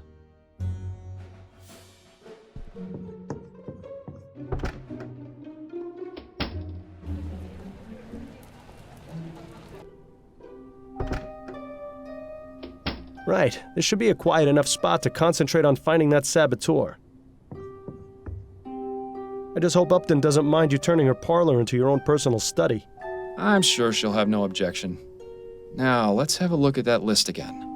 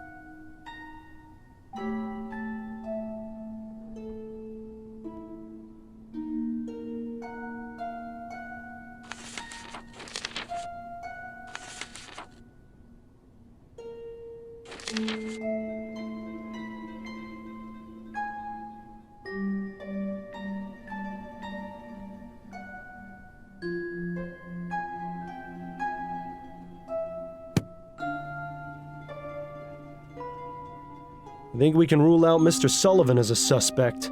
He's Western Vespuccia's problem now. Unless Mr. McKee has escaped from prison, which I highly doubt, he's not our man. Paris Wilson. Those initials don't match the ones on the letter. I don't think this is our suspect. If dead men could cause explosions, let's just say things would be a lot different. This clearly isn't the right suspect. Peyton Ferguson. The initials match those on the letter we got at the LampLight depot. I'd say it's our best bet.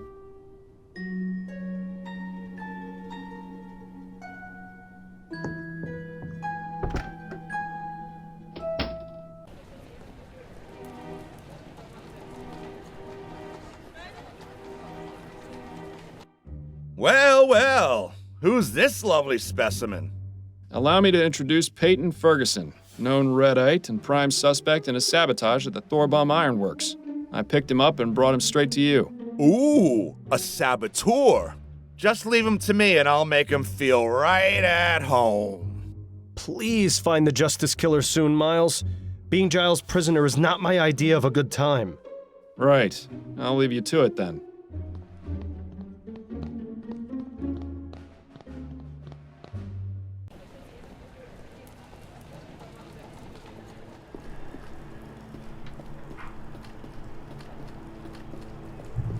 Mr. Mims, a word if you wouldn't mind? Yes, what is it? I found the person responsible for sabotaging your iron mill. Oh, yeah? His name is Peyton Ferguson. He's currently at the Bow Street Jail. Hey, not bad. I owe you one, Detective. He certainly does. What can you tell me about Hannibal Kirkland? Good worker. Mostly kept to himself. Real shame what happened to him. Do you know if anyone here disliked Kirkland? Enough to want him dead? Nah. There's the occasional scrap, but everyone around here gets along for the most part. Like I said, he mostly kept to himself. Head down, didn't bother nobody. Do you know what he did outside of work? No idea. I only ever saw him here. You said Kirkland was a good worker? One of my best. I knew something was up when he didn't show up for a couple of days. Don't think he'd ever missed work before. Did he have any personal effects he kept here, or an area where he worked? He had a cabinet downstairs in the workers' changing area, just like everyone else. You can go take a look if you want, but I don't think the police found anything. Kirkland's cabinet is the third one from the left. I'll be going now. Be careful on your way out.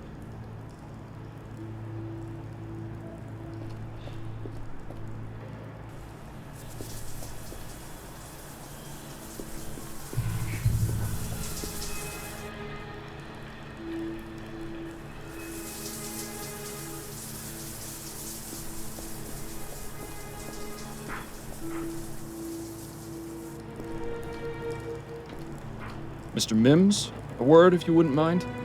Yes, what is it? Would you happen to know the combination to Hannibal Kirkland's cabinet? No. Every worker sets their own combination, and I don't ask for it. What happens if they were to forget it? Well, have them come up with some sort of personal reminder and keep those in a file. And do you still have Kirkland's? I'll give it to you as soon as we're done talking. I'll be going now. Be careful on your way out. There you go. You're lucky I only clean out my files at the end of the year. See, I always told you I wasn't disorganized. Just preparing for the future.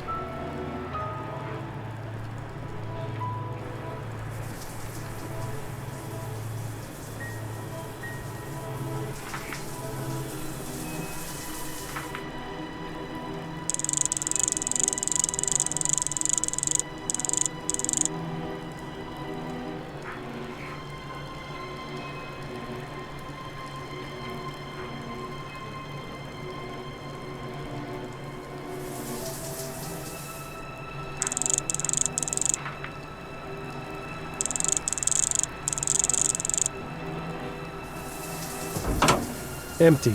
That's disappointing. Not completely empty. There's something at the bottom here.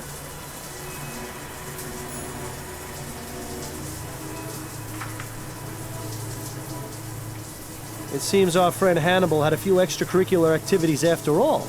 Gilded lily, huh? That's a bit suspicious. Who knew such a pretty flower could cause such an inconvenience? The answer to that question is me, in case you were wondering. Flowers bring nothing but trouble. Trouble and snot. That's enough, Bill. We need to get a move on.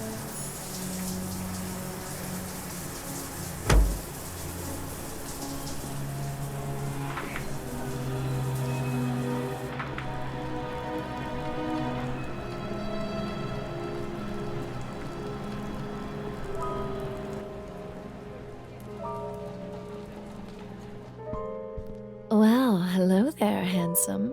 Welcome to the Gilded Lily. Come over here and tell me what kind of pleasure it is you're looking for. I'm afraid I'm here for business, not pleasure.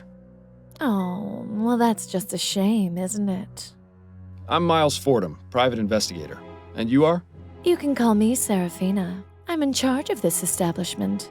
You won't mind if I take a look around or ask you some questions? As long as you keep to the front room, you can do whatever you like. Beyond that, you're gonna have to pay. Well, on the bright side, you can always come here to pass an evening now that things with Adelaide are finished. May I ask you a few questions, Serafina? Of course you may, but I can't guarantee the answers will be free. Do you know anything about the Justice Killer? I'm afraid not, dear. I don't normally associate with killers. Are you sure you don't know anything? He's the reason I'm here. Well, I can assure you I know nothing about your murderer. If the trail has led you here, it's surely just coincidence. Yeah, she seems awfully certain of that. It's a good thing we don't believe in coincidences. Did you have a man named Hannibal Kirkland as a client? I make it my practice not to learn the names of any customers here, Mr. Fordham. I hate to disappoint anyone who comes through those doors, but discretion is paramount in this business. Well, at least you know you can trust these women with your secrets. Do you by chance have a girl named Ruby in your service? Ruby? Yes, she's one of our newest girls. She's not in any sort of trouble, is she? Not at all. I merely wanted to speak with her. Well, she should be in the dressing room. If you go through the rear door and follow the hallway down, it's the last door on the left. I see. Thank you. Did you know Percival McDonough? The politician? I knew who he was, but never met him personally. He was seeing Ruby, wasn't he? Not regularly, no. In fact, his first and only visit with her was yesterday. Were you aware that he was murdered shortly after that? I had no idea. How terrible. Yes, it is terrible. This means she's lost a potential repeat customer. This is a lovely establishment you have, and such a nice name, too. Thank you, my dear. It wasn't always called the Gilded Lily, though. We were formerly known as Le Maison de Tolérance. What inspired the name change? That's a bit of a long story. Not worth getting into. How long have you been operating? Going on 25 years. Business has been good. There's a reason this is the world's oldest profession, you know. So, how did you get into this business? Like many of the other girls, it was the best of some bad options. I had no interest in being beholden to a husband. I may be a fallen woman, but better to fly and fall than to have your wings clipped. Do you enjoy the work? It's a job like any other, Mr. Fordham. There are good days and there are bad days. But my girls are my family. We take care of each other. I couldn't ask for anything better. Thank you for your time. Of course, my dear.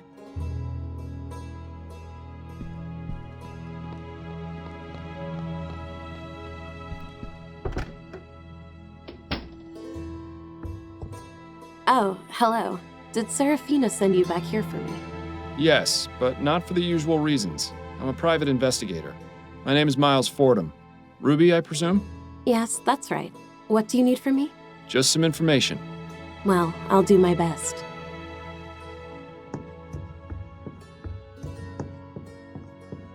Lily, 1809 to 1843. I wonder what happened to her.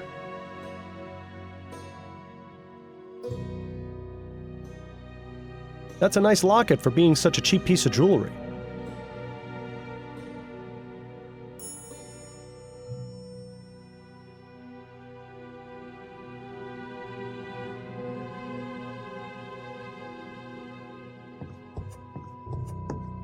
So, Ruby, Yes?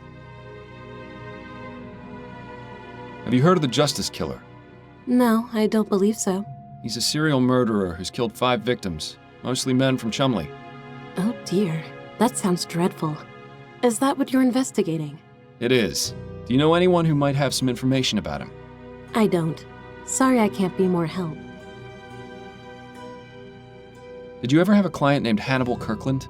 No, that name doesn't sound familiar. Sorry. Do you know Ennis Bowditch? Bowditch? Didn't think I'd be hearing that name again. As I understand it, he was seeing your friend, the serving girl at the ruined coffee house. Yeah, that's right. Annabelle. She broke things off with him a while ago, though. So she said. Did you ever know him to be violent? Violent? The bastard nearly beat Annabelle's brains in once. Why do you think she chucked him? Oh, I'm sorry to hear that. At least she had the good sense to get rid of him. Perhaps we should go confirm this newly discovered fact with Annabelle.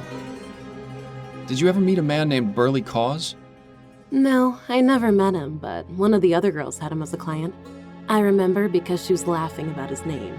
He wasn't very burly, if you get my meaning. Right. Are you familiar with Reggie Willingham? Oh, him? He had to be banned from here. Really? What happened?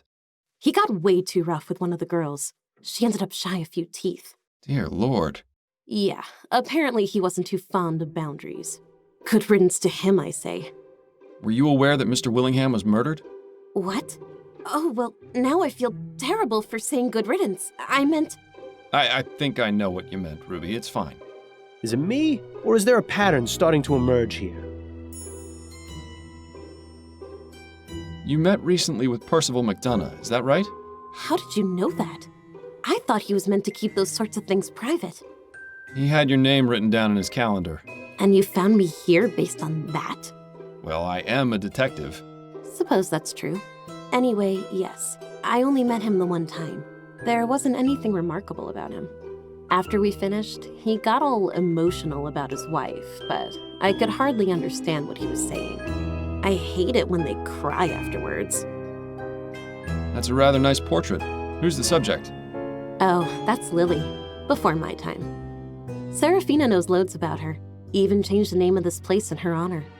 You might try asking her if you want to know more. How long have you been in this business? Only a few months now. Used to work at a kitchen, but then they brought in some of those new automated machines. A sadly familiar story. At least this profession isn't in any danger of being made obsolete by steam tech. Cold steel can never replace a warm touch. Let's just hope that's true. I'll just leave you to it then. Thanks, love.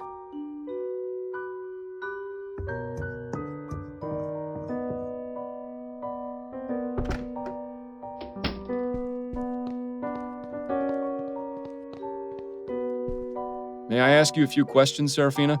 Of course you may, but I can't guarantee the answers will be free. Could you tell me about the young lady in the portrait hanging in the back room? Ah, that's Lily Peterson. She was a wonderful woman and a great friend. What happened to her? It's a rather tragic story, Mr. Fordham. I'd rather not go into too much detail. The short version is this. She was with a client who got very carried away. She was able to defend herself enough to mortally wound the bastard, but the damage had already been done. The girls and I decided among us that we would rename this establishment in her honor. Some days it's still hard to believe she's gone. I haven't even been able to get rid of her box of things. I'm very sorry for your loss, Serafina. Thank you, dear. It was especially awful given Lily's past. Her sister died at the hands of her own husband some 16 years before. Some people just can't escape tragedy, no matter how far they run. Huh. Something tells me these deaths are significant. It might be a good idea to learn as much as we can about Lily Peterson. Thank you for your time. Of course, my dear.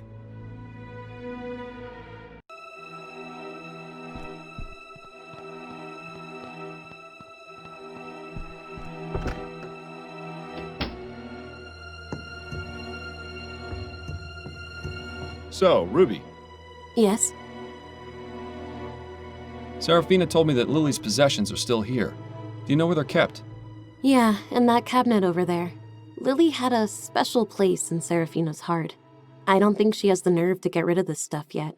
Do you think I could take a look through it? Oh, I don't know. Serafina never has to know. I promise I'll only look, not touch. If I had a crown for every time I'd heard that. But, all right. As long as you keep your word and don't take anything from the box, I'll let you have a look. I'll get it for you after. I'll just leave you to it then. Thanks, love.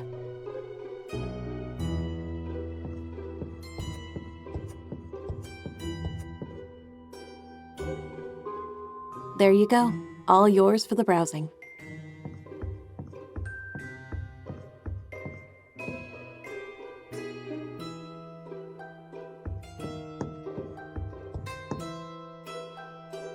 Let's see what we have in here.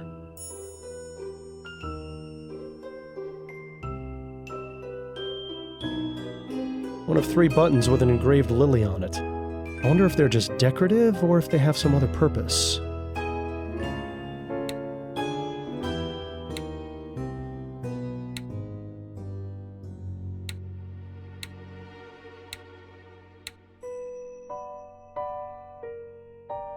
Well now, I think we just found ourselves a bonanza.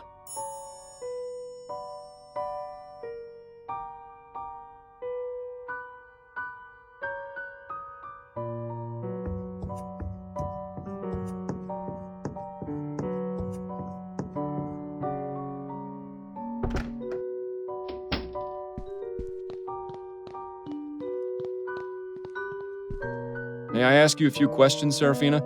Of course you may, but I can't guarantee the answers will be free.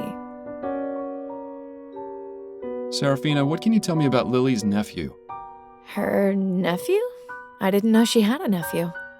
Lily didn't talk much about her family, as you can probably imagine. You're not lying to me, are you? I have nothing to hide from you. Except maybe the truth. But I don't think we have what we need to make her talk. If there even is anything that would make her talk. Thank you for your time. Of course, my dear.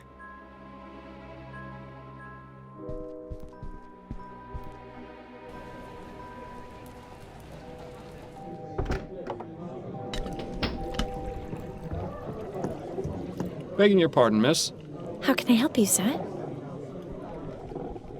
I spoke with your friend Ruby. She told me something quite disturbing. What was that? She said that Ennis had fits of violence, and that the reason you ended your relationship was because he hit you. Why would she tell you that? That was my secret to tell, not hers. I thought we were friends. It's obvious she cares about you and was worried about your well-being. Well, it hardly matters now Ennis is dead, does it? But is it true? Did he raise his hand to you? Yes, it is true. As I said before, something changed in him. I have no idea what, but I had to get away. I see. Thank you for your honesty. I'm sorry you had to experience what you did. I'll let you get back to work. Thank you, sir.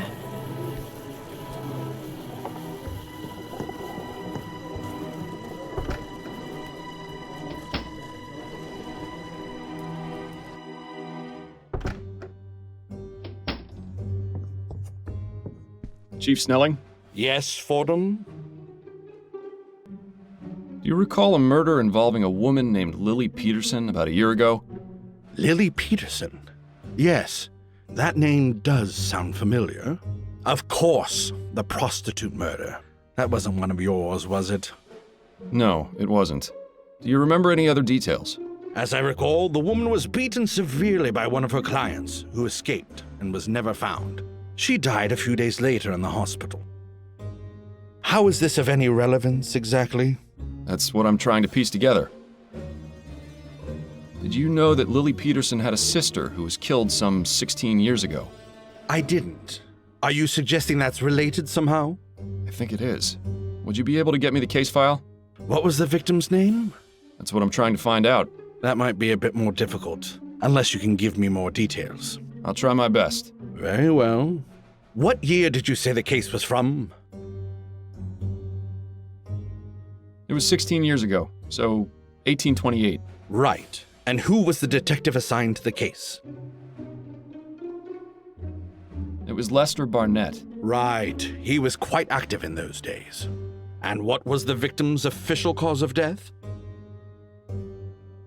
It was strangulation. All right. I'll have a look and see if I find anything. Ah, yes. Here we are. This should be a match. Have a look. So we have our killer's last name and possible first name, assuming he's the same man Linda Walker talked about. Perhaps it's time to ask about him at the docks.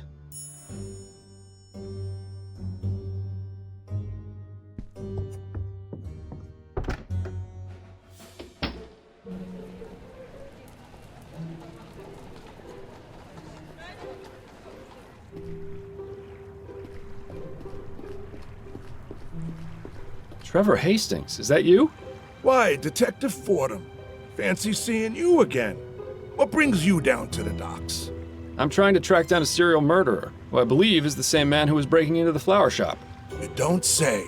I wish I could help you, but the guy never came back after the night you and your partner came around. Where is your partner anyway? Oh, he's around. Well, give him my regards. Now, if you'll excuse me, I need to get this crate back, or Cecilia will have my head on a platter. Of course. Good seeing you again. He's around? That's probably the most clever thing you've said in months. Well done.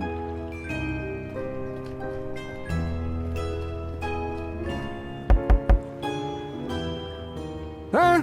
What? Who is it? Hello, sir. I was wondering if I could ask you a few questions. Go ahead, but make it quick. Time is money, after all. Did you employ a man named Enes Bodic? I did, yes. He only worked for me occasionally, but he was always punctual and performed his job well. I learned recently that he had been killed. It was a tremendous shame. Workers of his caliber are so hard to come by. Do you have any information relating to Mr. Bodic's murder? I'm afraid not. The truth is, I knew very little about him. It's the same with most of my men. I have a business to run, you see. It affords me very little time to socialize. Are you familiar with the Justice Killer? I believe I saw a headline in the newspaper recently mentioning that name, but I dismissed it as fear-mongering nonsense. There are more important things I need to worry about. But the Justice Killer is directly responsible for the death of one of your workers. Oh? Is that right? Well, there's nothing I can do about it. What my men get up to in their off time is none of my business. Wow, this guy is even worse than you, Miles. Do you know a man named Samuel Collins? Yes, I do. He's one of my workers. Is he working today? No, it's his day off. Why do you ask? I'm very interested in speaking with him. Could you tell me where I can find him? I don't just give out information on my men to strangers. What reason do you have for wanting to speak with him? I believe he may be involved in some serious crimes. Is that right? And what are these serious crimes, exactly?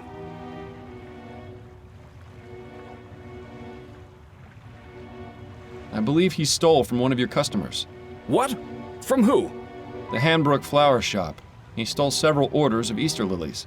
The Hanbrook Flower Shop? They're not one of my customers. I only sell to wholesalers. A minor detail. The point remains that your man's a burglar. That's quite a serious claim. What proof do you have? You can hear it straight from the man who works at the shop that was burgled. Well, where is he then? Wait here just a moment. Excuse me, Mr. Hastings? What is it, Detective? As I said, I'm rather busy. I was wondering if you might help me with something. Could you please tell the shipping manager over there about the burglaries at your flower shop? Certainly. Go ahead, Mr. Hastings. Right. It all started around 5 months ago. And he didn't come around again after that night. Thank you, Mr. Hastings. That'll do. Now are you convinced? Fine. I hate to lose 2 of my men in such a short amount of time, but if he's done wrong, I can't just stand by. Samuel lives in Chumley, at 210 Abattoir Row. Thank you, sir. You may have just saved several lives. But I'm going to have to spend several crowns in order to get things back to normal. Now, if you'll excuse me...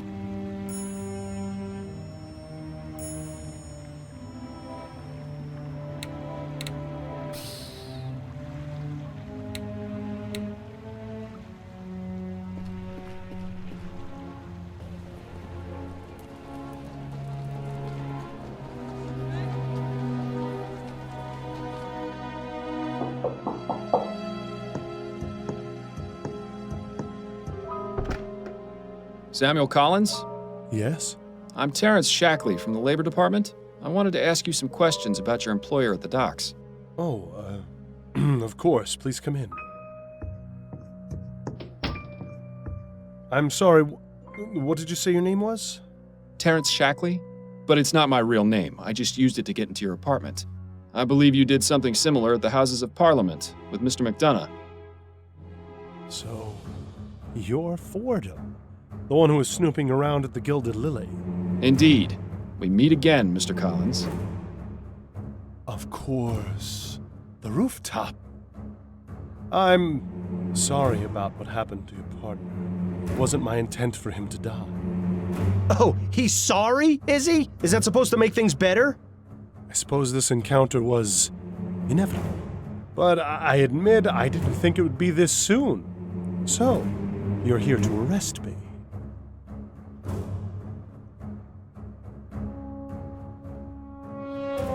With everything you've done, you're lucky I don't just kill you.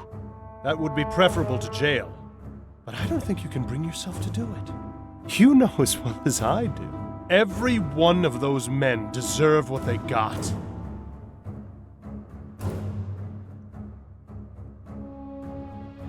Nobody deserves to be shot in the head. I'm sure your feeling would change if your wife was violated. Surprised I know about her? After our first encounter, I did my own investigation. I had to know what kind of man you were. You were innocent of any wrongdoing. Otherwise, we would have met much sooner.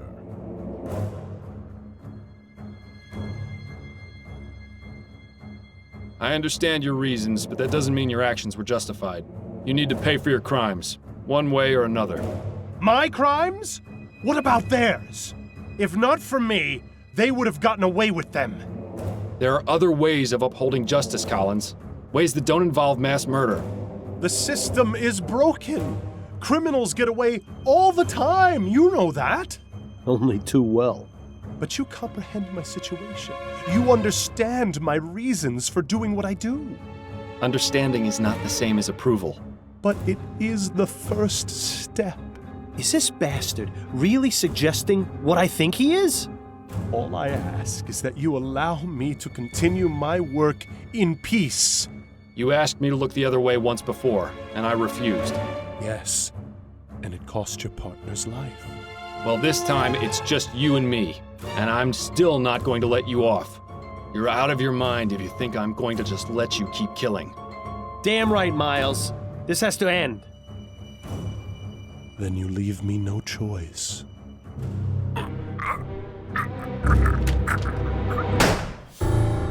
Fordham, are you all right? Yes, I'm fine. Thank God you're a better shot than I was. So, this is our justice killer? That's right. I suppose congratulations are in order. You did well in finding him. Thank you, Chief Snelling. I'm glad we were finally able to work together. Yes, well, I'm glad you weren't so brash as to confront him without notifying me first. Perhaps there is hope for you yet. Now then, I'll go get the other officers so we can lock down the scene and remove the body. Wait here. Quite a night, eh, Bill? Bill? Are you there? Bill? Oh.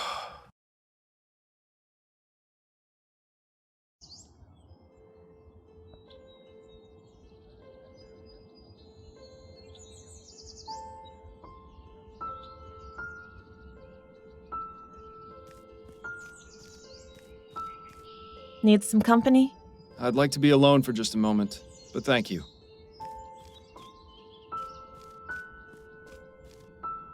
So, it's finally over. I have to admit, it's been strange not hearing you all the time anymore. Never in a million years did I think I would actually miss it. But the important thing is you've moved on, and I got what I was looking for. I'm starting up my own private detective agency, you know. Upton's going to be my new partner. It should be interesting, to say the least. Oh, that reminds me. I brought you a little something. It's not much, but I thought you might appreciate it. Thank you for all your help, Bill. I truly would have been lost without it.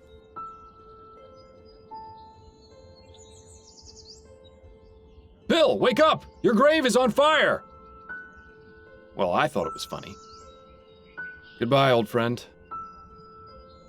I love you.